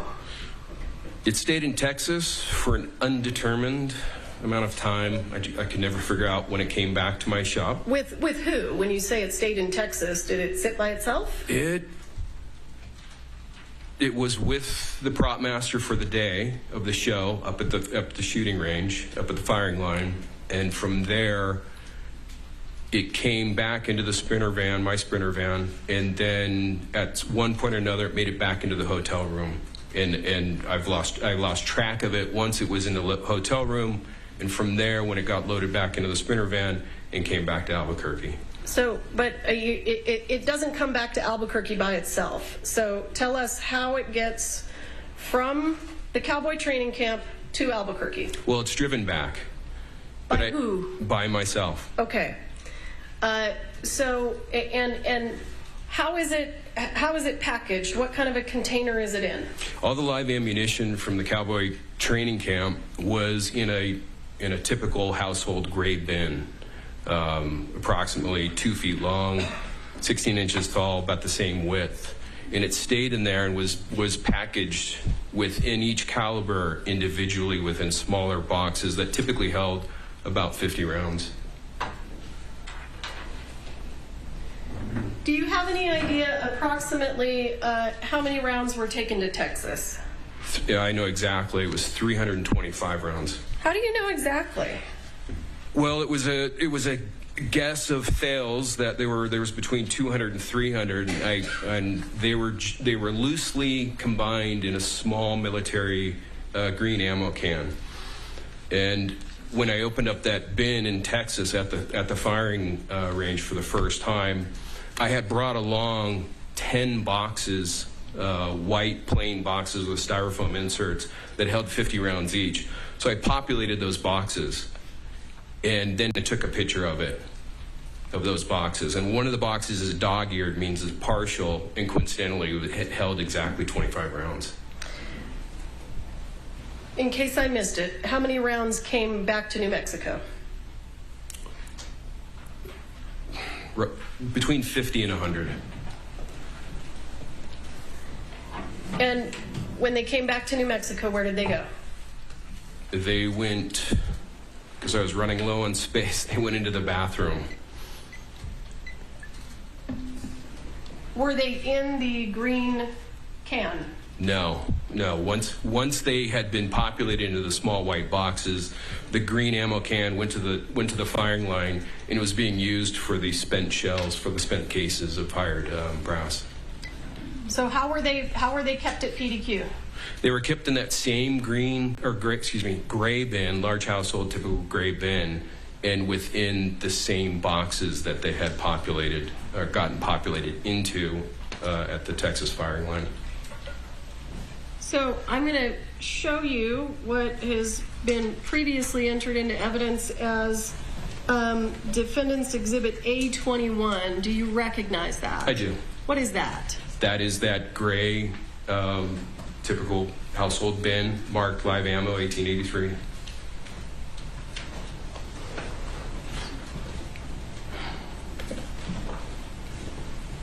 Sir, I want to be clear with you. After this came back to Albuquerque and was at PDQ Props,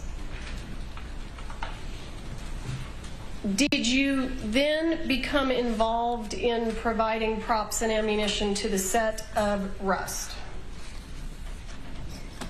Can you ask that again, please? Did you provide props and ammunition to the set of the movie Rust? I did. Was that after you brought these back from Texas? I do not know. I do not know when this bin came back to Albuquerque from Texas. You drove it back yourself? I did, but I did a few trips. You don't remember the day that you brought it back? Correct. Okay. It could have been before the shooting, could have been after the shooting. Understood. In terms of boxes of dummy rounds, how many boxes of dummy rounds did you provide to the set of Rust? A single box of 50 45 Colt dummy rounds. That was the single box. The rest of them were of different calibers and were not contained in similar boxes. So you provided one box of dummy rounds? That's correct. Where did you get this? Those came off the set, off the prop truck of 1883. And did you inventory them or do anything with them before you provided them to the set of Rust? Yeah, so yes, there was, I essentially grabbed a double grocery bag and dummies because I knew they were running short, or I'd heard that they were running short on set, and I thought, well, just in case, I'll grab some extra for them. And so from that plastic bag, the following morning, because again, I had to sleep in the van because there was hundreds of thousands of dollars of weapons, and it's Albuquerque. So I slept in the van, armed, and the next morning brought that bag and brought them into the office and took a look at them. They were unusual in that they had been antiqued. They were one of a couple of thousand that had been antiqued en masse, and they were so corroded they didn't look right at all. So I sat there, and each one took about a minute to polish before it had an appropriate patina. And I also noted that a few of them had a muddy rattle to them, and I just attributed it to whatever liquid chemical agent that they had soaked the rounds in had infiltrated the interior of the case, and again, not a metallurgist, but had done something to the number 2 lead shot, a single piece that served as a rattle to differentiate live from dummies. Okay, stand by. I'm just looking for some exhibits. We've got a lot right now, so I need to flip through for a second.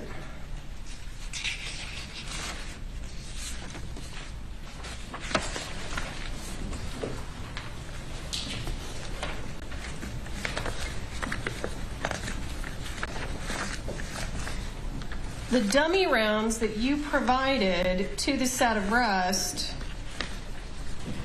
did you personally ensure that they were all inert? Absolutely.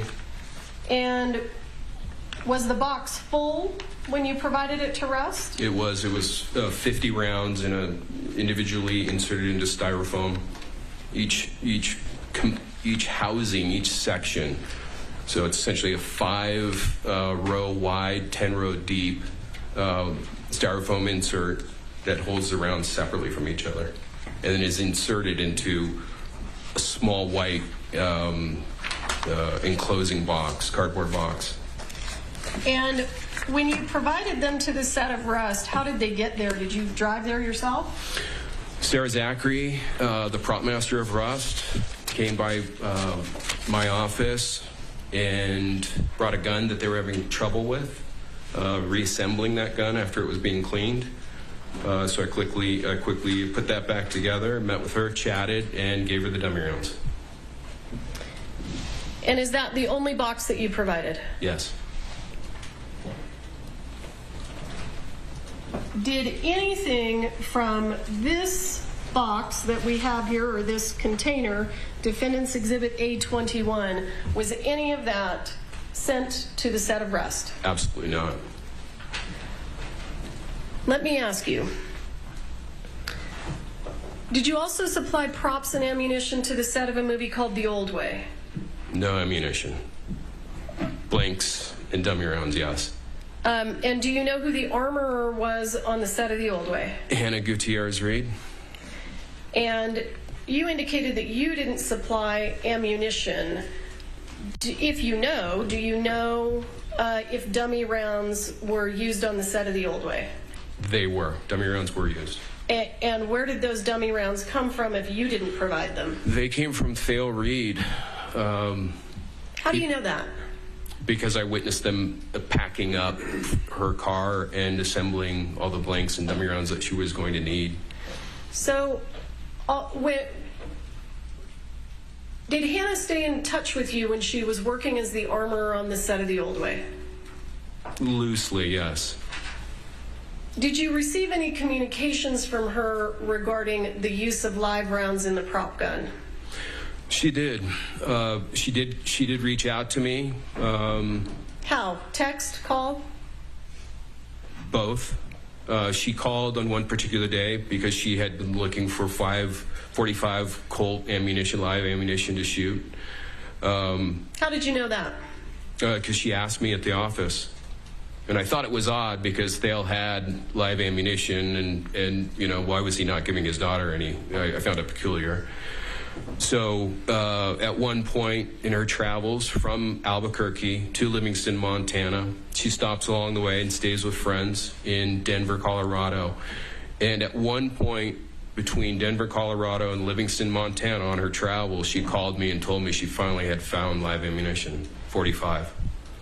So once she makes it to Montana, does she contact you about shooting live ammunition out of the prop guns? She does. She texts me this time, and she asks if she can shoot live ammunition out of the set guns.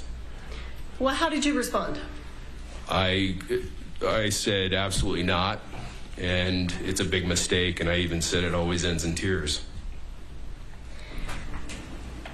And did you have any additional communications with her about live rounds after that? I don't believe so. Okay. So after you take your box of dummy rounds and you give it to Sarah Zachary, do you ever see it again? Only in the evidence photos. Okay, so let's look at those. Defendant's Exhibit A27, previously entered into evidence. Do you see that? I do. And do you know what we're looking at here? I do. Describe to us what we're looking at. Well, these are these antiqued rounds that came off the set of 1883, actually more specifically the prop truck of 1883. And you can see that they're heavily aged. And this is after each one has been polished with Quado steel wool for about a minute. Okay, that's fine. Yeah, okay. What about this one? Does this one look different? Yeah, absolutely. The case is way too bright. It looks nearly new. And that is an anomaly. I do not believe that came from me because all the rounds were heavily aged. Okay. I'm going to show you what is entered into evidence as State's Exhibit 30. Do you see that? I do. What is that a photo of? It looks to be the same antique rounds, dummy rounds that I provided Rust. Okay. So you provide these to the set of Rust, and obviously there's an incident and Ms. Hutchins dies. Do you then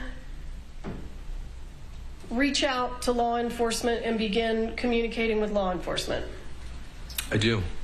Why? Well, I think they wanted access to the guns that were on the prop truck near the set of Rust. And there was some text message discussions regarding that. I offered to open the safe to Why did you have a combination to the safe on the set of Rust? I actually didn't until I think the day that I met former Detective Hancock at the prop truck, the day that they executed the warrant. I didn't actually have the combination until Sarah Zachary gave it to me. So Ms. Zachary gave you the combination and you were able to open the safe? I didn't actually physically open it myself. I never went onto the prop truck. Just passed along to... What did you do then? Well, I met off to the side with Detective Hancock at the time, and at one point Sarah Zachary was there as well while they were searching the prop truck, and as well as opening and starting to pull guns out of the safe. Okay. Do you recall having a conversation with Detective Hancock where you asked Mr. Teskey to provide information about rounds? I do. Tell us about that. Well, it was one of 2 or 3 times that I went up to the sheriff's department to provide evidence or something that I thought might be of value to the investigation. And upon one of those visits, we were in the interview room and I was just trying to figure out where these live rounds could have come from, and I thought possibly Troy Teskey might have something that was similar. And so I called him while we were in the interview room, and I believe it was being recorded with Detective Hancock right there, and we started the dialogue, and at that point it went into a text exchange with pictures as well, with at least one picture.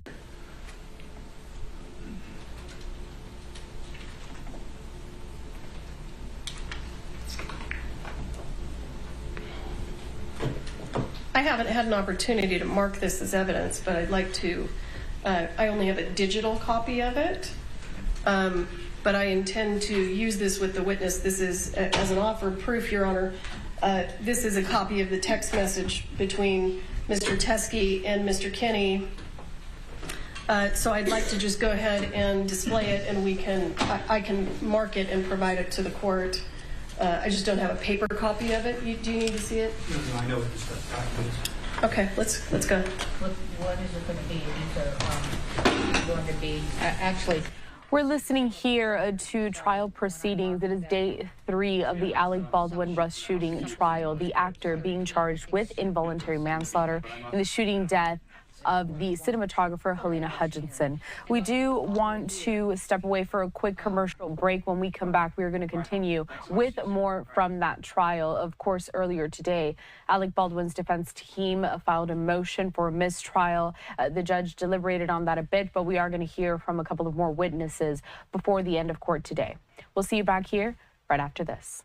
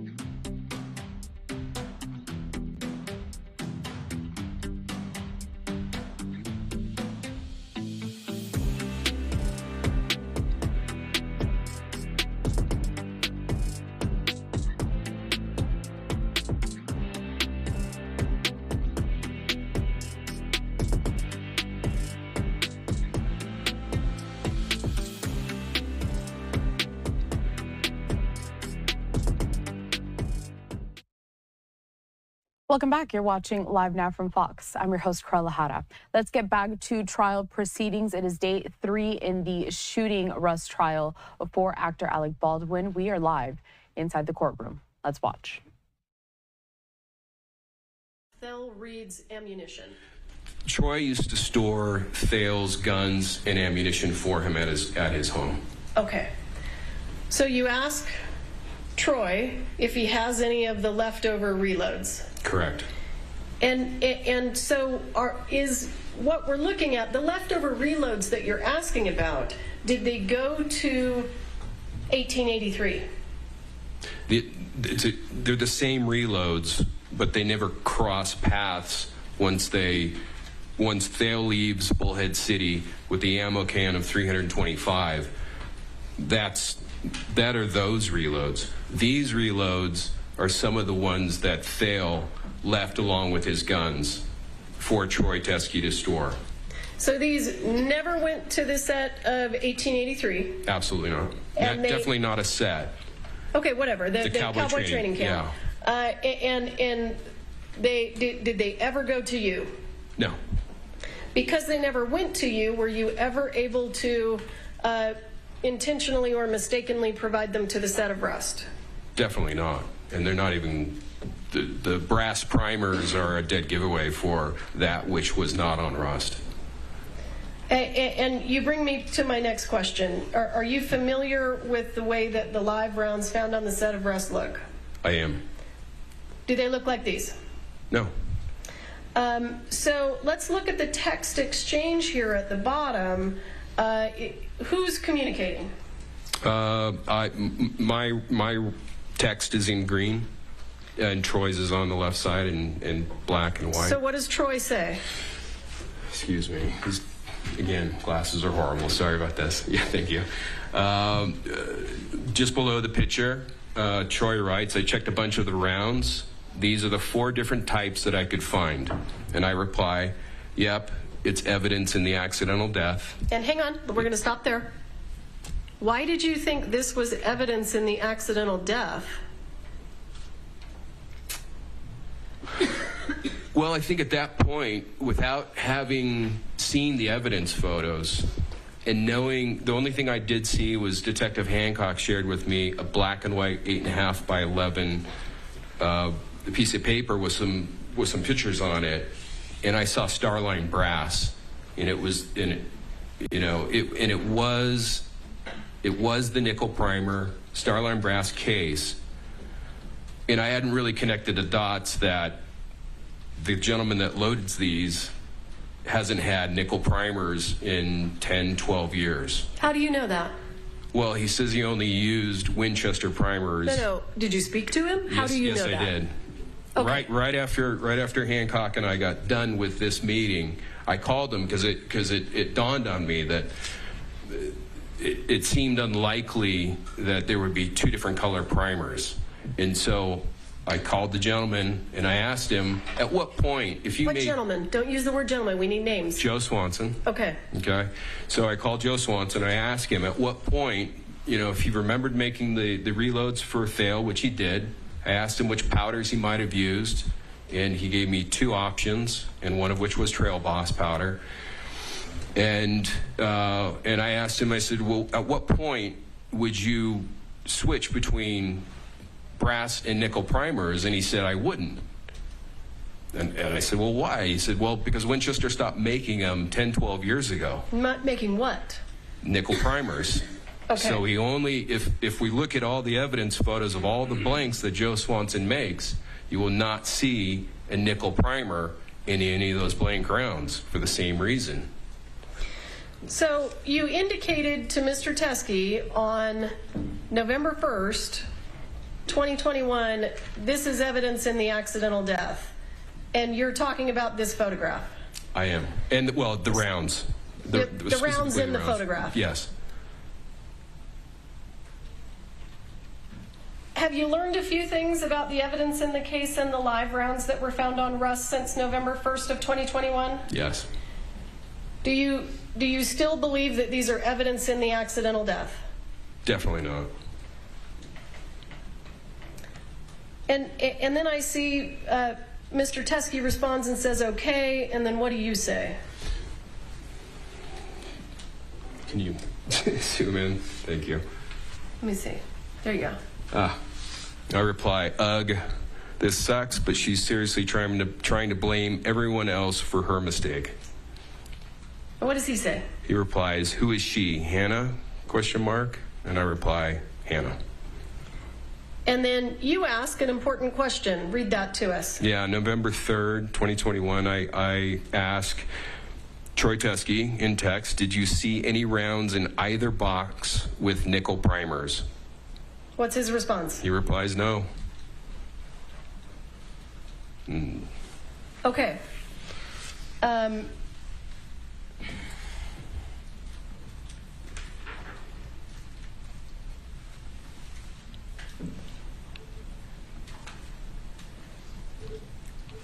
Is that just a close-up of the same photo of the ammunition? It is. And you have testified that this is dissimilar. This is dissimilar to the live rounds that were on the set of Rust. Yes, and from this photo, we can only see that we have 4 different, cases, different manufacturers of cases. The brass primers are obviously a dead giveaway, but what we don't see on the inside is that the powder is different than Rust. The actual powder itself, as well as the projectiles, are different than what was found on Rust. So, Mr. Kinney,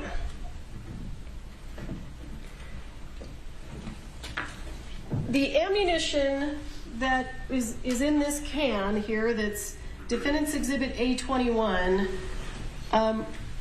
what happened to it? Where did it go? I'm not seeing an exhibit. I'm sorry. That's right. I can't switch back and forth that. Oh, yeah, okay. Can you see it? The gray bin. Yeah, the gray bin. Yep, I see it. What happened to the ammunition that was in this can that you brought back from Texas?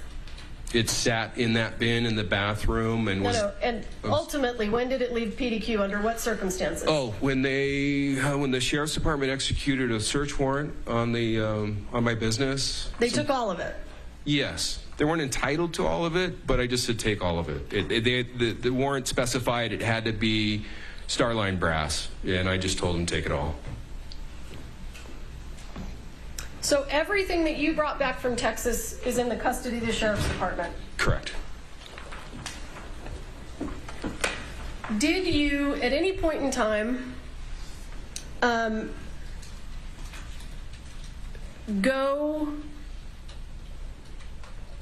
did you ever exchange ammunition with Thel Reader Troy Teskey again after the death of Helena Hutchins? No. So any ammunition that would be in the possession of Mr. Teskey, is that anything that you have ever had possession of? No. No, I've only once received 45 Colt live ammunition from someone, and that was Thale, and that on our way headed to Texas. And I hadn't opened the can until we got to Texas. At some point in time, Mr. Kinney, did you have reason to believe that Mr. Reed and Mr. Teskey wanted to blame the introduction of the live rounds to the set of Rust on you? To varying degrees, yes. I wasn't, Thale definitely. And later on, Troy, it seemed palpable that they were trying to point the finger at me. Okay.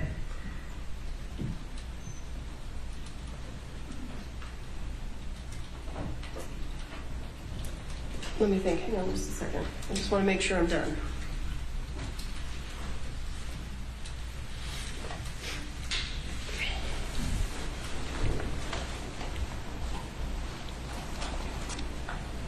How certain are you that you didn't provide any live rounds to the set of Rust? I have provided blanks and dummy rounds and guns to over 1,000 different productions. And on average, it's 5 to 10 guns per episode, per feature film. And each gun would typically have about 10 dummy rounds with it. So that's between 50 and 100,000 dummy rounds. And I have never spent more time with a single box of dummy rounds than the rounds that came from 1883, the dummy rounds that went to Ross. So there was never a question in my mind that I provided the live ammunition to Rust. Okay. I'll pass this witness. And Mr. Spiro, is there an exhibit that you need me to provide? Just, you can email me that. The text message? Yeah. Sure. Thank you. Good afternoon. Good afternoon. We're listening here to more witness testimony, day 3 in the trial of actor Alec Baldwin for the shooting death on the set of the movie Rust. It continues today, but we're going to step away for another quick commercial break. When we come back, we are going to head back inside of the courtroom. We're going to see a cross-examination of that witness. Defense is going to be asking some questions, so we're going to bring you back out to that right after this.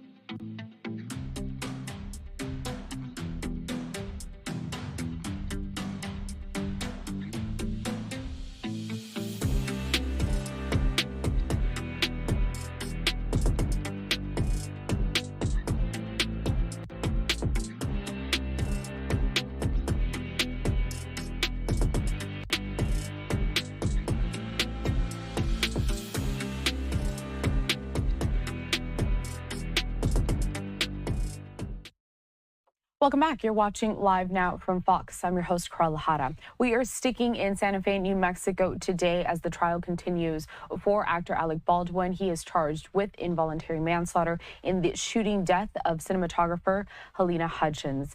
They were doing a sidebar during the break, and right now the defense team is questioning another witness. Let's get back out to this live.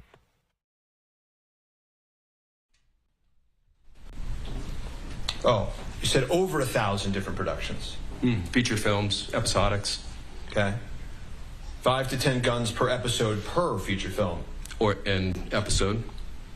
Each gun would typically have about 10 dummy rounds with it, so that's between 50 and 100,000 dummy rounds. Right? Yes. 5,000. Yeah, that's the math. Yeah. And you're telling this court that of all the dummy rounds and all the productions in all the years, these 50 were the ones that you checked the most. They required the most time because of the antiquing and because that, again, some of them had a muddy rattle. So there was no point in providing a dummy round that had a muddy rattle to set. That's the last thing you want to have happen. And so each one had to ring clearly with the number 2 lead shot inside of it. And of all the dummy rounds on all the sets, these ones had a muddy rattle. No. The ones that were excluded had a muddy rattle. I see. You provided 45 long Colt dummy rounds to the set of Rust, correct? Yes.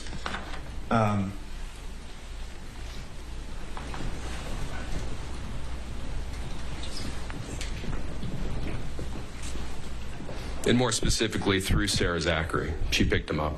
Right. And you know Sarah Zachary was at your prop house on the 12th of October, correct? Yes. And you came back from Albuquerque, you came back from 1883 on the 11th, at least one trip, correct? Yeah, I arrived sometime in the middle of the night, the night of the 11th. It could have been past midnight. You've got to put it on. I think. Okay. I'm sorry. Thank you. I know what you want. You arrived the 11th. Night of the 11th. She comes the 12th. Yes. Shooting happens on the 21st. Yes. Russ needed 45 long Colt dummies. May have needed. Knew they were running short. Okay, they may have not needed it the most of all time, but they needed it, right? Possibly. You have already told this court that you had brought 45 long Colt rounds from the set of 1883, correct? The dummy rounds from the prop truck, yes. There were also live ammunition on 1883, correct? No. There was no live ammunition on the set of 1883? Not on the set of 1883, at the cowboy camp, just off the set of 1883. But not even close to anything that was filming. Okay, so not anywhere close to filming, not on the set, but at 1883's cowboy camp. The cowboy training camp for 1883, yes. Okay. Live, yes. And you brought some of those live rounds to PDQ, correct? Yes. The live 45 long Colt rounds to PDQ, correct? Yes. And you've told this court that when you brought them back, they were between 50 and 100, correct? Yes. Okay. And you provided 45 long Colts, again, you say dummies, I get it, to Sarah Zachary, correct? Correct. Those were Starline brass with nickel primers, correct? Yes. The invoice you provided to Sarah Zachary and the set of Rust had 200 listed as the amount that you provided, correct? I don't recall. Do you deny it? Sounds about right. It could be. The invoice was generated weeks after, so it was done from memory at that point. Okay. Have you been watching any of this, Trump? Just the headlines, whatever comes on the news. Okay. Do you know that on direct examination of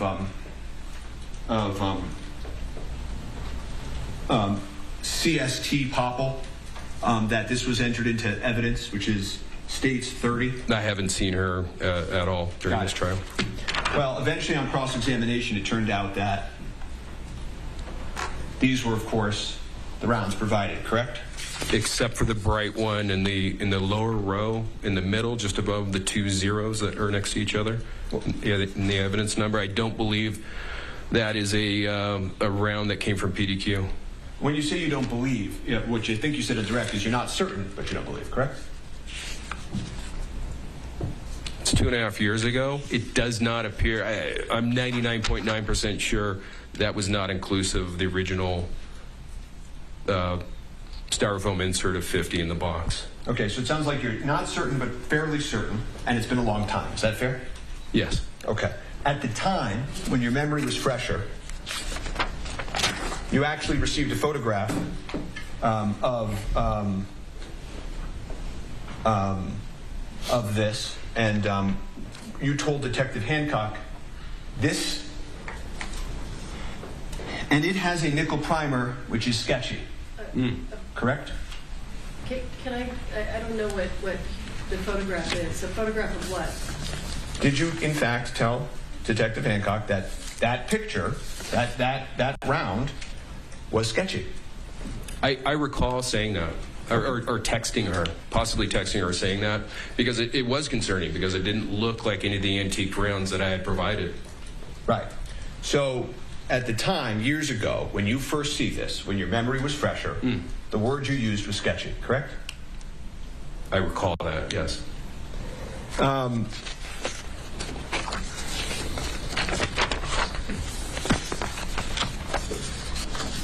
The incident happens on the 21st of October, and at 1:55 p.m., you receive a text message from Sarah Zachary telling you that this has occurred, correct? I think it wasn't telling me that it occurred, it just said emergency in all caps. And you called her, right? I did. I missed a call from her, received the text. I think I said I'd call her back, and I did. Okay. Within just a minute or two. And between the time you provided, whatever it is that you provided to Rust, and the moment you get that emergency text, isn't it fair to say you're not sitting around, daydreaming and wondering and thinking about each round you provided and whatever you provided to the set? You do this for a living. You do it lots of times, right? That's correct, yeah. But the moment that happens, right, things changed, didn't they? What changed? Well, Miss Hutchins died, right? I wasn't aware of that till hours later. You spoke to Miss Zachary 5 times that night, right? I don't recall. Probably. Miss Zachary, had the shell casing, right, at one point that evening? No, I don't recall that. You don't recall that? No, that she said she held the spent case from the gun. I don't recall that. Sarah Zachary threw out some of the evidence, correct? I had heard that months and months afterwards, that she had thrown out dummy rounds from Jensen Ackles' gun. Months and months? I believe so. Sure about that? Fairly. It's been a long time. Right. And the only messages that we have from around that time we're going to look at. But you knew at that moment that you had just provided 45 Starline brass dummies, correct? With nickel primers. Nearly all the dummy rounds I provide are Starline brass. And you would agree with me that anybody who did provide that round or brought it onto the set would have every reason to want to deny that, correct? No. Hannah Gutierrez admitted in questioning at the sheriff's office that she brought the box that contained the live rounds. No, she didn't. She actually said she hadn't seen that box, and that's just something that's been fed to you by the prosecutors, isn't that true? No, I've actually seen the interview. Okay, well, we can pull up that interview if we need to. So, the week after the accident, you know that we have some of your text messages, right? Yes. Okay, and you weren't sleeping, right? Correct. You were drinking a lot? I don't even remember. You were talking to your cop buddies to try to get advice about the case? I don't recall that. You texted Sarah Zachary in the days that followed, do not say anything or write anything to anyone, right? Yes, I remember that text. Do nothing, say nothing, write nothing, correct? Correct. She told you she wanted to get a lawyer, right? Yes. You told her not to get a lawyer, right? Yes. fact, at one point you just said, shh, and with an emoji, right? I don't recall that. Okay. You did provide Detective Hancock. Do we have that photo that was entered into evidence on the screen? Okay. Did you email that? Yeah. Okay. Well, we'll get it in a minute. But the one that you just saw on the screen of you and Mr. Teskey, do you remember that photograph that you just looked at? With the reloads? Yeah. Yes. You actually took a screenshot of that and sent it to Detective Hancock, correct? It sounds like something I would do. Things are heating up in the courtroom here in Santa Fe, New Mexico, as this witness, Seth Kenny, belonging to the organization and the corporation that provided the props to the set of the movie Rust, is being cross-examined by Alec Baldwin's defense attorneys. We're going to step away for a quick commercial break. More to come from inside the courtroom on the other side. Yes, this is evidence in the accidental death.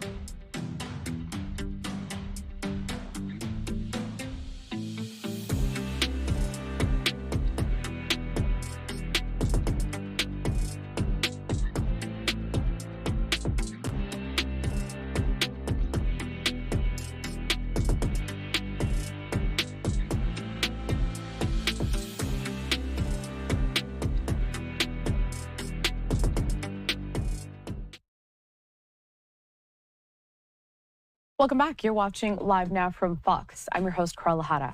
We're approaching a new hour, 1 p.m. here on the West Coast and 4 p.m. over on the East Coast. We do have a live vantage point right now. Air Force One just touching down in the tarmac over in Wayne County, Michigan. That is where President Joe Biden is expected to give and attend another event later on today. That's expected to get started at 6 p.m. Eastern Time, 3 p.m. Pacific. We will carry it live for you as soon as it gets underway. In the meantime, though, I do want to head back out to Santa Fe, New Mexico. We are continuing to cover the trial of actor Alec Baldwin, charged with involuntary manslaughter after a shooting death on the set of the movie Rust. Let's watch. Further down, like you did 10 other times in this case? That's a picture of a picture. I understand that, but I'm asking you. That's... Why didn't you provide the message of, ugh, this sucks? I did, and what I'm saying to you is that when you take a picture of a phone with a keyboard up, it's going to block the lower half of the message. Okay, so on November 1st, you agreed to an interview with Detective Hancock, correct? Sounds about right. Yeah. No other officers? Yeah, November 1st, yeah. No other officers were present, correct? It was just Hancock in the interview room, correct? And you talked about your phone call that you made with Troy Teskey, right? I did it in front of her. No, I know. You were very, very cooperative, correct? I thought so. I don't think you mentioned on direct examination, but tell me if I'm wrong. You also made a phone call to Joe Swanson in front of Detective Hancock. I don't recall it being in front of Hancock. It was as I was driving away, and it dawned on me that I kept on seeing brass and nickel, and it didn't wash with me. It didn't make sense. Joe Swanson and the original batch of the ammunition was very much on your mind. Fair? Of the reloads, yeah, I was fairly confident that somehow some of that reloaded ammunition came in through a piece of leather, or Hannah had been shooting, gotten hold of some of it, been shooting it, commingled it with dummy rounds. I was concerned that it was going to be a Joe Swanson reload. It turns out you actually made the call to Joe Swanson within earshot of the police recording equipment. And you asked Mr. Swanson about the green ammo can. I don't recall that. Okay. And you then said,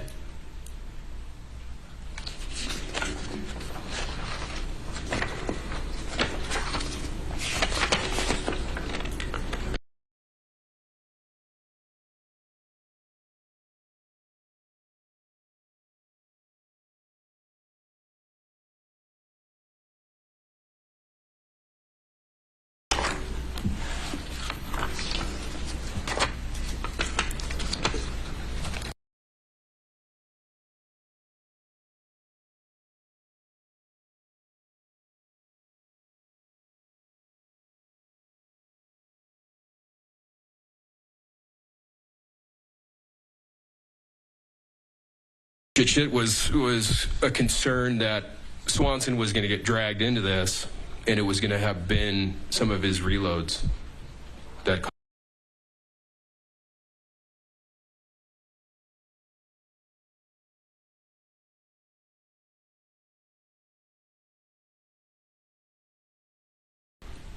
was a lot of shit.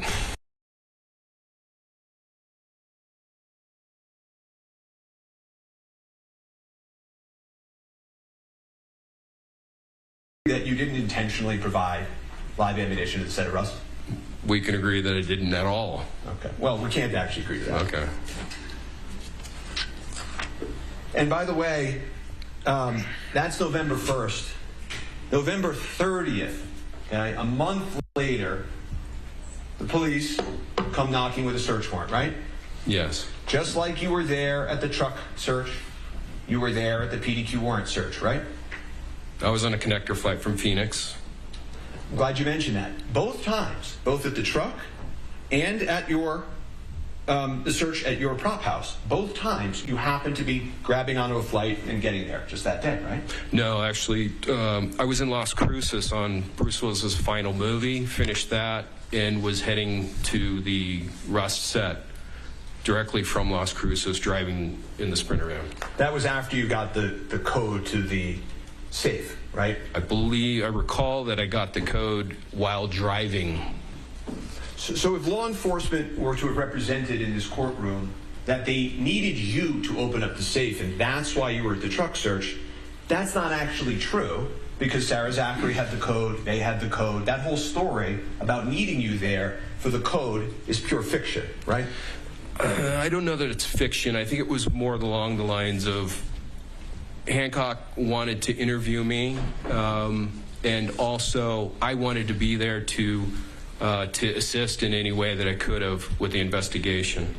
So I think they're being cordial in waiting for me to show up. Okay. Back to PDQ. The warrant was signed by a judge authorizing them to search your property, right? I saw that, yes. And when you saw in the warrant that it talked about the reloads and the green ammo can, you actually started to text Detective Hancock, upset with her for including that in the warrant, didn't you? I did.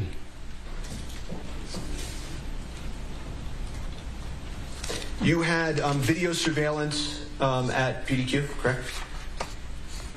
There was, I don't recall exactly at what point the camera overrode itself.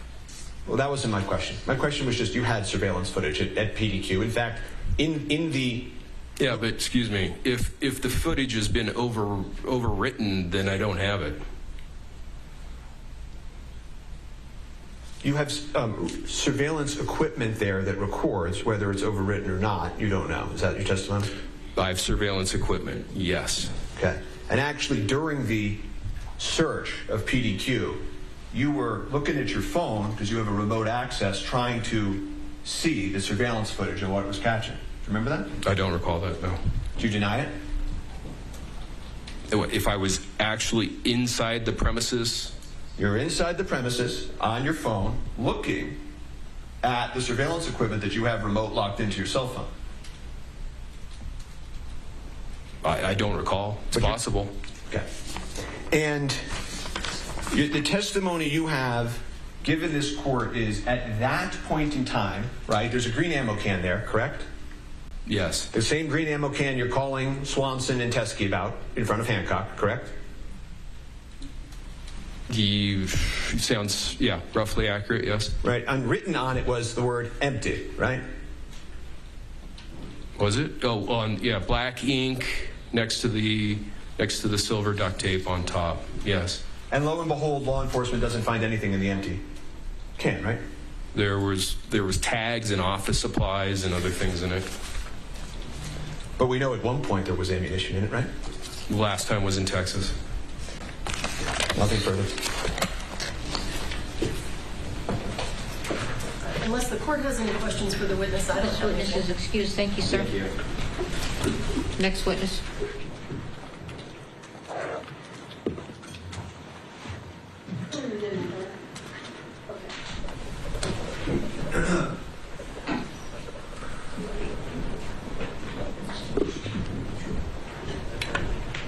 All right, that witness stepping off from the witness stand there, you did just hear from Seth Kenny. He is with PDQ Arm and Prop. That is the company that provided the guns and ammunition to the set of the movie Rust. He was questioned by prosecutors and also cross-examined by the defense team. On the right side of your screen, you see President Joe Biden just arrived in Michigan. He is having an event later on today in Wayne County, and we will carry it for you live as soon as that gets underway.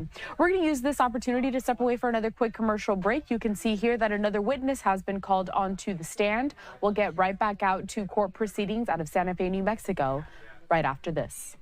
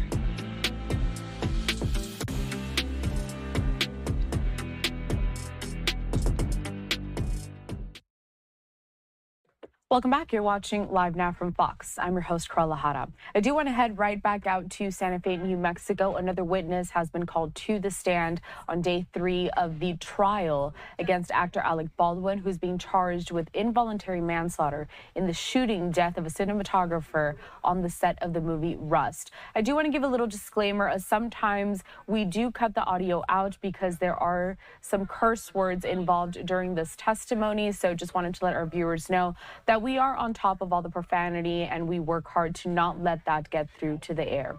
Let's get back out to court proceedings in Santa Fe. These would not have been similar to what we had found on Rust. Okay. And from this vantage point, how can you see that?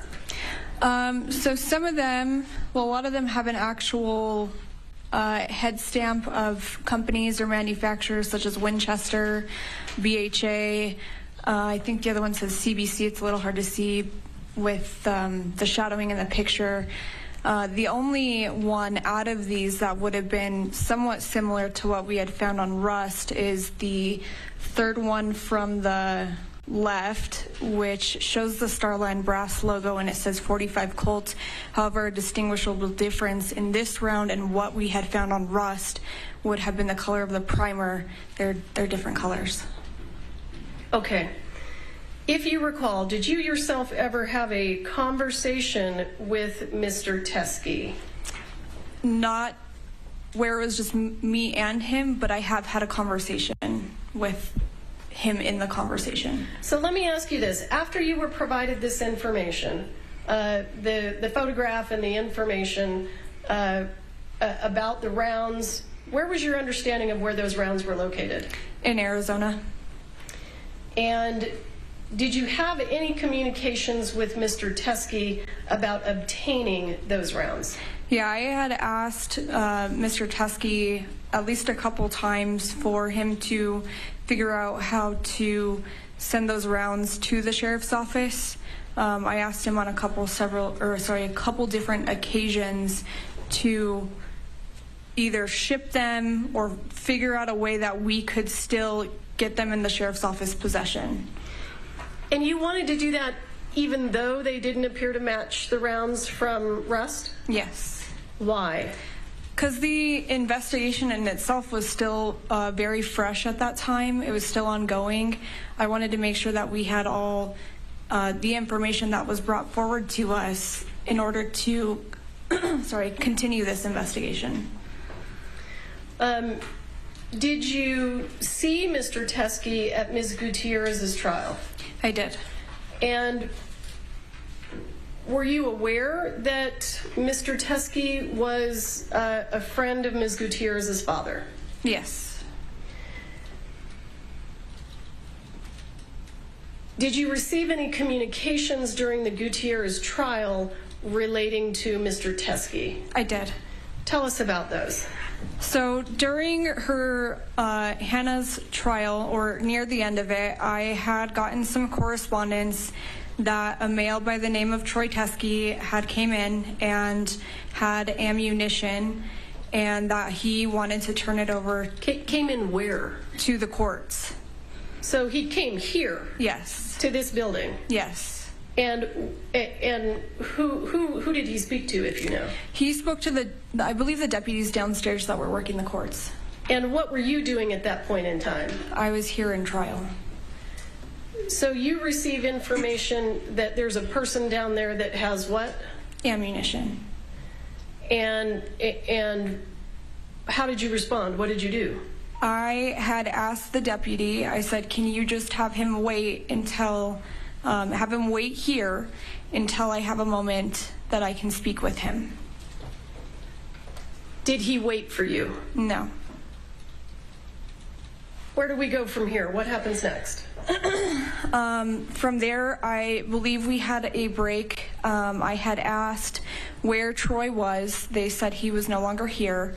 And then further on into the day, I don't know if it was a call or a text message, but I had gotten word that Troy had shown up to the sheriff's office and was trying to turn over that ammunition. At that point, we're still in trial, so I have a little bit of limited time and where I need to figure out logistics with this. And I believe I had gotten a call from the lieutenant or someone there, and I said, okay, well, I'm still here, but I will make contact with him at a later point and get a statement from him so we can figure out what to do with this. And at that point in time, were you aware that he had left some ammunition at the sheriff's department? Yes. And did you take steps to contact Mr. Teskey to take his statement? I did. I called him twice when I had found out that he had shown up to the sheriff's office. I didn't receive, or he didn't pick up the phone, and I never received a call back. And let me ask you, why is it important for you to take his statement? Because I need to figure out what to do with this ammunition and how it would potentially be tied to the case and in what way, so I can figure out what to do with it after that.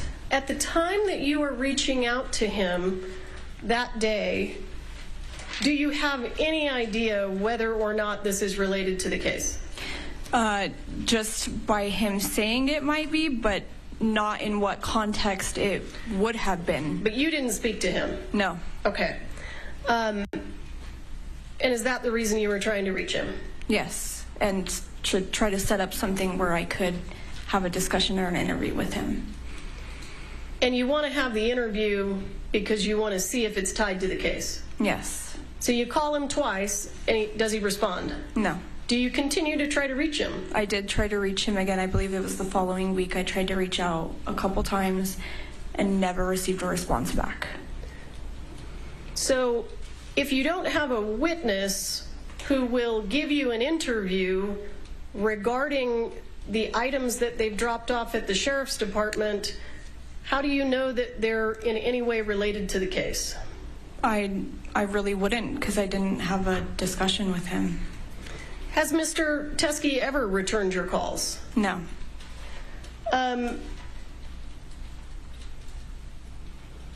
Did you...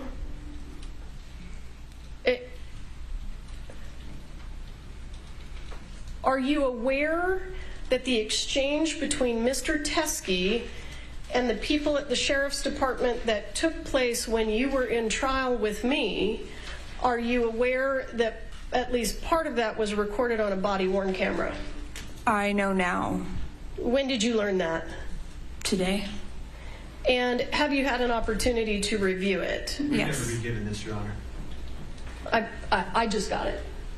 So Okay, I just want the court to know. This is I can give it to them. This is the newest of the revelations.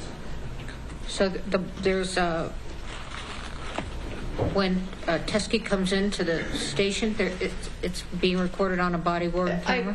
And I believe that the defense did have it because they knew what Mr. Teskey was saying to Popple. That's the basis of the cross-examination. Well, it's not. It hasn't been admitted as an exhibit. Sure, and I can call Popple and have it admitted as an exhibit, or I can call Brendel, but it's a motion hearing. How do you want me to handle it? She's now seen it. I can give it to the defense. No, I'm going to have the person that whose body it was on. Let me ask you, in the meantime, while I'm listening to this testimony, can I have the exhibits from Popple that she testified about the bullets and what they were, when they went to the FBI? Her inventory of bullets. May I have those exhibits? I know there's a lot of them. Sure. I think there are probably some also from the defense. So does the defense want to go through their file? Do you want me I just want the ones that Popple testified off of, not any cross. Are you looking for the one that I just highlighted specifically? No, I'm looking for the ones that Popple testified she inventoried and had tested.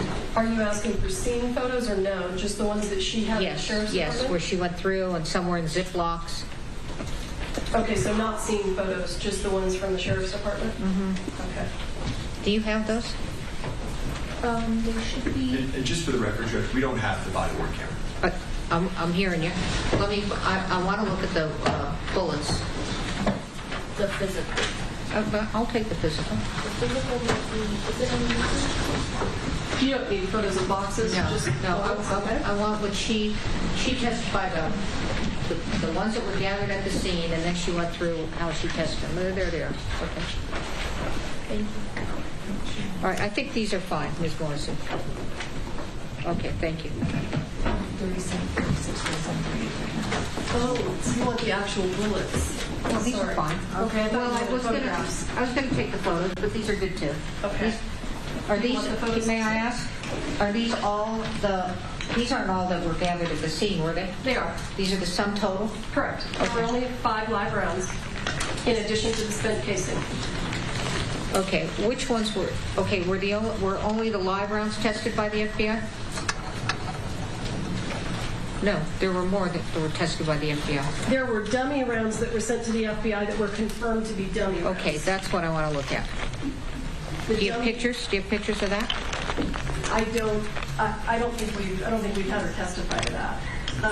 I don't know. Can I have all the exhibits that were entered while she testified? That's the best way to put it. Sure. Right. Sorry to interrupt.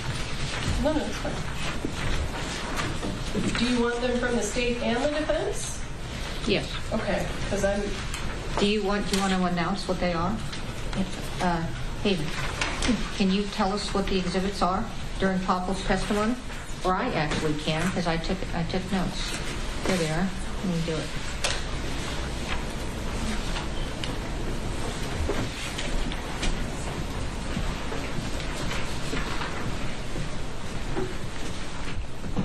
You are watching day 3 of the trial against actor Alec Baldwin, who is charged with involuntary manslaughter after the shooting and death of cinematographer Helena Hutchins on the set of the movie Rust.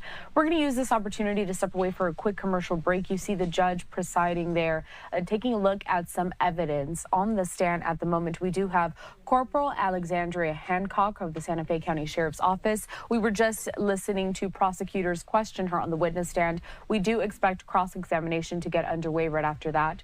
But in the meantime, let's head to this quick commercial break. We'll see you back here right after this.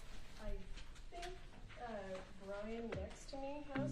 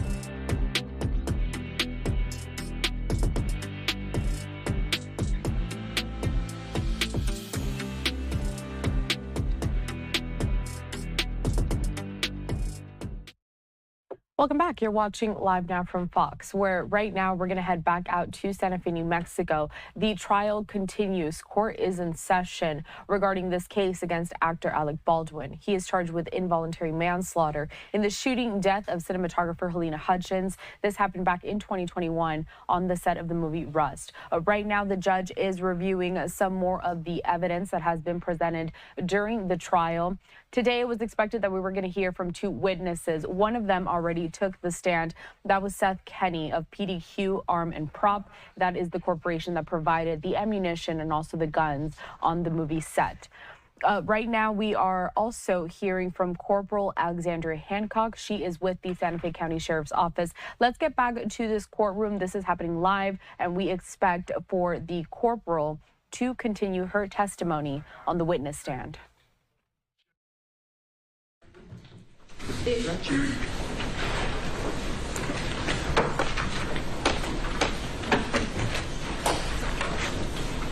Due to Mr. Teskey's refusal to speak to you, were you ever able to tie the items that he dropped off at the Sheriff's Department to the set of Rust? No. Given that this is a motion hearing, and if the court wants me to do this a different way, please tell me. Over the lunch break, were we able to obtain the video and watch it? Yes. Did you hear what Mr. Teskey said in the video regarding whether or not these came from the set of Rust? He said that they were not from the set. That's what he said on the video? Yes. Okay. And I'm happy to get... He can't cross-examine off of this. Sure, so, and I can get it to him. Well, you are going to give it to him, and this testimony, he can call her back up if he wants. Absolutely, sure. I'll pass the witness. All right, I have some questions. Can you put back on that video of the text that Seth Kenny got from Teskey?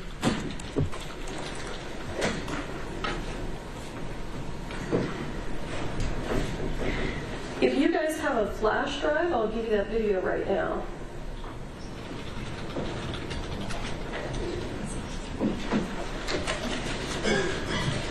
And can you blow that up? You want the top or the bottom? The top. Okay. All right. I'm going to ask some questions. Sure.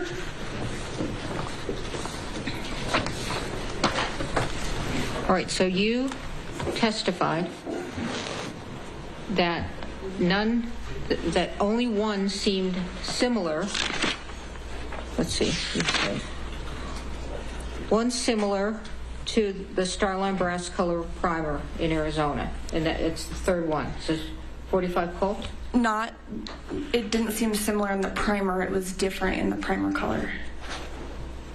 So in what why is it different in the primer color? Because the primer on this, the third one it's a brass color. The primers that came from Rust were silver.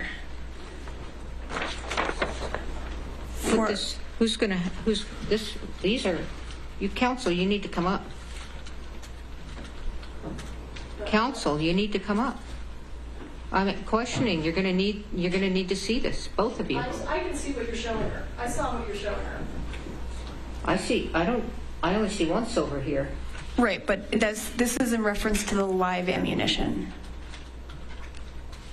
Look, you just testified. Let me just ask this. None of these look similar to the set on Rust. To the live ammunition. To the live ammunition on Yes, Rust. ma'am. Yes, Your Honor. But it still looks similar to what was on Rust. Yes, yes.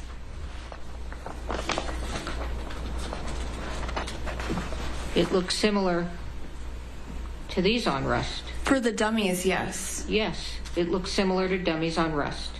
Dummies, but not live. Okay, I understand your distinction on live. But they still look similar. That one, the third one from the left, still looks similar to dummies on Rust. Yes. All right, thank you. Can I proceed, John? Yes.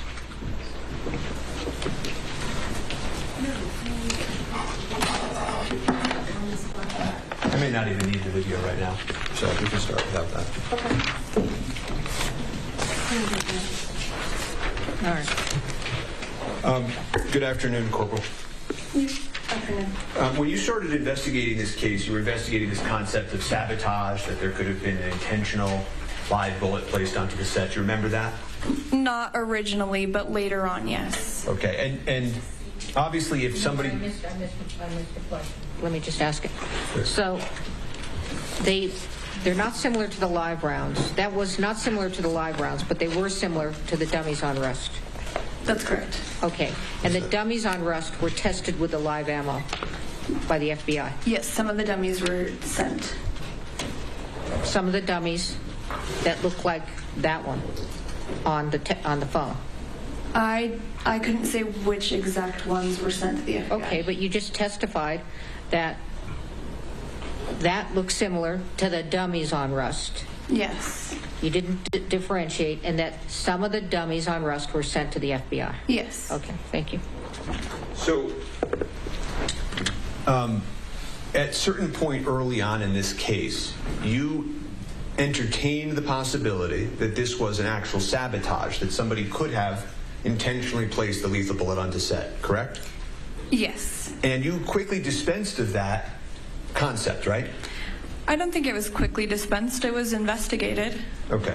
And fair to say that if that had happened, that would have been a far different case, right? It could have been. I don't... And so then you turn to the idea of, well, somebody outside of Rust could have placed or been the cause of the ammunition ending up on set. And you interviewed Seth Kenney, I think you told this court yesterday, 10 times at least, right? Yeah, I can't put an exact number, but it was a few times, yes. Right, and that would have been a different case also, right? If he had provided them?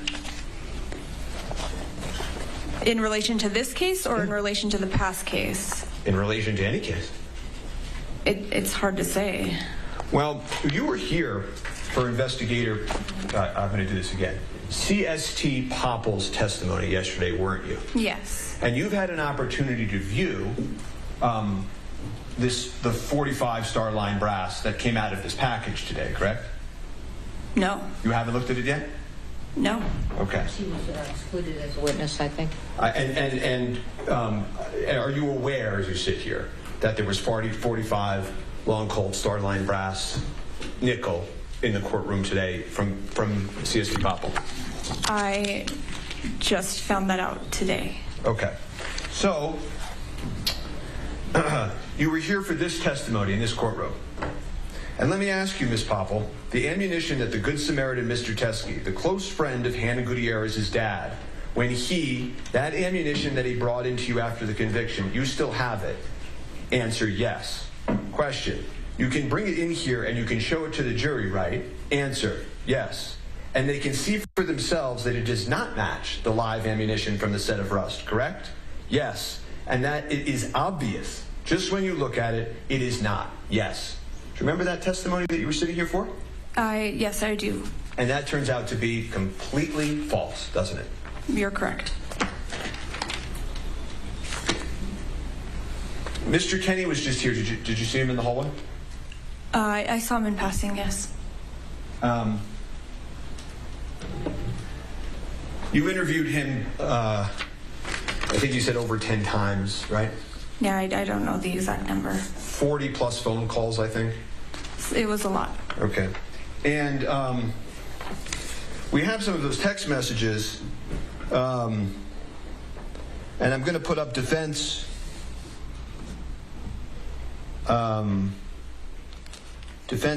B.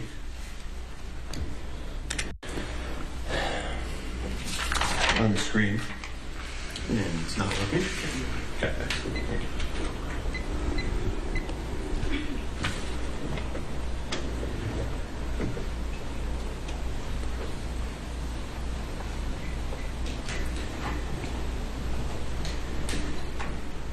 Okay. And you see at the top, this is a screenshot that he's sending you, right? Yes. And you see it ends with, yup, it's evidence. Yup, it's evidence in the accidental death, right? Yeah, I can see that. Okay. And he does not include the "ugh, this sucks" when he sends it to you, right? You don't see any "ugh, this sucks" on this, do you? No. It talks about how it's clearly, it looks like it's been reloaded. And that's him telling you that, right? Sorry, let me just read it really quick. Sure. Okay.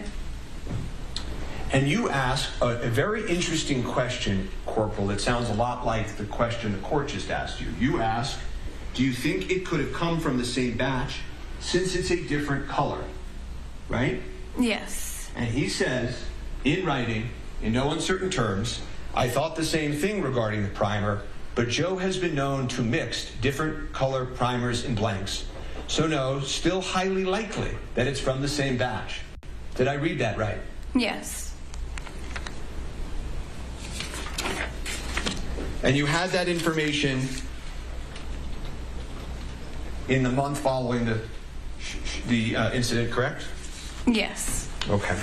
So we're going to fast forward. I'm not going to go through the Seth Kenney story with you today, okay? Okay.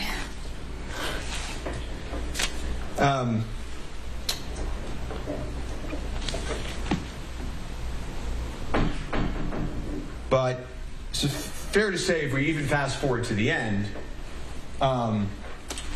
Teskey comes in, and you had known Mr. Teskey's name because Seth Kenney had called him in front of you, right?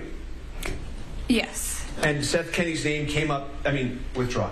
Troy Teskey's name came up several times because Seth Kenney brought him up several times, right? Yes. In relation to the idea that the same batch of rounds from 1883 had at different points and different quantities touched Joel Swanson, Troy Teskey, Seth Kenney, right? They were all involved.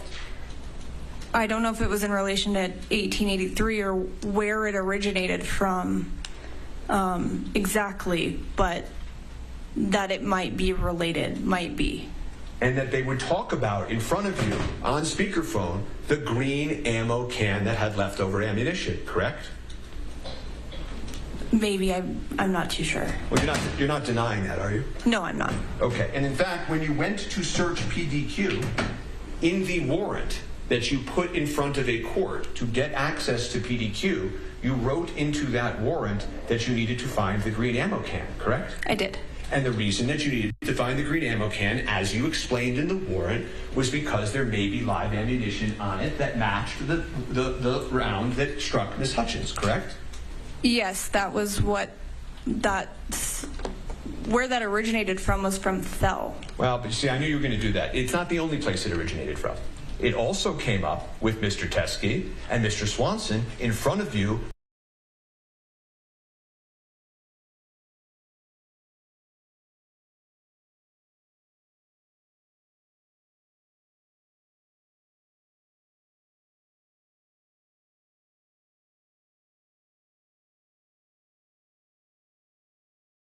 It kept saying that? No. As we continue to watch trial proceedings here in the case against actor Alec Baldwin, I do want to remind our viewers that there is some profanity when it comes to the testimony that we're hearing here and the questioning from the defense attorneys. So if you do hear your audio kind of cut out for a bit, it's only because we are cutting out the profanity. And so just wanted to give that disclaimer as we continue to watch day 3 of this trial. And says is matching to the ammunition that struck Ms. Hutchins, right? I don't think he ever made the statement it was matching. Well, that's really for law enforcement and the FBI to decide, isn't it? Which would have been investigated if he would have answered a phone call or returned a phone call. Okay, and I know we're going to get to that, don't worry. But wasn't the first excuse you gave, Corporal. The first thing you said when this came up on direct examination was that you didn't know it was related to this case. Do you remember testifying to that on direct?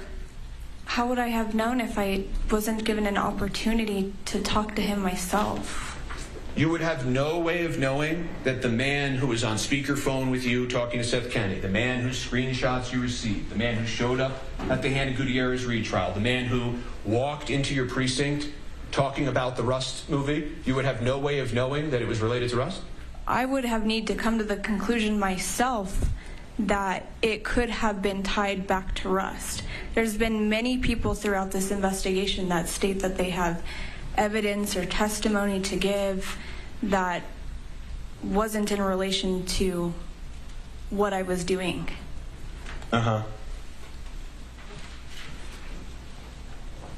So is there other evidence in this case that has this quantum of proof that you have hidden from the defense?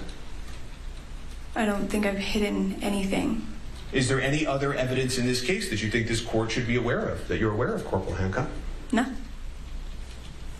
And when Mr. Teskey came in, he stated that he believed it was from the same batch of ammunition that was located at Seth Kenney's warehouse in Albuquerque, correct?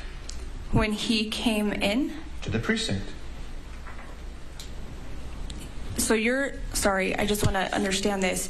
You're saying that Troy Teskey made the statement to law enforcement that the ammunition matched Rust? Correct. Where is that statement coming from? In your own police report. Okay. I'm reading it. Okay, so this... That's not my police report. I didn't say it was your police report. You just said it was. No, I said in the police report. Just as a point of clarification, can we... Is this an objection or is she just talking? Yeah, you got to have an objection, okay? I said that no running things. Speak. My request is that we correct the record with regard to Mr. Spira's... That is not an objection. Okay. What is your objection? I want to correct the record that one word. I'm showing you your police report. He's corrected himself. A police report.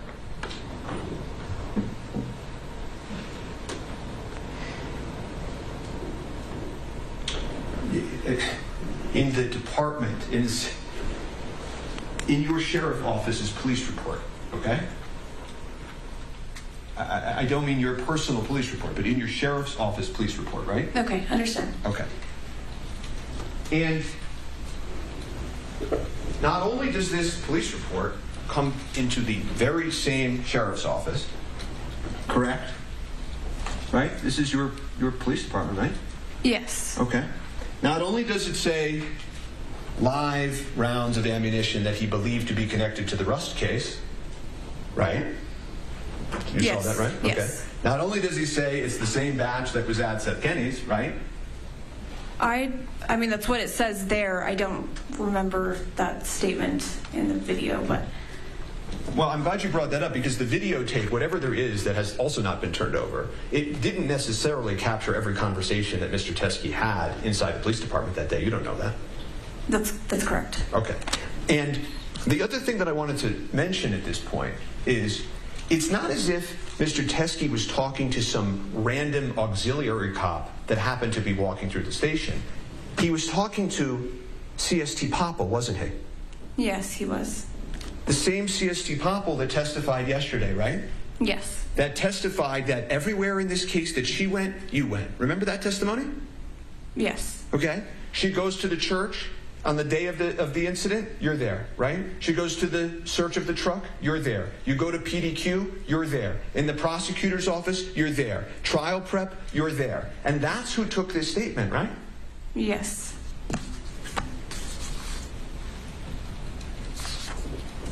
You know, there's hundreds of items inventoried in this case, right? Yes. Every time you inventory an item in this case, there's no matching witness statement, right? No. Right? You pick up there's dozens of items, dozens and dozens of items that you all inventoried in this case that have no matching corresponding witness statement, right? Yes. Okay. So the story that has now been come up with, that the only reason we couldn't take this item was because there wasn't a matching witness statement, is just spun out of whole cloth, isn't it? I don't think your statement's entirely correct. You said the reason why we couldn't take this item, which we did take the item. You took the item, but you took it and put it in a different box than the rest of the items in the Rust case, correct? Well, I don't think they're all... I mean, I'm not the evidence technician, so I don't know how Well, you know this wasn't placed and designated as a Rust evidentiary matter. It was kept and vouchered, as you heard yesterday, under a completely separate identification number, correct? A different case number. Right? Yes. Unlike the hundreds and hundreds of other items that were collected in this case from a variety of sources, correct? That's correct. Okay, and a lot of those items were like random, irrelevant, tangential things that all went into CST Popple's inventory in this case, right?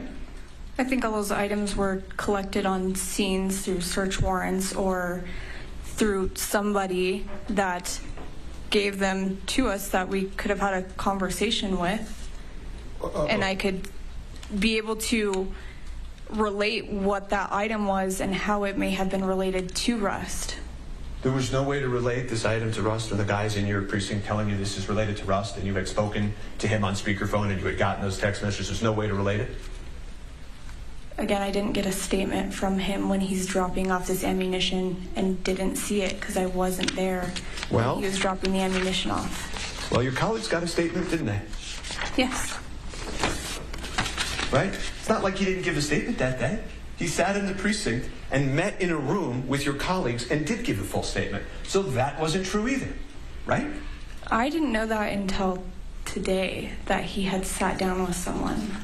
Okay, but now that you know that, now that you know that he gave a full witness statement, the story that the only reason that law enforcement couldn't possibly dream up a way to connect this to Rust and put it with the rest of the evidence doesn't work anymore, does it? Because he did give a statement, right? I'm not going to agree with that because he said it didn't come from the set. Well, you keep saying that, but he's not. The point of this isn't that he literally snuck onto the set and took it back, right? The point is that he had the matching ammunition so that we could understand the source of the lethal round, right?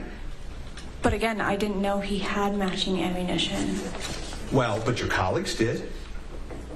Again, that wasn't something that was told to me. I understand your testimony, but given that all of the things we've just discussed about, wouldn't you agree with me that if law enforcement were to come into this court and say the only reason we couldn't possibly connect this to Rust was because he didn't give a witness statement, that doesn't work if he did give a witness statement? True? Potentially. I'm going to still say that I wouldn't agree with that because I wasn't able to speak with him and how it would have been in relation to Rust. When we submit things, we normally need to have a way to describe to the lab the reason for the testing. We're going to jump to testing now? You're watching here the cross-examination of Corporal Alexandria Hancock on day 3 of the trial against actor Alec Baldwin. We do have to step away for a quick commercial break. We get right back out to this courtroom live when we come back. Connected to something that you need to have some additional witness statements before you just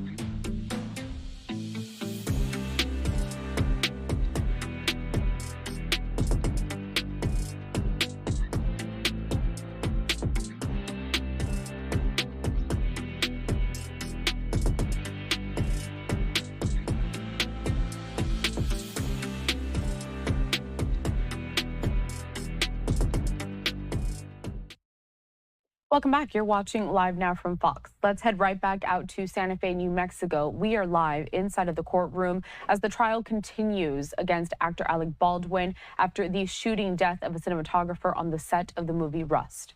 Let's watch. Reports in this case that are in your file, even if you didn't personally create them, that indicate law enforcement attempting to contact witnesses and failing to reach them, correct? That specifically. You can't answer that question, yes or no? Well, I'm explaining why that was. I didn't ask why. I'm just asking. In your own file that you as the lead agent have, there are lots of police reports that say Detective so-and-so tried to reach somebody, couldn't reach them. Isn't that true? In this case, yes. And that was done for a specific reason. Okay. That's great. When you reached out, according to you were trying, moving heaven and earth to try to reach Mr. Teskey. Did you ever create a supplemental police report? No. Okay. Let's go on to the next thing, which is you testified on direct examination that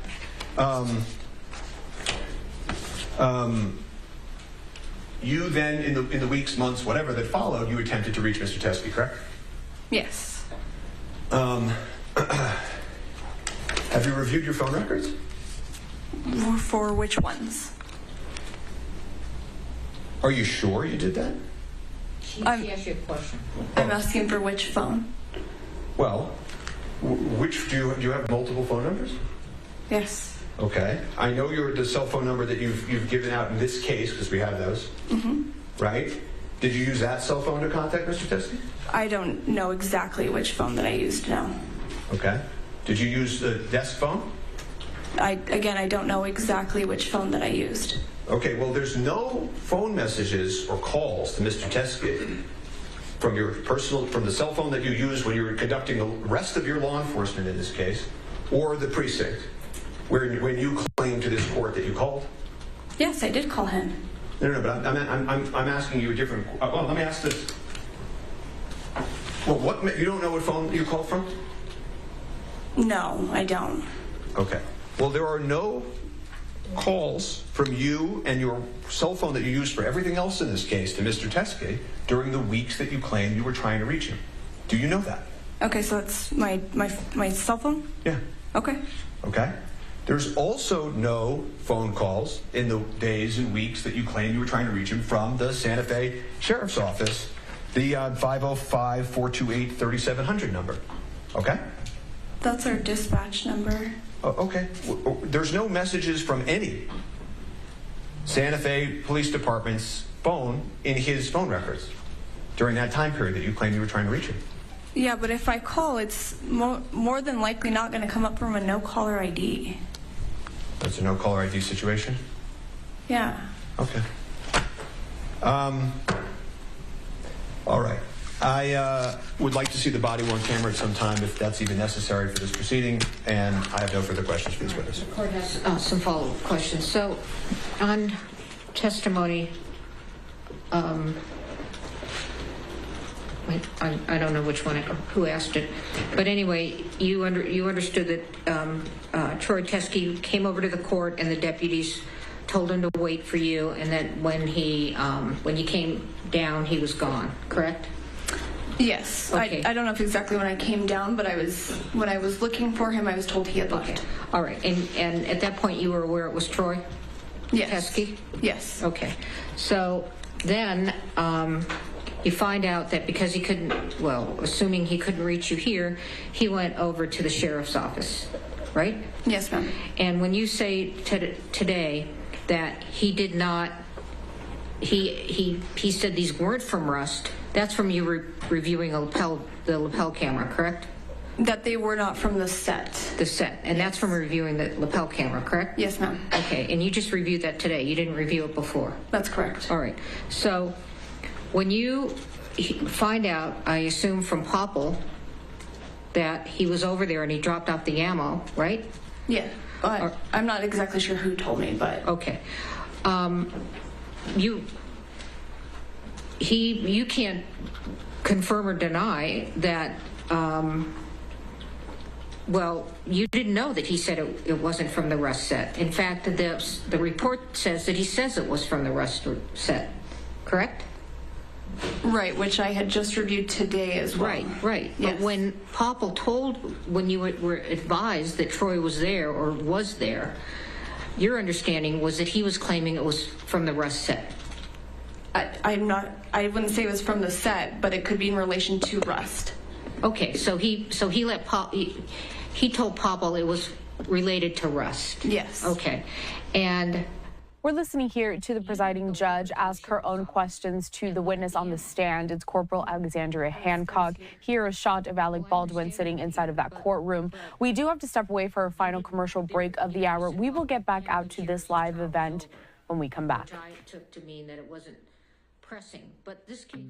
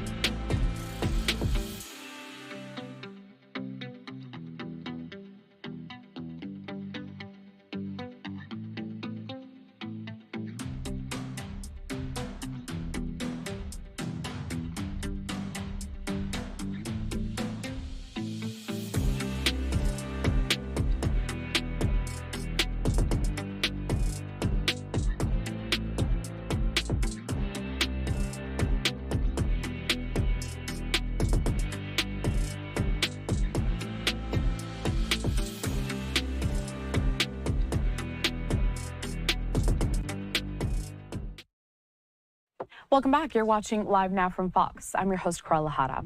My time at the desk has just about come to an end, but in a moment, my colleague Andrew Kraft, he'll come up in the anchor chair and he'll guide you through the day's top headlines and also some live events that we are watching out for, including one out of Santa Fe, New Mexico. The trial continues against actor Alec Baldwin, charged with involuntary manslaughter after the shooting death of cinematographer Helena Hutchins on the set of the movie Rust. Let's get back to those court proceedings live.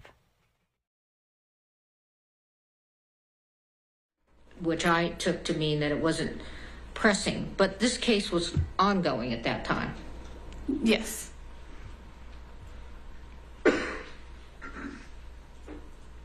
So, did you and Popple have a conversation about what to do with this ammo? To my understanding, it was going to be put in evidence. Which evidence? At the sheriff's office. The Rust evidence? No. Why not? Just as far in our evidence section in the sheriff's office. And why was that determination made? As to why who it made was. it? Let me ask you, who made it? These were discussions that were had with myself, with the supervisors at that time, and then with the prosecutors. Were you the lead investigator? Yes. Okay. And you said, and with the prosecutors? Yes, ma'am. Okay, so you all had discussions about what to do with what he dropped off. Yes. And you all agreed to put it in this separate file. Yes. Thank you. Just very brief follow-up on the court's questions.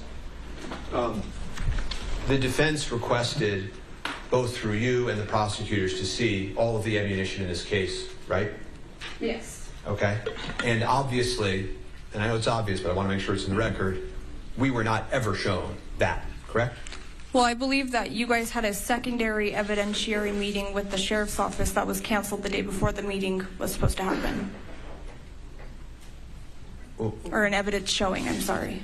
Okay, yeah, we were able to come for some showings and not others. The reality is when we came for showings, you never showed us this evidence, correct?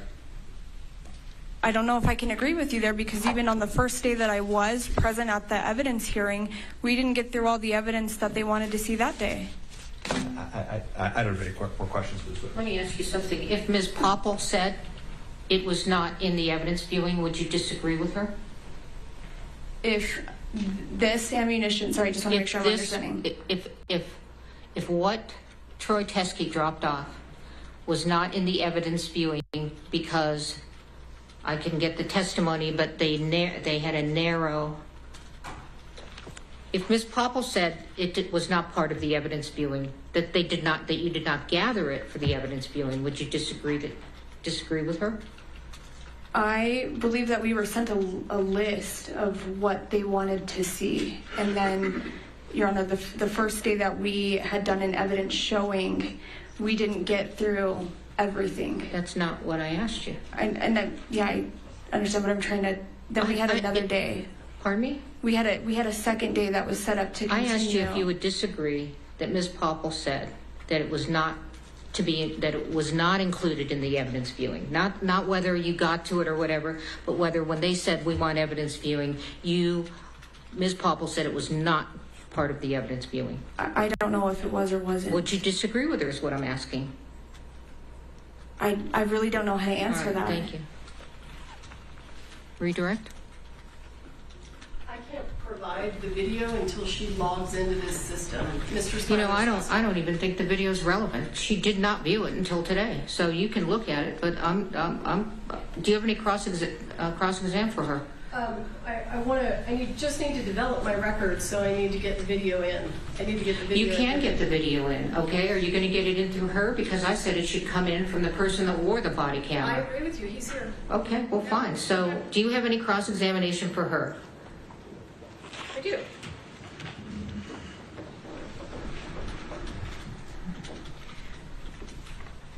Corporal, as you sit here today, do you have any reason to believe that the ammunition that was provided by Mr. Teske came from the set of Rust?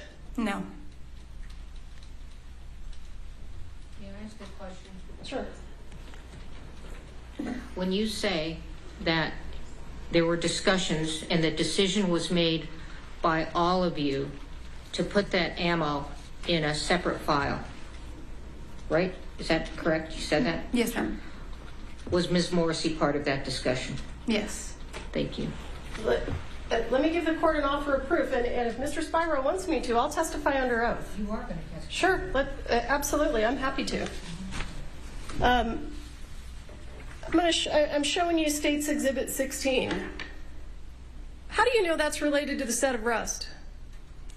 Because it was collected during a search. Did it come from the scene? Yes, I believe that one did come from the church. State's Exhibit 29. How do you know that's related to the set of Rust? That was the casing that Marissa collected. State's Exhibit 10. How do you know that's related to the set of Rust? Collected.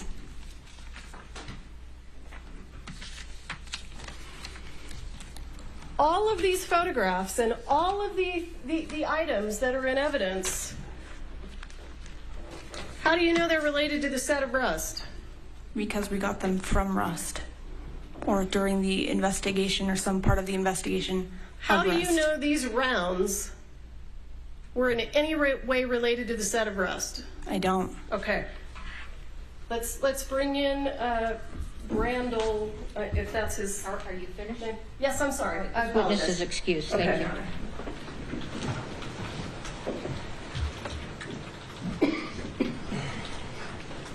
Your next witness.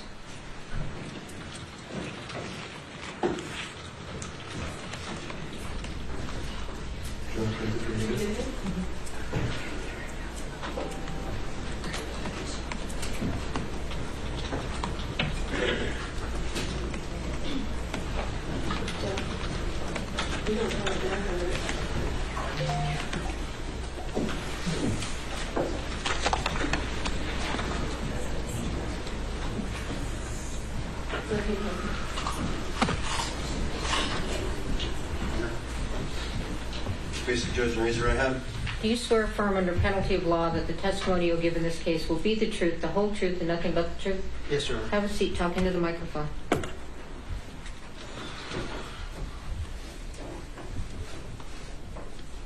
State your name, sir. It's Lieutenant Brian Brandel How are you currently employed? at the Santa Fe County Sheriff's Office. And do you know why you're here to testify today? Yes. Were you present when a gentleman by the name of Troy Teskey brought ammunition into the sheriff's department? Yes, I was. And at the time, were you running your body-worn camera? Yes, I did. And has that now been provided to me? Yes. Now, just so that we're clear, when you ran your body-worn camera, how did you preserve that video? It is uploaded into a WatchGuard cloud. And when you upload them to a WatchGuard cloud, do you link them to a case number? Yes, they can be linked to a case number. Was this video linked to a case number? I don't recall. I'd have to look at the video, but I believe so. Okay, and we have the video. I'm trying to... It's transferring over there? Okay, great.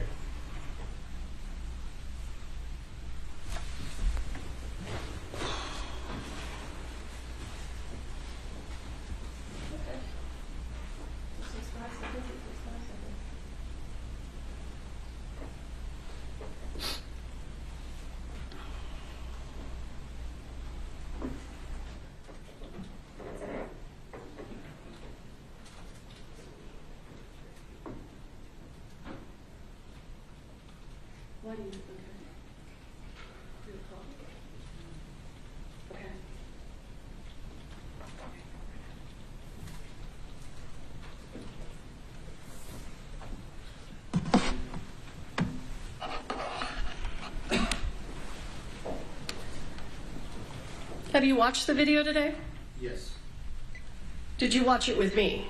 No, I did not. I have no idea where it is now, so. Well, you're going to have to mark it before we publish it.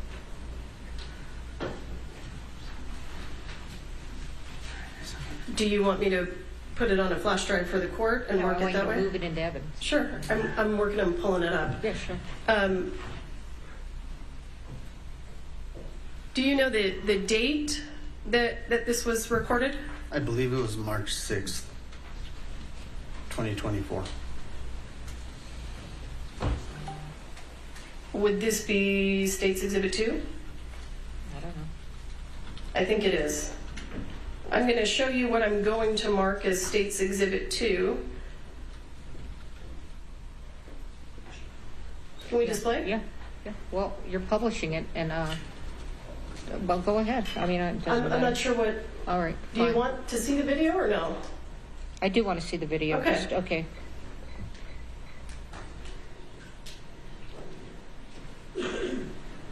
Does that look familiar to you? Yes. What are we looking at? That's the hallway area of the Santa Fe County Sheriff's Office, I believe, near the first secure entrance into our area.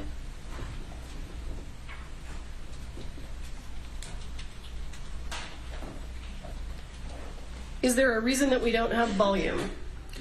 It does have a pre-record that's just audio, and at the time when I initiate the activation, then it has audio. And to be correct, I was in the hallway headed towards that area. No. Where it's Why don't we have audio? Does it take 30 seconds for the audio to come on? It's when I activate it. So I believe it is set to a 30-second pre-video, and then once I activate the camera, the audio will kick on. Okay. Yes.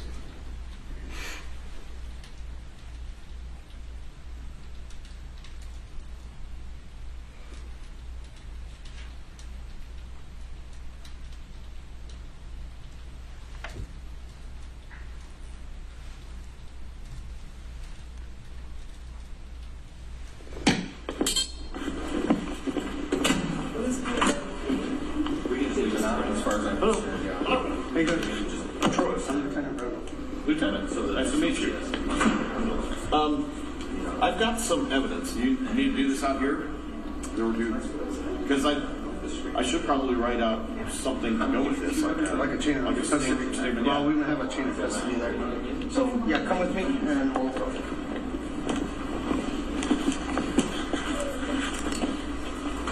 That's my wife. Hi. Are you okay with that? Yes, sir. Thank you. Where was Marissa? Went back to her area? There you is. You don't stay. Thank you very much. Thank you. Just so we have like a chain of custody. Huh? Where are we going? Wherever you want to go to get the evidence. Can go to the interview. It's fine. Sure, I can fill out a statement or something, witness statement. What it was, when I'm a witness, I'm called here as a witness to the Gus trial, and I live in Arizona, so it's a long way. Right. And I wanted to. When I got to the trial, they said, at the last minute, they said, okay, I don't want you to testify. No, I was supposed to bring some evidence. And then they didn't want the evidence. Okay. Well, I don't want to walk around with this evidence forever. That's fair, whether you guys use it or not. Yeah, I don't care what you do, and I just don't want to have it. And they're 45 cartridges, like. They're from the set? No. Okay. No. You want to know the details? Did you hear what the gentleman said? Yes. Was he asked if they were from the set? Yes. What was his response? No. Or do you want me to Well, write it down? let me start with, what is your name, sir? Troy. Oh, that's a great start. Troy what? Troy Teske. T-E-S-K-E. I've got all kinds of identification. You should see it. I'm a And where are you getting called by? retired police officer. By and the defense. Defense, okay. Yeah. But they didn't end up using it. Okay. Here's my police ID. And then I'm also a judge. You need to see that. Sorry. Okay, so they were going to have you bring 45 rounds? Yeah, and at the last minute, They talked to the her, defense. him on the phone years ago. They said that they were going to have somebody pick it up from Arizona, which they never did. Okay, so he brought it out here just in case. Thank you. This is my story. Okay, but get it out. I don't want it anymore. Sir, do you recall this conversation? Yes, I do. Do you know when Mr. Teske is talking about being called as a witness in the Gutierrez trial, do you recall which side he was being called by? I only learned that when he identified that. What Speaking side? now, on the defense side. And when he said that he brought ammunition, but they didn't want to use it, was he referring to the prosecution or the defense? Is there any basis to know that? If he doesn't, I'm assuming he'll tell me. I believe it's the defense. Anyway, yeah. All right, I want to go. They told me to. The defense attorney said, "Hey, why don't you bring those rounds?" And I thought, and 2 times, Hancock and then Morrissey. Hancock first said way back on November 5th, and November 5th of 2021, which was a week after the shooting. Seth Kinney called me. You know Seth? Everybody seems to know Seth here. But Seth, he was a friend of mine, and Seth Kinney called me from Hancock's office. She was a detective at the time, and he said, "You're on the record. I want to know what's going on with you, because I have these rounds from. It's the same batch. They came from Joe Swanson. Okay. You know him too? Yeah. I know of it. Everybody. I've awesome. dealt with this case a lot. Okay, well, that's perfect. The other perfect person to what's your first name? Marissa. Marissa? Oh, Yeah, I apologize. I'm the crime scene technician. all right. Well, I better jot that down. Yeah, And I I can have give you some my good card. notes on it. So my big concern was having these. They said, "Oh, okay." I said, "I have these rounds. I have a batch, a whole bunch of rounds." Okay. Or a bunch.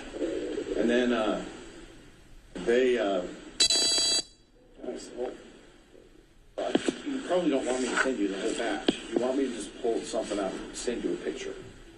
So I took a picture with my phone, sent it to Seth, and he was in the office with Hancock. And they looked at it, and Seth said, "Yeah, this is evidence from the accidental shooting." Now, when you say they're from the same batch of Yes. live rounds? Yes. Okay. It's if you know the case, Bell Reed had a whole bunch of live rounds. Yes. And Seth and Fell went to Yellowstone 1884, 1883, and he was teaching people how to shoot with these rounds. Right. Then they left there and they went together from Arizona, and then they came back and went to another set, which was.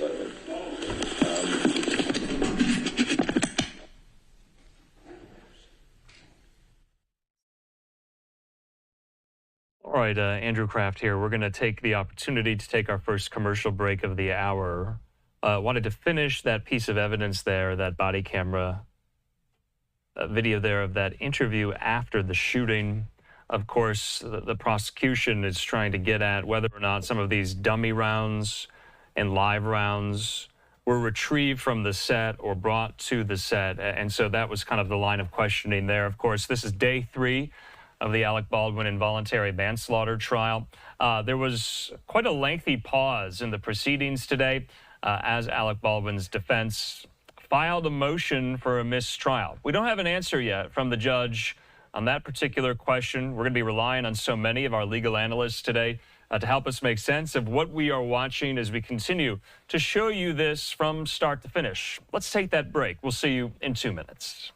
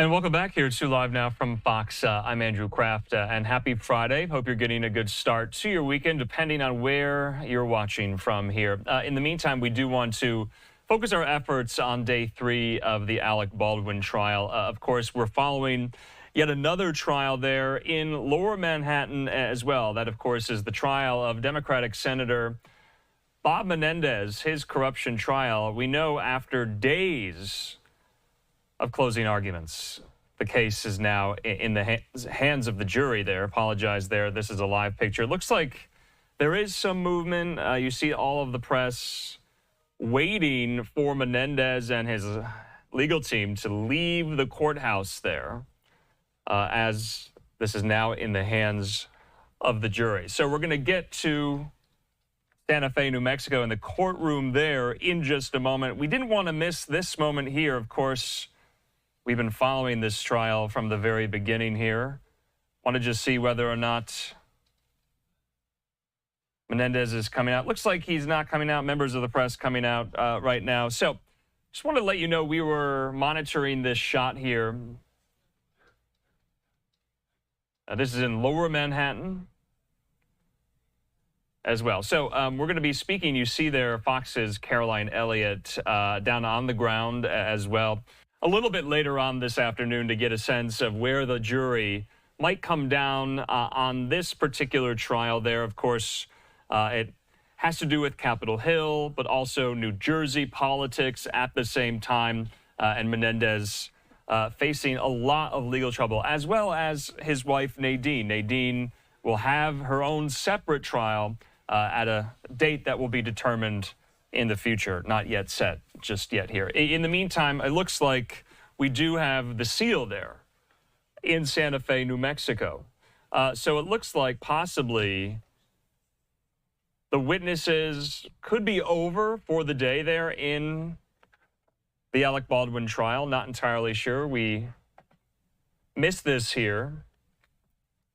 In the meantime, so we just see the seal at the moment. So it looks like they're either doing a sidebar conversation, or they're taking somewhat of a pause, or they are done for the day. We just don't know that at this time. We're going to work on getting those details for you as well here. But this is important because we were told that we might not have had any witnesses today due to this disruption in the proceedings. Disruption meaning the defense filing this mistrial motion to which we don't have a resolution or answer for just yet. And so we did think today's proceedings might have been scuttled, but they were back on. You were watching some of the evidence and some of the exhibits being entered there in court today as well. You saw Alec Baldwin. You saw his wife, Hilaria. You saw some of his siblings there in the gallery, as well as we continue to monitor this from start to finish as well. All right, in the meantime here, we'll get back to Alec Baldwin in just a moment. If they come back, we're trying to determine whether or not court is done for the day. It's about 3:20 there in Santa Fe, New Mexico. In the meantime here, we are awaiting, as you know, the exit of Senator Bob Menendez and his legal team now that closing arguments are over and the jury has the corruption case here. So we're going to let you listen into this shot while we wait for this. I'm going to outline why this is so important, what Menendez is being charged with. But first, let's listen. Move it. No, this is not the pen. Excuse me, step on the way, please.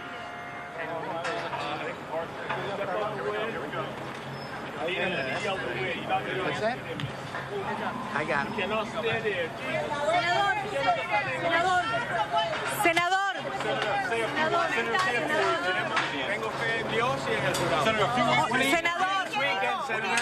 I have faith in God and in the jury. See you next Monday.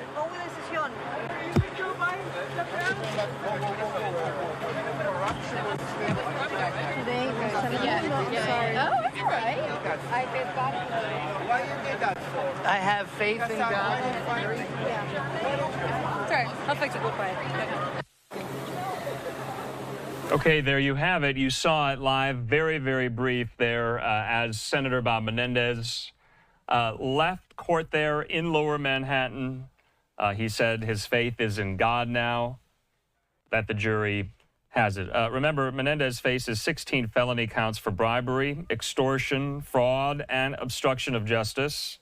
There are 18 counts on the superseding indictment, but only 16 of the counts apply to Menendez. He is not charged on count 6 or 12 here. So this is quite something as well. He's being charged with failing to register as a foreign agent of a foreign government, and many other charges we brought you as well, having to do with gold bars, cash, Mercedes-Benzes.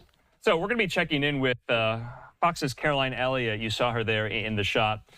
With where this goes from here, Menendez also speaking in Spanish. There are some of those Spanish language reporters asking him questions as he got into his vehicle there, but no answer. That he just said his faith is in God and he'll see everyone on Monday. So we know, and we had been covering all week, closing arguments were quite lengthy. They took several days, and now the case is in the jury's hands. And so you'll remember a similar trial with Bob Menendez took place in the very same jurisdiction in 2017, so about 7 years ago. And that ended in a mistrial and a hung jury. And so this is a whole separate set of charges, similar to the ones in 2017 regarding corruption, regarding bribery. And so this is somewhat of round 2 for Menendez in these legal sagas here as well. So wanted to make sure we got that in. It looks like they're replaying it. Let's just watch this again. This is a very, very quick replay. Let's listen.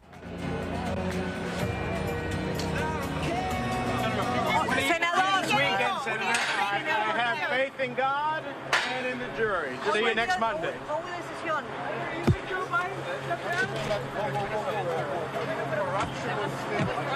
Today, Oh, that's all right.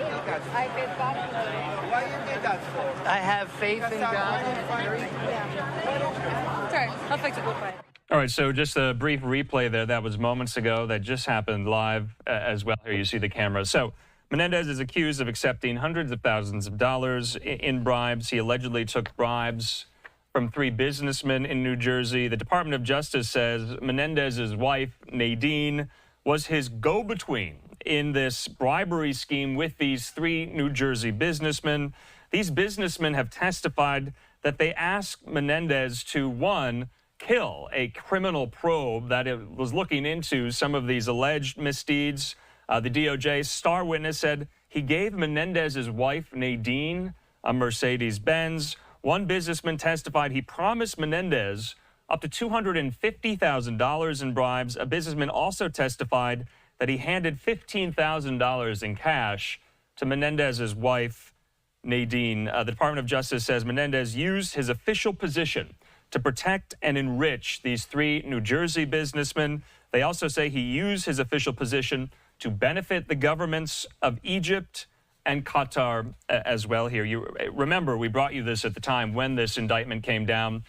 Menendez, soon thereafter, he left his very, very high position on the Senate Foreign Relations Committee as chairman. Yes, he is still a senator, but he is not running as a Democrat in the November election for his seat. He's running as an independent. We know that Congressman Andy Kim has raised a lot of money and is seen as the likely successor in this race, in this seat. No independent has independently won a Senate seat in New Jersey. So Menendez has a long road to go with that political effort as well. But he opted not to run as a Democrat as he faced so many calls at the time of the indictment from many prominent Democrats, including and especially those in the Garden State, for him to resign. He did not resign. He did step away as chairman of the Senate Foreign Relations Committee, and he is fighting this as well. This trial has gone on for weeks. We'll see what the jury ultimately comes to. Maybe next week they'll reconvene on Monday here. All right, in the meantime here, wanted to kind of do a primer on that. We're going to be checking in with Caroline Elliott a little bit later on this afternoon on that very trial. Let's take a quick commercial break. I'm Andrew Kraft. Thanks for being with us on your Friday. We'll see you in 2 minutes.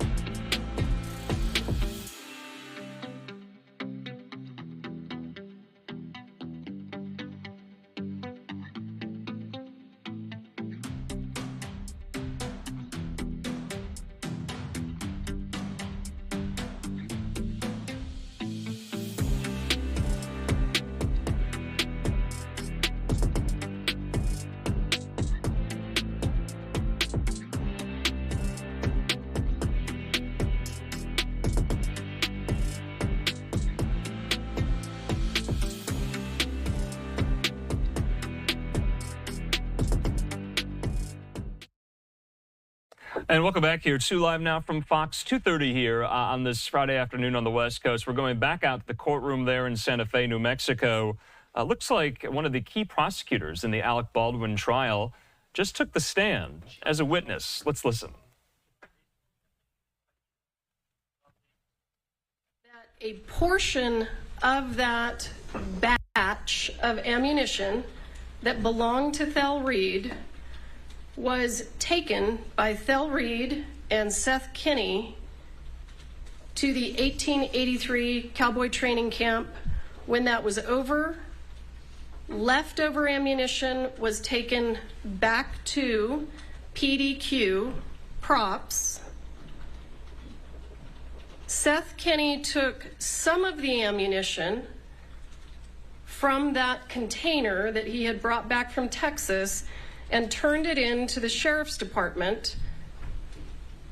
And it appeared to me that he did it to try to exonerate himself.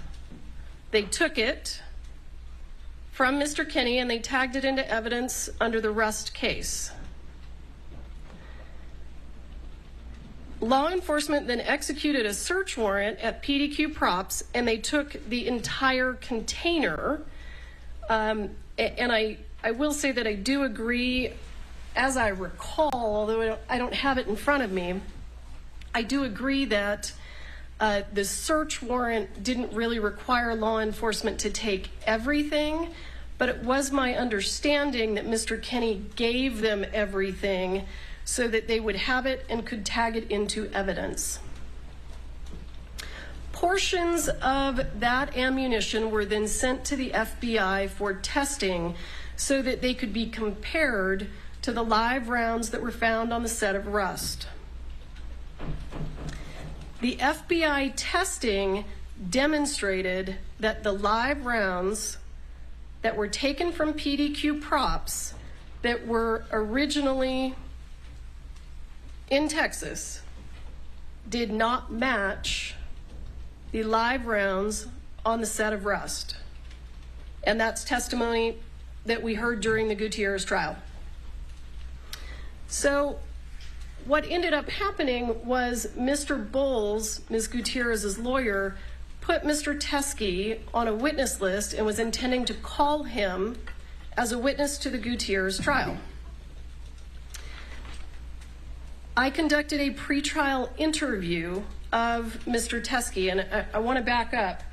I did at this point have some understanding that Mr. Teskey had had contact with law enforcement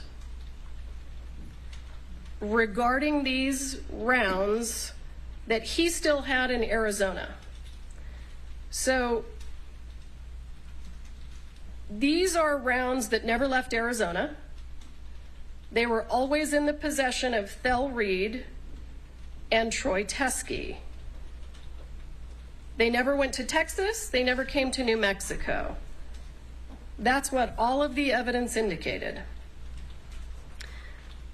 So I understood that Detective Hancock had communication with Mr. Teskey about trying to get those rounds, and Detective Hancock was unable to get those rounds from Mr. Teskey. I did not find that particularly concerning because those rounds had never left Arizona. The filming of Rust was in the state of New Mexico. And the rounds that were taken from PDQ went from Arizona to Texas to Albuquerque. So ammunition that is in the state of Arizona that has never left Arizona did not strike me that it had significant evidentiary value. Then, and I will say, I believe I actually saw a photo of it. At that point in time, I was able to look at the ammunition myself, and it was visibly dissimilar than the rounds from the set of Rust. We then cut to November of 2023. Mr. Bowles has put Mr. Teskey on a witness list for the Hannah Gutierrez case. We conducted a pretrial interview with Mr. Teskey on November 2nd of 2023. At that point in time, he brought up that he was still in possession of these live rounds that were Thel Reed's live rounds that had never left the state of Arizona. I then, when he started, I think he indicated during the pretrial interview that they were from the same batch that was sourced from Joe Swanson, and I then said, we should get those from you. I had a conversation with Detective Hancock after that pretrial interview about how we could get the rounds from Mr. Teskey, and we were trying to figure out if we could send a local law enforcement agency to pick them up. I was then decided that I needed to figure out if that was necessary, since they had never left Arizona, and up to that point, it was my impression that they did not match the live rounds from the set of Rust. I then, as I recall, reached out to Mr. Bowles. He and I had a conversation about whether or not the rounds should be tested by the FBI. And I was still trying to figure out if I could get the rounds from Arizona to New Mexico. So I asked Mr. Bowles to please send me a photograph of the rounds from Troy Teskey so that I could see with my eyes whether they were even remotely similar. If they were similar, I could go through the steps of obtaining the ammunition, connecting probably with local law enforcement, having a local law enforcement agency go to Mr. Teskey's residence and collect them. I didn't want to do that if they didn't look anything like the rounds from the set of Rust, because all six rounds from the set of Rust are identical to each other. So when I had this conversation with Mr. Bowles, he provided me the photograph that I showed this morning, and this is it was my understanding that this was a photograph from Troy Teskey. So Troy and I don't communicate. He's a defense witness. I can't communicate with a defense witness. So Mr. Bowles, as I recall, texted me this photo, and this is a photo that Mr. Teskey took at my request so that I could determine whether this ammunition was related in any way to the set of Rust, because it never left the state of Arizona. So if it never left the state of Arizona, the only way that it is relevant to the Rust investigation is if it has any similarity to the live rounds that were found on the set of Rust, because we were at that point trying to figure out the source of the live rounds. When I received this photograph from Mr. Bowles, I could immediately tell that these are very dissimilar from the live rounds that were found on the set of Rust. They have brass primers. So this is what was presented to the prosecution as the rounds that were in Mr. Teskey's possession. They have brass primers and not silver primers.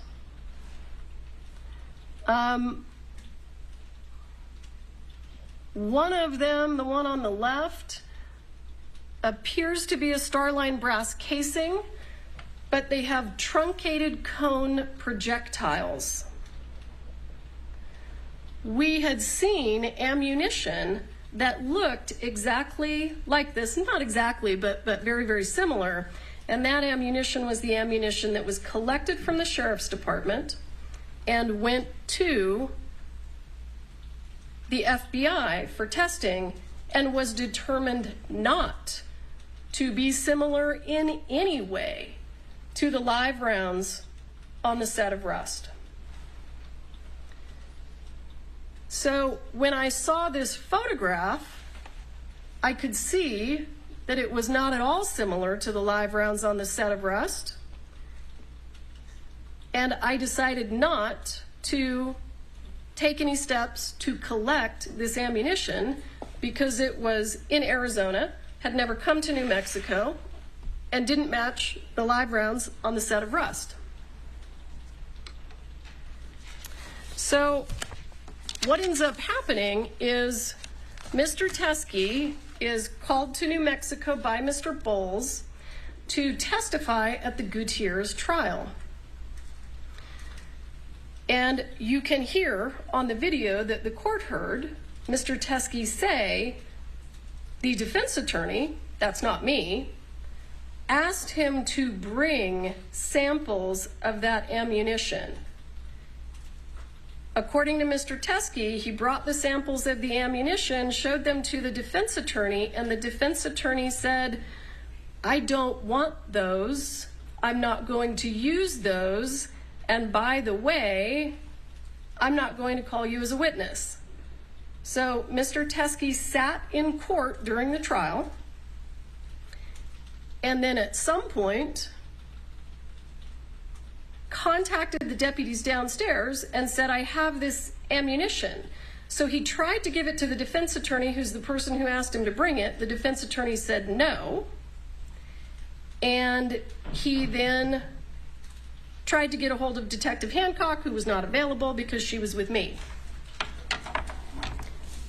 So then he ends up going to the sheriff's department, and he leaves the ammunition at the sheriff's department. I was contacted, I don't think it was the same day, but I'm not 100% sure. It's possible that it was, by Detective Hancock, and she indicated that Troy Teskey had dropped off ammunition at the sheriff's department. Because I had already asked for a photograph of it, I believed that that ammunition was going to look like the photograph that Mr. Bowles had sent me. Corporal Hancock indicated that she was going to tag them into evidence, and she was going to create what she called a doc report. And I said, great, do that. I was not aware at that point in time that a doc report would not have the same case number as Rust. I was not aware at that point in time that it would not be linked to the Rust case number. I understood that he had dropped off ammunition that I believed to not look similar to the ammunition from the set of Rust. And I had no idea that it wasn't going to have the same case number. I want to show the court, though, when Mr. Teskey showed up to testify with the ammunition that Mr. Bowles told him to bring to the state of New Mexico, he was not called as a witness, and Mr. Bowles said, I'm not taking that ammunition from you. That's why. Because these are photographs from Hannah Gutierrez's cell phone extraction, and they show spot-on match for the live rounds found on the set of Rust. This is clearly the reason that Mr. Bowles said, you and your ammunition better get out of here, because it would not have hurt the case, the state's case against Hannah Gutierrez. It would have been the best evidence I could have hoped for. These look exactly like the ammunition, the actual ammunition that we have in evidence, and they do look like the 3 rounds that are in that envelope. So when Mr. Teskey couldn't get Mr. Bowles to take them because they were the best evidence against his client, he took them over to the sheriff's department. And when he dropped them at the sheriff's department, I was told that there was going to be a report. There was a report. I assumed they looked like these. And Detective Hancock indicated to me that because he dropped them off and he didn't wait for her, she was then going to try to follow up with him, take a statement from him. so that we could get some idea where they came from, what the relevance was, if there was any relevance at all. And he never returned her phone calls. And that's all of the information that I can give the court, but I'm happy to answer any questions.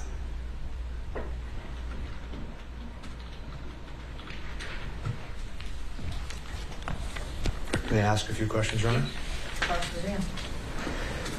When you took over this case, the investigator handling the case, Mr. Schilling, left the case, correct? At my request, yes. The paralegal that was handling this case with you left the case, Mr. Tad? At my request, yes. Well, the first prosecutor that was working with you on this case, you selected, correct? I did. And he resigned too? I wouldn't say that he resigned, no. Okay. He didn't stay on the case for the Alec Baldwin trial, correct? No, and he indicated that that was because he represented a labor union that's a national labor union, and he was not expecting the trial to be set so quickly. He wasn't expecting it to be set in July. So when he realized that the trial was going to be set in July, he was going to be in collective bargaining agreements for his national labor union, and he wasn't going to be able to have enough time. Erlinda Johnson, the next prosecutor selected, resigned from the case today? She did. Based in part on the conduct we're here discussing, correct? I believe that Ms. Johnson Ms. Johnson didn't want my understanding is that she didn't agree with the decision to have a public hearing. On July 1st in this matter, you served a certificate of compliance with 5501, correct? I did. And you've never turned over the report or any of the evidence that we're talking about here at this hearing, correct? Let's take it one at a time. I did not turn over the report. I didn't have a copy of the report. The rounds that were left at the Sheriff's Department by Troy Teskey, I have absolutely no reason to believe that they are relevant to the incident that took place on the set of Rust. These are rounds that were in the possession of Bell Reed and never left the state of Arizona. You also did not allow the defense to view that evidence at any point during our request to review evidence in this case? I had never seen it, and I didn't realize that it wasn't under the same case number because I'm not a law enforcement officer and I don't work at the Sheriff's Department. But you are right. And you concede that they are Starline brass silver 45, right? I can. And this is the best evidence against Hannah Gutierrez. Yeah, you've said that a couple of times. Any favorable evidence you understand as a prosecutor has to be turned over to the defense, correct? I do. Any evidence that could be used as a defense to potentially be favorable has to be turned over to the defense. Absolutely. So the third Hague report that never got turned over to the defense, you understand that that's Brady evidence? I did, yes. Okay. And you also failed to turn that over in this case as well, correct? And let me give you a full answer to your question. When the second Hague report came in, and I provided all of this to the defense, I sent it to the person who is managing the discovery server and asked them to upload it. It wasn't until I realized during pretrial interviews that it wasn't there that there was a problem with it. So I then attempted to figure out what the problem was, and it was indicated to me that it appeared that the former paralegal who was working for the special prosecutor had removed it. So we then immediately provided it. Then during the pretrial interview of Mr. Hague, it was brought to my attention that the defense did not have the August 31st report that indicated that the gun functioned fine, perfectly fine, and that was provided immediately. I went back, I checked my email, I could see that I received it from Mr. Hague and failed to forward it on to be uploaded, and I provided it as soon as I was aware that you did not have it. The fact that nobody at the Hannah Gutierrez retrial cross-examine Mr. Haig about the report didn't clue you into the fact that nobody had the report?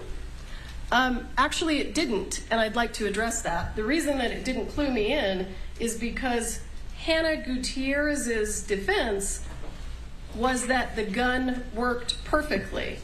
The defense in Hannah Gutierrez was never interested in any evidence that there was an issue with the gun, because if there was an issue with the gun, it damaged her case. So what you could see, if you watched the trial or saw any of the transcripts, the defense actually brought in their own expert to say that the gun worked perfectly. So they had no interest in that information. And actually, you elicited testimony from Mr. Haig at that trial that was inconsistent, at least partially inconsistent, as the court's aware, with his third report, correct? Tell me what you're referring to, and I'll answer your question. Well, there was a whole hearing about this where you saw this, and you saw me go back and forth with Mr. Haig for 25 minutes. So I agree, but I need to know what you're talking about for me to answer your question. Okay, if you can't answer the question, you can't answer the question. I'll move on. I'm happy to, but you say that the extent of the communications you have about the doc report, as you relay it to the court, is that all you said in response was, "Great, do that." That's your testimony? yeah, I assumed that it was going to be tied to the same case number. So I said, great, do it, file a report. No follow-up questions? No, great, do it, file a report. No follow-up questions? No, because I had a picture of the ammunition that didn't match the ammunition from the set of Rust.